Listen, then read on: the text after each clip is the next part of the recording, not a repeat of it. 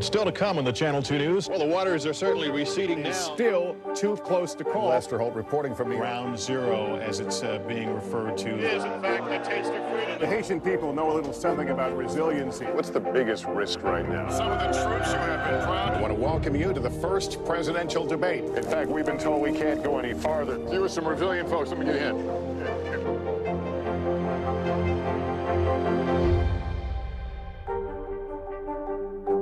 We begin top story with that breaking news. This is just in, a lot of stories to get to.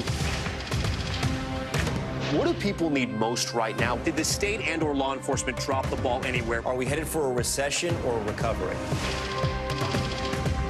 Migrant families now stranded in Mexico. What's the World Cup experience been like?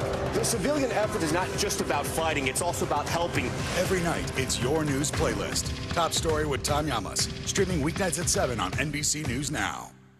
For Dateline Premium, subscribe now on Apple Podcasts. Hey, I'm Hallie. It's good to be with you tonight. The debt ceiling. Here's why this matters. Please, please don't have your eyeballs glaze over. Here's why this matters. Talk to us about what we're supposed to call this. Is it a bailout? Is it a backstop? There's a difference because it matters whose money is being used to prop up these banks. We think we're getting close to this news conference. I will be honest with people. This is like an awkward moment where we think we're like right there. You're going to have to like tap dance with us maybe a little bit. I do have my tap dancing shoes on, not to worry. For Dateline Premium, subscribe now on Apple Podcasts. NBC News, streaming free now.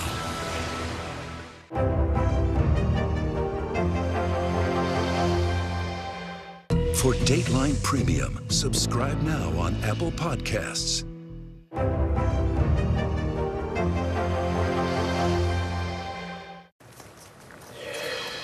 The FDA finalized a new rule allowing more gay and bisexual men to donate blood. The new guidelines mean most potential donors who are in monogamous relationships with other men will no longer need to abstain from sex. Instead, donors would need a complete risk assessment regardless of gender or sexual orientation. However, people with certain sexual histories will be asked to wait before donating blood. Peloton is recalling more than 2 million of its popular exercise bikes. The company says the post that holds the seat could break. Owners are being told to immediately stop using them until they can be repaired. The recall affects model PL01, sold from January 2018 through this month, and only bikes sold in the United States. You can contact Peloton for more information. Elon Musk is passing the torch after a short but controversial time as Twitter's CEO. Musk says he is stepping down and hired a replacement. He did not name his successor, but did say she would start in about 6 weeks. The New York Times reports that Linda Yaccarino is in final talks to take over, according to people familiar with the matter. She's currently the chairman of global advertising and partnerships at NBC Universal. That's the parent company of NBC News. She has not immediately responded to a request for comment. Musk revealed he is not leaving the company entirely and will oversee product changes. All right, now to the NBA playoffs. The Celtics and Suns are both fighting for their playoff lives on Thursday night. Let's start down in Phoenix, Arizona, where the Nuggets struck gold in the first half, leading by 30 at halftime. Nikola Jokic had a 32-point triple-double as Denver eliminates Phoenix with a big win, 125-100. In Philadelphia, the 76ers held on to a lead into the fourth quarter, but that is when Jason Tatum started heating up. He scored 16 of his 19 points in the fourth quarter and brought Boston all the way back. Don't call it the luck of the Irish. The Celtics force a Game 7 with that win, 95-86. Still to come on early today, the Academy of Country Music Awards gets all dolled up with a performance that set the world on fire. And what Adidas is doing with $1 billion worth of Yeezys. This is what it looks and feels. From the storm zone. Bigger piece to the puzzle. Here's some of the stories we're watching tonight. Good evening. We begin tonight with breaking news just coming in. We begin this hour with the latest developments. We're coming on the air with some shakeups big time on Capitol Hill. How much water ultimately will be forced inland? Whenever it happens, wherever you are, NBC News, streaming free now. We're back now from Las Vegas, Seattle, from Guatemala City, from Wilmington. I was in space in Texas, from Normandy, From France. Surfside, Florida. Thank you for watching, everyone. Thanks for tuning in. I'm Gotti Schwartz. Here are the stories we're following tonight. Storms keep coming here in California. The U.S. government just declassified this video. A lot more stories trending like crazy on social media. A controversy pitting lawmakers against young voters. What's the state of crypto today? What is going on when we're looking at trends there? Another mind-bending story on artificial intelligence. This is what my voice sounds like when I clone it. That wasn't me. You gotta see this. Stay tuned now. Weeknights at 8 Eastern, 5 Pacific on NBC News Now. We begin top story with that breaking news. This is just in. A lot of stories to get to. What do people need most right now? Did the state and/or law enforcement drop the ball anywhere? Are we headed for a recession or a recovery? Migrant families now stranded in Mexico. What's the World Cup experience been like? The civilian effort is not just about fighting, it's also about helping. Every night, it's your news playlist. Top story with Tom Llamas. Streaming weeknights at 7 on NBC News Now. It was the end of the story, but it was also just the beginning. We couldn't know then that following the mystery would take us to places as strange as any fiction. The mind whirled among dreadful possibilities. What happened here? The True Crime Original. Dateline, Fridays and Sundays.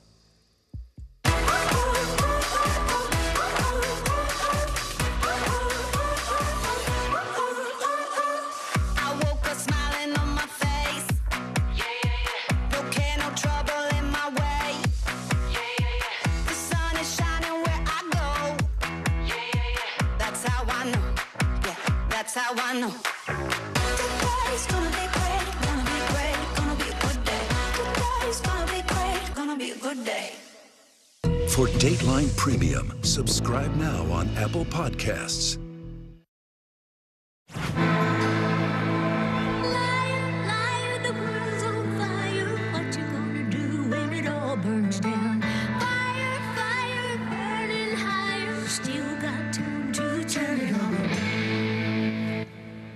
Dolly Parton setting the world on fire, closing out the Academy of Country Music Award with the first performance of her new song. She has got a star-studded rock star album coming in November, which we're talking about, collaborations with like the best of the best in rock and roll, like 31 tracks. Most of those, covers there. I think originals are only 9 of them, and that's one of them. Yeah, check out this. I thought it was a dress at first, I guess. Yeah, it's kind of a skirt, but part of the whole set. Yeah, we were just talking about that, I guess, this week about what you mentioned, her new album. I mean, you got Paul McCartney on it, Ringo Starr. I mean, it's something to look forward to if you're not only into Dolly Parton, but just rock and roll in general. My favorite, I'm a huge Journey fan. We know Steve Perry hasn't been around with Journey at all, but to do Open Arms, a collab with both of them together, so much to look forward to in November when that comes out. Yeah, still bringing the heat there after all these years. All right, Adidas, they are tying up loose ends with millions of unsold Yeezy shoes. The retailer will sell the leftover merchandise from its partnership with Kanye West and donate the proceeds to charity. This stockpile that we're talking about here is worth more than $1 billion. Adidas, you may remember, split with Ye after he made multiple anti-Semitic statements last year. It's unclear which charities are going to be benefiting from this, or if Ye would even get any of this money. But this was a huge decision for Adidas. They were put in a bad, tough spot here by the things that he had been saying at the time. But that was such a huge part of their business is the Yeezys, They were first considering actually torching them, but they're like, it's not going to be the thing. So what they're doing is they're going to donate them to charities that have been, in their words, hurt by his statements. So that's where it's going. And I try to look on his Twitter and Insta, which doesn't exist. Twitter suspended. He deleted his Insta in a while, so no word from him yet. Yeah, we haven't heard from him in quite a while. He kind of does that. He's got the ebb and flows of things that come from him. All right. Well, your Mother's Day weekend will be awash. Michelle has your forecast next. And later, the mother-to-be who has an incredible journey to graduation. You're going to want to hear his story. This is what it looks and feels. Storms. The bigger piece to the puzzle comes. Here's some of the stories we're watching tonight. We begin with breaking news just coming in. Russia has launched another round of attacks. What was it like when you came back and saw your neighborhood like this? They say that in modern war, there aren't any front lines anymore. Here, There certainly are. Extreme weather tonight on both the West Coast and the East Coast. We've had some of the strongest winds here. How many of you were up there? At least like 11. Now to the economy as Americans face the highest inflation rate in decades. How does this all impact your wallet? More fallout from Elon Musk's Twitter takeover. Peak flu season is almost here. How does RSV specifically hit some kids so hard, and then it seems like it almost doesn't affect others? Can voters trust that you will be able to do this job? Why should voters believe you? This special election night. We love it. We live for this. We have a substantial team of NBC News correspondents fanned out. This is the first time we've not been able to call control of the House on election night. Tonight, we'll take an unflinching look at the resurgence of anti-Semitism in America. They're waiting until Title 42 is lifted before they decide whether to cross into the United States. What made you decide to go the medicinal healing route for what you're growing here? Who should be accountable? The city points the finger at the state at the city. Some more breaking news. We are live on the ground there. I want to show you an up-close look at what we're talking about here. The news continues right now. We begin top story with that breaking news. This is just in, a lot of stories to get to. What do people need most right now? Did the state and/or law enforcement drop the ball anywhere? Are we headed for a recession or a recovery? Migrant families now stranded in Mexico. What's the World Cup experience been like? The civilian effort is not just about fighting, it's also about helping. Every night, it's your news playlist. Top Story with Tom Llamas, streaming weeknights at 7 on NBC News Now. Your music is so familiar. What do you think when people start humming back your tunes? How you doing, Lester?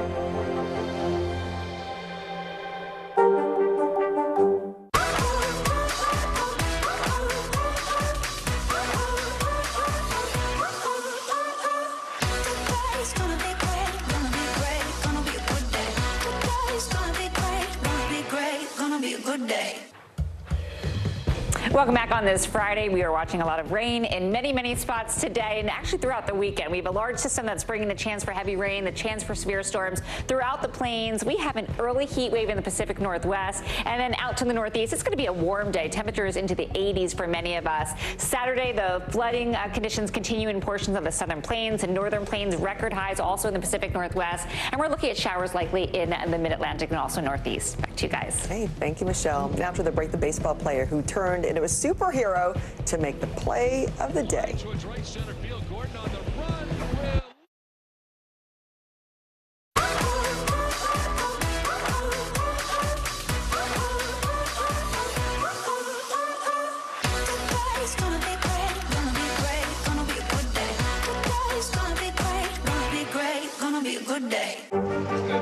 What is going to happen now? Going back and forth, Go ahead. This is it.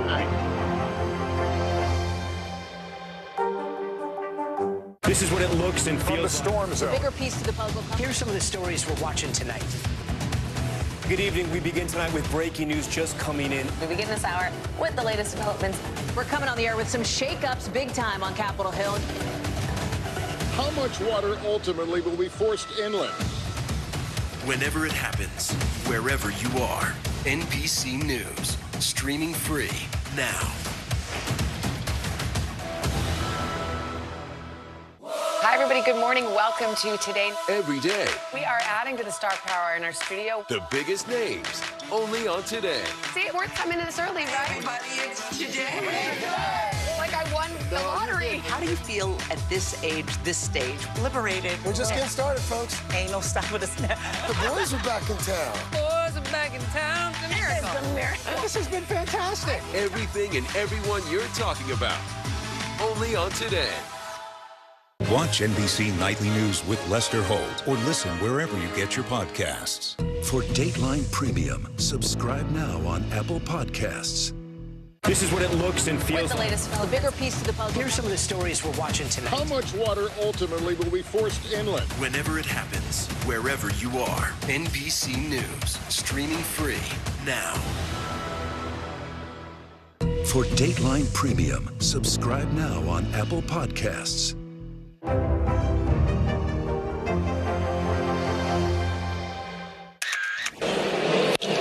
Line towards right center field. Gordon on the run will leap and make the catch. Wow, what a catch in right center. Manny Machado thought he hit today's shot of the day off the tip of his bat, only for Nick Gordon to extend out there like Superman, making that catch. The Twins outfielder kept the run off the board with that diving grab. Gordon's heroics helped Minnesota beat the Padres 5-3. Nothing was going to stop one Michigan woman from accepting her college diploma, not even labor pains. Now the new mom is talking about her unforgettable graduation ceremony with Megan Woods from our Detroit affiliate, and just in time for Mother's Day. Now, I have to tell you, I wasn't planning to speak this early in our commencement ceremony. An abrupt change in the program for this mother-to-be. She's been going to Henry Ford College since 2018, pursuing a liberal arts degree. I want to be a teacher in the end. And the birth of her first child wasn't going to delay that dream. On the Tuesday before we graduated, they said that I was dilated to a 3. So, but it wasn't going to stop me from walking across the stage. I even said if I had her before the walk, I was just going to hold her in my arms and walk across that stage. So minutes before the commencement, her aunt, who works at the college, got a hold of administration, and they had no problem switching the order. So I hope you will allow me to quickly move through one degree before we do the rest of you all. They all were just so polite, and like I was able to sit on the stage, so I didn't have to like walk up and down a million sets of stairs. She got her degree, Kelsey Hudie, and a story she will never get tired of telling her baby girl. I don't really like to make a big show about things, but I figured since they were making a big show about it, I have to finish it. I just had to show it off. Like, I finally did it.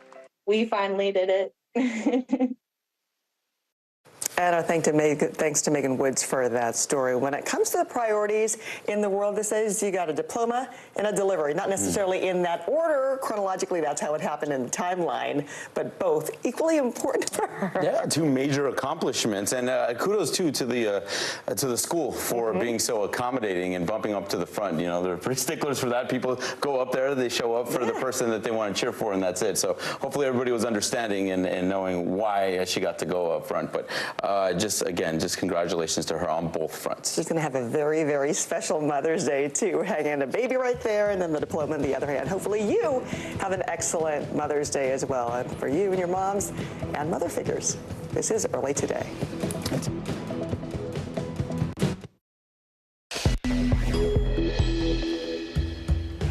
New rules in effect. The warning from DHS says migrants began entering the country overnight. We're live on the border in El Paso following the fallout of Title 42. The race to stop climate change. The Biden administration announces new rules to crack down on power plants. After a blockbuster $44 billion acquisition, Elon Musk stepping down as Twitter CEO. And why AI could be revolutionizing recycling. It's Friday, May 12th. Early Today starts right now. Good morning. I'm Philip Mena. Glad you're with us. I'm Francis Rivera.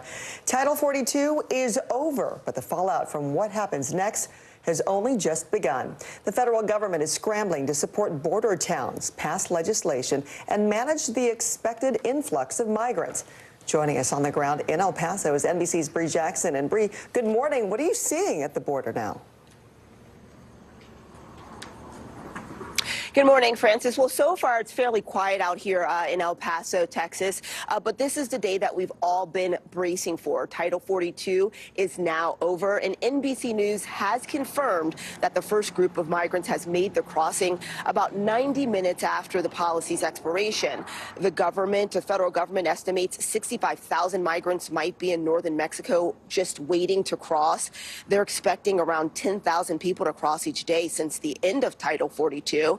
Homeland Security Secretary Alejandro Mayorkas issued a warning for migrants, saying the border is not open and that those who arrive without using a lawful pathway will be presumed ineligible for asylum. Now, that message is not stopping the people who traveled thousands of miles to arrive here at the southern border. At least I know that my granddaughter will have a better future here. And one day we'll be able to see each other again. And the numbers this week broke records and show no sign of slowing down. The DHS reporting 11,000 migrants were stopped by Border Patrol on Wednesday alone. And while thousands are being turned away, 83% of migrants were released into the U.S. under asylum claims. The White House insists the new rules replacing Title 42, called Title 8, will make it easier to quickly deport people who don't qualify for asylum. Francis. All right, Bree, I want to ask you before we let you go, how have lawmakers at the federal level here responded? Yeah, well, there's still mixed reactions. So a number of GOP lawmakers went to the border overnight, including Senator Ted Cruz from Texas. He's back on Capitol Hill. The House did leverage its Republican majority to pass a bill on Thursday before the expiration. House Speaker Kevin McCarthy said the ball is in President Biden's court.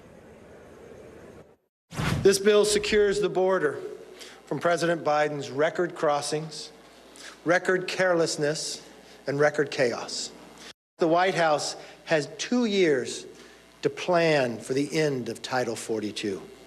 We all knew the deadline, but the White House produced no plan, missed the deadline, and bumbled into another crisis.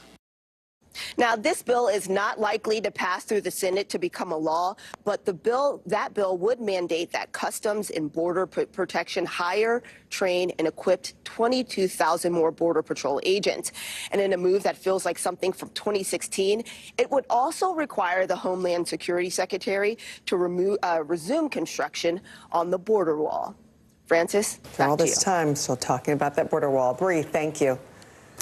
And as you can imagine, the soaring number of migrants is straining resources across the country as they head north from the border. NBC's Gabe Gutierrez reports on that. The migrant crisis is stretching far beyond the southern border, from Chicago, where immigrants are sleeping in a police station, to Denver, where they're packing into this parking garage and overwhelming this intake center. There's nowhere else for these refugees to go. New buses of migrants also arriving in Philadelphia and Washington, D.C., so-called sanctuary cities where local authorities have said they won't enforce federal immigration laws.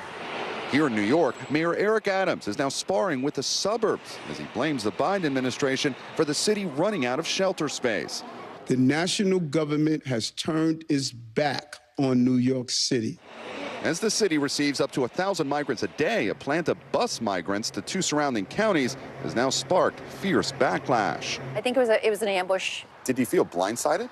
Yes, I felt disrespected. Teresa Kenny is the supervisor of Orangetown, New York, a quiet suburb some 25 miles north of Manhattan. Is this a case of not in my backyard? No. We have zoning laws because things are appropriate in appropriate locations. That's appropriate for a hotel. It's not appropriate for a homeless center, which will have up to 340 single adult males put in it suddenly. So local officials have gotten a temporary restraining order, even posting these sheriff's department vehicles outside of this hotel to prevent migrants from being bussed in. He doesn't know what to do with, and we don't want him up here. We're not a sanctuary city. In a neighboring county, the first migrant buses arrived, while in the city, emergency shelters like this one at a 1,300-room hotel just steps from Times Square are overflowing. This woman from Colombia tells us at first the conditions were rough, but they've gotten better. How long have you been here? 5. She's now been here 5 months. New York City budget officials estimate that by next year, caring for migrants, including housing them at hotels like this one, will cost taxpayers more than $4 billion. Back to you. All right, Gabe, thank you. Today is the 4th day of fighting between Israel and Palestinian militants in the Gaza Strip. Israeli emergency services say a 70-year-old man was killed in a rocket strike, becoming the first Israeli casualty in the latest violence. In Gaza, at least 30 people have been killed in Israeli airstrikes. Among the dead, 5 members of Palestinian Islamic Jihad. And Gazan officials say many civilians are also killed. Let's go live to NBC's Claudia Lavanga. And Claudia, good morning. Take us through what's happened in the region these past 24 hours. Good morning, Francis. Well, on Thursday, Israeli airstrikes killed another 2 commanders from the Palestinian Islamic Jihad group. The first one was in a pre-dawn attack in Gaza.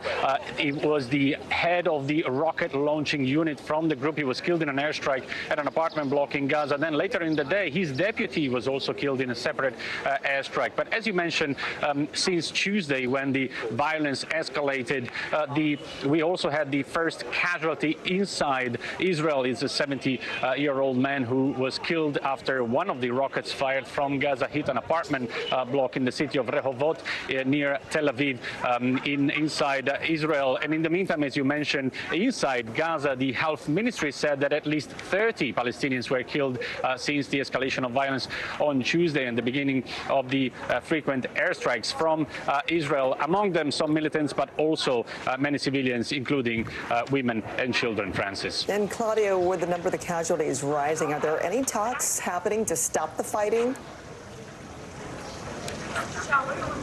Well, the Palestinian Islamic Jihad group said that they will only agree to a ceasefire when Israel stops targeting its militants. Now, on Wednesday, Egyptian television said that Egypt managed to broker a ceasefire, but there was no sign of it. Well, the fighting continued. It even increased. But the talks between Israel and the Palestinians are believed to be continuing with the mediation not only of Egypt, but also Qatar and the United Nations. In the meantime, the White House issued a fairly generic statement signed by the U.S. National Security Advisor and his Israeli counterpart, in which they talk about, or they stress the need for regional efforts to broker a ceasefire, to de-escalate violence, and to prevent further loss of life.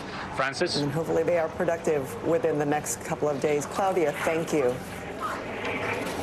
Now to Idaho, where a jury must now decide whether or not Lori Vallow murdered her 2 youngest children. Today will be the second day of deliberations.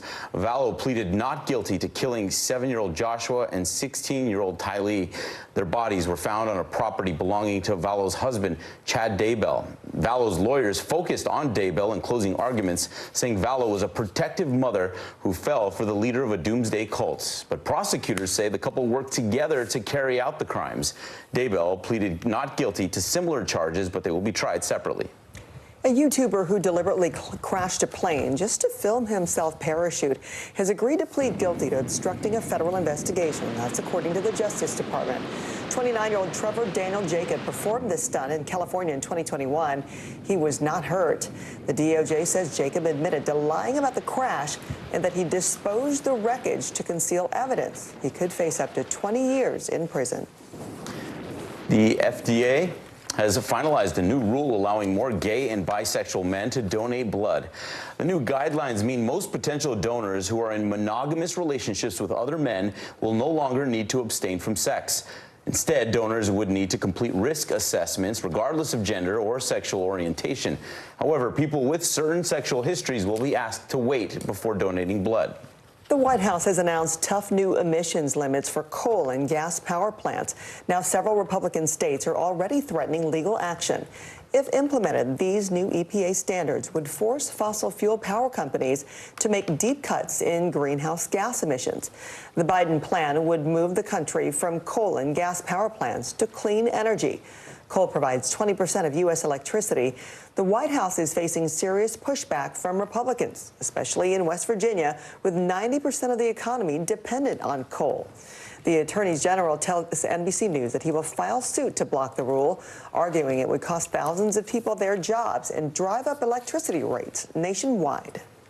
Millions are at risk for severe storms today. NBC meteorologist Michelle Grossman is tracking all of that for us. Michelle, good morning. Good morning to you both. Yeah, 20 million people at risk for severe storms. That includes large hail and includes really heavy rainfall, some damaging winds, and also the chance of a few tornadoes. So this is why we have a huge system in the middle of the country. You can see that swirl here on the backside. We're looking at some snow. That's where you see the blue, some mixed precipitation. That's where you see the pink, and some heavy rain. That's where you see the brighter colors, the reds, the oranges, the yellows. Also seeing some lightning as well. We've been watching this all night long. We're going to watch the threat for severe weather today. Also tomorrow, it's due to this system that's moving very slowly, bringing numerous storms to the plains and also the southeast. Then tomorrow, we'll see a few showers in the northeast and mid-Atlantic, but the heavy rainfall will be in the southern plains once again. That's a look at the big weather story of the day. Here's a closer look at your day ahead.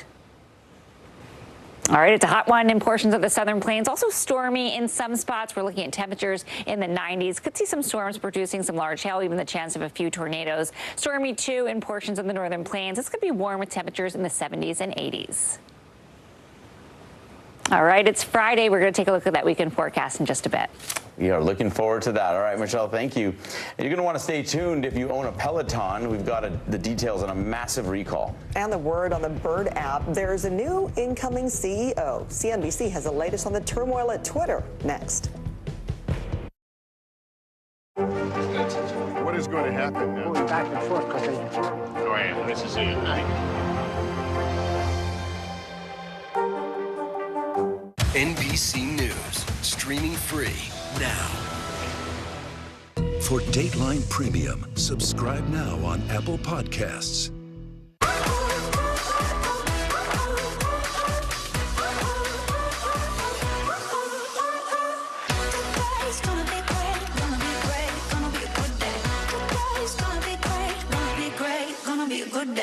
NBC News, streaming free now.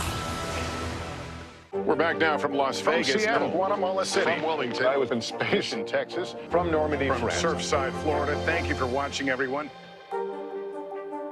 Hey, I'm Hallie. It's good to be with you tonight.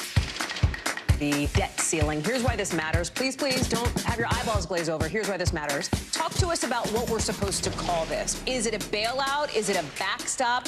There's a difference because it matters whose money is being used to prop up these banks. We think we're getting close to this news conference. I will be honest with people. This is like an awkward moment where we think we're like right there. You're going to have to like tap dance with us maybe a little bit. I do have my tap dancing shoes on, not to worry. For Dateline Premium, subscribe now on Apple Podcasts. We begin top story with that breaking news. This is just in, a lot of stories to get to. What do people need most right now? Did the state and or law enforcement drop the ball anywhere? Are we headed for a recession or a recovery? Migrant families now stranded in Mexico. What's the World Cup experience been like? The civilian effort is not just about fighting, it's also about helping. Every night, it's your news playlist. Top Story with Tom Llamas. Streaming weeknights at 7 on NBC News Now. For Dateline Premium, subscribe now on Apple Podcasts. Peloton is recalling more than 2 million of its popular exercise bikes. The company says the post that holds the seat could break. Owners are being told to immediately stop using them until they can be repaired. The recall affects model PL01 sold in the U.S. from January 2018 through this month. You can contact Peloton for more information. Elon Musk is passing the torch after a short but controversial time as Twitter's CEO. Musk says he's stepping down and has hired a replacement, but he did not name who. CNBC's Arabile Gamede is following that for us. And Arabile, what more can you tell us? Linda Yaccarino, Francis, that seems to be the name that is bandied about, according to the Wall Street Journal and New York Times, citing two people familiar with the matter. It claims that the chairman of global advertising as well as partnerships at NBC Universal is set to join Twitter as its new head. Then that's also according to Elon Musk having tweeted that he has found somebody to take over and will start in around 6 weeks' time. Of course, NBC Universal is, of course, the parent company of NBC News as well as CNBC. So interesting to note that conversation. Let's not forget as well that Linda Yaccarino did actually interview Elon Musk just last month in Miami. The conversation there was really around advertising as well as free speech and the protection of advertisers on Twitter. So who is Linda Yaccarino? Very quickly, she's been at NBC Universal for at least a decade. Before that, she spent 19 years in advertising, which will will help ad spend and bring in the money that Twitter currently needs. Chairman of the World Economic Forum Task Force, which means that she's got global leaders on her side as well, able to liaise with business people and politicians. Very famously actually known for being former President Donald Trump's counsel on sports, fitness, and nutrition as well. So an interesting CV as well. That is who has been bandied about, guys. Okay, Arabile, thank you. And a quick note that when it comes to that Twitter replacement, of course, NBC Universal is a parent company of NBC News. Yeah, important to say. All right, coming up here early today, The Legend of Zelda is returning to Nintendo Switch with a brand new adventure. And country superstar Dolly Parton set the Academy of Country Music Awards ablaze with her new single, World on Fire. We begin top story with that breaking news. This is just in, a lot of stories to get to. What do people need most right now? Did the state and or law enforcement drop the ball anywhere? Are we headed for a recession or a recovery? Migrant families now stranded in Mexico. What's the World Cup experience been like? The civilian effort is not just about fighting, it's also about helping. Every night, it's your news playlist. Top story with Tom Llamas, streaming weeknights at 7 on NBC News Now. I'm Gotti Schwartz, and here are the stories we're watching tonight. Storms keep coming here in California. Some of the big headlines trending like crazy on social media. This is what my voice sounds like when I clone it. That wasn't me. You gotta see this. Stay tuned now, weeknights on NBC News Now. We begin top story with that breaking news. This is just in, a lot of stories to get to. What do people need most right now? Did the state and or law enforcement drop the ball anywhere? Are we headed for a recession or a recovery? Migrant families now stranded in Mexico. What's the World Cup experience been like? The civilian effort is not just about fighting, it's also about helping. Every night, it's your news playlist. Top story with Tom Llamas, streaming weeknights at 7 on NBC News Now. This is what it looks and feels. From the storm zone. The bigger piece to the puzzle. Here's some of the stories we're watching tonight. Good evening. We begin tonight with breaking news just coming in. We begin this hour with the latest developments. We're coming on the air with some shakeups big time on Capitol Hill. How much water ultimately will be forced inland? Whenever it happens, wherever you are, NBC News, streaming free now.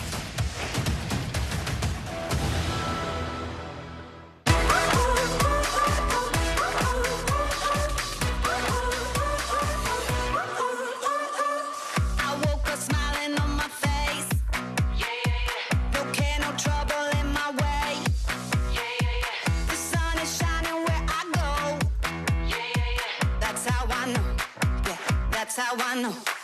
Today's gonna be great, gonna be great, gonna be a good day. Today's gonna be great, gonna be a good day. This is what it looks and feels. From the storm zone. The bigger piece to the puzzle. Here's some of the stories we're watching tonight. Good evening. We begin tonight with breaking news just coming in. We begin this hour with the latest developments.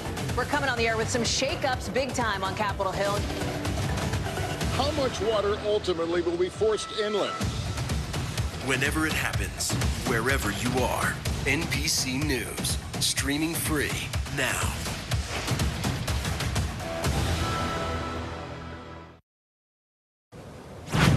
Today is the day gamers return to the Kingdom of Hyrule. Nintendo's newest edition of the Legend of Zelda series, Tears of the Kingdom, releases today on the Nintendo Switch. It is a sequel to the 2017's Breath of the Wild, which sold over 27 million copies and won the Game of the Year award that year. So, yeah, it's about time, right? It's a long overdue wait for many of those fans, so glad they have that. Just in time. I can't believe Legend of Zelda is still so successful after all of these years. I mean, I did not play. I still have never played the Nintendo Switch version of it, but the old school version of it, I know how popular it was, and now it's still going strong. Yeah, get that Switch, play it anywhere you want. That's what it's for. Yep. All right. The American Country Music Awards got taken over by rock and roll last night. That's because co-host Dolly Parton ended her show with her new rock star single.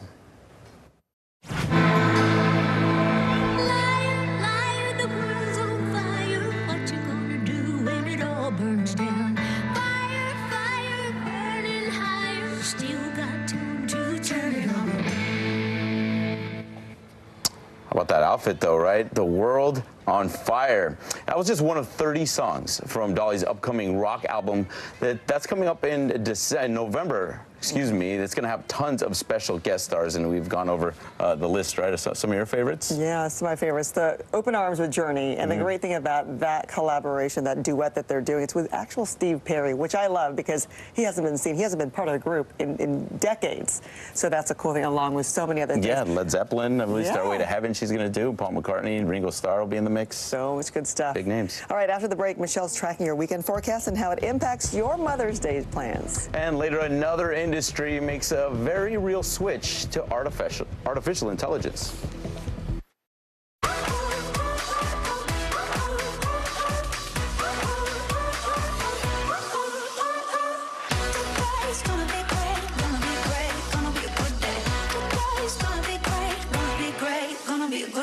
We're back now from Las Vegas, Seattle, Guatemala City, from Wilmington, I was in space in Texas, from Normandy, from France, Surfside, Florida. Thank you for watching, everyone.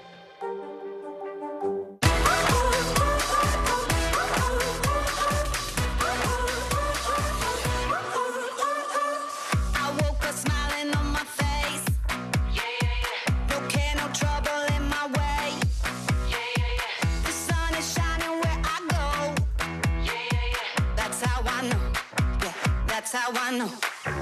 Today's gonna be great, gonna be great, gonna be a good day. Today's gonna be great, gonna be a good day. NBC News, streaming free now.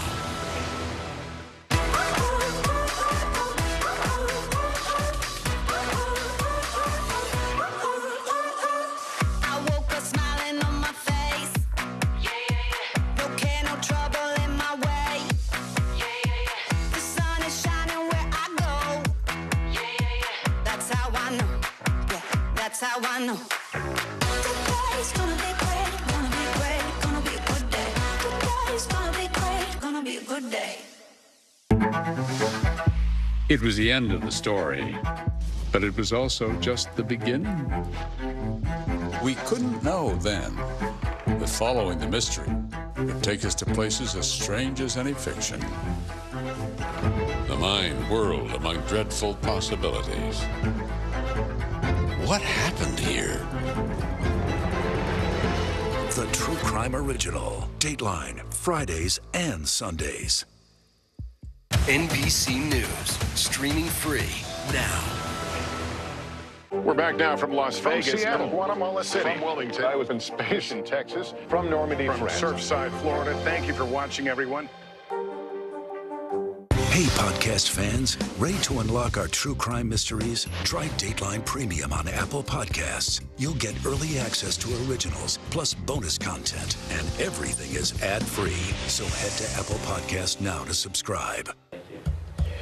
Welcome back on this Friday. We're looking at a wet day for many of us. We have a big system in the middle of the country that's bringing heavy rain, the chance for severe storms as well, even a little snow on the backside. The Pacific Northwest, we're looking at an early heat wave. Temperatures well above normal for this time of year. Really warm too in the Northeast and Mid-Atlantic. Temperatures soaring into the mid to upper 80s in many spots. This is Saturday. We're looking at rain continuing, the threat for severe weather once again, a flood risk in portions of the southern plains. Record highs continue in the Pacific Northwest. And here's Mother's Day. A lot of brunch indoors. We're looking at temperatures in the 80s in portions of the southern plains. We'll be right back. For Dateline Premium, subscribe now on Apple Podcasts.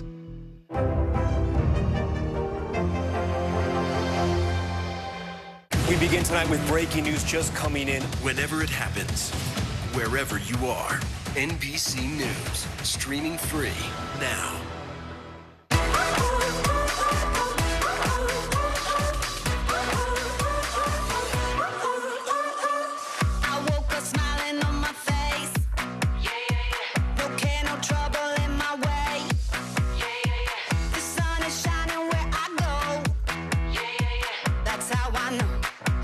That's how I know.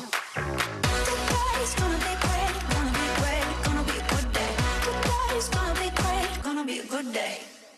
This is what it looks and feels With the latest, a bigger piece to the puzzle. Here's some of the stories we're watching tonight. How much water ultimately will be forced inland? Whenever it happens, wherever you are, NBC News, streaming free now. Still to come on the Channel 2 News. Well, the waters are certainly receding now. Still too close to call. Lester Holt reporting from Ground Zero, as it's being referred to. It is, in fact, the taste of freedom. The Haitian people know a little something about resiliency. What's the biggest risk right now? Some of the troops who have been proud. I want to welcome you to the first presidential debate. In fact, we've been told we can't go any farther. Here are some resilient folks. Let me get a hint.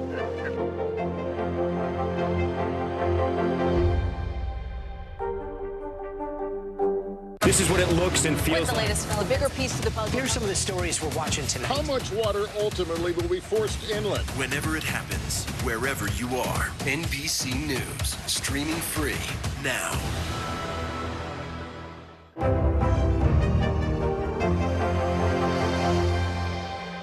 For Dateline Premium, subscribe now on Apple Podcasts.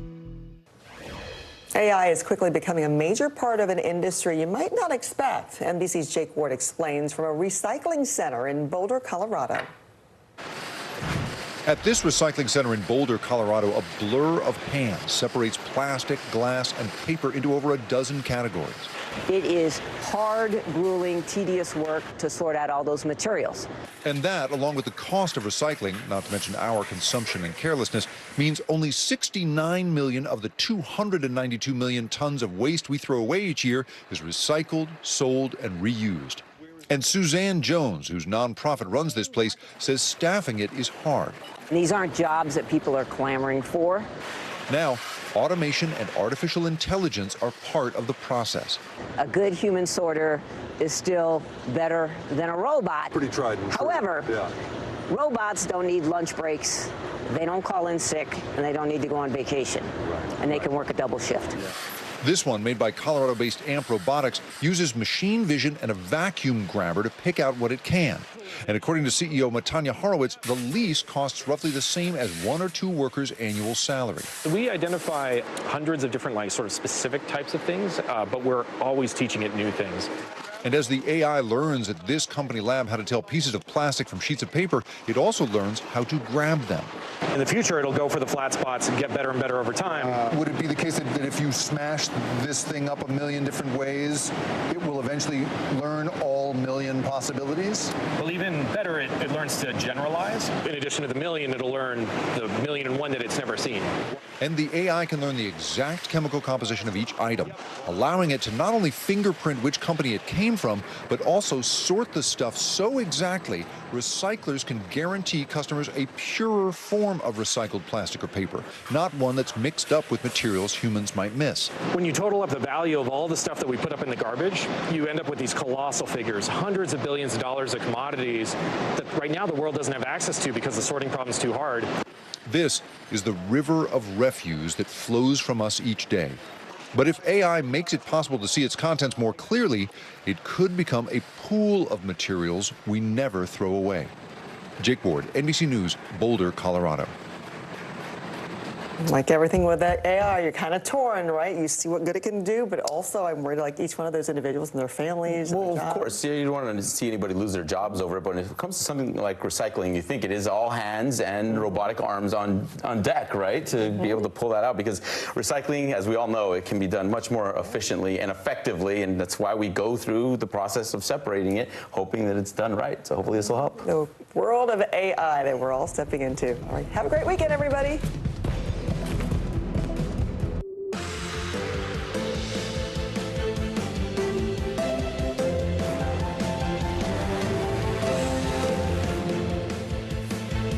Good morning. I'm Stephen Romo in for Joe Fryer. Hey, everybody. Thank you so much for being here. I am Savannah Sellers. Right now on Morning News Now, Title 42 lifted. It's the end of an era at the border. The first group of migrants passing through just 90 minutes after the pandemic policy officially came to an end. This morning, there are concerns that tens of thousands more people aren't far behind. The Biden administration says they're ready, but their plan already facing setbacks in court. I want to be very clear. Our borders are not open. People who cross our border unlawfully and without a legal basis to remain will be promptly processed and removed. We have teams embedded in Texas, California, and Washington to show you what's happening on the ground and the political firestorm that's swirling as thousands wait at the border. Chokehold charges. The man seen putting Jordan Neely in a deadly stranglehold on a New York subway, now expected to be criminally charged in his death. The new information we are learning this morning about the investigation and the possible punishment he could face. Troubling trend as the U.S. ends the COVID public health emergency. A new warning this morning about a rise in the number of people being diagnosed with a different condition. The life-altering impact it's having on many women and how it could be tied to the pandemic. And guiding light. May is foster care month, and with many children in need of a full-time home, there are plenty of ways you can help, even if you don't have the means to foster.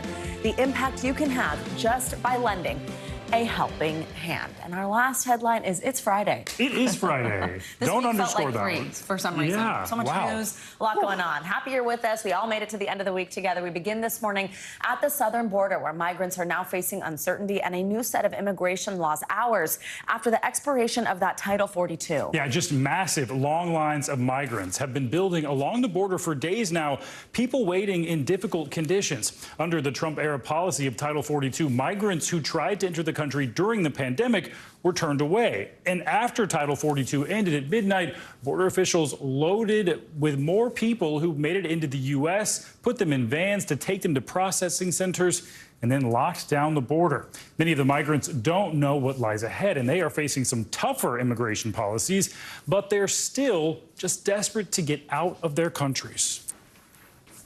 I'm desperate. I just want one opportunity to get into the U.S. and explain my situation. I can't go back to Peru.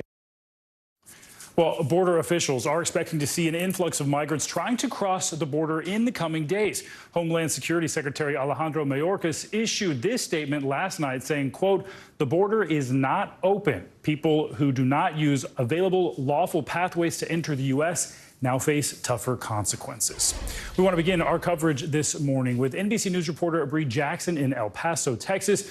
Bree, good morning to you. So what are you seeing there today, now just a handful of hours after the expiration of Title 42? Good morning, Stephen. Well, so far it's been a quiet morning here in El Paso, at least where we're standing. So as you can see behind me, there's the border fence between El Paso, Texas and Mexico. We have seen some law enforcement agents coming through here in their vehicles. We haven't seen any migrants coming through Gate 40 yet, but we do know that they have seen an increase in this community over the past several months. They've seen thousands of migrants coming in, and the mayor of El Paso tells me that they've been preparing for this day for months. They knew it was coming. He calls it preparing for the unknown, because there's a lot of uncertainty here. They're uncertain of how many migrants will come into their community. They're uncertain how they'll be able to handle the influx, but they know that it is going to happen. So this community is one of many border communities that are preparing for what's headed their way. El Paso, along with Brownsville and several other cities here in Texas, have already declared a state of emergency even before Title 42 was lifted. And Bree, as you mentioned, we've been talking about Title 42 for such a long time now. And now that it's expired, the U.S. isn't just allowing all migrants into the country. Something called Title 8 will now kick in. Explain to us that, and what will the timeline be for people who are processed under that?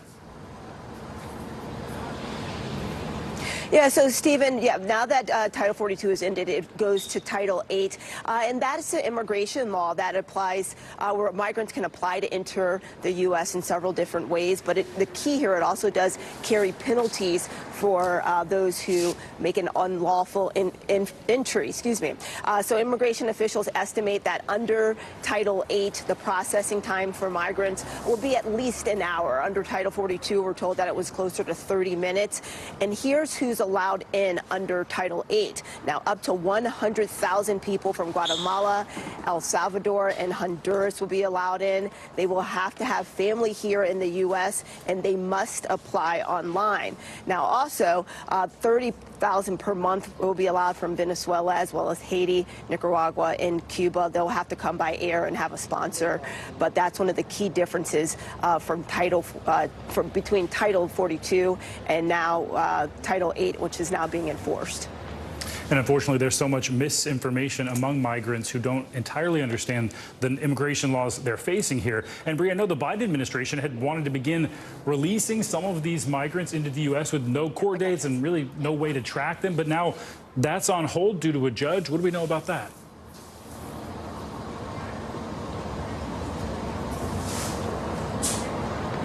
All right. It looks like we're having a little bit of difficulty with Bree, so we'll cover this in a bit. Bree, thanks. Yeah, actually, let's stay on it right now because cities and towns along the border are facing an uncertain future this morning as they brace for that possible influx of people. Our coverage of this continues now with NBC News correspondent Guad Venegas and a closer look at how San Diego is preparing. San Diego bracing for a historic rush of migrants. U.S. Customs and Border Protection conducting a readiness exercise at the San Isidro port of entry, briefly shutting down operations and preparing for things to get even busier. Crowds of migrants have arrived at the border wall, waiting out the hours before the end of Title 42. Local officials saying the number of people south of the border is many times what they are used to. There's 3,500 people sitting along that Tijuana border. Normally, a normal day is about 200 people.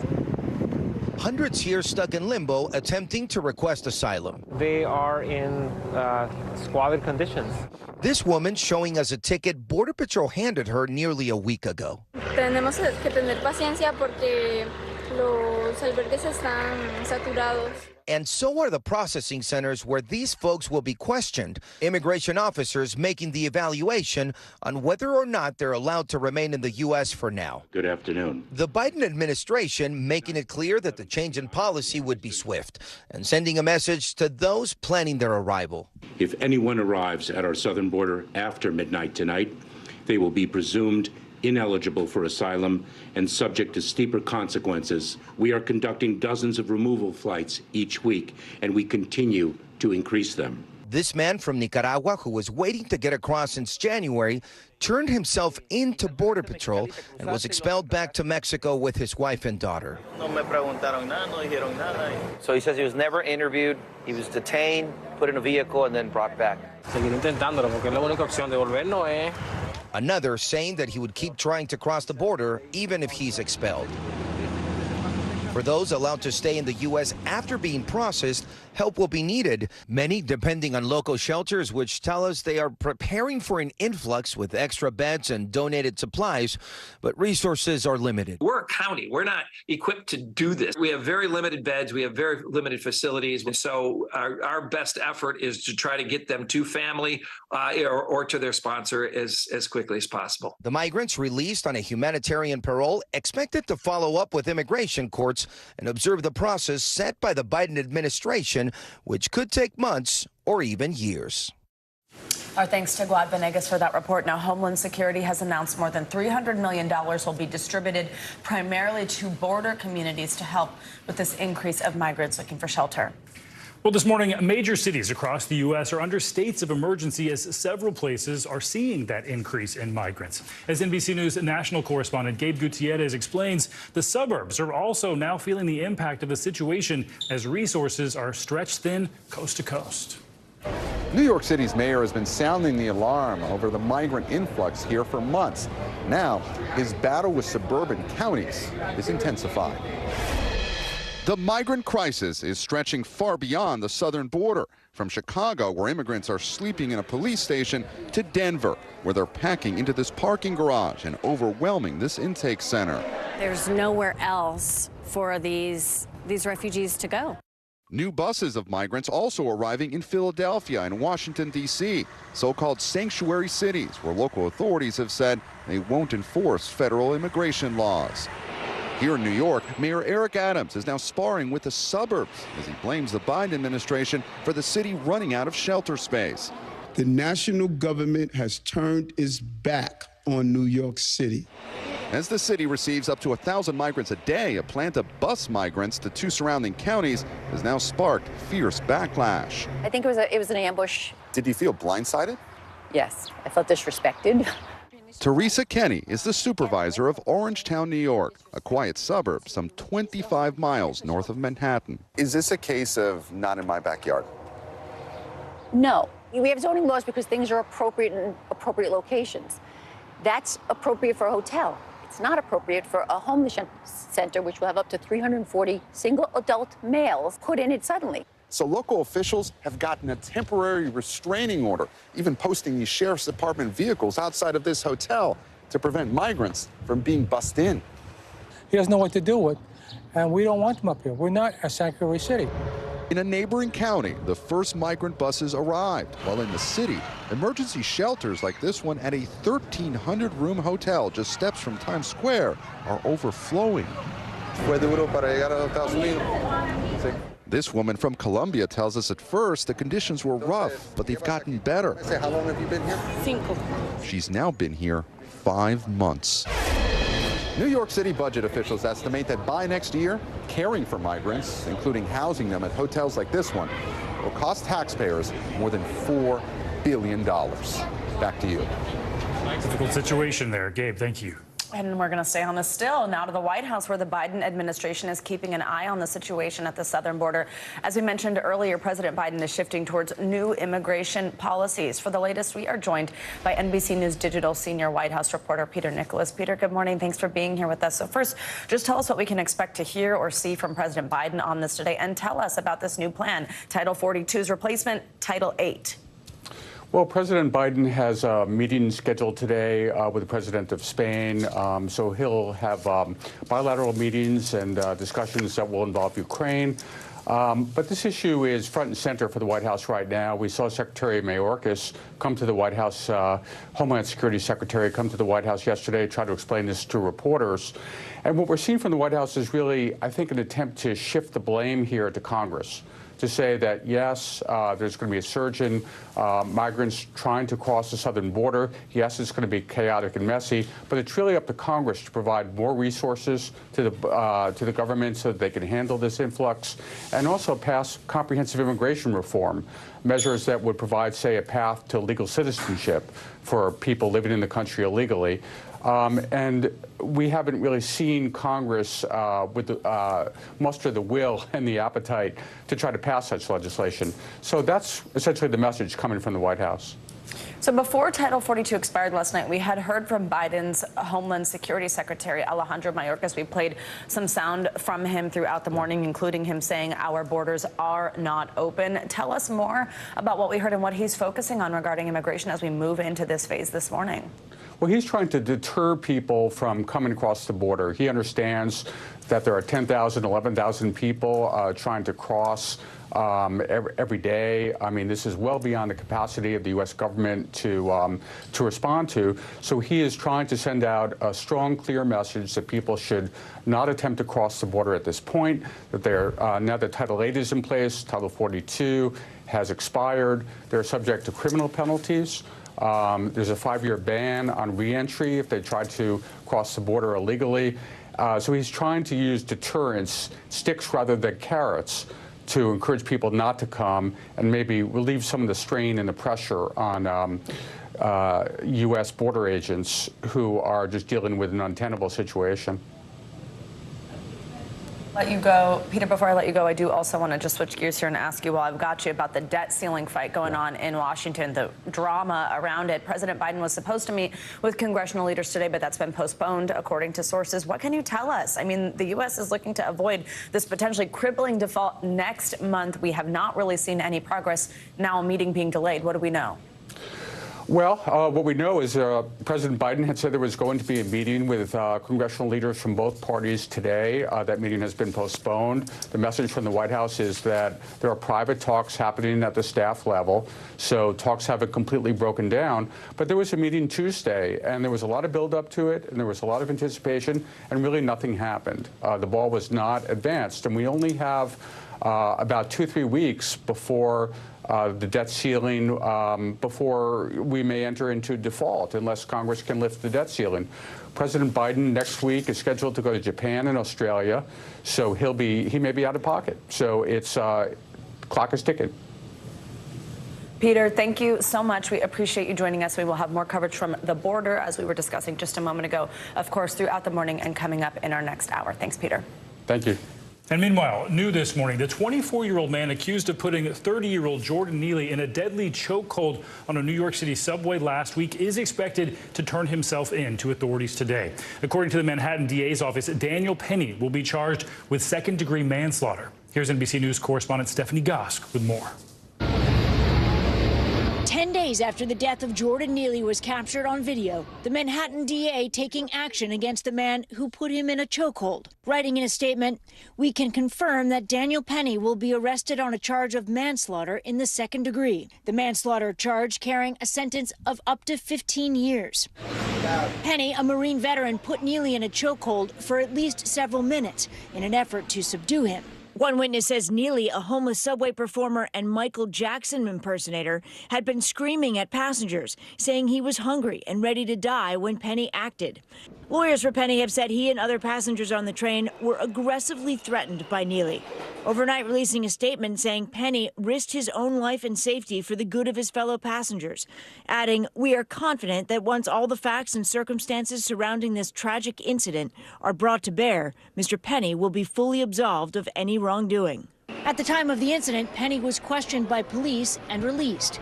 But the next day, the medical examiner ruled Neely's death a homicide as a result from compression to his neck, sparking outrage and protests throughout the city. While some are calling Penny's actions vigilantism, others point to the issues of homelessness and mental illness in New York City. Jordan Neely did not deserve to die. And all of us must work together to do more for our brothers and sisters struggling with serious mental illness. Neely, who police say was arrested more than 40 times, was known to be struggling with mental illness since his mother's murder in 2007. Hospitalization is a tactic, it's not a plan. Jordan had been in the hospital. If you place someone in a hospital, when they're released with no continuum of care, it doesn't really help. Today's anticipated arrest potentially easing tensions in a conflicted city. And our thanks to Stephanie Gosk for that report. Next week, Mayor Adams plans to bring together leaders of homeless outreach services for a summit on improving outcomes for people with serious mental illness. The goal to develop an action plan to get those in crisis the help they need. Jordan Neely, meanwhile, will be laid to rest next week. His family plans to hold a press conference later today. All right, now time for a check of your Morning News Now weather. And we are so lucky to have Michelle Grossman with us on this Friday with all the details. Hi, Michelle. Good morning. Hi there, guys. So good to see you, and happy Friday. Unfortunately, we are tracking some severe weather. We've been tracking it for days. We're going to continue to track this weather over the next several days. It's all due to a big storm in the middle of the country. You kind of see this swirl here, seeing lots of lightning with this. We've been watching this for hours, seeing some heavy rain, too. That's where we're seeing those brighter colors, the reds, the oranges, the yellows. Also seeing some cold air on the backside of this, seeing some snow in some spots. So this is a big system bringing the chance for severe storms today. Could see some large hail, some really gusty winds, even a few tornadoes and heavy rainfall. That's going to be the theme over the next several days. And that's going to prompt some flood watches. So that's what we have in place here. Even some flash flood warnings. These will pop in and out. That's where we're seeing flooding happening now, or it is imminent. This is what it looks like today. Kind of tells you the whole story, right? It's a busy day. We're looking at the chance for severe storms in the northern plains. We're looking at the chance for severe storms in portions of the southern plains, also looking at that flood risk. We're looking at sunny and warm conditions in the Pacific Northwest. So an early heat wave, temperatures well above normal. That's on that coast. Then on the East Coast, we're looking at a really warm day. Temperatures soaring into the mid to upper 80s. And then kind of a sandwich in between, we're looking at that wet weather. And that's into the Ohio Valley, down into the Tennessee Valley, also portions of the Southeast. So flood watches are in place for 12 million people. Were looking at the chance for rainfall rates of 2 to 3 inches per hour. And get this, we could see 6 to 12 inches of rain over the next several days. And that's why we're concerned for creeks, streams, and also rivers flooding. We're concerned about flash flooding as well. So you want to heed any warnings out there. This is what it looks like in terms of your rainfall totals. Once again, where you see those brighter colors, especially the orange, especially the red, that's where we're looking at the heaviest rain falling in parts of Texas, southwestern Texas, locally 6 to 12 inches of rain. It's all due to this big system that's kind of been lingering. It's going to linger over the next several days. It's going to move off to the north, also to the east, bringing those numerous storms to the plains and also the southeast, bringing heavy rain and flash flood flooding to portions of the southern plains. Same story for tomorrow. We're going to bring the Midwest into the chance for severe storms, more downpours across the southern plains, lots of rain on your Saturday, and then Sunday, Mother's Day. Unfortunately, we're looking at some brunches indoors, so more storms soaking much of Texas. And we're looking at beneficial rain, but it's going to come pretty fast, and we have some really dry ground, so we could see those the water kind of running off. Let's talk about the severe threat because it's Friday. We get a little bit lax when this is into the weekend. So 20 million at risk for large hail. Could be baseball-sized hail. Winds gusting up to 60 miles per hour. That could cause some damage, and also the chance of a few tornadoes. Where you see that orange, that's an enhanced risk. It includes Omaha. That's where we could see the likeliest spots for some large hail. But anywhere where you see the yellow, that's a chance of seeing those tornadoes. Here's that warm stretch. I'm going to Taylor Swift tonight. It's going to be hot. Temperatures in the mid to upper 80s. I don't think my outfit's going to go with the mid to upper 80s, but it's all like that. We're looking at temperatures 18 degrees above normal. And then we're also looking at a warm day tomorrow. So, yeah, tonight's the night, guys. Wow. It's not going to rain. But it's going to be 80. Wait, Michelle, I'm on the hunt right now for tickets that drop because, you know, I went to Nashville, but now I need to get closer to her. I got to see her all that up. I did love the bathrobe situation. Thanks. Joe was so confused by that. Thank you. It was very practical. I was so comfortable. And it doesn't matter what I'm wearing. It matters what she's wearing and that I'm comfortable to take it in. It's so cute. It's so cute and so you, and you just rolled with the punches. It's so mean. Right? And you just roll with the punches. Meanwhile, your husband's like, no, she doesn't. Yeah, exactly. Yes, you do. How did you know that? Michelle, we love you. Stick around. I need to talk to you in the commercial. Okay. They will be talking, I guarantee that. Well, coming up, going green. The new climate push from the White House and why they say this policy could save lives. That is next.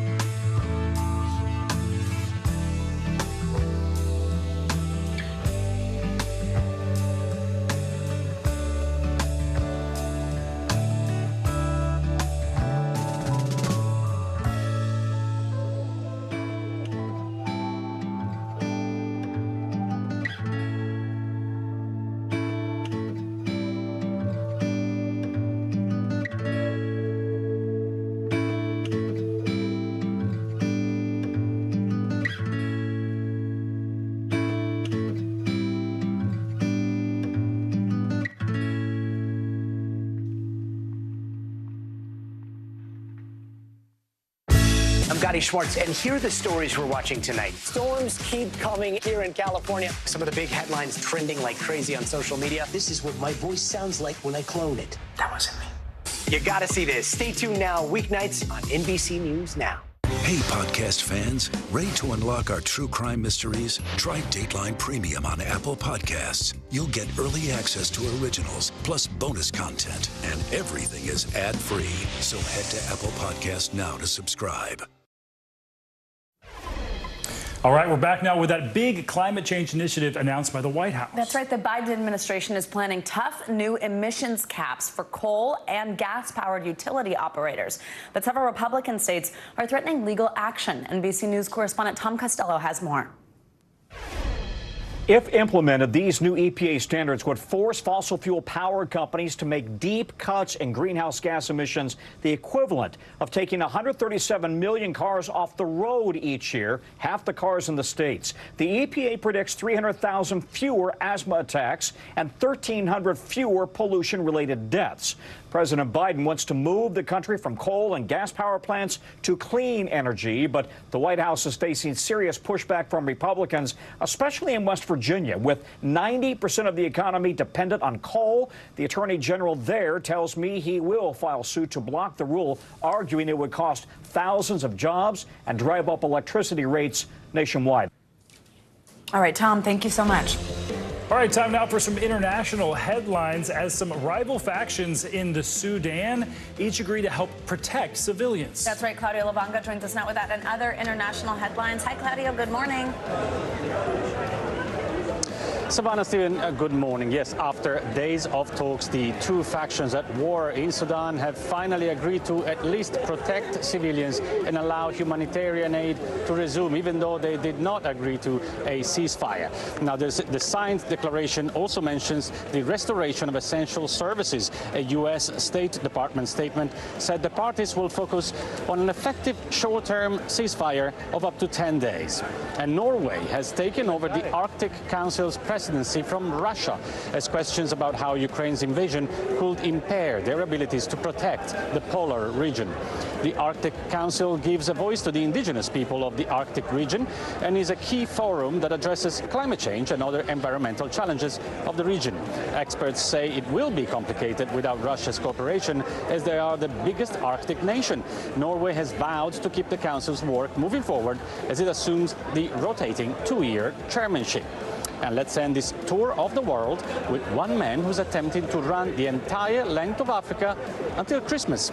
26-year-old Russell Cook plans to cross 16 countries on foot without taking a single rest day.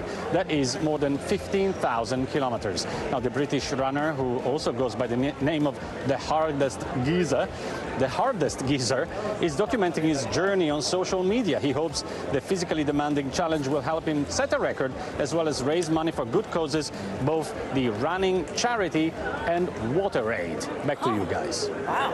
What an accomplishment. Geezer. Yeah, interesting. All right, Claudio, thank you. Thank you.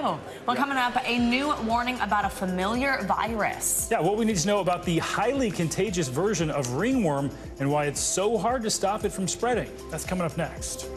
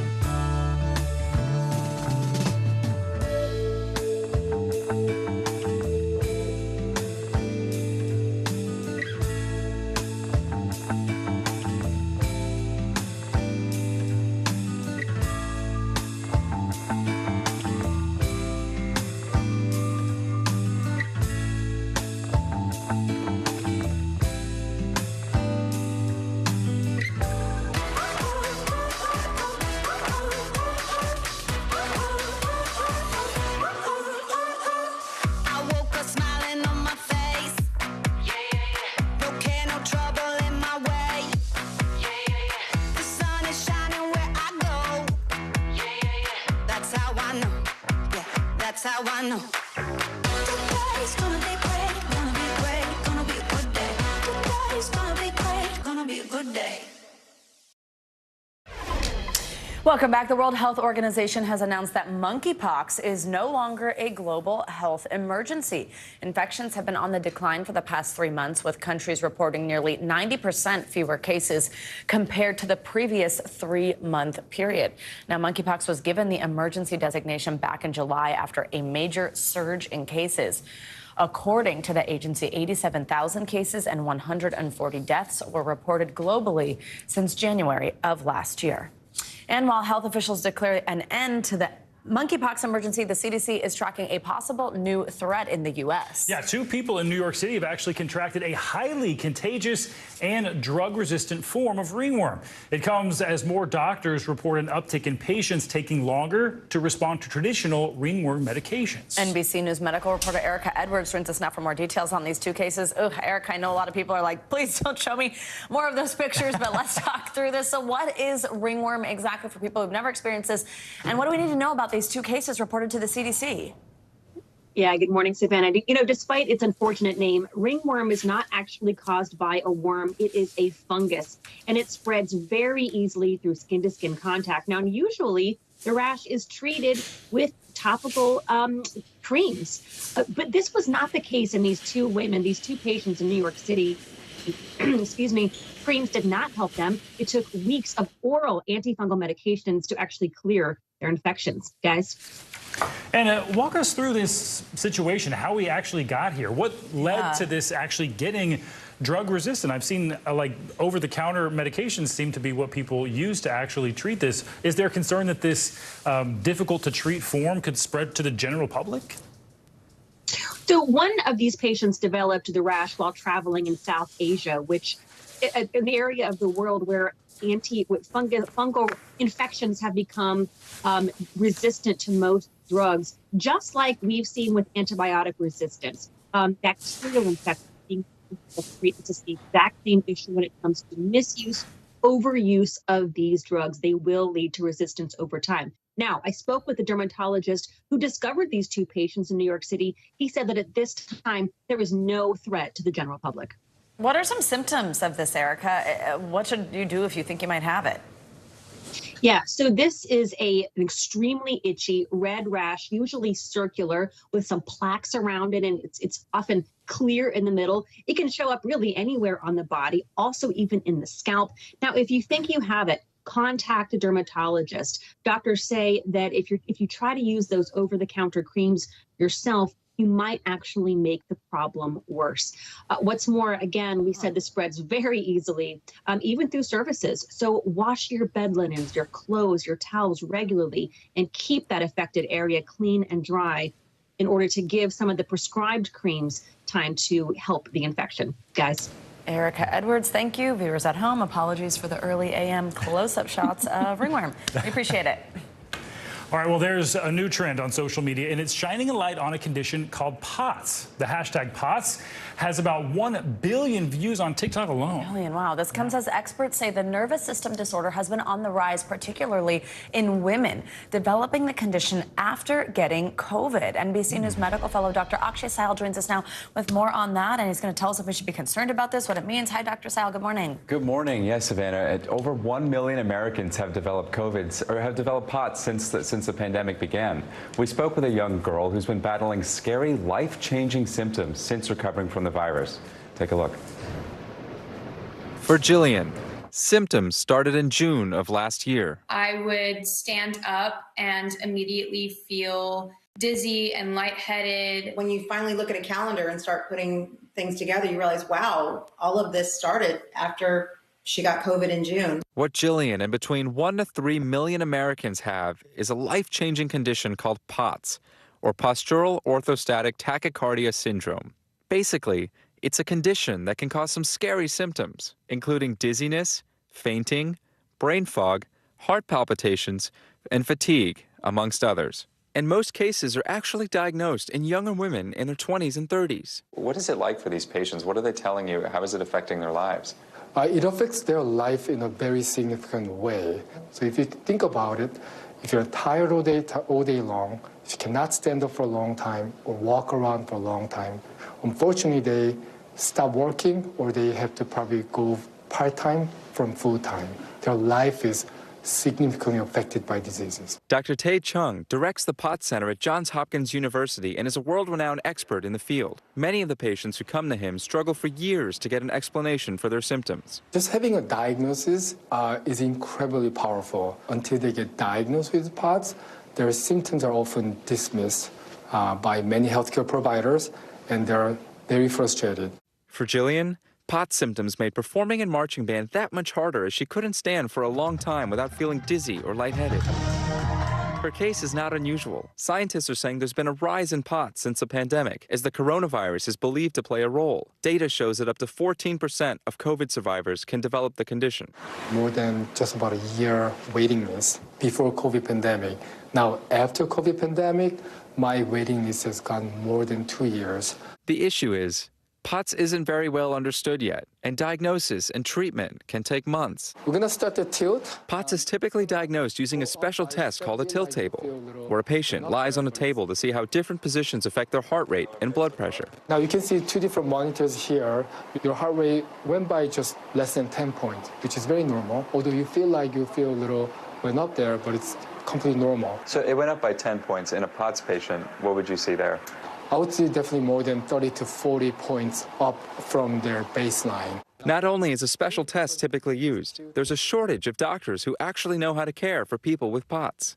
In the U.S., there are only about 100 clinics specializing in this condition, and we don't yet have effective treatments besides hydration and a high-salt diet. But for Jillian, her best advice to those struggling: advocate for your own health, especially if you feel dismissed. My biggest message is just to listen to yourself and not let other people dictate who you are or how you're feeling.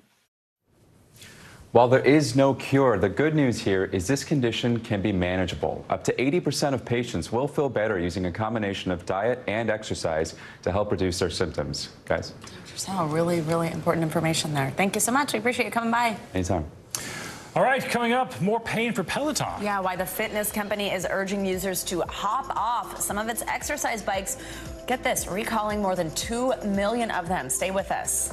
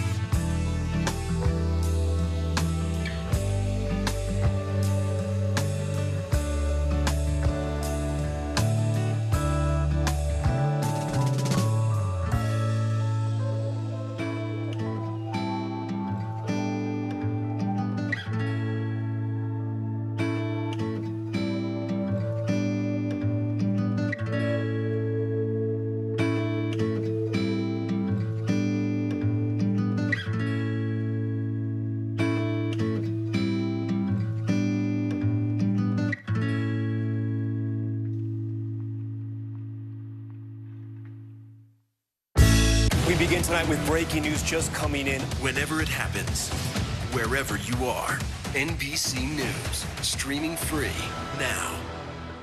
Your music is so familiar. What do you think when people start humming back your tunes? How you doing, Lester?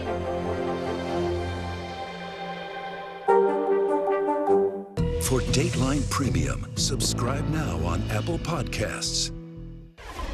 We are back this morning with an important recall. Over 2 million Peloton exercise bikes. And this is because of safety concerns surrounding the seat post. NBC News correspondent Blaine Alexander has the details. Well, they're the popular workout bikes that made their way into so many homes during the pandemic. Now, many of those Peloton bikes are being recalled. The company says that it can be fixed by just swapping out a piece, but it's raising questions about what this means for the brand itself. We are betting on ourselves this year. It's one of the country's most popular home workout brands. Now, Peloton is telling riders to pump the brakes, issuing a voluntary recall of its original bike, sold in the U.S. between January 2018 and May 2023. The issue? The seat post, which the company says can break unexpectedly during use. Of the more than 2.1 million bikes sold during that 5-year span, Peloton says it's received 35 reports of the posts breaking, with 13 reports of injuries, including a wrist fracture, lacerations, and bruises. The way that I hit the ground kind of landed on my wrist and pushed into my shoulder. Daniel Rush says he was doing a cool-down ride when the seat suddenly gave way. There was no sign on the bike that something was wrong. It was just 1 minute you're sitting on the bike, next minute you're sitting on the floor. If people have one of these bikes, what should they do? Stop using it right away. You don't want this to happen to you. If you have a recalled bike like this one, Peloton says it's an easy fix. They'll mail you another part free of charge, and you can replace it yourself. It's just the latest uphill climb for the already embattled brand. Peloton stock dropped nearly 9% Thursday with news of the recall, its fourth in 3 years. In 2021, the company recalled its popular tread machine after a 6-year-old child was pulled underneath and died. Last year, the company said it was slowing production due to reduced demand. Well, there are 2.2 million of these that are being recalled. It's a very popular exercise bicycle. Pay attention to this recall. And in its quarterly report, the company estimates this fix will cost about $8.4 million. Back to you. All right, thanks to Blaine Alexander. All right, now to a warning about a potential danger for drivers and for passengers. Newer, brighter headlights that actually may make it harder to see. NBC News Now anchor Vicki Nguyen has the details on the high-tech solution that might be coming down the road. I couldn't see anything. Ashanti Collins was driving at night in May of 2021 when she says blinding lights from an oncoming car caused her to crash. I woke up on the side of the road in my car. She was airlifted to a hospital to treat a broken arm and dislocated wrist. Social media is filled with videos of blinding headlights. I can't even see. I'm like literally getting blinded from the guy's headlights behind me. The light does look much brighter. Scientist John Bolo says older headlights use halogen bulbs, which have a softer orange color, but newer ones are bluish white. I'm going to look at the warm light just to kind of get a sense. Okay, yeah, it's bright. Let me see what the LED light does. Oh, this one for sure. Much, much brighter. It hurts my eyes, and actually, I'm still seeing the spots from it. Why is it that they appear brighter? Well, our eyes are more sensitive to blue light. He shows me how the issue is magnified when a headlight is out of alignment, a common problem. Wow, so the LEDs are already quite bright, but when they're tilted up, you can't see anything else. This would be very dangerous if I were driving. An NBC News analysis found only 10 states require annual inspections for proper headlight alignment. Automakers say they have a solution: adaptive headlight technology. What do these lights do? Well, instead of thinking of a static light like a low beam and a high beam, think of it as a projector. And it's not blinding other people. And it's not blinding other people. I saw firsthand how adaptive headlights work. Wow, I can see everything. This experience of driving at night is completely different and so much better. I feel like a safer driver. They even highlight my lane without affecting other drivers. Okay, so this car now he got in front of me. And notice how it's got a shadow on him now. Yeah. Oh, interesting. The technology has been in use in Europe for a decade, and automakers say they hope to have it on U.S. vehicles within 5 years. Do you think this technology is life-saving? Absolutely. Wow, and our thanks to Vicki Wynn for that story. While the U.S. waits for that headlight alignment technology, experts say drivers should get an alignment check done by a mechanic. And if you're in a state that doesn't require those checks, all you have to do is ask for it. Really good information there that could actually save lives. So let's get to some money news now. And it seems like the search for a new Twitter CEO has come to an end. Yes, CNBC's Bertha Coombs joins us with that and other money news. Good morning, Bertha. Hey, good morning, guys. Yeah, Elon Musk says that he has hired a new Twitter CEO. In a tweet late last night, Musk says she will be starting in about 6 weeks. He will become executive chair and chief technology officer overseeing product and system operations. Now, the Wall Street Journal and others are reporting that NBC Universal ad executive Linda Yaccarino is in talks for the position. NBC Universal, of course, is the parent company of CNBC and this network, and has reached out to Yaccarino for comment. A company spokesperson says that she's currently rehearsing for NBC's upfront presentation to advertisers on Monday, so she's pretty busy. Meantime, another company that Elon Musk is CEO of currently, Tesla, raising prices for all vehicles except the Model 3. The company raising the price for all versions of the Model S and X by $1,000, while the Model Y is going up by $250. This is actually the second price increase for those cars in the past month. Why aren't they raising it for the Model 3? Because they already raised the price on that earlier this month. This follows a series of price cuts that we saw a while back to drum up demand. Looks like it's working. Meantime, Tinder is updating its community guidelines in a bid to keep the dating app safe and respectful, it says. It will automatically remove social handles from user bios and discourage them from posting private conversations with their matches on other platforms. Tinder says it's not a place where users should be looking to gain followers on their social channels. You can still share your Instagram profiles with matches using Tinder's Instagram integration. You know, somehow this seems like they just want to keep you on Tinder and not on other the same That's a thing. great point. Wouldn't the idea be you take it into other facets of your life? Keep the whole relationship on Tinder. Interesting. I don't know. All right. Bertha, thank you. Well, now to this story. Artificial intelligence is going to revolutionize our lives in ways we just can't imagine. That is no secret by now. From how we search to how we do our jobs, even the way we recycle. NBC News technology correspondent Jake Ward has more on that. At this recycling center in Boulder, Colorado, a blur of hands separates plastic, glass, and paper into over a dozen categories. It is hard, grueling, tedious work to sort out all those materials.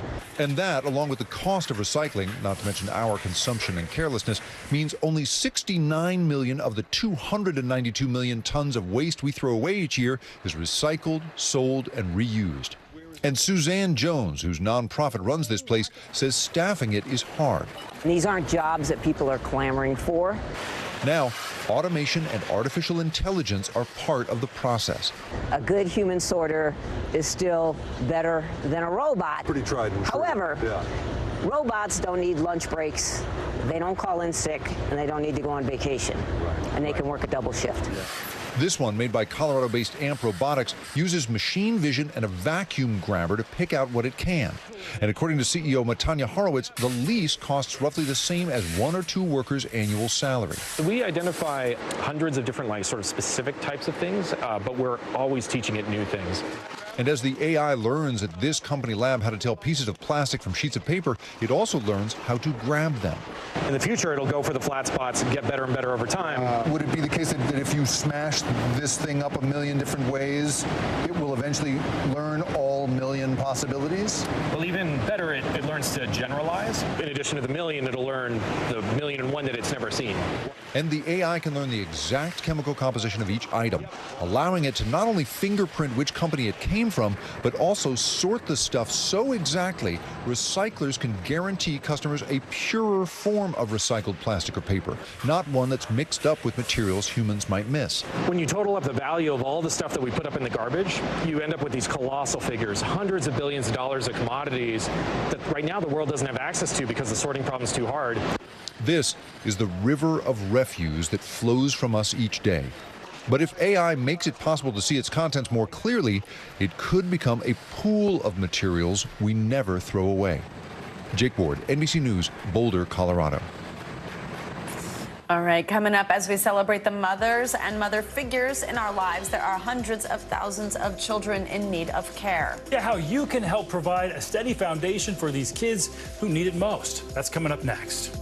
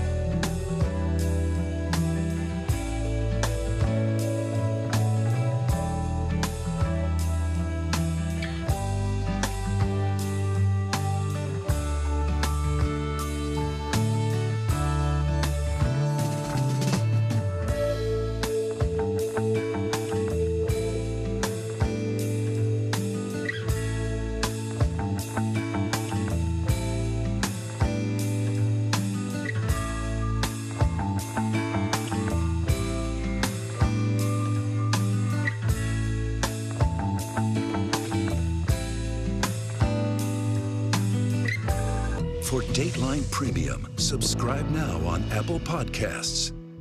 We begin tonight with breaking news just coming in. Whenever it happens, wherever you are, NBC News, streaming free now. Your music is so familiar. What do you think when people start humming back your tunes? How you doing, Lester?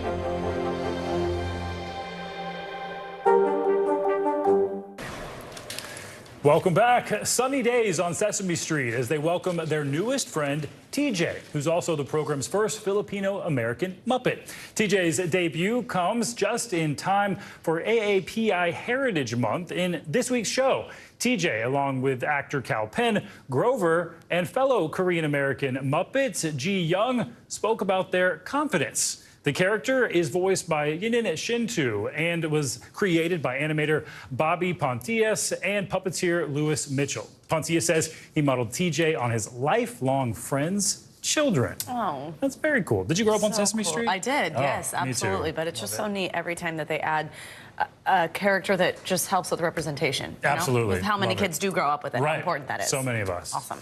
All right, well, May is National Foster Care Month, and according to the Department of Health and Human Services, there are nearly 400,000 children and teens currently in foster care. And while many people are unable to provide homes for those children, there are still plenty of ways to help and build a community. Let's bring in Susan Ramirez for more. She is the CEO of National Angels, an organization that focuses on providing care for foster children. Susan, good morning. What incredible work you are doing, and we appreciate you joining us. Talk us through what support for foster children looks like. If you're not just able to provide that home, how can people create bonds with kids in foster care and help provide for them in some way?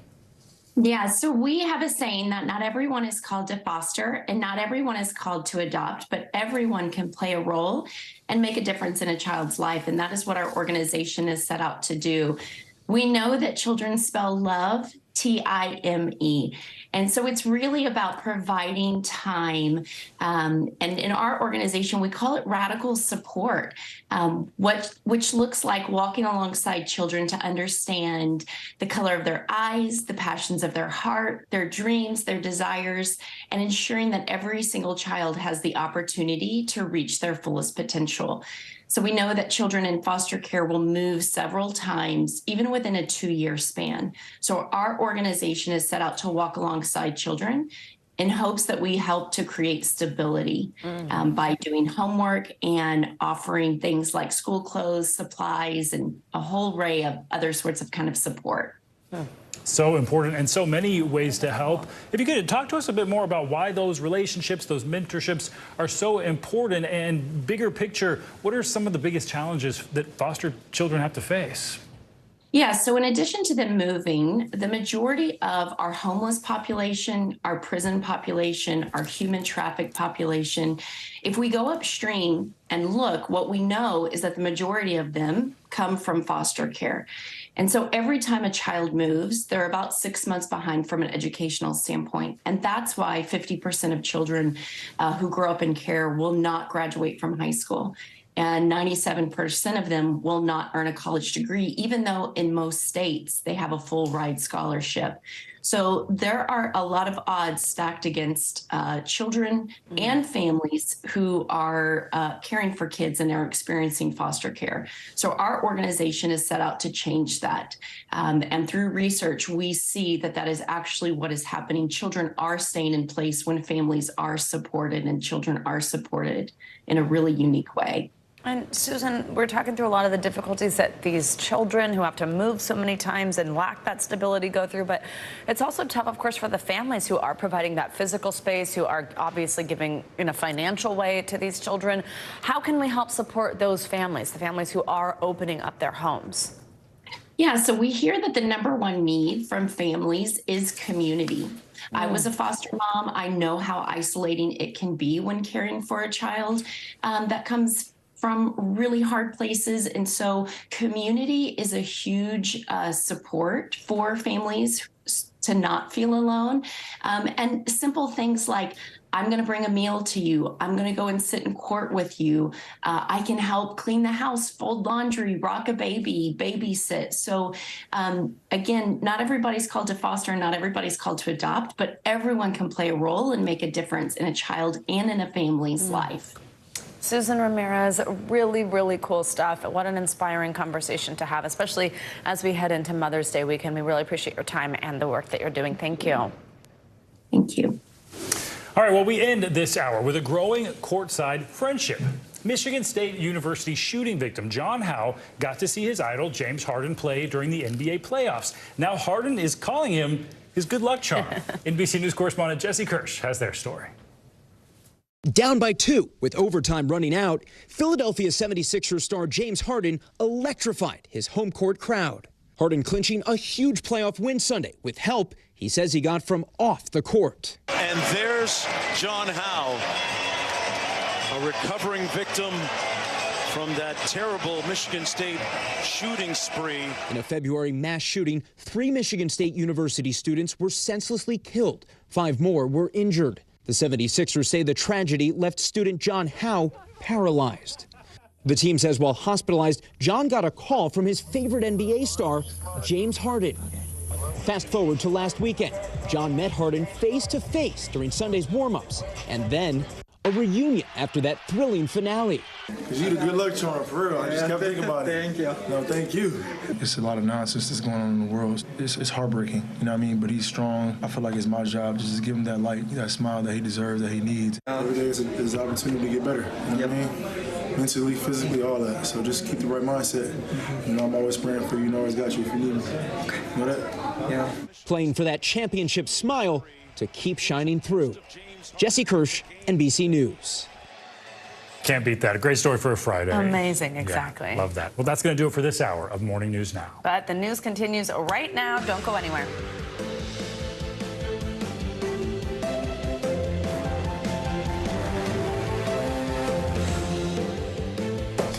Good Good morning, everybody, and happy Friday. I'm Savannah Sellers. So glad Friday is here. So glad you're here. I'm Stephen Romo in for Joe Fryer today. And right now on Morning News Now, lifted. This morning, America's border crisis is in the spotlight as the pandemic-era restriction known as Title 42 expires. We're on the ground with the latest scenes of desperation and frustration as the Biden administration works to get a handle on the influx of migrants. Plus, signs of hope this morning as an El Paso pastor looks to provide some safety for those who need it most. And from the subway to the courthouse here in New York this morning, the man who put Jordan Neely in a deadly chokehold on the subway days ago is now expected to face manslaughter charges. We've got more on how New Yorkers and city leaders are responding. And a major policy shift from the FDA, now easing its ban on blood donations from gay and bisexual men, the new reasoning behind the agency's reversal of a decades-old approach. And an ode to mom. Sunday is Mother's Day, and later in the hour, we'll take a closer look at the mental health struggles some may face around the holiday and how social media can actually help. I'd love to hear about social media being helpful for I know, a change. right? We do a lot of stories about the dangers here, so sometimes that's good too. Yeah, absolutely. And we do begin this hour, though, with the latest on the COVID-era immigration policy known as Title 42, which is coming to an end. The policy expired last night at midnight. Now the U.S. is bracing for an influx of migrants looking to cross the southern border. Well, Title 42 is now being replaced by what's called Title 8. That's the U.S. law that dealt with immigration prior to the pandemic. Well, as all of this unfolds, migrants are waiting for their opportunity to enter the country. In fact, more than 11,000 people were apprehended on Tuesday and Wednesday this week. That is more than the 10,000 that Homeland Security officials had predicted are going to be trying to cross the border each day. NBC News Homeland Security correspondent Julia Ainsley begins our coverage. She is in El Paso, Texas. She has been in El Paso, Texas for us throughout the week reporting. Hi, Julia. Good to see you. So this first group of migrants passed through the border in El Paso just about an hour and a half after Title 42 expired. Tell us the scene and tell us what it's like this morning where you are now. Well, I can tell you, Savannah, it's not that chaotic. I'm right outside a shelter in downtown El Paso. This is Sacred Heart Church. Really has been the epicenter. I've seen many more migrants here. In fact, I saw more migrants here in December. You can see some are here sleeping on the streets overnight. This is often because the shelters are overcrowded or because Border Patrol had to release some migrants onto the street. It also could be that these migrants came in and simply didn't get detected by Border Patrol. We've seen that happen in the past, too. But I think what's important for people to realize here is that, yes, there are 60 to 65,000 migrants waiting in northern Mexico to get into the United States, but they're not all coming at once. We're probably going to see the numbers rise over the next few days, and it's over the next few days when Border Patrol and these shelters get overcrowded that we'll see more migrants coming out onto the streets. But it's not 65,000 migrants rushing the U.S. border at once. This is a policy change, but there are other policies that are going into place at the same time. Lots going on around me here. A lot of policies are going into place at the same time. And so those will also increase restrictions on asylum, making it harder to claim asylum under the new policies. Even if you pass through a country on your way to the United States, if you did not first claim asylum there, you could be ineligible. So it's a question now to see, will it actually be harder to get into the United States under those rules? But I'm told it will take longer to process. And that, again, is when they would worry about overcrowding and having to release more people onto streets like this in El Paso, where they say they do need more help from the federal government. Yes, so Julia, let's talk about that overcrowding and releasing. In fact, part of our reporting this week has been that the Biden administration had wanted to begin releasing some migrants into the U.S. with no court date and also no way of tracking them rather than them having to check in each day, which was part of the previous process. Again, that was all due to this concern of overcrowding. Well, that's now, we're hearing, on hold because of a judge blocking it. What do we know? Yeah, that's right. A federal judge in Florida has placed a temporary restraining order on that memo that Border Patrol Chief Raul Ortiz sent out to men and women in CBP on Wednesday. They are now saying that it is on hold for 14 days and that they cannot do, as he said in the memo, which is to release some migrants who have been carefully vetted without court dates, telling them to report to an ICE office and only giving them, giving them court dates and telling them that they don't need to be tracked. In other words, not putting them on this program called Alternatives to Detention, where they have to check in. They've put a hold on that, saying you cannot release migrants in that way. But again, that takes away a tool that Border Patrol had to alleviate some of the overcrowding. Julia Ainsley, we appreciate your reporting. It has been fantastic all week, and we will keep talking to you from El Paso, Texas. Thank you so much. Well, the Biden administration has received criticism from both sides of the aisle over its handling of Title 42. A little earlier this morning, Homeland Security Secretary Alejandro Mayorkas sat down with Today anchor Savannah Guthrie, defending the administration's immigration policies. Let's listen. Let us not sugarcoat this. Already you have a record number of crossings exceeding your own internal estimates. You have severely overcrowded detention facilities already. The president himself acknowledged this week it's going to be chaotic for a while. That's his word, not mine. My question to you is why? You have had 2 years to prepare for this. Why do we have this chaos and confusion at the border? Savannah, the answer is very, very clear. We are operating within the constraints of a broken immigration system. There is unanimous agreement about that fact. Our system has been broken for more than 2 decades. It was last reformed in the 1990s. So that is the first point. The second point is we have not received from Congress the resources that we need and that we requested. You've announced a new policy this week that allows some highly vetted migrants to be released into this country, but with no court date and no way to track them. Now, late yesterday, a federal judge struck that down. What now, then? What do you do about this overcrowding? So we consider that ruling to be very harmful. The procedure that we were executing is something that other administrations have done. These individuals are screened and vetted, and then they are released and then placed into immigration enforcement proceedings. The Department of Justice is, of course, considering its options with respect to the court's ruling. Well, the end of Title 42 is, of course, putting a strain on migrant shelters in cities along the border. Many migrants are in need of basic living essentials like food, water, and clothing, and churches are stepping in to help. Well, Timothy Perea, pastor at New Life Faith Center in El Paso, Texas, joins us this morning. Timothy, it is wonderful to have you with us. Thank you so much for joining us. We understand that you have been volunteering for the past few months, actually, ahead of the lifting of Title 42, helping the migrants in your city. And I mean, you know, just by the numbers, obviously, most Americans do not live along the southern border. So I'm wondering if you can just put this in context for people who are watching from elsewhere in the country. What has it been like in the lead up to this in a border city? Is it something that you've been regularly faced with, thinking about? What have the challenges been? Yes, and I want to thank you, first of all. Good morning, Savannah. How you doing today? And happy Mother's Day for those who are out there. The thing that we face here as an NGO nonprofit is that we have a lot of misinformation, false pretense for these particular immigrants. Our responsibility as a church, though, is to provide that welcoming spirit. You know what? You don't have food in your stomach. You don't have any liquids. We're here to provide the essentials. And then, of course, give them an education of they're here. I mean, they travel 7 to 9 countries. They're already here. And I tell all of the local support communities, you know, it is a challenge for El Paso, but we're ready. We're a community that not only embraces or are pro-immigrant, but, you know, we have the hard desire to serve the less fortunate. And I understand that you are not receiving any funding. Is that right for the work you're doing? You're just providing everything through donations that you receive. So tell us, what resources do you provide for people who are coming to the U.S. without anything with them? What is needed for these people? Well, we're not going to wait for, you know, any funding or anything that we're requiring from the government, right? Because we see the need at hand. So basically, we're coming out and we're saying, you know what, welcome to our community. You're already here in the US of A. And many of these people, and when I say people, I don't mean it, you know, in disregard, the community is seeking for a better life. So we provide them a meal, a hot meal. We got different local NGOs like Keeper's Kitchen.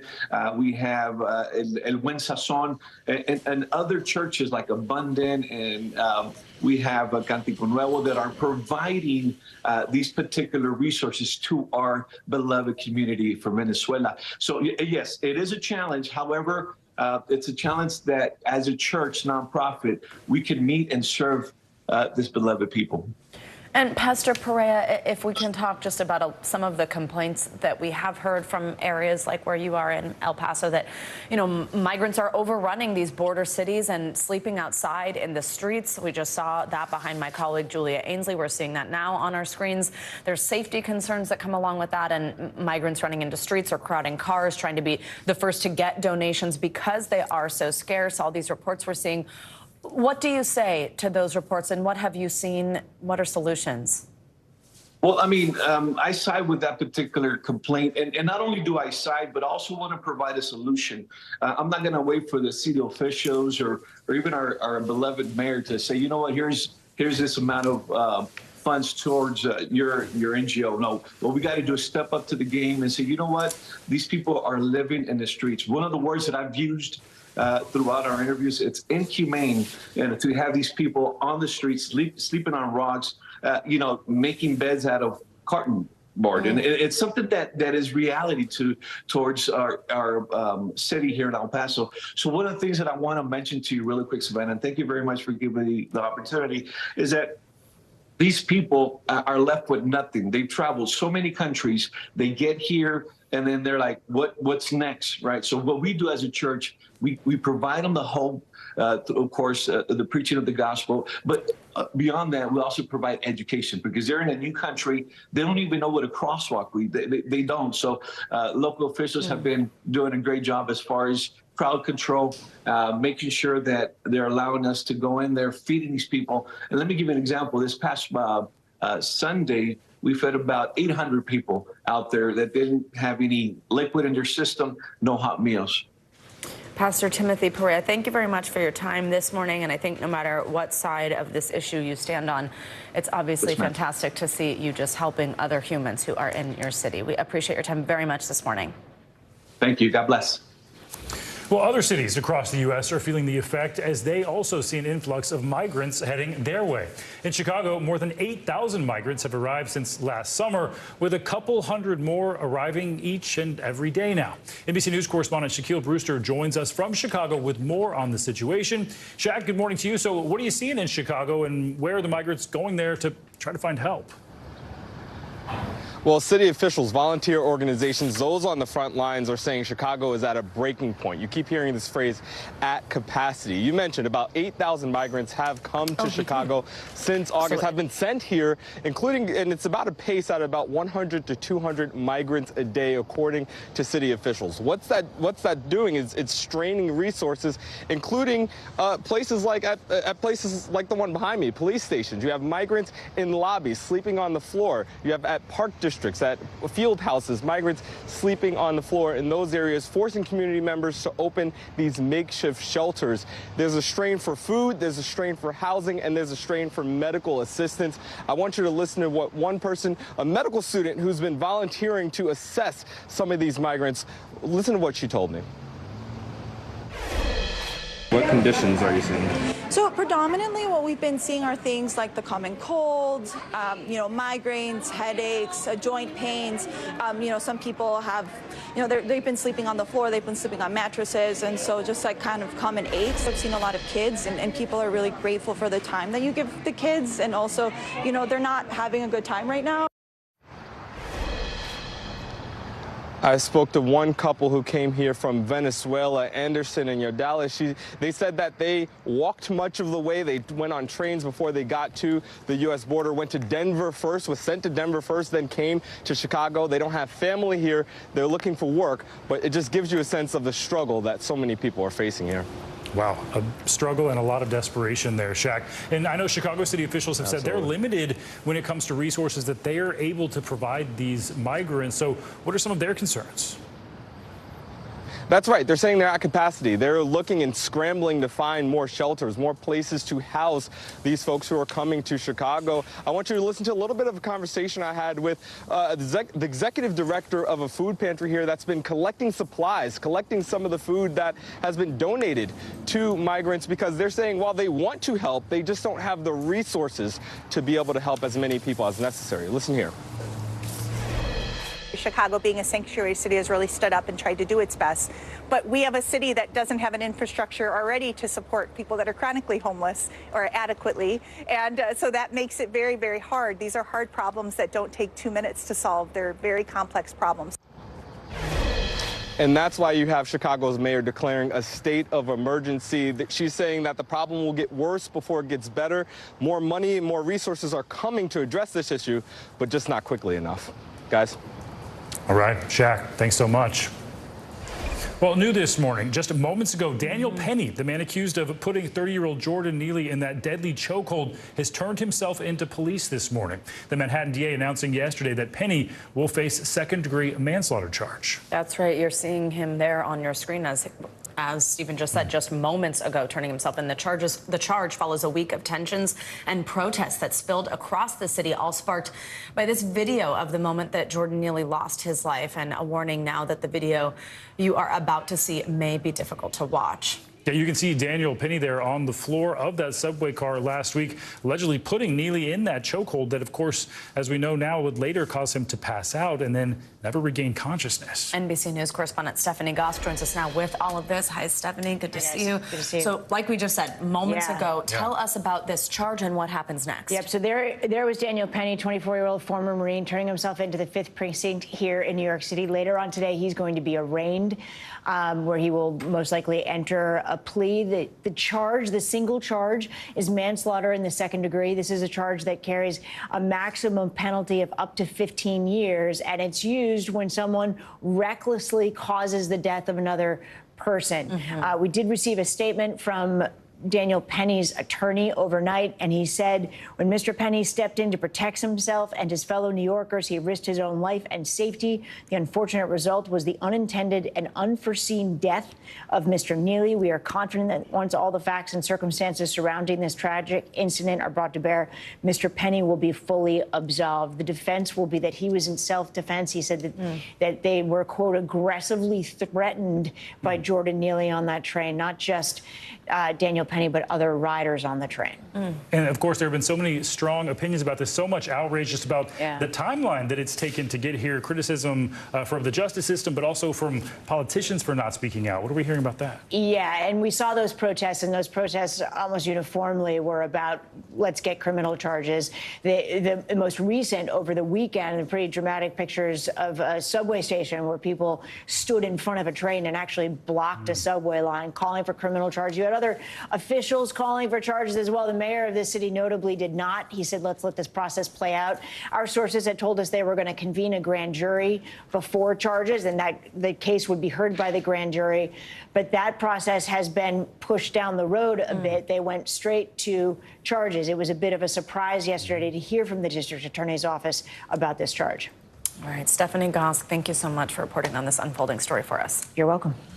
Well, over in Washington, the highly anticipated debt ceiling meeting between President Biden and the top 4 congressional leaders has been rescheduled. The meeting was supposed to be held today, but has now been postponed until next week. A White House spokesperson said staff will continue working and that all principals agreed to meet next week. A source familiar with the gathering said the delay was, quote, a positive development, adding that the meetings are progressing, but it wasn't the right moment to bring back principles. The delay comes as the debt ceiling deadline is estimated to be June 1st, which of course is inching closer. Former President Donald Trump is appealing the verdict by a federal jury that found him liable in a civil case brought by E. Jean Carroll. The New York jury unanimously found Trump liable for sexually abusing and defaming Carroll and awarded her damages of roughly $5 million. Carroll accused Trump of raping her in a department store dressing room in the 90s and then defaming her when he denied her allegation as a, quote, complete con job. The jury did not find Trump liable for rape. The former president denied knowing Carroll and did not testify in the trial. Well, this morning, the feud between Disney and Florida Governor Ron DeSantis is escalating, with the company's CEO telling investors he's reconsidering how much Disney wants to invest in the state. This as DeSantis moves closer to entering the 2024 presidential race. NBC News national correspondent Gabe Gutierrez has the latest. Hey there, Governor DeSantis plans to visit Iowa tomorrow in what is widely seen as one step closer to announcing a presidential run. But his ongoing feud with Disney is making new headlines. Disney's CEO now suggesting the company's plans to invest billions of dollars in Florida over the next decade could be in jeopardy. As speculation mounts over his potential run for president, Florida's Republican Governor Ron DeSantis is facing even more pushback from Disney.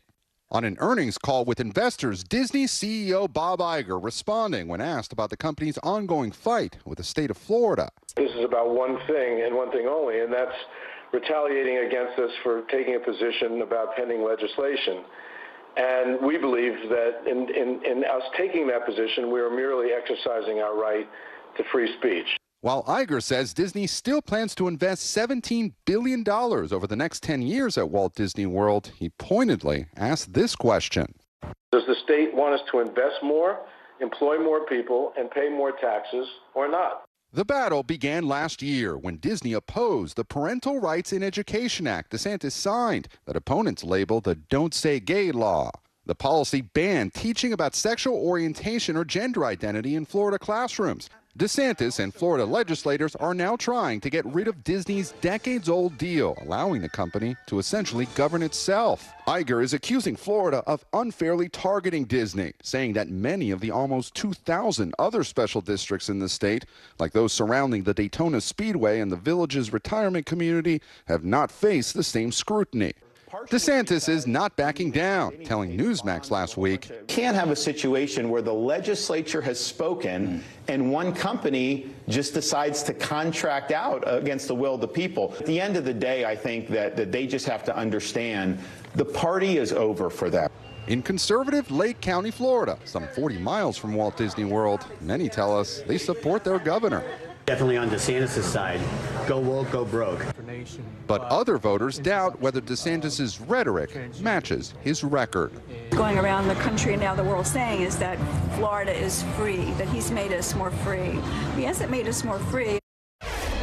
Governor DeSantis also just signed a transportation bill that gives the state authority to inspect Disney's monorail system. So the Disney drama continues with a happy ending looking increasingly unlikely. Back to you. Messier and messier. All right, Gabe Gutierrez, thank you. All right, now time for a check at your morning News Now forecast. That is right. That means Michelle Grossman is back with us. Hey, Michelle. Hi there, guys. Great to see you. Happy Friday. And unfortunately, we're starting out this weekend wet. We're going to be wet in many, many spots. That's going to be today, tomorrow, and also Sunday. So Mother's Day plans might be a little damp in some spots. Let's talk about what's happening right now. We do have an area of low pressure. You can see that swirl right there. On the backside, we have some really cold air. That's bringing some snow. And we're also looking at a lot of lightning, some really heavy rainfall. That's going to be a concern over in the next few days. I see some clusters here. We had a tornado warning a few hours ago. That's expired, but we're probably going to see some more watches or warnings later on this afternoon. So we do have some flood watches right now. That's where you see the green, and that's because we're expecting anywhere from 6 up to a foot of rain over the next several days, especially in parts of Texas. This is what it looks like for today. Really busy. Let's start on the West Coast because we're sunny and warm, an early heat wave. Temperatures well above normal. The coastal sections of the Pacific Northwest into Northern California. That's today, tomorrow, into the later part of the weekend. Severe storms in the northern plains. The plains were going to be wet. The southern plains, same story. You could see some strong storms and could see some flooding. That would be today throughout the weekend as well. But look at all the chances for rain. That includes portions of the Midwest, the Ohio Valley, into the southeast along the Gulf Coast states. We're dry in the southeast, but we're northeast, and mid-Atlantic, but it's going to be warm, well above normal for this time of year. Temperatures into the mid to upper 80s, so feeling summer-like there. We're going to hold on to those temperatures, the record highs into the northwest, but we're going to bring down the temperatures a bit as we go throughout Saturday in the northeast. But look at all this rain once again. So it's a wet start. We're going to see that sandwiched in the middle on Saturday with lots of rain, flood risk down to portions of the southern plains, and looking at showers in the mid-Atlantic and also the northeast. Let's take a look at Mother's Day. I know it's a big day for many, and we have plans. We want to be outside, maybe dining outdoors, while we're looking at temperatures warm, but we're looking at a lot of rain in some spots. So DeQueen, who even knew that was a spot, but I love it. DeQueen, Arkansas. I'm going to call my mom that on Sunday. It's got to be wet. My mom's going to be like, huh? 12 million at risk for a flood watch through Saturday. We're looking at green here, and that's where we're going to see the chance for a foot of rain in some spots. Wow. Like that's usually my mouth wants to say snow. Right. When I say foot, rain. But rain. Jeez, Yeah. Man. That was What was funny, it? Michelle. The Queen. That's Isn't that funny? I love Take that. a video like when she enters the room, saying it, and send us the reaction. And she is the queen. Oh, of course. She'll be so confused. Michelle, thank you. Happy Mother's Day to you Thank and you. to your mom and Bye, to all guys. the moms. Hi, Mom. Yeah. Love ya. Coming up on Morning News Now, it's a solemn commencement weekend at the University of Idaho after those brutal student murders. Yeah, but the school community is determined to honor the victims at the same time during this graduation. We'll explain coming up.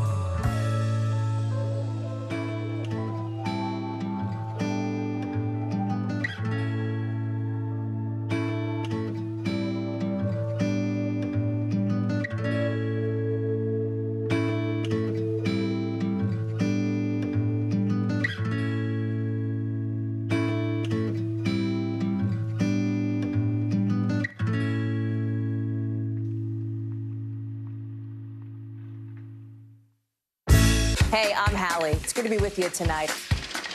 The debt ceiling. Here's why this matters. Please, please don't have your eyeballs glaze over. Here's why this matters. Talk to us about what we're supposed to call this. Is it a bailout? Is it a backstop? There's a difference because it matters whose money is being used to prop up these banks. We think we're getting close to this news conference. I will be honest with people.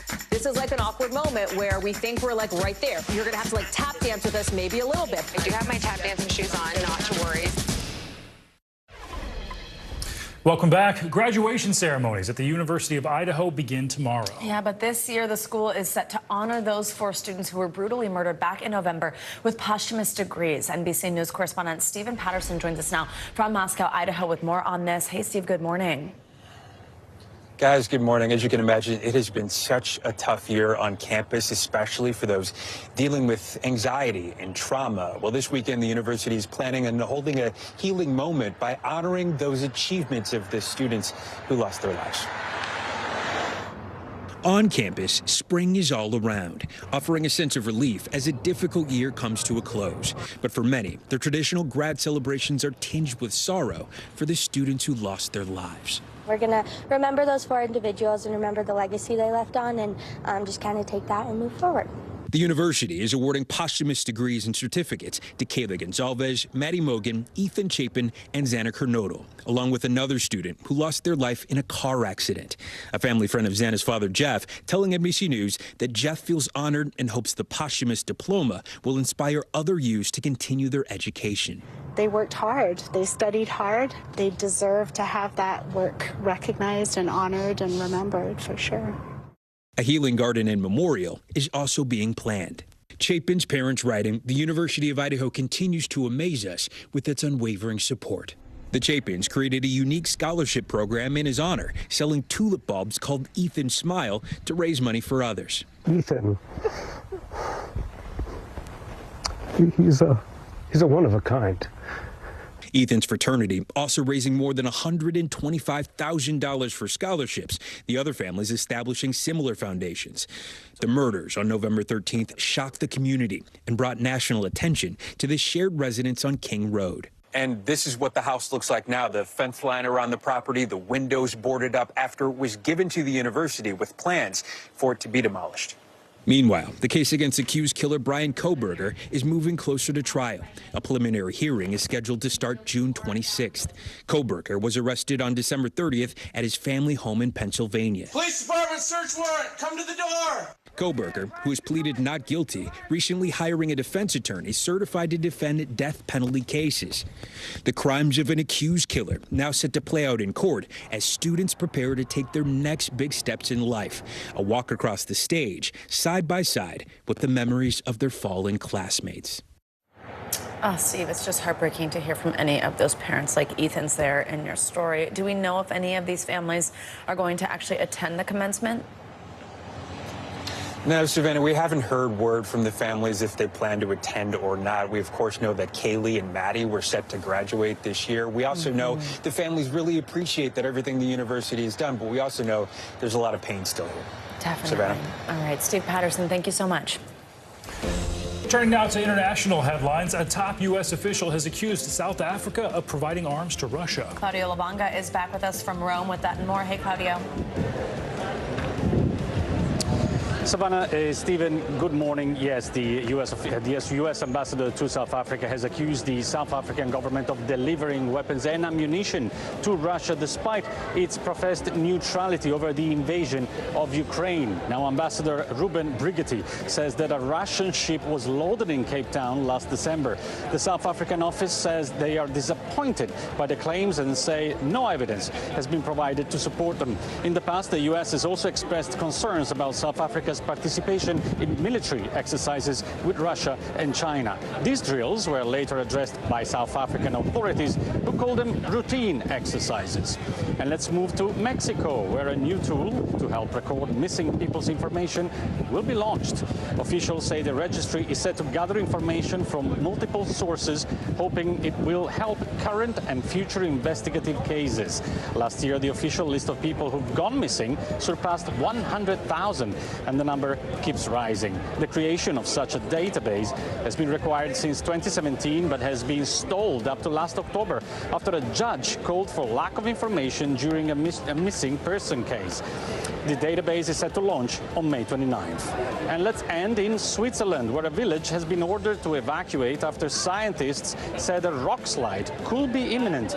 The threat of the mountain has loomed for centuries, but geological engineers started to closely monitor the situation since 2017. And in recent years, they have seen greater movement than ever before. Now, scientists say they cannot fully predict what's going to happen, telling residents the danger is only temporary and to prepare for weeks or even months away from their homes, guys. Wow. Jeez, scary stuff. All right, Claudio, thanks so much. Thank you. All right, and now to a major change by the FDA for their guidelines on blood donations. The government agency easing its ban on donations from gay and bisexual men. These restrictive policies date back to the 1980s and the HIV and AIDS epidemic. Well, the FDA says it will now be taking a more individualized approach to this. Yeah, let's bring in NBC News senior medical correspondent Dr. John Torres for more on this. So, Doc, remind us of those old policies, which were quite dated in so many ways, and what's the change here? And that's one of the reasons the policies are changing, because of the criticism behind the old policies and how they were stigmatizing a certain population. Going back to the 1980s, the AIDS epidemic, at the time, it was thought, okay, the only ones we have to worry about are men who are having sex with men. And so let's go ahead and restrict them for a lifetime from donating bloods. You know, fast forward to 2015, and they said, well, it doesn't need to be a lifetime. Let's just make it a year. 2020, they said, let's just make it 3 months. But then started looking at this data going, you know, it's possible that we are stigmatizing this portion of society without without a need to, because science is showing that it's not just them that have HIV and AIDS, it also is the heterosexual population. So we need to go across the board and start looking at everybody, treating everybody equally when it comes to blood donations, and saying, let's ask everybody the same questions. Dr. John, by the way, I like the ring of Dr. Don, though. Also, That's right. Take it. You'll respond to both. Dr. John, why now? Why reverse these long-standing policies? What was it that was sort of the impetus for this? So there's a few reasons, and yesterday we talked to the FDA, and they said, you know, one is the science has caught up, and the science now, we understand more about HIV and how that virus actually affects the body. We understand more about testing, and we have better tests right now. And on top of that, we have a better understanding of the questions we need to ask, and more specifically, what directed questions can say, you know, somebody needs to wait a few months to donate to make sure that the blood supply is safe. It's important that we have the blood supply, but it's also important that we end up having safe blood supply. Right. There's such a big need out there. And I know advocacy groups, they've been calling for this change for a long time. Many have celebrated this change, but there's still a bit of criticism here, mostly because people who are taking PrEP medications are still barred. What's the thinking? Exactly. So in addition to the ones who are still having anal sex, they have to be banned for 3 months, regardless of who the anal sex is with. You end up also having to be restricted from donating blood if you're taking antiretroviral therapy, which is if you have HIV and you're trying to suppress that. If you're taking PrEP, which is pre-exposure prophylaxis, or PEP, which is post-exposure prophylaxis, the FDA is saying, you know, if you're taking those medications, your viral load is so low, our tests can't detect it. What critics are saying is, you know, you cannot pass it on to another person if you're taking those medications. FDA's pushback is saying, yes, that is true through sexual activity, but not true through blood donations, because it is such a large supply of blood that the virus could be in there. We couldn't detect it, but it could still affect somebody. And again, they're trying to keep it safe. They're trying to move forward, and hopefully they'll keep looking at the science and moving forward even more. Yeah, it's been a bit of a balance so far. A lot of people celebrating this, though. All right, Dr. John, thank you. Thank you. Always good to have you. Safe travels back home. Thank you. Well, coming up Sunday is, of course, Mother's Day. Hopefully you know that. It's a time to celebrate those who helped raise us, but the holiday can prove pretty stressful for some. Yeah, after the break, how social media can actually help bring a little lightness back to Mother's Day. Stick around.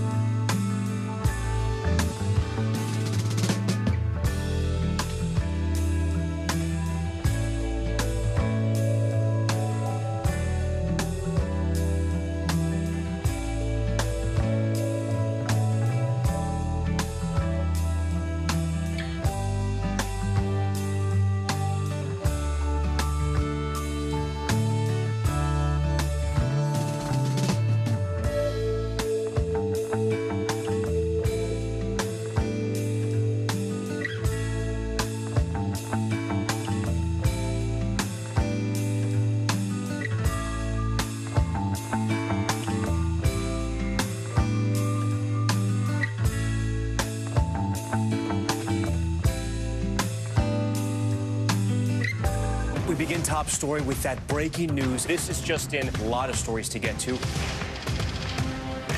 What do people need most right now? Did the state and/or law enforcement drop the ball anywhere? Are we headed for a recession or a recovery? Migrant families now stranded in Mexico. What's the World Cup experience been like? The civilian effort is not just about fighting, it's also about helping. Every night, it's your news playlist. Top Story with Tom Llamas. Streaming weeknights at 7 on NBC News Now.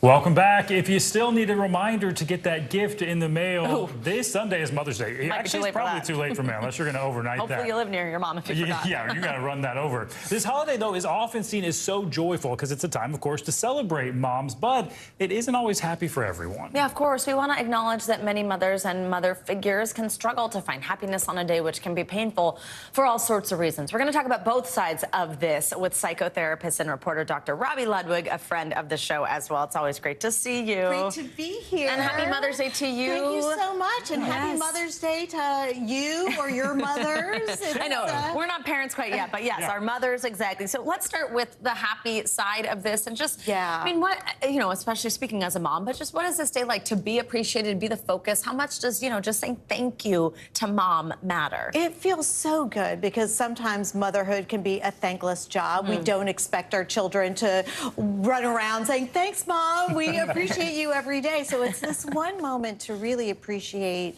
the power of women and motherhood and the importance that they create in their families and in the world. And also, our mothers are really the first and most powerful relationship that we have psychologically, and it often influences the way we experience others. So it is a wonderful time to celebrate women, stepmoms, mothers, people who are new mothers, and just appreciate all the work that they do. Absolutely. By the way, you were seeing just a moment ago, those are the moms of our team, either moms themselves who are on our team or our team members with their moms. Just a minute ago, those pictures on the pink background. So anyway, it's so much to celebrate with moms. But we do want to talk about sort of the other side of it. It can be a difficult holiday for a lot of people who've lost their moms. I lost my mom in college. There's also people who are struggling with fertility issues, who want to be parents and they can't. How can we support those people who are suffering during this time? Yeah, well, I think the fact that we're even talking about this was never a topic discussed. It was just glorified. And so I think it was really tough for people to see happy photos with mothers if they lost a parent. So we have raised awareness as a culture that Mother's Day can be a very conflicted time. So that in and of itself, recognizing it and helping those who are struggling be seen is tremendously helpful. And then just to reach out to somebody who might be having a tough time, you know, allow that space for grieving. It's not necessarily our job to make somebody feel better. Sometimes just allowing them to state how they're feeling and doing is tremendously powerful. Absolutely. And I think it kind of sounds like we see a lot of those posts on social media now on you know, Mother's Day, Father's Day, anything like this, where it's like, we're thinking of those that this is also tough for. What do you think about that? People posting that. I love that idea, because it's really reaching out and saying we recognize that it's not just a happy day, that all those who are struggling and having mixed feelings on Mother's Day, they also are included. We see you, we hear you, we support you, and we want you to support yourself in whatever way that you need to. Maybe a good way for using social media, as we were saying. Dr. Robbie Ludwig, it is always fantastic to see you. Happy Mother's Day again to you. And Stephen, thank you for sharing with us, you know, some of your own journey with this day. Of people in the exact same boat. Absolutely. Really well, thank you. So good to see you, Doctor. We also want to take this moment to say thank you to our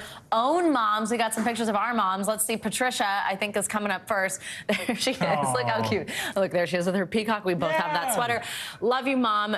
You are just so fantastic, and I'm just so lucky that you are mine. And I hope that you are up, you know, at 5:45 in San Diego watching this, or 11:45 later on. I'm sure she's DVRing us. Also, want to say to all the moms out there, wanted to say happy Your mom, I think Mother's Day. right? There's my mom, and there's me. I'm the cute one there. There's my mom. And there's my mother-in-law, Linda. I got another mother figure in my life to say happy Mother's Day to. That's cute. Well, of course, ours aren't the only two moms who watch the show and regularly text their kids' feedback. Let me tell you, every day I'm hearing from mine. Look at all this. Here are some of the Morning News Now team's wonderful moms. I'm sure lots of them are watching right now. And of course, there are more moms who also who work here, who are members of our team, waking up at crazy hours to put this show together while balancing things like homework, soccer games, family time, all that kind of stuff. So happy Mother's Day to all of them and all the mothers watching at home along with us. We're so thankful for you. I'm also so thankful for my mother-in-law. We both just got married recently, so it's like having a second mom, you know? It's like, you it's hear just the nightmare stories about mother-in-laws. Yeah, I know, exactly. So love you too, Kathy. Thank you so much for everything all you moms do. Yeah. Well, coming up now, a rare bit of good news at the grocery store this morning. Yeah, food prices are actually dropping ahead of the all-important Memorial Day weekend, where you can find the best deals to kick off summer the right way. This is Morning News Now.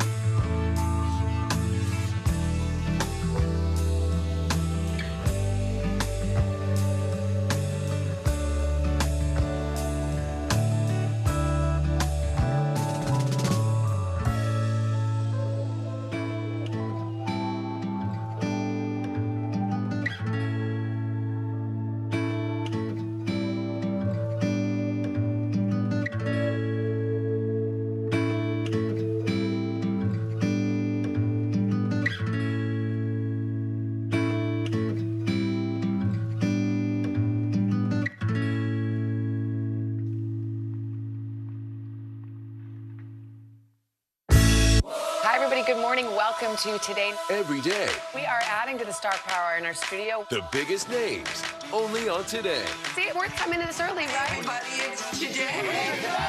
Like I won the lottery. How do you feel at this age, this stage? Liberated. We're just getting started, folks. Ain't no stopping us now. The boys are back in town. Boys are back in town. It's a miracle. It's a miracle. This has been fantastic. Everything and everyone you're talking about, only on Today. We're back with some good news for your wallet for a change, and it's coming just in time for Mother's Day or your Memorial Day barbecue. Yeah, we love to hear that. The cost of food has dropped for the second straight month, with basics like milk and eggs leading the way, but also some summer staples too, like hot dogs. Hot dogs are more than a summer staple for me. They are a favorite food. Year-round. They are a year-round favorite food. I'm not even kidding. NBC News correspondent Sam Brock joins us now from Florida with more on this trend. Hey, Sam, good morning. Savannah, Stephen, good morning. For the record, my wife, her favorite food is hot dogs. So you're in good company right there. Look, we're at a situation right now where so many families have had a real rough go of it at the grocery store the last couple of years. But now, for the first time in recent memory, the last couple of months, in March and April, month to month, the average price of groceries, guys, has come down with the holidays coming up. Now, I'm at a Winn-Dixie in Plantation, Florida. I assembled some breakfast foods here for you, just to give you a sample of what's going on right now. Bacon has dropped substantially. Chicken is about the same. Hot dogs, the aforementioned hot dogs, have come down. Hamburgers actually up a little bit, but if you look at the full picture right now, this sizzling inflation that we're seeing is finally showing signs of cooling off. For families who have watched grocery bills take an oversized bite out of their budgets, 509. like Chris Roberts and his 3 kids, the last 2 years have been tough to swallow. We used to spend $30 a day, and now it's closer to 60. But months of double-digit food increases appear to finally be easing. So even not going up anymore, even just stable, does that make a difference? Absolutely. Give some hope. The Bureau of Labor Statistics shows food at home prices fell modestly month to month in March and April, the first time the benchmark has actually come down since September 2020. In South Florida, some parents trying to capitalize ahead of the Mother's Day and Memorial Day holidays. Are you guys planning on having a big family meal? We normally do. I am very much so looking at the buy one, get one ribs behind you.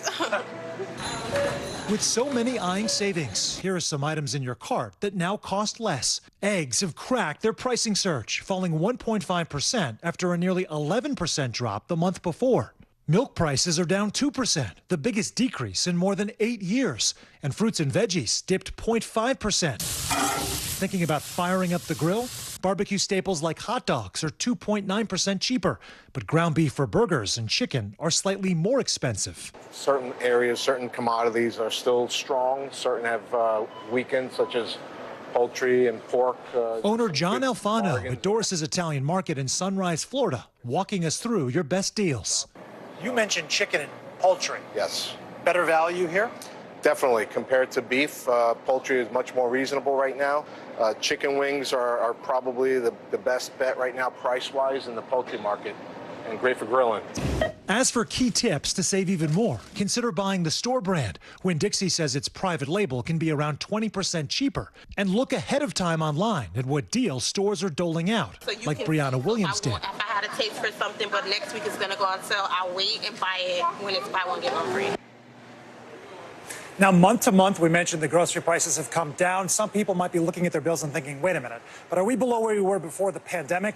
No, guys, it's been actually about a 7.1% increase year over year, which sounds bad. However, compared to August, just a few months ago, that was 13.5%.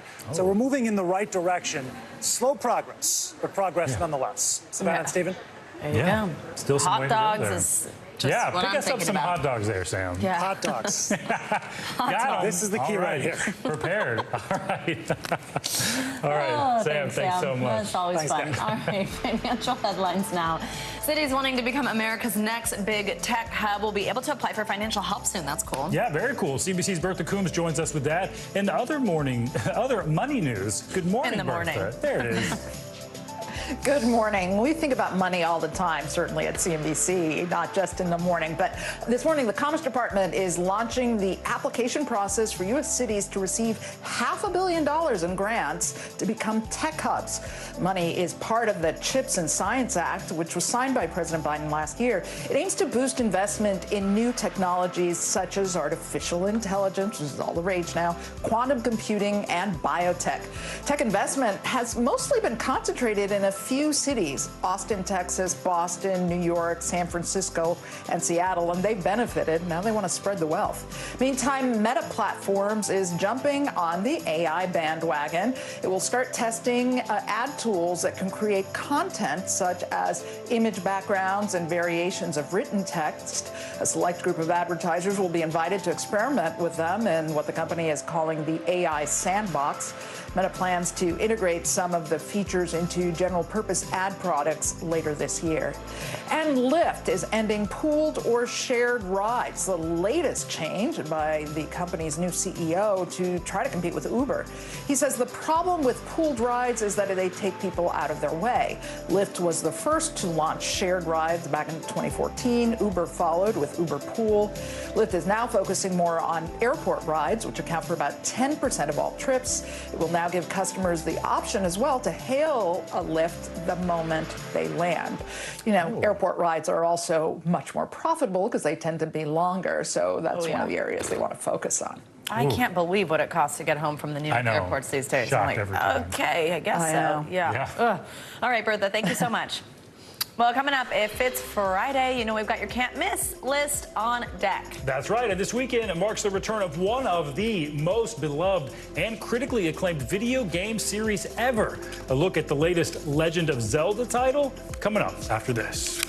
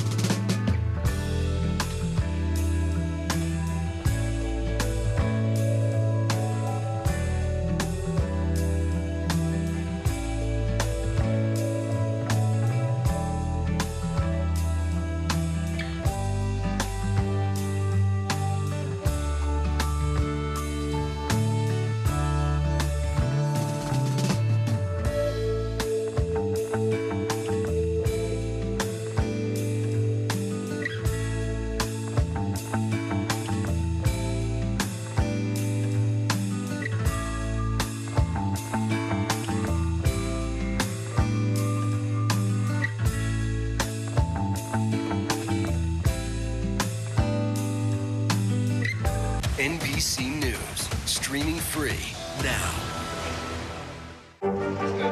What is going to happen now? Going back and forth because Go ahead. This is it. I'm Gotti Schwartz, and here are the stories we're watching tonight. Storms keep coming here in California. Some of the big headlines trending like crazy on social media. This is what my voice sounds like when I clone it. That wasn't me. You gotta see this. Stay tuned now, weeknights on NBC News Now.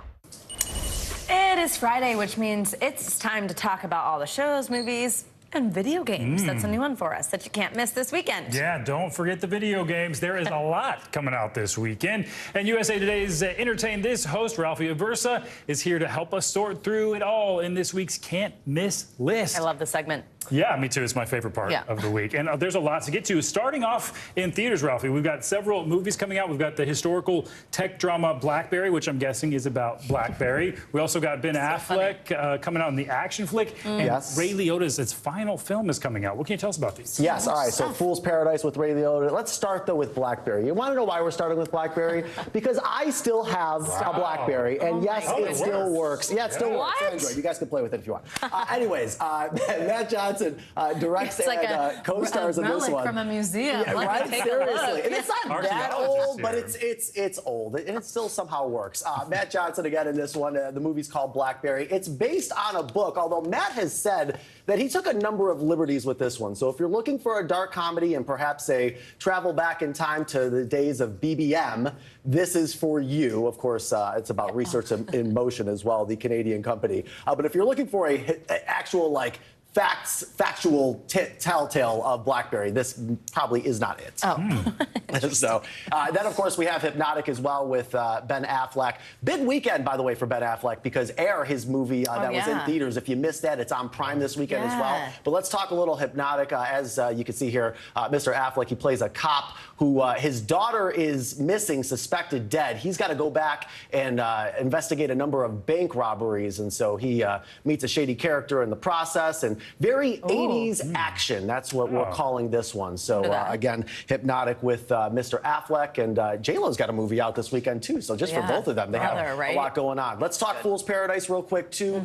Charlie Day, he actually told Willie Geist that his biggest regret is that the man right there, the late, great Ray Liotta, did not get to see this one because Ray apparently kept asking Charlie, when's this coming out? I'm excited about it. When's it coming out? Edie Falco also in this one. Ken Jeong, too, who plays a very funny publicist. Fool's Paradise in theaters this weekend.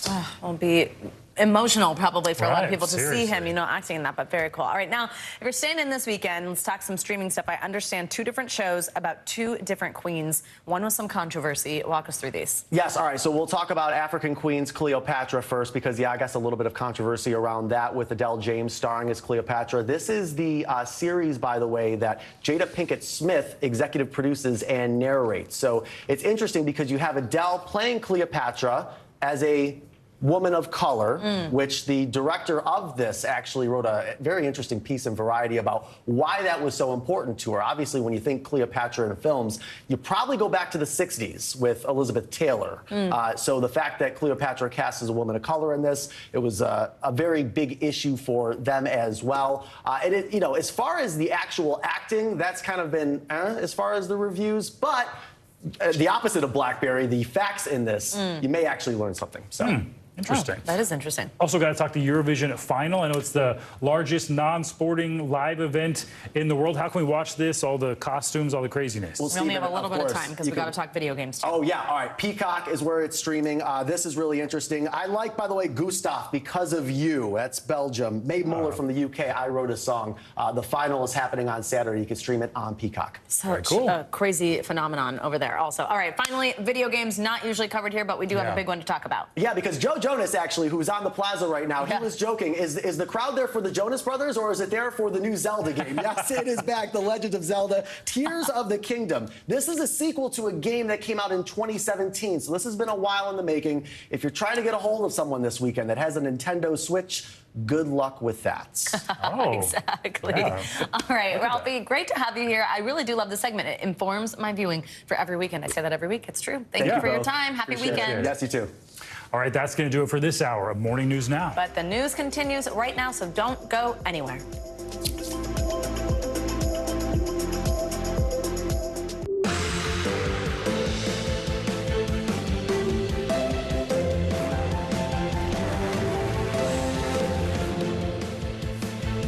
Good morning. I'm Stephen Romo in for Joe Fryer. Hey, everybody. Thank you so much for being here. I am Savannah Sellers. Right now on Morning News Now, Title 42 lifted.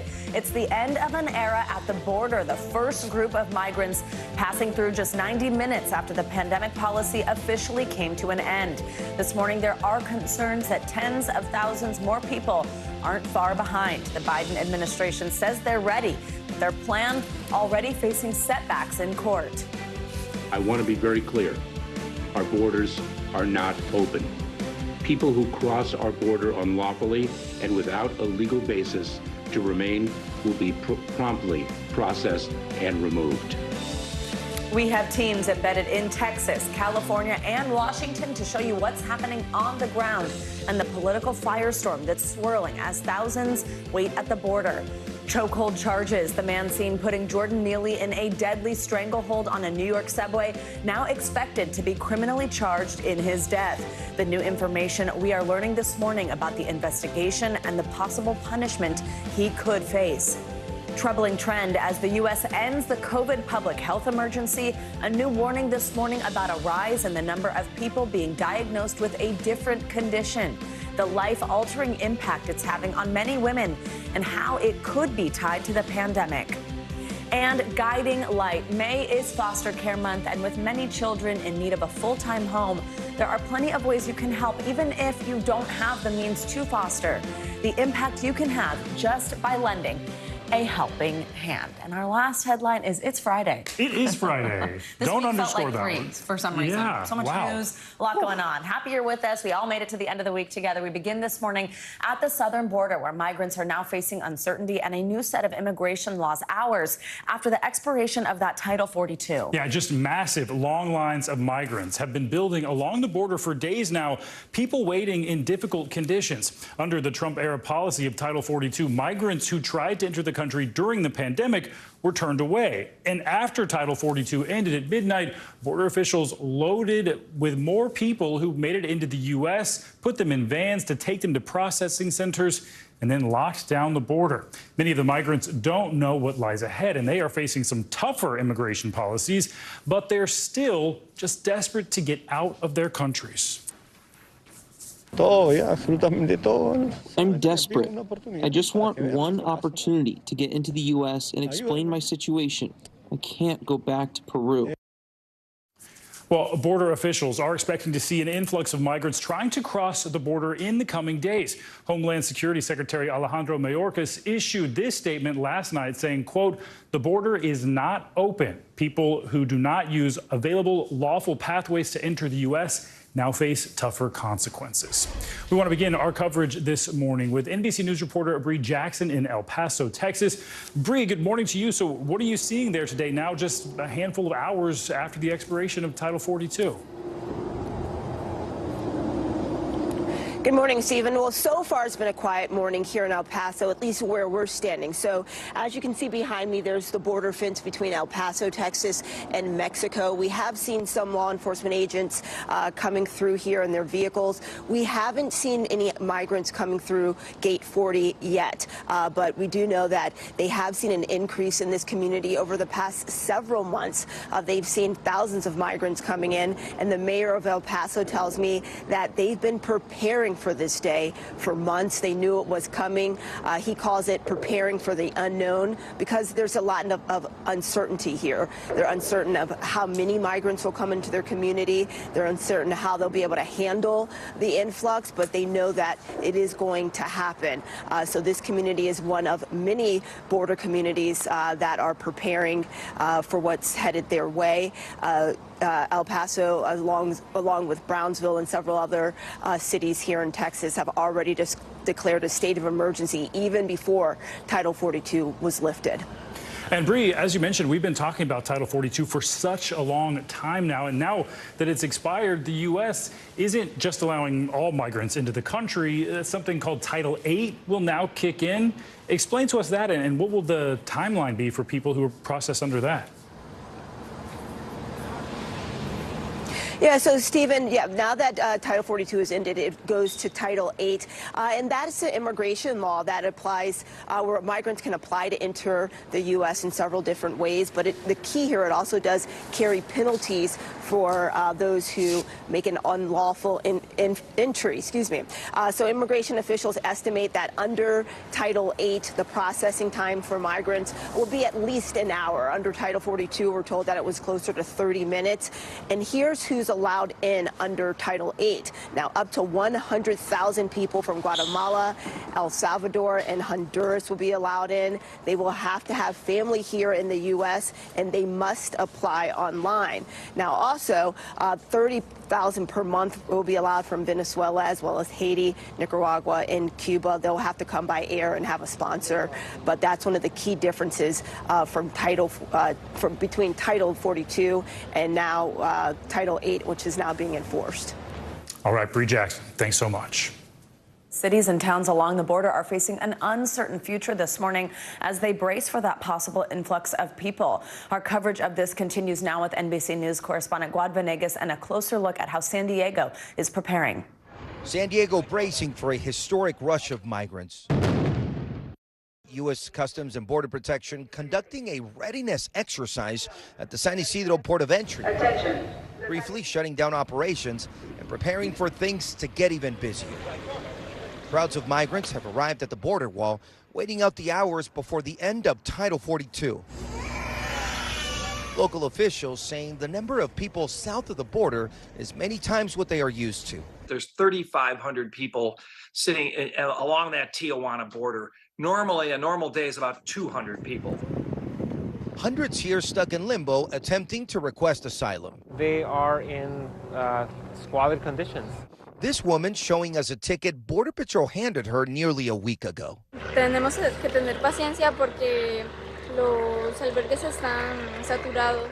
And so are the processing centers where these folks will be questioned. Immigration officers making the evaluation on whether or not they're allowed to remain in the U.S. for now. Good afternoon. The Biden administration making it clear that the change in policy would be swift and sending a message to those planning their arrival. If anyone arrives at our southern border after midnight tonight, they will be presumed ineligible for asylum and subject to steeper consequences. We are conducting dozens of removal flights each week, and we continue to increase them. This man from Nicaragua, who was waiting to get across since January, turned himself into Border Patrol and was expelled back to Mexico with his wife and daughter. So he says he was never interviewed, he was detained, put in a vehicle, and then brought back. Another saying that he would keep trying to cross the border even if he's expelled. For those allowed to stay in the U.S. after being processed, help will be needed, many depending on local shelters, which tell us they are preparing for an influx with extra beds and donated supplies, but resources are limited. We're a county. We're not equipped to do this. We have very limited beds. We have very limited facilities. And so our best effort is to try to get them to family or to their sponsor as quickly as possible. Our thanks to Guad Venegas for that report. Now, Homeland Security has announced more than $300 million will be distributed primarily to border communities to help with this increase of migrants looking for shelter. Well, this morning, major cities across the U.S. are under states of emergency as several places are seeing that increase in migrants. As NBC News national correspondent Gabe Gutierrez explains, the suburbs are also now feeling the impact of the situation as resources are stretched thin coast to coast. New York City's mayor has been sounding the alarm over the migrant influx here for months. Now, his battle with suburban counties is intensifying. The migrant crisis is stretching far beyond the southern border, from Chicago, where immigrants are sleeping in a police station, to Denver, where they're packing into this parking garage and overwhelming this intake center. There's nowhere else for these refugees to go. New buses of migrants also arriving in Philadelphia and Washington, D.C., so-called sanctuary cities where local authorities have said they won't enforce federal immigration laws. Here in New York, Mayor Eric Adams is now sparring with the suburbs as he blames the Biden administration for the city running out of shelter space. The national government has turned its back on New York City. As the city receives up to 1,000 migrants a day, a plan to bus migrants to 2 surrounding counties has now sparked fierce backlash. I think it was an ambush. Did you feel blindsided? Yes, I felt disrespected.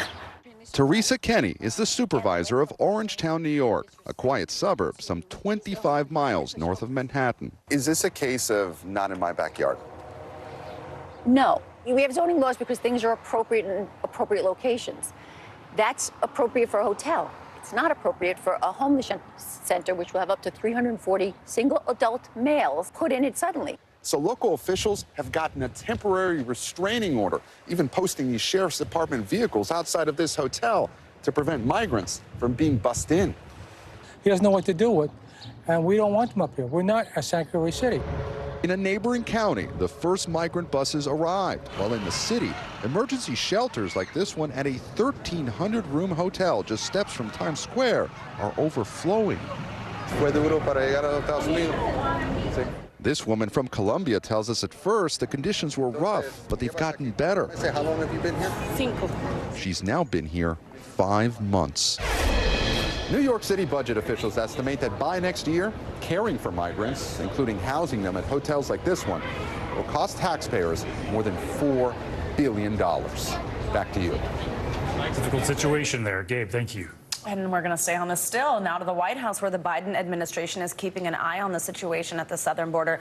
As we mentioned earlier, President Biden is shifting towards new immigration policies. For the latest, we are joined by NBC News Digital senior White House reporter Peter Nicholas. Peter, good morning. Thanks for being here with us. So first, just tell us what we can expect to hear or see from President Biden on this today, and tell us about this new plan, Title 42's replacement, Title 8. Well, President Biden has a meeting scheduled today with the president of Spain. So he'll have bilateral meetings and discussions that will involve Ukraine. But this issue is front and center for the White House right now. We saw Secretary Mayorkas come to the White House, Homeland Security Secretary, come to the White House yesterday, try to explain this to reporters. And what we're seeing from the White House is really, I think, an attempt to shift the blame here to Congress, to say that, yes, there's going to be a surge in migrants trying to cross the southern border. Yes, it's going to be chaotic and messy, but it's really up to Congress to provide more resources to the government so that they can handle this influx, and also pass comprehensive immigration reform, measures that would provide, say, a path to legal citizenship for people living in the country illegally. And we haven't really seen Congress muster the will and the appetite to try to pass such legislation. So that's essentially the message coming from the White House. So before Title 42 expired last night, we had heard from Biden's Homeland Security Secretary, Alejandro Mayorkas. We played some sound from him throughout the morning, including him saying our borders are not open. Tell us more about what we heard and what he's focusing on regarding immigration as we move into this phase this morning. Well, he's trying to deter people from coming across the border. He understands that there are 10,000, 11,000 people trying to cross every day. I mean, this is well beyond the capacity of the U.S. government to respond to. So he is trying to send out a strong, clear message that people should not attempt to cross the border at this point, that they're now that Title 8 is in place, Title 42 has expired. They're subject to criminal penalties. There's a 5-year ban on reentry if they try to cross the border illegally. So he's trying to use deterrence, sticks rather than carrots, to encourage people not to come and maybe relieve some of the strain and the pressure on U.S. border agents who are just dealing with an untenable situation. Let you go. Peter, before I let you go, I do also want to just switch gears here and ask you, while I've got you, about the debt ceiling fight going on in Washington, the drama around it. President Biden was supposed to meet with congressional leaders today, but that's been postponed, according to sources. What can you tell us? I mean, the U.S. is looking to avoid this potentially crippling default next month. We have not really seen any progress. Now a meeting being delayed. What do we know? Well, what we know is President Biden had said there was going to be a meeting with congressional leaders from both parties today. That meeting has been postponed. The message from the White House is that there are private talks happening at the staff level, so talks haven't completely broken down. But there was a meeting Tuesday, and there was a lot of build-up to it, and there was a lot of anticipation, and really nothing happened. The ball was not advanced, and we only have about 2-3 weeks before the debt ceiling, before we may enter into default unless Congress can lift the debt ceiling. President Biden next week is scheduled to go to Japan and Australia, so he may be out of pocket. So it's clock is ticking. Peter, thank you so much. We appreciate you joining us. We will have more coverage from the border, as we were discussing just a moment ago, of course, throughout the morning and coming up in our next hour. Thanks, Peter. Thank you. And meanwhile, new this morning, the 24-year-old man accused of putting 30-year-old Jordan Neely in a deadly chokehold on a New York City subway last week is expected to turn himself in to authorities today. According to the Manhattan DA's office, Daniel Penny will be charged with second-degree manslaughter. Here's NBC News correspondent Stephanie Gosk with more. 10 days after the death of Jordan Neely was captured on video, the Manhattan DA taking action against the man who put him in a chokehold. Writing in a statement, "We can confirm that Daniel Penny will be arrested on a charge of manslaughter in the second degree. The manslaughter charge carrying a sentence of up to 15 years. Penny, a Marine veteran, put Neely in a chokehold for at least several minutes in an effort to subdue him. One witness says Neely, a homeless subway performer and Michael Jackson impersonator, had been screaming at passengers, saying he was hungry and ready to die when Penny acted. Lawyers for Penny have said he and other passengers on the train were aggressively threatened by Neely, overnight releasing a statement saying Penny risked his own life and safety for the good of his fellow passengers, adding, "We are confident that once all the facts and circumstances surrounding this tragic incident are brought to bear, Mr. Penny will be fully absolved of any wrongdoing." At the time of the incident, Penny was questioned by police and released. But the next day, the medical examiner ruled Neely's death a homicide as a result from compression to his neck, sparking outrage and protests throughout the city. While some are calling Penny's actions vigilantism, others point to the issues of homelessness and mental illness in New York City. Jordan Neely did not deserve to die. And all of us must work together to do more for our brothers and sisters struggling with serious mental illness. Neely, who police say was arrested more than 40 times, was known to be struggling with mental illness since his mother's murder in 2007. Hospitalization is a tactic, it's not a plan. Jordan had been in the hospital. If you place someone in a hospital, when they're released with no continuum of care, it doesn't really help. Today's anticipated arrest potentially easing tensions in a conflicted city. And our thanks to Stephanie Gosk for that report. Next week, Mayor Adams plans to bring together leaders of homeless outreach services for a summit on improving outcomes for people with serious mental illness. The goal to develop an action plan to get those in crisis the help they need. Jordan Neely, meanwhile, will be laid to rest next week. His family plans to hold a press conference later today.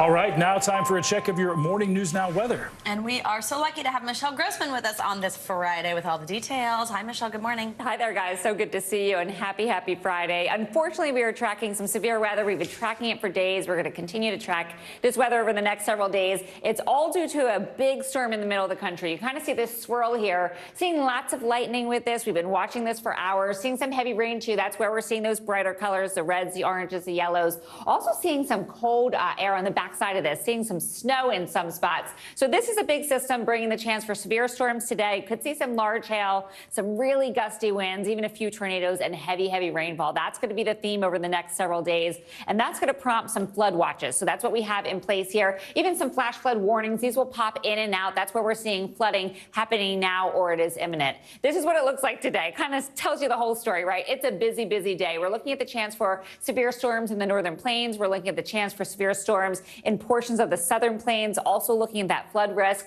We're looking at sunny and warm conditions in the Pacific Northwest. So an early heat wave, temperatures well above normal. That's on that coast. Then on the East Coast, we're looking at a really warm day. Temperatures soaring into the mid to upper 80s.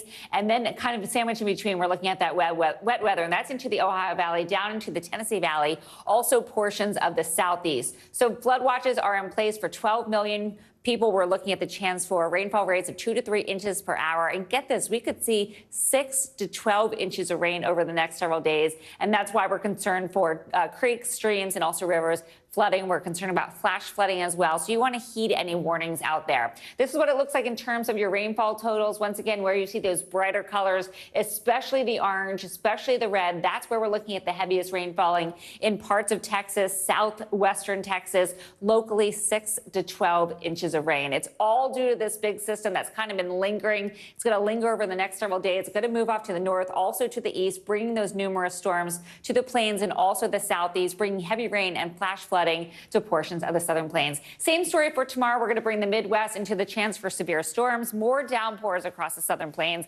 lots of rain on your Saturday, and then Sunday, Mother's Day. Unfortunately, we're looking at some brunches indoors, so more storms soaking much of Texas. And we're looking at beneficial rain, but it's going to come pretty fast, and we have some really dry ground, so we could see those the water kind of running off. Let's talk about the severe threat because it's Friday. We get a little bit lax when this is into the weekend. So 20 million at risk for large hail. Could be baseball-sized hail. Winds gusting up to 60 miles per hour. That could cause some damage, and also the chance of a few tornadoes. Where you see that orange, that's an enhanced risk. It includes Omaha. That's where we could see the likeliest spots for some large hail. But anywhere where you see the yellow, that's a chance of seeing those tornadoes. Here's that warm stretch. I'm going to Taylor Swift tonight. It's going to be hot. Temperatures in the mid to upper 80s. I don't think my outfit's going to go with the mid to upper 80s, but it's all I have. We're looking at temperatures 18 degrees above normal. And then we're also looking at a warm day tomorrow. So, yeah, tonight's the night, guys. Wow. It's not going to rain. But it's going to be 80. Michelle, I'm on the hunt right now for tickets that drop because, I went to Nashville, but now I need to get closer to her. I got to see her all that up. I did love the bathrobe situation. Thanks. Joe was so confused by that. Thank you. It was very practical. I was so comfortable. And it doesn't matter what I'm wearing. It matters what she's wearing and that I'm comfortable to take it in. It's so cute. It's so cute and so you, and you just rolled with the punches. It's so me. Right? But you just roll with the punches. Meanwhile, your husband's like, no, she doesn't. Yeah, exactly. Yes, you do. How did you know that? Michelle, we love you. Stick around. I need to talk to you in the commercial. Okay. They will be talking, I guarantee that. Well, coming up, going green. The new climate push from the White House and why they say this policy could save lives. That is next. Your music is so familiar. What do you think when people start humming back your tunes? How you doing, Lester?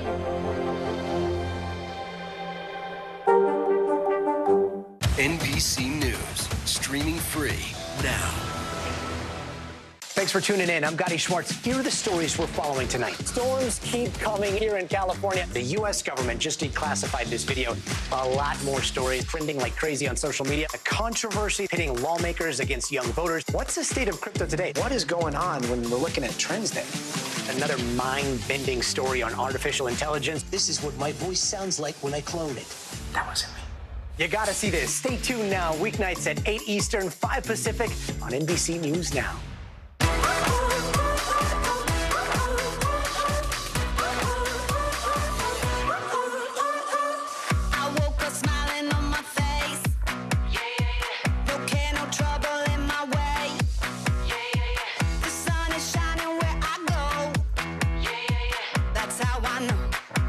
That's how I know. Today's gonna be great, gonna be great, gonna be a good day. Today's gonna be great, gonna be a good day. We're back now from Las Vegas, Seattle, Guatemala City, from Wilmington, I was in space in Texas, from Normandy, from France, Surfside, Florida. Thank you for watching, everyone. We begin top story with that breaking news. This is just in. A lot of stories to get to. What do people need most right now? Did the state and or law enforcement drop the ball anywhere? Are we headed for a recession or a recovery? Migrant families now stranded in Mexico. What's the World Cup experience been like? The civilian effort is not just about fighting, it's also about helping. Every night, it's your news playlist. Top Story with Tom Llamas. Streaming weeknights at 7 on NBC News Now. Your music is so familiar. What do you think when people start humming back your tunes? How you doing, Lester?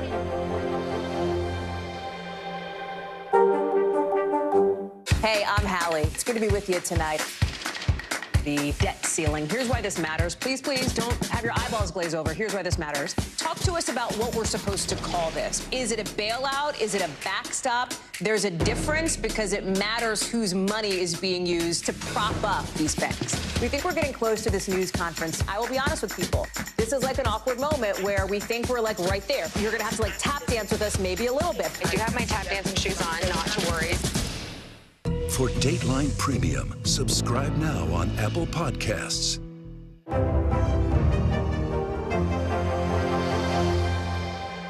NBC News, streaming free now. All right, we're back now with that big climate change initiative announced by the White House. That's right. The Biden administration is planning tough new emissions caps for coal and gas-powered utility operators. But several Republican states are threatening legal action. NBC News correspondent Tom Costello has more. If implemented, these new EPA standards would force fossil fuel power companies to make deep cuts in greenhouse gas emissions, the equivalent of taking 137 million cars off the road each year, half the cars in the states. The EPA predicts 300,000 fewer asthma attacks and 1,300 fewer pollution-related deaths. President Biden wants to move the country from coal and gas power plants to clean energy, but the White House is facing serious pushback from Republicans, especially in West Virginia, with 90% of the economy dependent on coal. The Attorney General there tells me he will file suit to block the rule, arguing it would cost thousands of jobs and drive up electricity rates nationwide. All right, Tom, thank you so much. All right, time now for some international headlines as some rival factions in the Sudan each agree to help protect civilians. That's right. Claudio Lavanga joins us now with that and other international headlines. Hi, Claudio. Good morning. Savannah, Stephen, good morning. Yes, after days of talks, the two factions at war in Sudan have finally agreed to at least protect civilians and allow humanitarian aid to resume, even though they did not agree to a ceasefire. Now, the signed declaration also mentions the restoration of essential services. A U.S. State Department statement said the parties will focus on an effective short-term ceasefire of up to 10 days. And Norway has taken over the Arctic Council's presidency from Russia, as questions about how Ukraine's invasion could impair their abilities to protect the polar region. The Arctic Council gives a voice to the indigenous people of the Arctic region and is a key forum that addresses climate change and other environmental challenges of the region. Experts say it will be complicated without Russia's cooperation, as they are the biggest Arctic nation. Norway has vowed to keep the Council's work moving forward as it assumes the rotating two-year chairmanship. And let's end this tour of the world with one man who's attempting to run the entire length of Africa until Christmas. 26-year-old Russell Cook plans to cross 16 countries on foot without taking a single rest day. That is more than 15,000 kilometers. Now, the British runner, who also goes by the name of the hardest geezer, is documenting his journey on social media. He hopes the physically demanding challenge will help him set a record, as well as raise money for good causes, both the running charity and water aid. Back to you guys. Wow. What an accomplishment. Geezer, yeah, interesting. All right, Claudio, thank you. Thank you. Coming up, a new warning about a familiar fungus. Yeah, what you need to know about a new highly contagious version of ringworm and why it's so hard to stop it from spreading. That's next.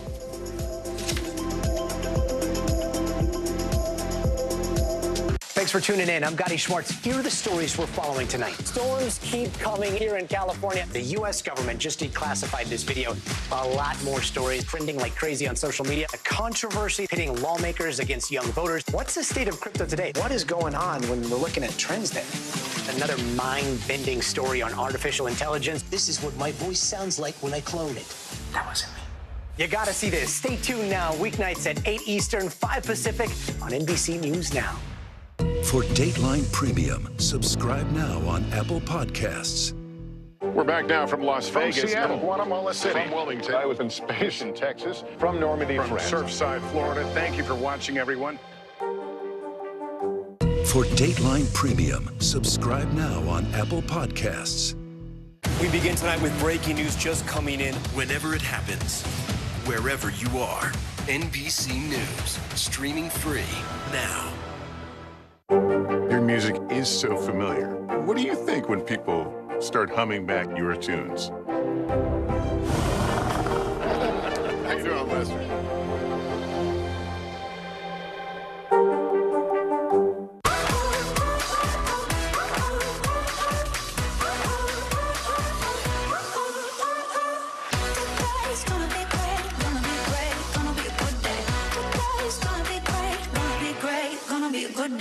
We begin tonight with breaking news just coming in. Whenever it happens, wherever you are, NBC News, streaming free now.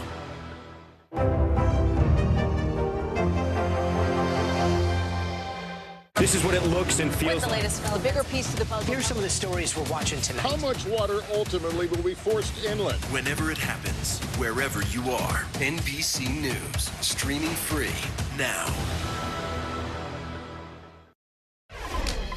Welcome back. The World Health Organization has announced that monkeypox is no longer a global health emergency. Infections have been on the decline for the past 3 months, with countries reporting nearly 90% fewer cases compared to the previous 3-month period. Now, monkeypox was given the emergency designation back in July after a major surge in cases. According to the agency, 87,000 cases and 140 deaths were reported globally since January of last year. And while health officials declare an end to the monkeypox emergency, the CDC is tracking a possible new threat in the U.S. Yeah, 2 people in New York City have actually contracted a highly contagious and drug-resistant form of ringworm. It comes as more doctors report an uptick in patients taking longer to respond to traditional ringworm medications. NBC News medical reporter Erica Edwards joins us now for more details on these 2 cases. Ugh, Erica, I know a lot of people are like, please don't show me more of those pictures, but let's talk through this. So what is ringworm exactly for people who've never experienced this, and what do we need to know about these 2 cases reported to the CDC? Yeah, good morning, Savannah. You know, despite its unfortunate name, ringworm is not actually caused by a worm. It is a fungus, and it spreads very easily through skin-to-skin contact. Now, usually, the rash is treated with topical creams, but this was not the case in these 2 women, these 2 patients in New York City. Excuse me. Creams did not help them. It took weeks of oral antifungal medications to actually clear their infections. Guys? And walk us through this situation, how we actually got here. What led to this actually getting drug resistant? I've seen like over-the-counter medications seem to be what people use to actually treat this. Is there concern that this difficult to treat form could spread to the general public?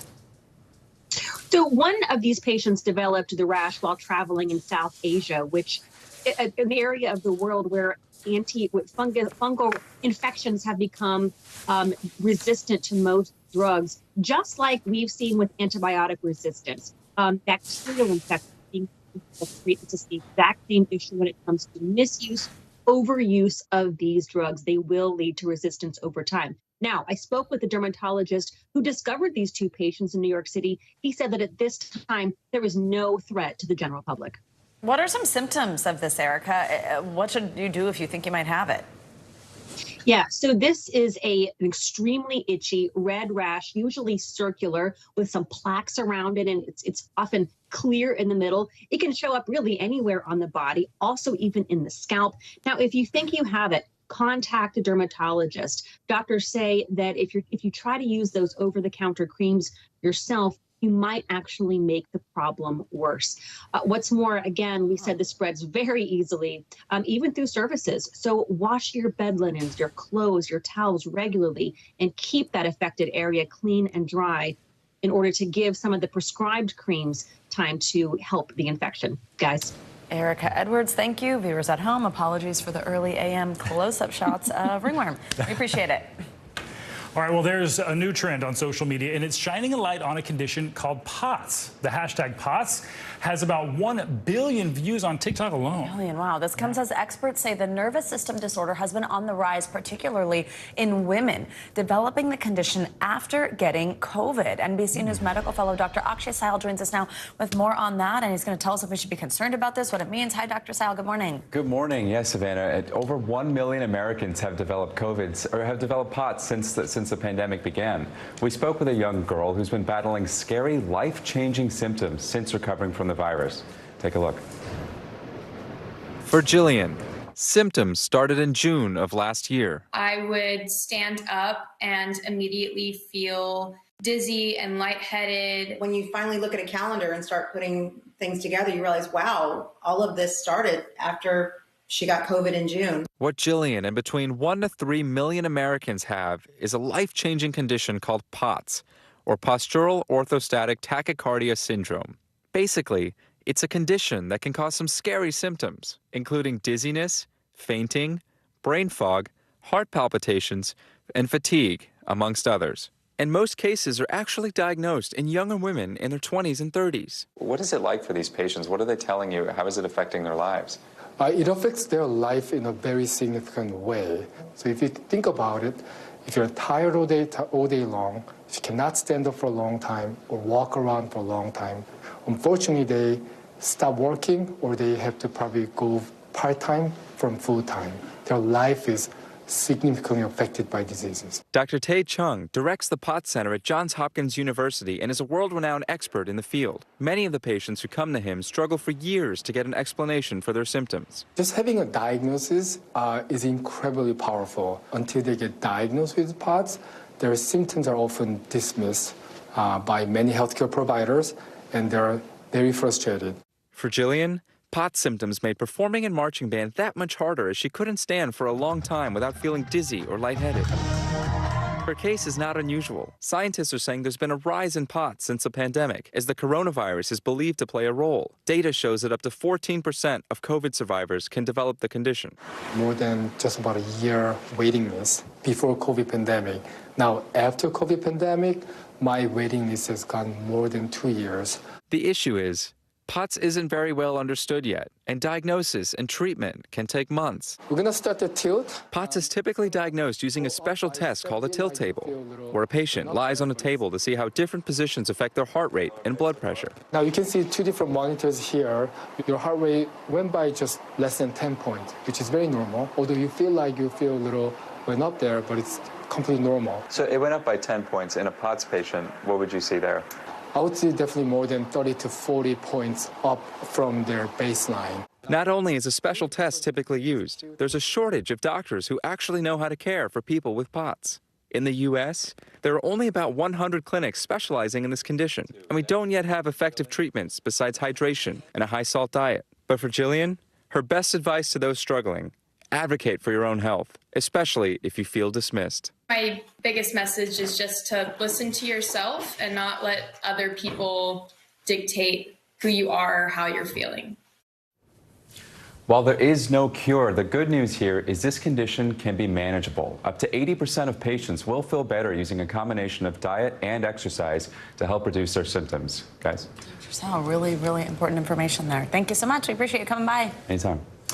All right, coming up, more pain for Peloton. Yeah, why the fitness company is urging users to hop off some of its exercise bikes. Get this, recalling more than 2 million of them. Stay with us.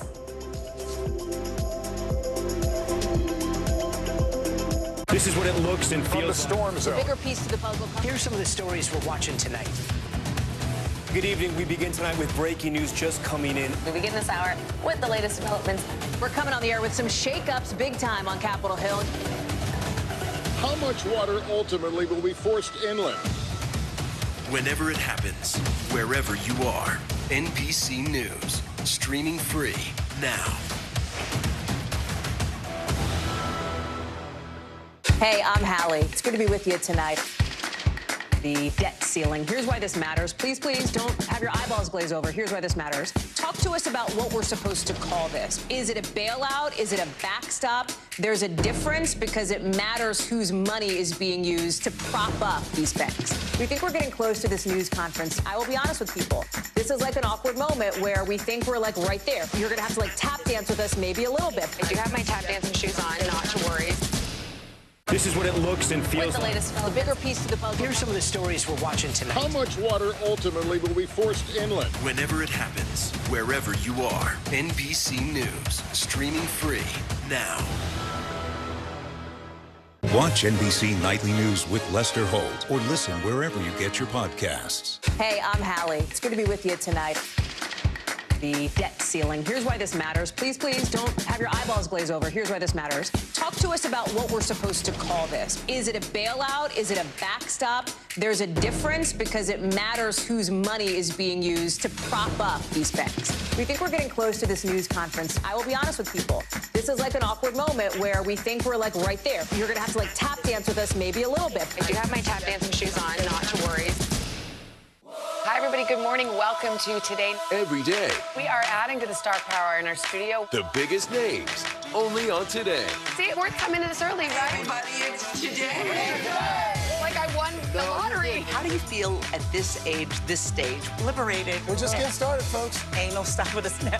The boys are back in town. Boys are back in town. It's a miracle. It's a miracle. This has been fantastic. Everything and everyone you're talking about, only on Today.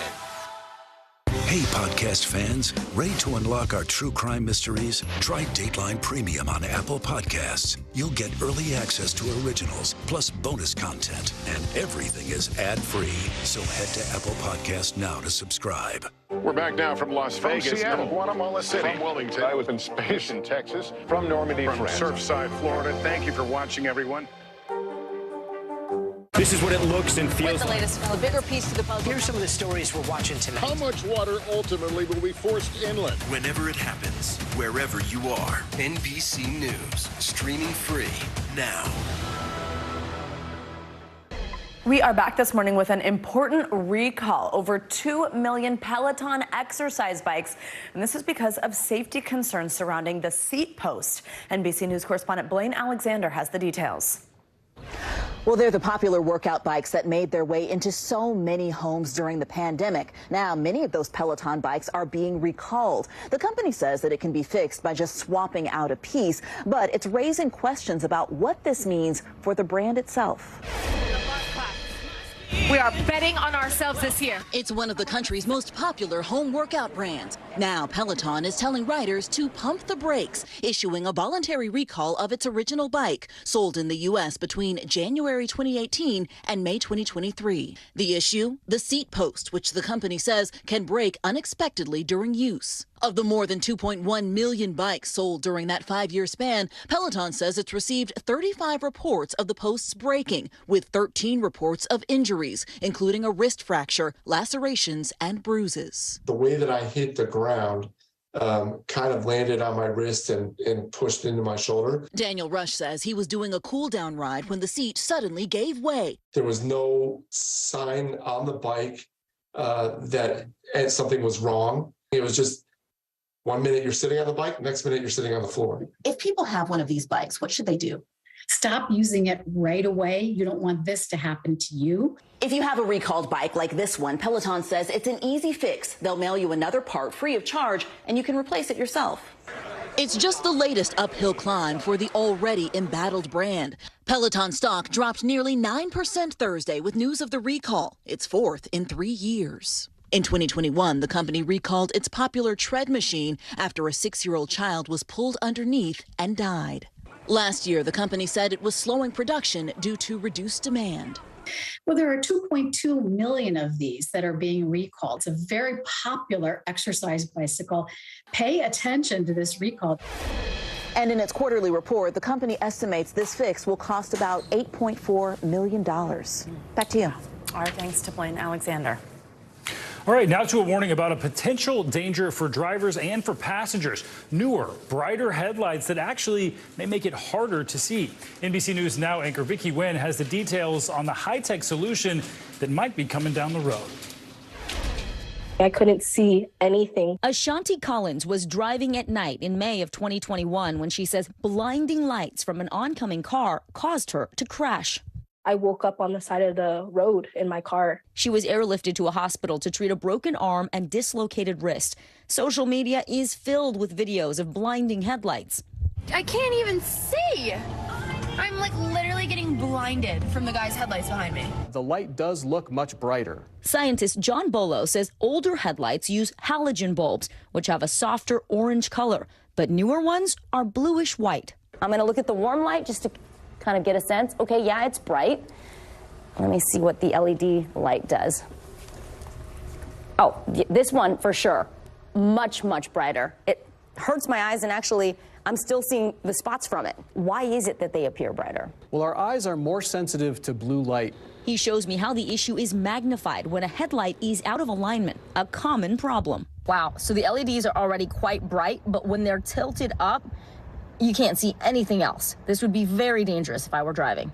An NBC News analysis found only 10 states require annual inspections for proper headlight alignment. Automakers say they have a solution: adaptive headlight technology. What did these lights do? Well, instead of thinking of a static light like a low beam and a high beam, think of it as a projector. And it's not blinding other people. And it's not blinding other people. I saw firsthand how adaptive headlights work. Wow, I can see everything. This experience of driving at night is completely different and so much better. I feel like a safer driver. They even highlight my lane without affecting other drivers. Okay, so this car now he got in front of me. And notice how it's got a shadow on him now. Yeah. Oh, interesting. The technology has been in use in Europe for a decade, and automakers say they hope to have it on U.S. vehicles within 5 years. Do you think this technology is life-saving? Absolutely. Wow, and our thanks to Vicki Wynn for that story. While the U.S. waits for that headlight alignment technology, experts say drivers should get an alignment check done by a mechanic. And if you're in a state that doesn't require those checks, all you have to do is ask for it. Really good information there that could actually save lives. Well, let's get to some money news now. And it seems like the search for a new Twitter CEO has come to an end. Yeah, CNBC's Bertha Coombs joins us with that and other money news. Good morning, Bertha. Hey, good morning, guys. Yeah, Elon Musk says that he has hired a new Twitter CEO. In a tweet late last night, Musk says she will be starting in about 6 weeks. He will become executive chair and chief technology officer overseeing product and system operations. Now, the Wall Street Journal and others are reporting that NBC Universal ad executive Linda Yaccarino is in talks for the position. NBC Universal, of course, is the parent company of CNBC and this network, and has reached out to Yaccarino for comment. A company spokesperson says that she's currently rehearsing for NBC's upfront presentation to advertisers on Monday, so she's pretty busy. Meantime, another company that Elon Musk is CEO of currently, Tesla, raising prices for all vehicles except the Model 3. The company raising the price for all versions of the Model S and X by $1,000, while the Model Y is going up by $250. This is actually the second price increase for those cars in the past month. Why aren't they raising it for the Model 3? Because they already raised the price on that earlier this month. This follows a series of price cuts that we saw a while back to drum up demand. Looks like it's working.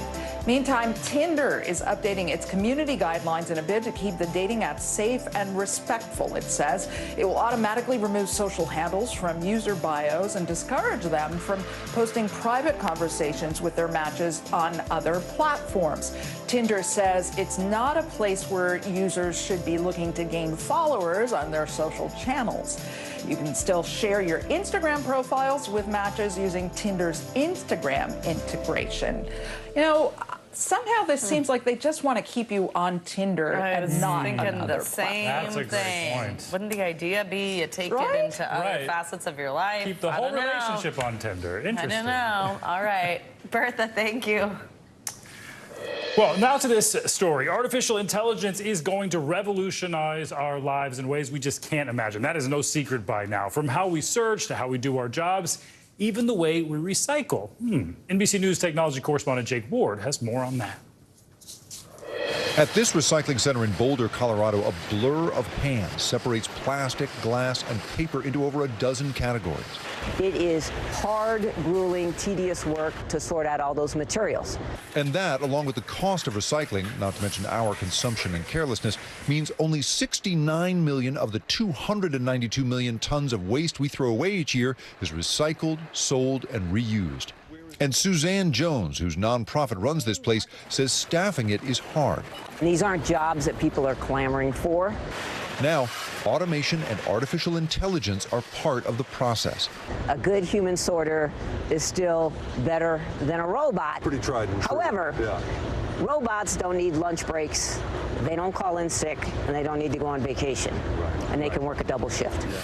This one, made by Colorado-based AMP Robotics, uses machine vision and a vacuum grabber to pick out what it can. And according to CEO Matanya Horowitz, the lease costs roughly the same as 1 or 2 workers' annual salary. We identify hundreds of different, sort of specific types of things, but we're always teaching it new things.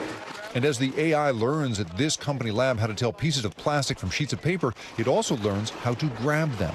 In the future, it'll go for the flat spots and get better and better over time. Would it be the case that if you smash this thing up a million different ways, it will eventually learn all million possibilities? Well, even better, it learns to generalize. In addition to the million, it'll learn the 1,000,001 that it's never seen. And the AI can learn the exact chemical composition of each item, allowing it to not only fingerprint which company it came came from, but also sort the stuff so exactly, recyclers can guarantee customers a purer form of recycled plastic or paper, not one that's mixed up with materials humans might miss. When you total up the value of all the stuff that we put up in the garbage, you end up with these colossal figures, hundreds of billions of dollars of commodities that right now the world doesn't have access to because the sorting problem is too hard. This is the river of refuse that flows from us each day. But if AI makes it possible to see its contents more clearly, it could become a pool of materials we never throw away. Jake Ward, NBC News, Boulder, Colorado. All right, coming up as we celebrate the mothers and mother figures in our lives, there are hundreds of thousands of children in need of care. Yeah, how you can help provide a steady foundation for these kids who need it most. That's coming up next.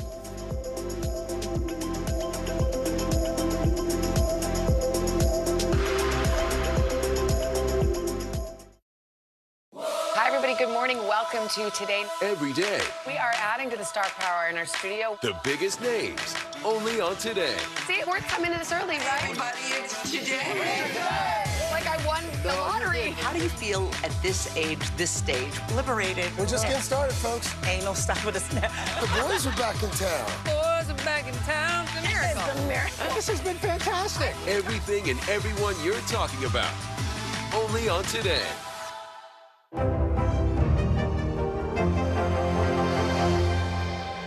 Thanks for tuning in. I'm Gotti Schwartz. Here are the stories we're following tonight. Storms keep coming here in California. The U.S. government just declassified this video.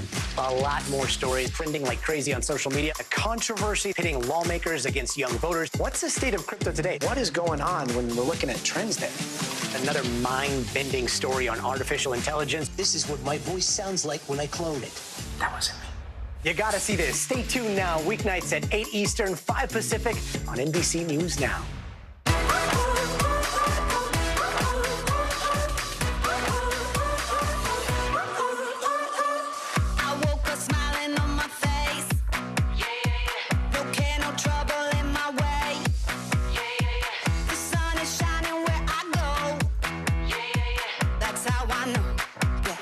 How I know. Today's gonna be great, gonna be great, gonna be a good day. Today's gonna be great, gonna be a good day. Your music is so familiar. What do you think when people start humming back your tunes? How you doing, Lester?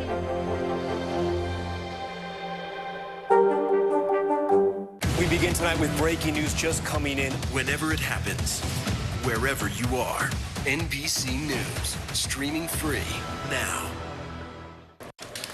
Welcome back. Sunny days on Sesame Street as they welcome their newest friend, TJ, who's also the program's first Filipino-American Muppet. TJ's debut comes just in time for AAPI Heritage Month in this week's show. TJ, along with actor Kal Penn, Grover, and fellow Korean-American Muppets Ji Young, spoke about their confidence. The character is voiced by Yinin Shintu and was created by animator Bobby Pontius and puppeteer Louis Mitchell. Pontius says he modeled TJ on his lifelong friends' children. Oh. That's very cool. Did you grow up on Sesame cool. Street? I did, Oh, yes, me too. absolutely. But it's Love just it. so neat every time that they add a character that just helps with representation. You know? Absolutely. With how many Love it. kids do grow up with it, Right. how important that is. So many of us. Awesome. All right, well, May is National Foster Care Month, and according to the Department of Health and Human Services, there are nearly 400,000 children and teens currently in foster care. And while many people are unable to provide homes for those children, there are still plenty of ways to help and build a community. Let's bring in Susan Ramirez for more. She is the CEO of National Angels, an organization that focuses on providing care for foster children. Susan, good morning. What incredible work you are doing, and we appreciate you joining us. Talk us through what support for foster children looks like. If you're not just able to provide that home, how can people create bonds with kids in foster care and help provide for them in some way? Yeah, so we have a saying that not everyone is called to foster and not everyone is called to adopt, but everyone can play a role and make a difference in a child's life. And that is what our organization is set out to do. We know that children spell love, Time. And so it's really about providing time.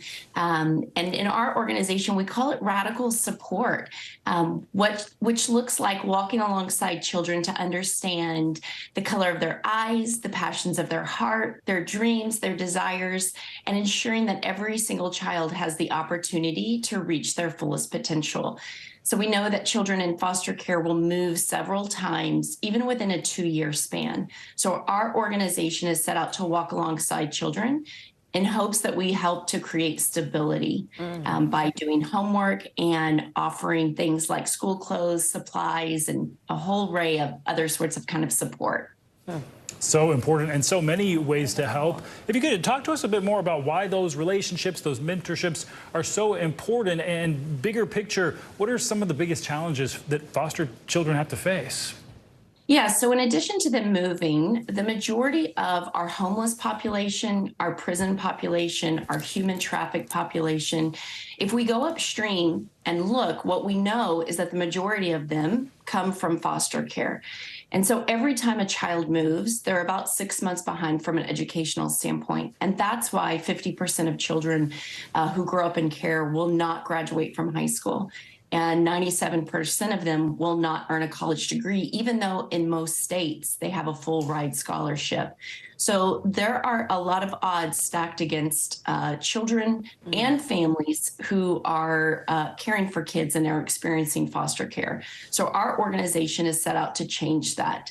And through research, we see that that is actually what is happening. Children are staying in place when families are supported and children are supported in a really unique way. And Susan, we're talking through a lot of the difficulties that these children who have to move so many times and lack that stability go through, but it's also tough, of course, for the families who are providing that physical space, who are obviously giving in a financial way to these children. How can we help support those families, the families who are opening up their homes? Yeah, so we hear that the number one need from families is community. I was a foster mom. I know how isolating it can be when caring for a child that comes from really hard places. And so community is a huge support for families to not feel alone. And simple things like, I'm going to bring a meal to you. I'm going to go and sit in court with you. I can help clean the house, fold laundry, rock a baby, babysit. So again, not everybody's called to foster, not everybody's called to adopt, but everyone can play a role and make a difference in a child and in a family's life. Susan Ramirez, really, really cool stuff. What an inspiring conversation to have, especially as we head into Mother's Day weekend. We really appreciate your time and the work that you're doing. Thank you. Thank you. All right, well, we end this hour with a growing courtside friendship. Michigan State University shooting victim John Howe got to see his idol James Harden play during the NBA playoffs. Now Harden is calling him his good luck charm. NBC News correspondent Jesse Kirsch has their story. Down by 2 with overtime running out, Philadelphia 76ers star James Harden electrified his home court crowd. Harden clinching a huge playoff win Sunday with help he says he got from off the court. And there's John Howe, a recovering victim from that terrible Michigan State shooting spree. In a February mass shooting, 3 Michigan State University students were senselessly killed. 5 more were injured. The 76ers say the tragedy left student John Howe paralyzed. The team says while hospitalized, John got a call from his favorite NBA star, James Harden. Fast forward to last weekend. John met Harden face-to-face during Sunday's warm-ups, and then a reunion after that thrilling finale. Because you're the good luck charm, for real. I just kept thinking about it. Thank you. No, thank you. It's a lot of nonsense that's going on in the world. It's heartbreaking, you know what I mean? But he's strong. I feel like it's my job to just give him that light, that smile that he deserves, that he needs. Every day is an opportunity to get better, you know what I mean? Mentally, physically, all that. So just keep the right mindset. You know, I'm always praying for you. You know, I always got you if you need me. You know that? Yeah. Playing for that championship smile to keep shining through. Jesse Kirsch, NBC News. Can't beat that. A great story for a Friday. Amazing, exactly. Yeah, love that. Well, that's going to do it for this hour of Morning News Now. But the news continues right now. Don't go anywhere.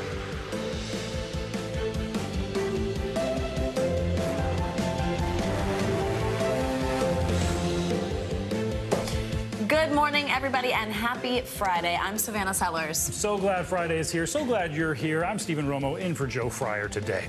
And right now on Morning News Now, lifted. This morning, America's border crisis is in the spotlight as the pandemic-era restriction known as Title 42 expires. We're on the ground with the latest scenes of desperation and frustration as the Biden administration works to get a handle on the influx of migrants. Plus, signs of hope this morning as an El Paso pastor looks to provide some safety for those who need it most. And from the subway to the courthouse here in New York this morning, the man who put Jordan Neely in a deadly chokehold on the subway days ago is now expected to face manslaughter charges. We've got more on how New Yorkers and city leaders are responding. And a major policy shift from the FDA, now easing its ban on blood donations from gay and bisexual men, the new reasoning behind the agency's reversal of a decades-old approach. And an ode to mom. Sunday is Mother's Day, and later in the hour, we'll take a closer look at the mental health struggles some may face around the holiday and how social media can actually help. I'd love to hear about social media being helpful for a change. I know, right? We do a lot of stories about the dangers here, so sometimes that's good too. Yeah, absolutely. And we do begin this hour, though, with the latest on the COVID-era immigration policy known as Title 42, which is coming to an end. The policy expired last night at midnight. Now the U.S. is bracing for an influx of migrants looking to cross the southern border. Well, Title 42 is now being replaced by what's called Title 8. That's the U.S. law that dealt with immigration prior to the pandemic. Well, as all of this unfolds, migrants are waiting for their opportunity to enter the country. In fact, more than 11,000 people were apprehended on Tuesday and Wednesday this week. That is more than the 10,000 that Homeland Security officials had predicted are going to be trying to cross the border each day. NBC News Homeland Security correspondent Julia Ainsley begins our coverage. She is in El Paso, Texas. She has been in El Paso, Texas for us throughout the week reporting. Hi, Julia. Good to see you. So this first group of migrants passed through the border in El Paso just about an hour and a half after Title 42 expired. Tell us the scene and tell us what it's like this morning where you are now. Well, I can tell you, Savannah, it's not that chaotic. I'm right outside a shelter in downtown El Paso. This is Sacred Heart Church. Really has been the epicenter. I've seen many more migrants here. In fact, I saw more migrants here in December. You can see some are here sleeping on the streets overnight. This is often because the shelters are overcrowded or because Border Patrol had to release some migrants onto the street. It also could be that these migrants came in and simply didn't get detected by Border Patrol. We've seen that happen in the past, too. But I think what's important for people to realize here is that, yes, there are 60 to 65,000 migrants waiting in northern Mexico to get into the United States, but they're not all coming at once. We're probably going to see the numbers rise over the next few days, and it's over the next few days when Border Patrol and these shelters get overcrowded that we'll see more migrants coming out onto the streets. But it's not 65,000 migrants rushing the U.S. border at once. This is a policy change, but there are other policies that are going into place at the same time. Lots going on around me here. A lot of policies are going into place at the same time. And so those will also increase restrictions on asylum, making it harder to claim asylum under the new policies. Even if you pass through a country on your way to the United States, if you did not first claim asylum there, you could be ineligible. So it's a question now to see, will it actually be harder to get into the United States under those rules? But I'm told it will take longer to process. And that, again, is when they would worry about overcrowding and having to release more people onto streets like this in El Paso, where they say they do need more help from the federal government. Yes, so Julia, let's talk about that overcrowding and releasing. In fact, part of our reporting this week has been that the Biden administration had wanted to begin releasing some migrants into the U.S. with no court date and also no way of tracking them rather than them having to check in each day, which was part of the previous process. Again, that was all due to this concern of overcrowding. Well, that's now, we're hearing, on hold because of a judge blocking it. What do we know? Yeah, that's right. A federal judge in Florida has placed a temporary restraining order on that memo that Border Patrol Chief Raul Ortiz sent out to men and women in CBP on Wednesday. They are now saying that it is on hold for 14 days and that they cannot do, as he said in the memo, which is to release some migrants who have been carefully vetted without court dates, telling them to report to an ICE office and only giving them, giving them court dates and telling them that they don't need to be tracked. In other words, not putting them on this program called Alternatives to Detention, where they have to check in. They've put a hold on that, saying you cannot release migrants in that way. But again, that takes away a tool that Border Patrol had to alleviate some of the overcrowding. Julia Ainsley, we appreciate your reporting. It has been fantastic all week, and we will keep talking to you from El Paso, Texas. Thank you so much. Well, the Biden administration has received criticism from both sides of the aisle over its handling of Title 42. A little earlier this morning, Homeland Security Secretary Alejandro Mayorkas sat down with Today anchor Savannah Guthrie, defending the administration's immigration policies. Let's listen. Let us not sugarcoat this. Already you have a record number of crossings exceeding your own internal estimates. You have severely overcrowded detention facilities already.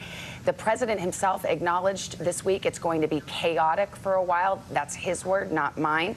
My question to you is why? You have had 2 years to prepare for this. Why do we have this chaos and confusion at the border? Savannah, the answer is very, very clear. We are operating within the constraints of a broken immigration system. There is unanimous agreement about that fact. Our system has been broken for more than 2 decades. It was last reformed in the 1990s. So that is the first point. The second point is we have not received from Congress the resources that we need and that we requested. You've announced a new policy this week that allows some highly vetted migrants to be released into this country, but with no court date and no way to track them. Now, late yesterday, a federal judge struck that down. What now, then? What do you do about this overcrowding? So we consider that ruling to be very harmful. The procedure that we were executing is something that other administrations have done.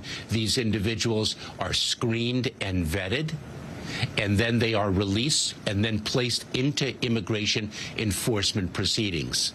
The Department of Justice is, of course, considering its options with respect to the court's ruling. Well, the end of Title 42 is, of course, putting a strain on migrant shelters in cities along the border. Many migrants are in need of basic living essentials like food, water, and clothing, and churches are stepping in to help. Well, Timothy Perea, pastor at New Life Faith Center in El Paso, Texas, joins us this morning. Timothy, it is wonderful to have you with us. Thank you so much for joining us. We understand that you have been volunteering for the past few months, actually, ahead of the lifting of Title 42, helping the migrants in your city. And I mean, you know, just by the numbers, obviously, most Americans do not live along the southern border. So I'm wondering if you can just put this in context for people who are watching from elsewhere in the country. What has it been like in the lead up to this in a border city? Is it something that you've been regularly faced with, thinking about? What have the challenges been? Yes, and I want to thank you, first of all. Good morning, Savannah. How you doing today? And happy Mother's Day for those who are out there. The thing that we face here as an NGO nonprofit is that we have a lot of misinformation, false pretense for these particular immigrants. Our responsibility as a church, though, is to provide that welcoming spirit. You know what? You don't have food in your stomach. You don't have any liquids. We're here to provide the essentials. And then, of course, give them an education of they're here. I mean, they travel 7 to 9 countries. They're already here. And I tell all of the local support communities, you know, it is a challenge for El Paso, but we're ready. We're a community that not only embraces or are pro-immigrant, but, you know, we have the hard desire to serve the less fortunate. And I understand that you are not receiving any funding. Is that right for the work you're doing? You're just providing everything through donations that you receive. So tell us, what resources do you provide for people who are coming to the U.S. without anything with them? What is needed for these people? Well, we're not going to wait for, you know, any funding or anything that we're requiring from the government, right? Because we see the need at hand. So basically, we're coming out and we're saying, you know what, welcome to our community. You're already here in the US of A. And many of these people, and when I say people, I don't mean it, you know, in disregard, the community is seeking for a better life. So we provide them a meal, a hot meal. We got different local NGOs like Keeper's Kitchen. We have El Buen Sazon and other churches like Abundant, and we have Cantico Nuevo that are providing these particular resources to our beloved community from Venezuela. So yes, it is a challenge. However, it's a challenge that as a church nonprofit, we can meet and serve this beloved people. And Pastor Perea, if we can talk just about some of the complaints that we have heard from areas like where you are in El Paso, that, you know, migrants are overrunning these border cities and sleeping outside in the streets. We just saw that behind my colleague Julia Ainsley. We're seeing that now on our screens. There's safety concerns that come along with that, and migrants running into streets or crowding cars, trying to be the first to get donations because they are so scarce. All these reports we're seeing. What do you say to those reports, and what have you seen? What are solutions? Well, I mean, I side with that particular complaint, and not only do I side, but also want to provide a solution. I'm not going to wait for the city officials or even our beloved mayor to say, you know what, here's this amount of funds towards your NGO. No, what we got to do is step up to the game and say, you know what, these people are living in the streets. One of the words that I've used throughout our interviews, it's inhumane, and to have these people on the streets sleeping on rocks, making beds out of carton board. And it's something that is reality towards our city here in El Paso. So one of the things that I want to mention to you really quick, Savannah, and thank you very much for giving me the opportunity, is that these people are left with nothing. They've traveled so many countries. They get here, and then they're like, what's next, right? So what we do as a church, we provide them the hope, of course, the preaching of the gospel. But beyond that, we also provide education, because they're in a new country. They don't even know what a crosswalk is. They don't. So local officials have been doing a great job as far as crowd control, making sure that they're allowing us to go in there, feeding these people. And let me give you an example. This past Sunday, we fed about 800 people out there that didn't have any liquid in their system, no hot meals. Pastor Timothy Perea, thank you very much for your time this morning. And I think no matter what side of this issue you stand on, it's obviously fantastic to see you just helping other humans who are in your city. We appreciate your time very much this morning. Thank you. God bless. Well, other cities across the U.S. are feeling the effect as they also see an influx of migrants heading their way. In Chicago, more than 8,000 migrants have arrived since last summer, with a couple hundred more arriving each and every day now. NBC News correspondent Shaquille Brewster joins us from Chicago with more on the situation. Shaq, good morning to you. So what are you seeing in Chicago, and where are the migrants going there to try to find help?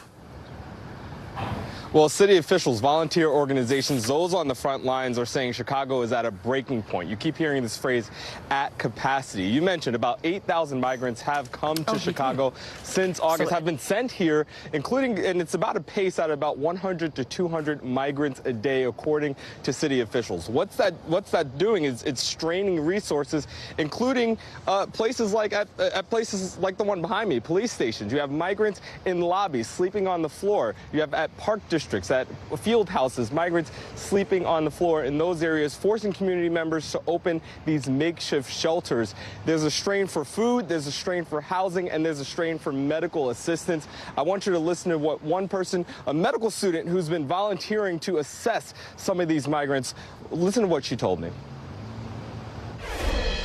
What conditions are you seeing? So predominantly what we've been seeing are things like the common cold, migraines, headaches, joint pains.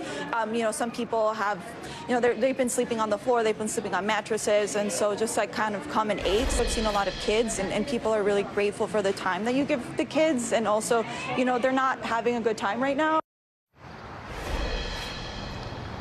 I spoke to one couple who came here from Venezuela, Anderson and Yodala. They said that they walked much of the way. They went on trains before they got to the U.S. border, went to Denver first, was sent to Denver first, then came to Chicago. They don't have family here. They're looking for work, but it just gives you a sense of the struggle that so many people are facing here. Wow, a struggle and a lot of desperation there, Shaq. And I know Chicago city officials have said they're limited when it comes to resources that they are able to provide these migrants. So what are some of their concerns? That's right. They're saying they're at capacity. They're looking and scrambling to find more shelters, more places to house these folks who are coming to Chicago. I want you to listen to a little bit of a conversation I had with the executive director of a food pantry here that's been collecting supplies, collecting some of the food that has been donated to migrants, because they're saying while they want to help, they just don't have the resources to be able to help as many people as necessary. Listen here. Chicago, being a sanctuary city, has really stood up and tried to do its best. But we have a city that doesn't have an infrastructure already to support people that are chronically homeless or adequately. And so that makes it very, very hard. These are hard problems that don't take 2 minutes to solve. They're very complex problems. And that's why you have Chicago's mayor declaring a state of emergency. She's saying that the problem will get worse before it gets better. More money and more resources are coming to address this issue, but just not quickly enough. Guys. All right, Shaq, thanks so much. Well, new this morning, just moments ago, Daniel Penny, the man accused of putting 30-year-old Jordan Neely in that deadly chokehold, has turned himself into police this morning.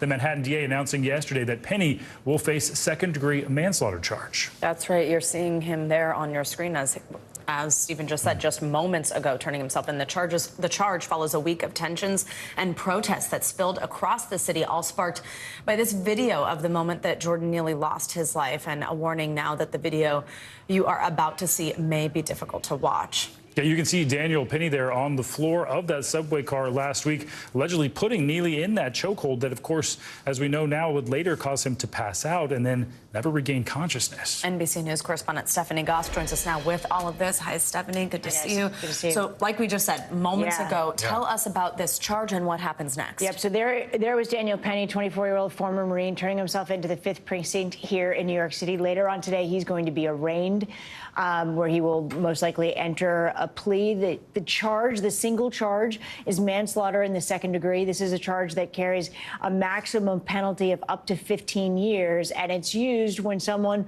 recklessly causes the death of another person. We did receive a statement from Daniel Penny's attorney overnight, and he said when Mr. Penny stepped in to protect himself and his fellow New Yorkers, he risked his own life and safety. The unfortunate result was the unintended and unforeseen death of Mr. Neely. We are confident that once all the facts and circumstances surrounding this tragic incident are brought to bear, Mr. Penny will be fully absolved. The defense will be that he was in self-defense. He said that they were, quote, aggressively threatened by Jordan Neely on that train, not just Daniel Penny, but other riders on the train. And of course, there have been so many strong opinions about this, so much outrage just about the timeline that it's taken to get here, criticism from the justice system, but also from politicians for not speaking out. What are we hearing about that? Yeah, and we saw those protests, and those protests almost uniformly were about let's get criminal charges.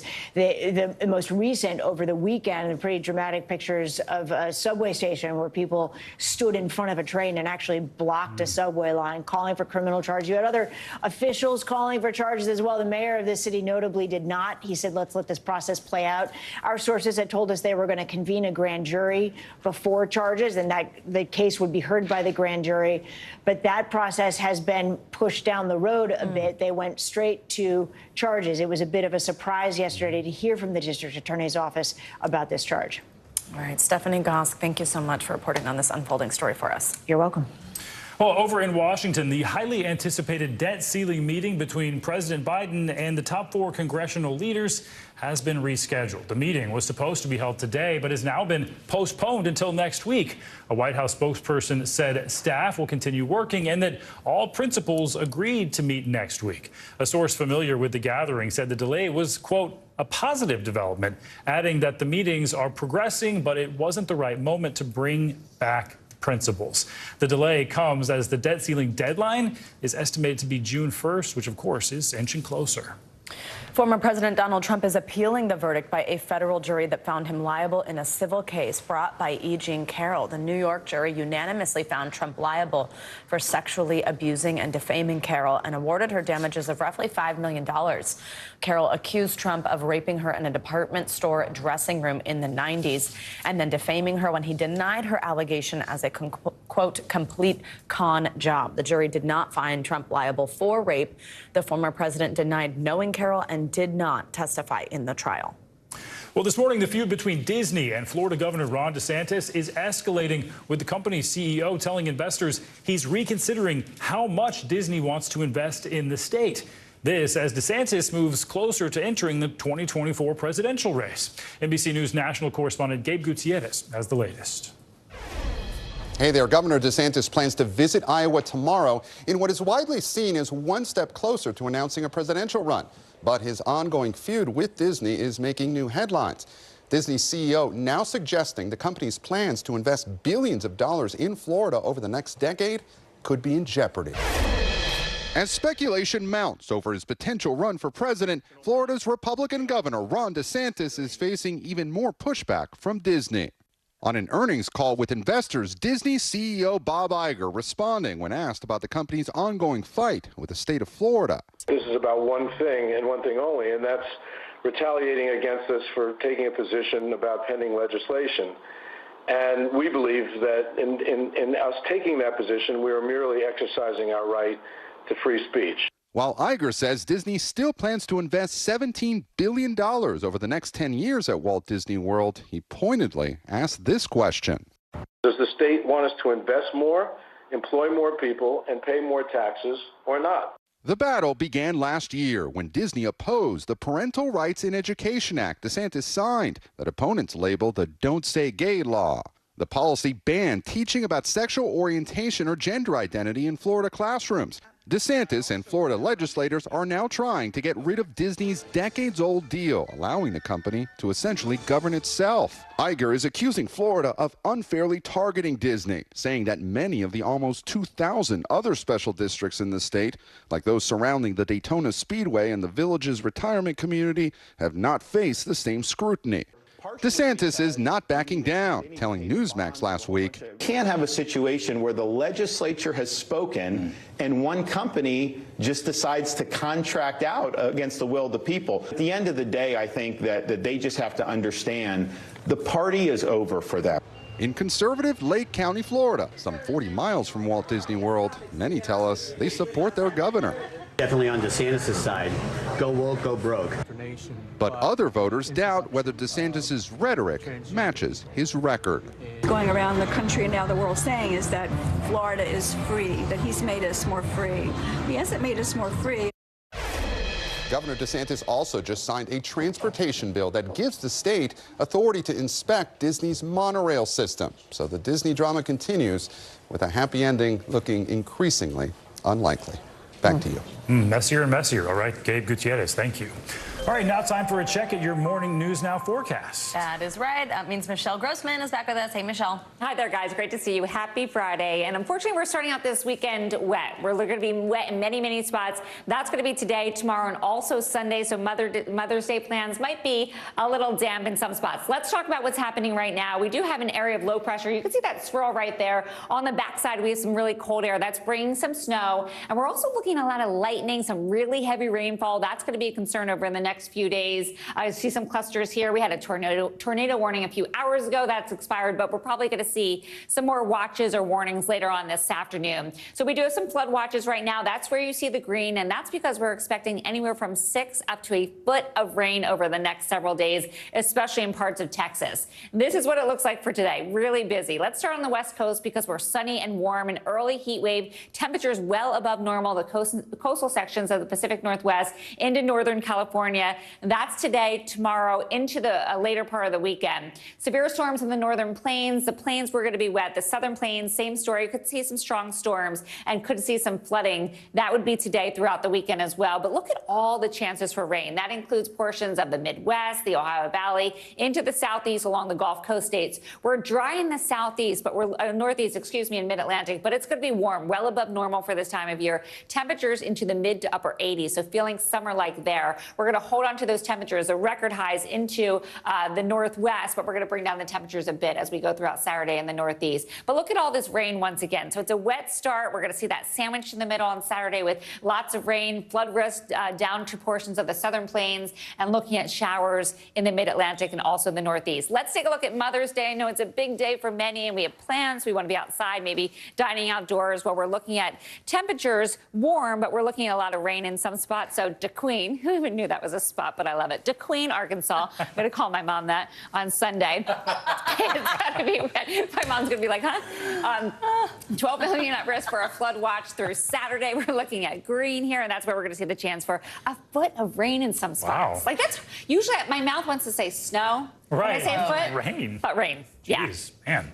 That was what was funny, it? Michelle. The Queen. That's me. Isn't that funny? I love Take that. a video like when she enters the room, saying it, and send us the reaction. And she is the queen. Oh, of She'll course. be so confused. Michelle, thank you. Happy Mother's Day to you Thank you. to your mom and Bye, to all guys. the moms. Hi, Mom. Yeah. Love ya. Coming up on Morning News Now, it's a solemn commencement weekend at the University of Idaho after those brutal student murders. Yeah, but the school community is determined to honor the victims at the same time during this graduation. We'll explain coming up.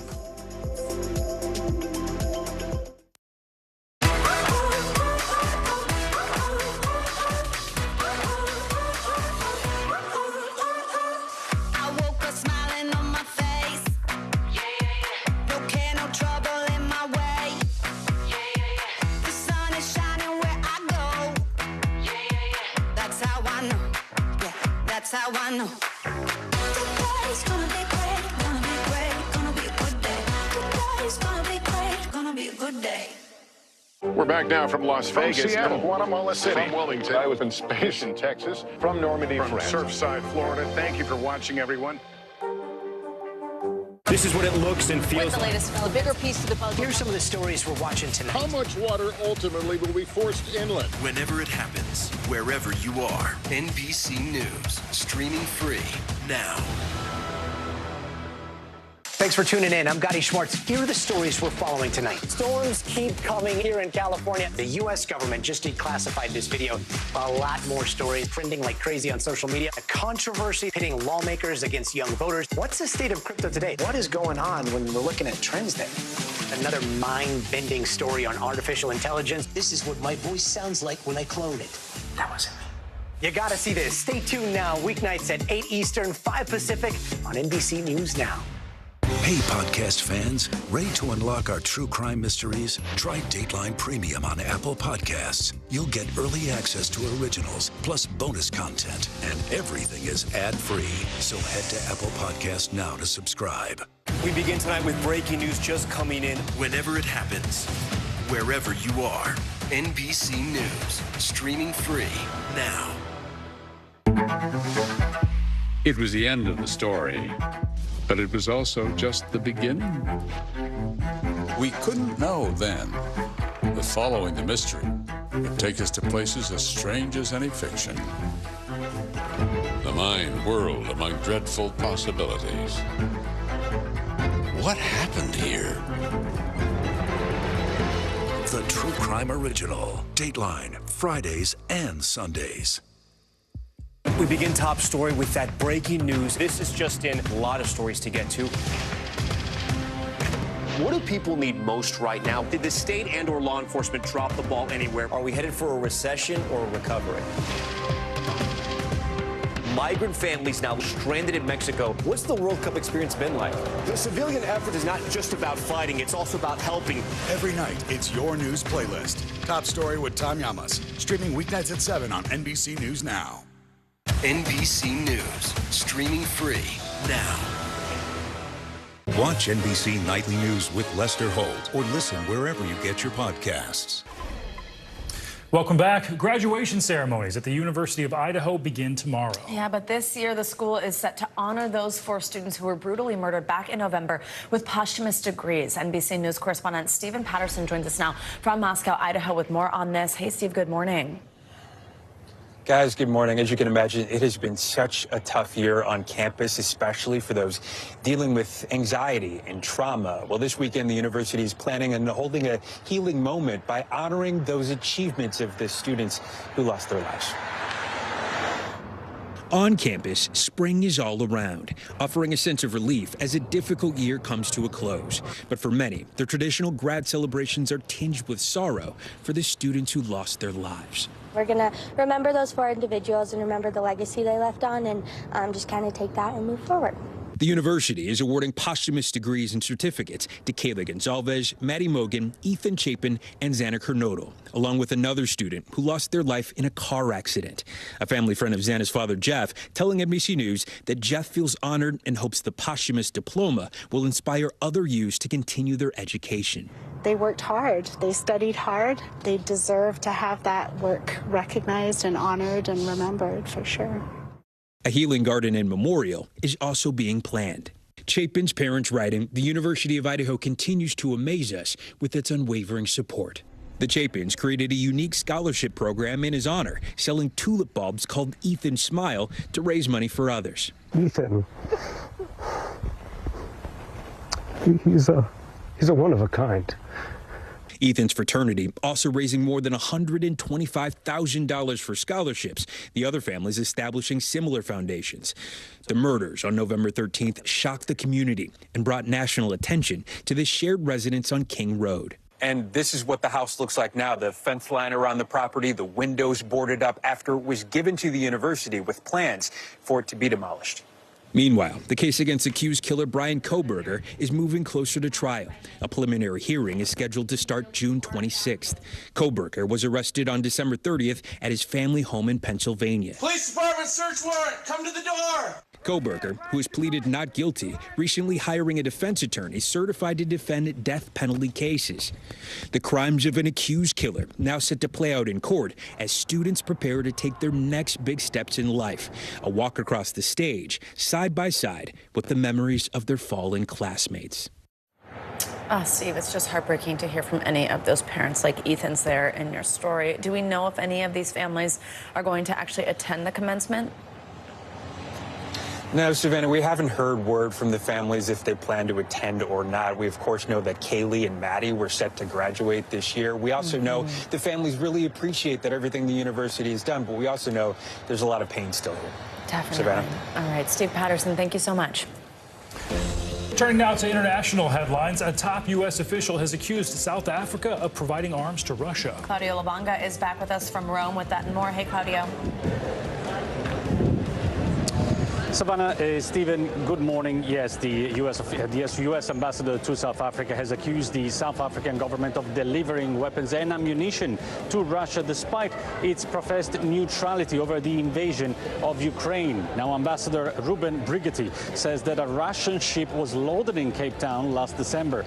The South African office says they are disappointed by the claims and say no evidence has been provided to support them. In the past, the U.S. has also expressed concerns about South Africa's participation in military exercises with Russia and China. These drills were later addressed by South African authorities, who called them routine exercises.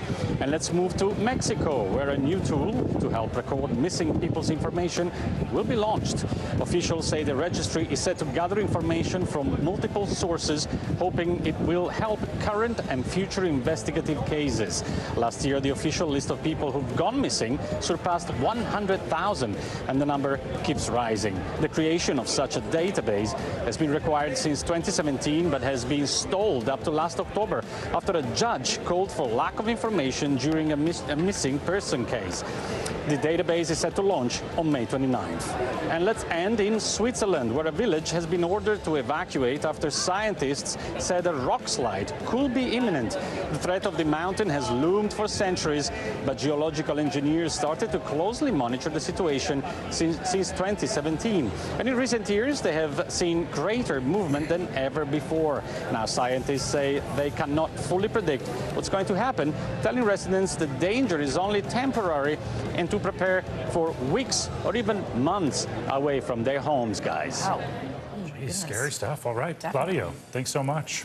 Thank you. All right, and now to a major change by the FDA for their guidelines on blood donations. The government agency easing its ban on donations from gay and bisexual men. These restrictive policies date back to the 1980s and the HIV and AIDS epidemic. Well, the FDA says it will now be taking a more individualized approach to this. Yeah, let's bring in NBC News senior medical correspondent Dr. John Torres for more on this. So, Doc, remind us of those old policies, which were quite dated in so many ways, and what's the change here? And that's one of the reasons the policies are changing, because of the criticism behind the old policies and how they were stigmatizing a certain population. Going back to the 1980s, the AIDS epidemic, at the time, it was thought, okay, the only ones we have to worry about are men who are having sex with men. And so let's go ahead and restrict them for a lifetime from donating bloods. You know, fast forward to 2015, and they said, well, it doesn't need to be a lifetime. Let's just make it a year. 2020, they said, let's just make it 3 months. But then started looking at this data going, you know, it's possible that we are stigmatizing this portion of society without without a need to, because science is showing that it's not just them that had HIV and AIDS, it also is the heterosexual population. So we need to go across the board and start looking at everybody, treating everybody equally when it comes to blood donations, and saying, let's ask everybody the same questions.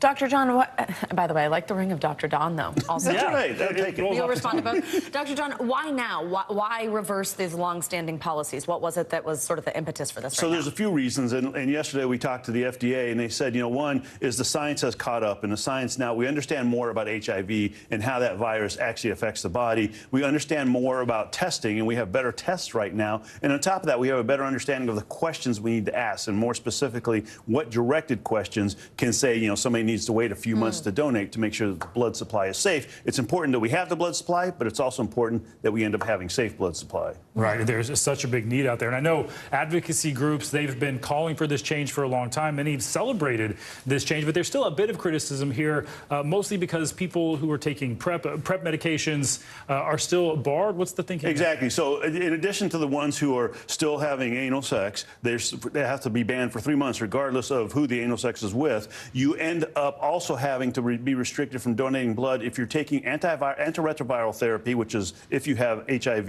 and you're trying to suppress that. If you're taking PrEP, which is pre-exposure prophylaxis, or PEP, which is post-exposure prophylaxis, the FDA is saying, you know, if you're taking those medications, your viral load is so low, our tests can't detect it. What critics are saying is, you know, you cannot pass it on to another person if you're taking those medications. FDA's pushback is saying, yes, that is true through sexual activity, but not true through blood donations, because it is such a large supply of blood that the virus could be in there. We couldn't detect it, but it could still affect somebody.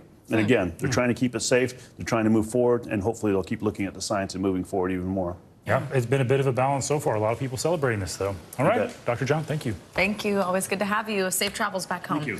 Well, coming up Sunday is, of course, Mother's Day. Hopefully you know that. It's time to celebrate those who helped raise us, but the holiday can prove pretty stressful for some. Yeah, after the break, how social media can actually help bring a little lightness back to Mother's Day. Stick around.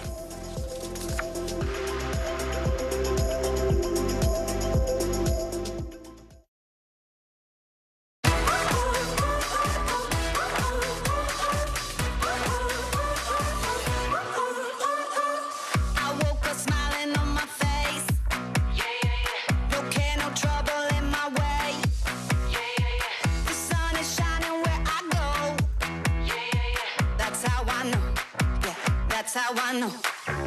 Today's gonna be great, gonna be great, gonna be a good day. Today's gonna be great, gonna be a good day. Hey, I'm Hallie. It's good to be with you tonight. The debt ceiling. Here's why this matters. Please, please don't have your eyeballs glaze over. Here's why this matters. Talk to us about what we're supposed to call this. Is it a bailout? Is it a backstop? There's a difference because it matters whose money is being used to prop up these banks. We think we're getting close to this news conference. I will be honest with people. This is like an awkward moment where we think we're like right there. You're going to have to like tap dance with us maybe a little bit. I do have my tap dancing shoes on, not to worry.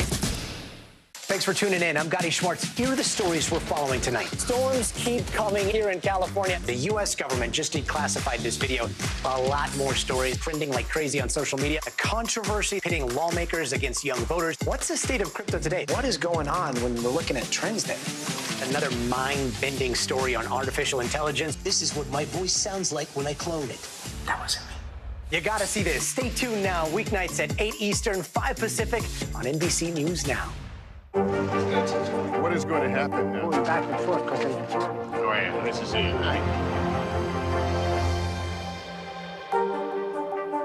This is what it looks and feels With the latest, a bigger piece to the puzzle. Here's some of the stories we're watching tonight. How much water ultimately will be forced inland? Whenever it happens, wherever you are, NBC News, streaming free now. For Dateline Premium, subscribe now on Apple Podcasts. Welcome back. If you still need a reminder to get that gift in the mail, this Sunday is Mother's Day. Actually, it's probably too late for mail, unless you're going to overnight that. Hopefully you live near your mom if you forgot. Yeah, you're going to run that over. This holiday, though, is often seen as so joyful because it's a time, of course, to celebrate moms, but it isn't always happy for everyone. Yeah, of course. We want to acknowledge that many mothers and mother figures can struggle to find happiness on a day, which can be painful for all sorts of reasons. We're going to talk about both sides of this with psychotherapist and reporter Dr. Robbie Ludwig, a friend of the show as well. It's always always great to see you. Great to be here. And happy Mother's Day to you. Thank you so much. And happy Mother's Day to you or your mothers. I know. We're not parents quite yet, but yes, our mothers, exactly. So let's start with the happy side of this and just, I mean, what, you know, especially speaking as a mom, but just what is this day like to be appreciated, be the focus? How much does, you know, just saying thank you to mom matter? It feels so good because sometimes motherhood can be a thankless job. We don't expect our children to run around saying, thanks, Mom, we appreciate you every day. So it's this one moment to really appreciate the power of women and motherhood and the importance that they create in their families and in the world. And also, our mothers are really the first and most powerful relationship that we have psychologically, and it often influences the way we experience others. So it is a wonderful time to celebrate women, stepmoms, mothers, people who are new mothers, and just appreciate all the work that they do. Absolutely. By the way, you were seeing just a moment ago, those are the moms of our team, either moms themselves who are on our team or our team members with their moms. Just a minute ago, those pictures on the pink background. So anyway, it's so much to celebrate with moms. But we do want to talk about sort of the other side of it. It can be a difficult holiday for a lot of people who've lost their moms. I lost my mom in college. There's also people who are struggling with fertility issues, who want to be parents and they can't. How can we support those people who are suffering during this time? Yeah, well, I think the fact that we're even talking about this was never a topic discussed. It was just glorified. And so I think it was really tough for people to see happy photos with mothers if they lost a parent.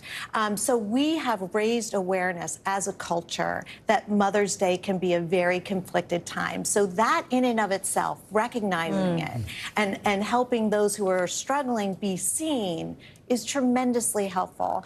And then just to reach out to somebody who might be having a tough time. You know, allow that space for grieving. It's not necessarily our job to make somebody feel better. Sometimes just allowing them to state how they're feeling and doing is tremendously powerful. Absolutely. And I think it kind of sounds like we see a lot of those posts on social media now on you know, Mother's Day, Father's Day, anything like this, where it's like, we're thinking of those that this is also tough for. What do you think about that? People posting that. I love that idea, because it's really reaching out and saying we recognize that it's not just a happy day, that all those who are struggling and having mixed feelings on Mother's Day, they also are included. We see you, we hear you, we support you, and we want you to support yourself in whatever way that you need to. Maybe a good way for using social media, as we were saying. Dr. Robbie Ludwig, it is always fantastic to see you. Happy Mother's Day again to you. And Stephen, thank you for sharing with us, you know, some of your own journey with this day. Of people in the exact same boat. Absolutely. Really helpful. Well, thank you. So good to see you, Doctor. We also want to take this moment to say thank you to our own moms. We got some pictures of our moms. Let's see. Patricia, I think, is coming up first. There she is. Look how cute. Look, there she is with her peacock. We both have that sweater. Love you, Mom. You are just so fantastic, and I'm just so lucky that you are mine. And I hope that you are up, you know, at 5:45 in San Diego watching this, or 11:45 later on. I'm sure she's DVRing us. Also, want to say to all the moms out there, wanted to say happy Your mom, I think. There's my mom, and there's me. I'm the cute one there. There's my mom. And there's my mother-in-law, Linda. I got another mother figure in my life to say happy Mother's Day to. That's cute. Well, of course, ours aren't the only two moms who watch the show and regularly text their kids' feedback. Let me tell you, every day I'm hearing from mine. Look at all this. Here are some of the Morning News Now team's wonderful moms. I'm sure lots of them are watching right now. And of course, there are more moms who also who work here, who are members of our team, waking up at crazy hours to put this show together while balancing things like homework, soccer games, family time, all that kind of stuff. So happy Mother's Day to all of them and all the mothers watching at home along with us. We're so thankful for you. I'm also so thankful for my mother-in-law. We both just got married recently, so it's like having a second mom, you know? It's like, you hear the nightmare stories about mother-in-laws. Yeah, I know, exactly. So love you too, Kathy. Thank you so much for everything all you moms do. Yeah. Well, coming up now, a rare bit of good news at the grocery store this morning. Yeah, food prices are actually dropping ahead of the all-important Memorial Day weekend, where you can find the best deals to kick off summer the right way. This is Morning News Now.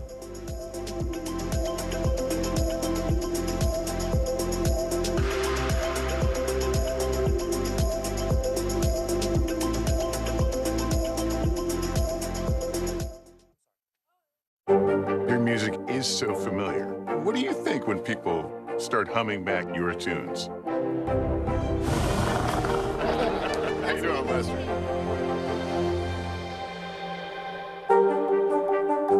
Hey, I'm Hallie. It's good to be with you tonight.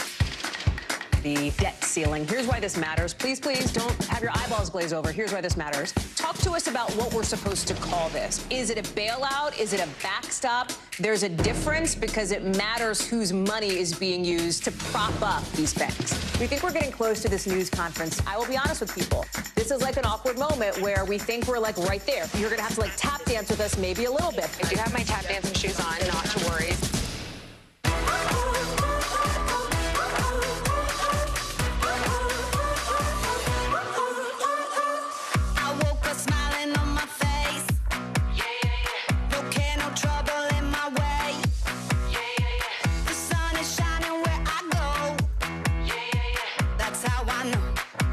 That's how I know. Today's gonna be great, gonna be great, gonna be a good day. Today's gonna be great, gonna be a good day.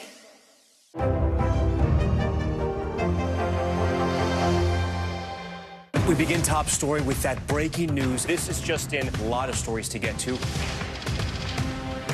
What do people need most right now? Did the state and/or law enforcement drop the ball anywhere? Are we headed for a recession or a recovery? Migrant families now stranded in Mexico. What's the World Cup experience been like? The civilian effort is not just about fighting, it's also about helping. Every night, it's your news playlist. Top story with Tom Llamas. Streaming weeknights at 7 on NBC News Now. Thanks for tuning in. I'm Gotti Schwartz. Here are the stories we're following tonight. Storms keep coming here in California. The U.S. government just declassified this video. A lot more stories trending like crazy on social media. A controversy pitting lawmakers against young voters. What's the state of crypto today? What is going on when we're looking at trends there? Another mind-bending story on artificial intelligence. This is what my voice sounds like when I clone it. That wasn't me. You gotta see this. Stay tuned now. Weeknights at 8 Eastern, 5 Pacific on NBC News Now. Hi, everybody. Good morning. Welcome to Today. Every day, We are adding to the star power in our studio. the biggest names, only on Today. See, we're coming in this early, right? Everybody, it's Today. Like I won the lottery. How do you feel at this age, this stage? Liberated. We're just getting started, folks. Ain't no stopping us now. The boys are back in town. Boys are back in town. It's a miracle. It's a miracle. This has been fantastic. Everything and everyone you're talking about, only on Today.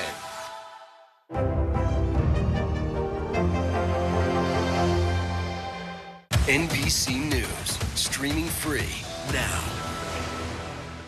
We're back with some good news for your wallet for a change, and it's coming just in time for Mother's Day or your Memorial Day barbecue. Yeah, we love to hear that. The cost of food has dropped for the second straight month, with basics like milk and eggs leading the way, but also some summer staples too, like hot dogs. Hot dogs are more than a summer staple for me. They are a favorite food. Year-round. They are a year-round favorite food. I'm not even kidding. NBC News correspondent Sam Brock joins us now from Florida with more on this trend. Hey, Sam, good morning.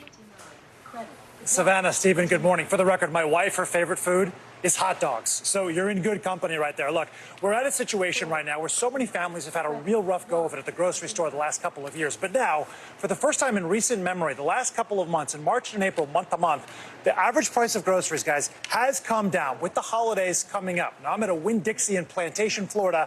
I assembled some breakfast foods here for you, just to give you a sample of what's going on right now. Bacon has dropped substantially. Chicken is about the same. Hot dogs, the aforementioned hot dogs, have come down. Hamburgers actually up a little bit, but if you look at the full picture right now, this sizzling inflation that we're seeing is finally showing signs of cooling off. For families who have watched grocery bills take an oversized bite out of their budgets, 509. like Chris Roberts and his 3 kids, the last 2 years have been tough to swallow. We used to spend $30 a day, and now it's closer to 60. But months of double-digit food increases appear to finally be easing. So even not going up anymore, even just stable, does that make a difference? Absolutely. Give some hope. The Bureau of Labor Statistics shows food at home prices fell modestly month to month in March and April, the first time the benchmark has actually come down since September 2020. In South Florida, some parents trying to capitalize ahead of the Mother's Day and Memorial Day holidays. Are you guys planning on having a big family meal? We normally do. I am very much so looking at the buy one, get one ribs behind you. With so many eyeing savings, here are some items in your cart that now cost less. Eggs have cracked their pricing surge, falling 1.5% after a nearly 11% drop the month before. Milk prices are down 2%, the biggest decrease in more than 8 years. And fruits and veggies dipped 0.5%. Thinking about firing up the grill? Barbecue staples like hot dogs are 2.9% cheaper, but ground beef for burgers and chicken are slightly more expensive. Certain areas, certain commodities are still strong. Certain have weakened, such as poultry and pork. Owner John Alfano at Doris's Italian Market in Sunrise, Florida, walking us through your best deals. You mentioned chicken and poultry. Yes. Better value here? Definitely. Compared to beef, poultry is much more reasonable right now. Chicken wings are probably the best bet right now price-wise in the poultry market, and great for grilling.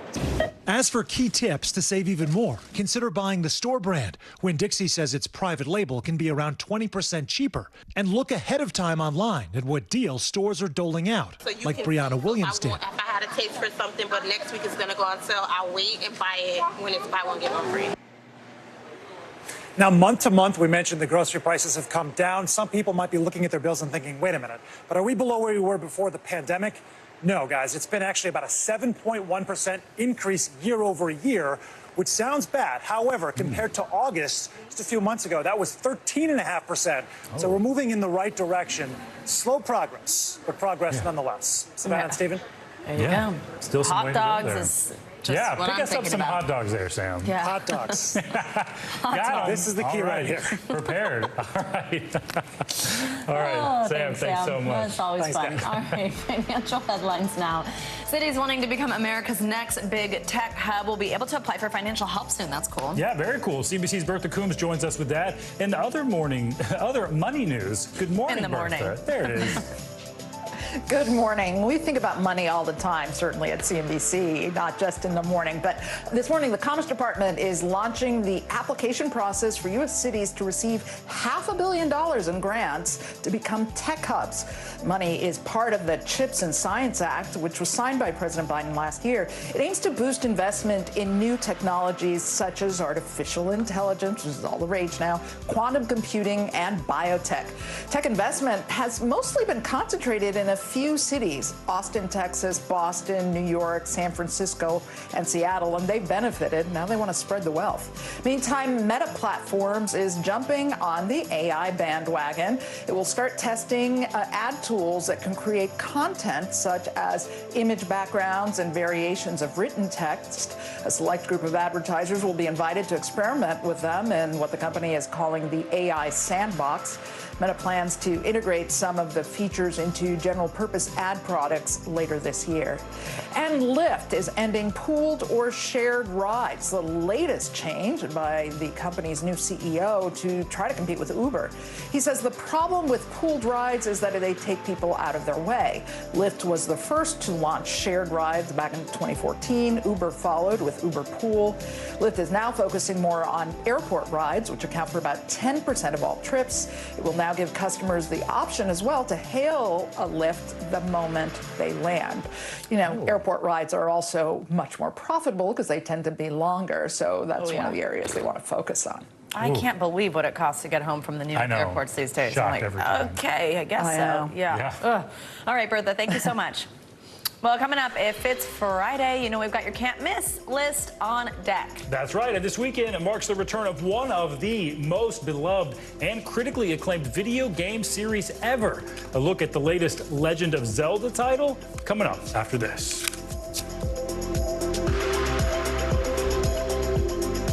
This is what it looks and feels the storm zone. Bigger piece to the puzzle. Here's some of the stories we're watching tonight. Good evening. We begin tonight with breaking news just coming in. We begin this hour with the latest developments. We're coming on the air with some shakeups big time on Capitol Hill. How much water ultimately will be forced inland? Whenever it happens, wherever you are. NBC News, streaming free now. Watch NBC Nightly News with Lester Holt or listen wherever you get your podcasts. It was the end of the story, but it was also just the beginning. We couldn't know then that following the mystery would take us to places as strange as any fiction. The mind whirled among dreadful possibilities. What happened here? The True Crime Original. Dateline, Fridays and Sundays. This is what it looks and feels the storm like. zone. Bigger piece to the puzzle. Here's some of the stories we're watching tonight. Good evening. We begin tonight with breaking news just coming in. We begin this hour with the latest developments. We're coming on the air with some shakeups big time on Capitol Hill. How much water ultimately will be forced inland? Whenever it happens, wherever you are. NBC News, streaming free now.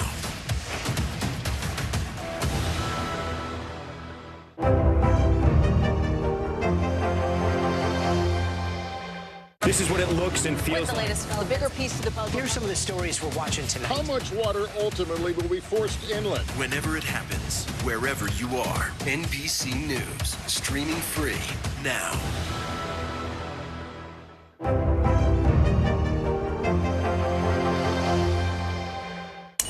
It is Friday, which means it's time to talk about all the shows, movies, and video games. That's a new one for us that you can't miss this weekend. Yeah, don't forget the video games. There is a lot coming out this weekend. And USA Today's Entertain This host, Ralphie Aversa, is here to help us sort through it all in this week's Can't Miss list. I love this segment. Yeah, me too. It's my favorite part of the week. And there's a lot to get to. Starting off in theaters, Ralphie, we've got several movies coming out. We've got the historical tech drama Blackberry, which I'm guessing is about Blackberry. We also got Ben Affleck coming out in the action flick. And Yes. Ray Liotta's final film is coming out. What can you tell us about these? Yes, all right, so Fool's Paradise with Ray Liotta. Let's start, though, with Blackberry. You want to know why we're starting with Blackberry? Because I still have a Blackberry, and yes, it still works. Yeah, it still works. It's Android. You guys can play with it if you want.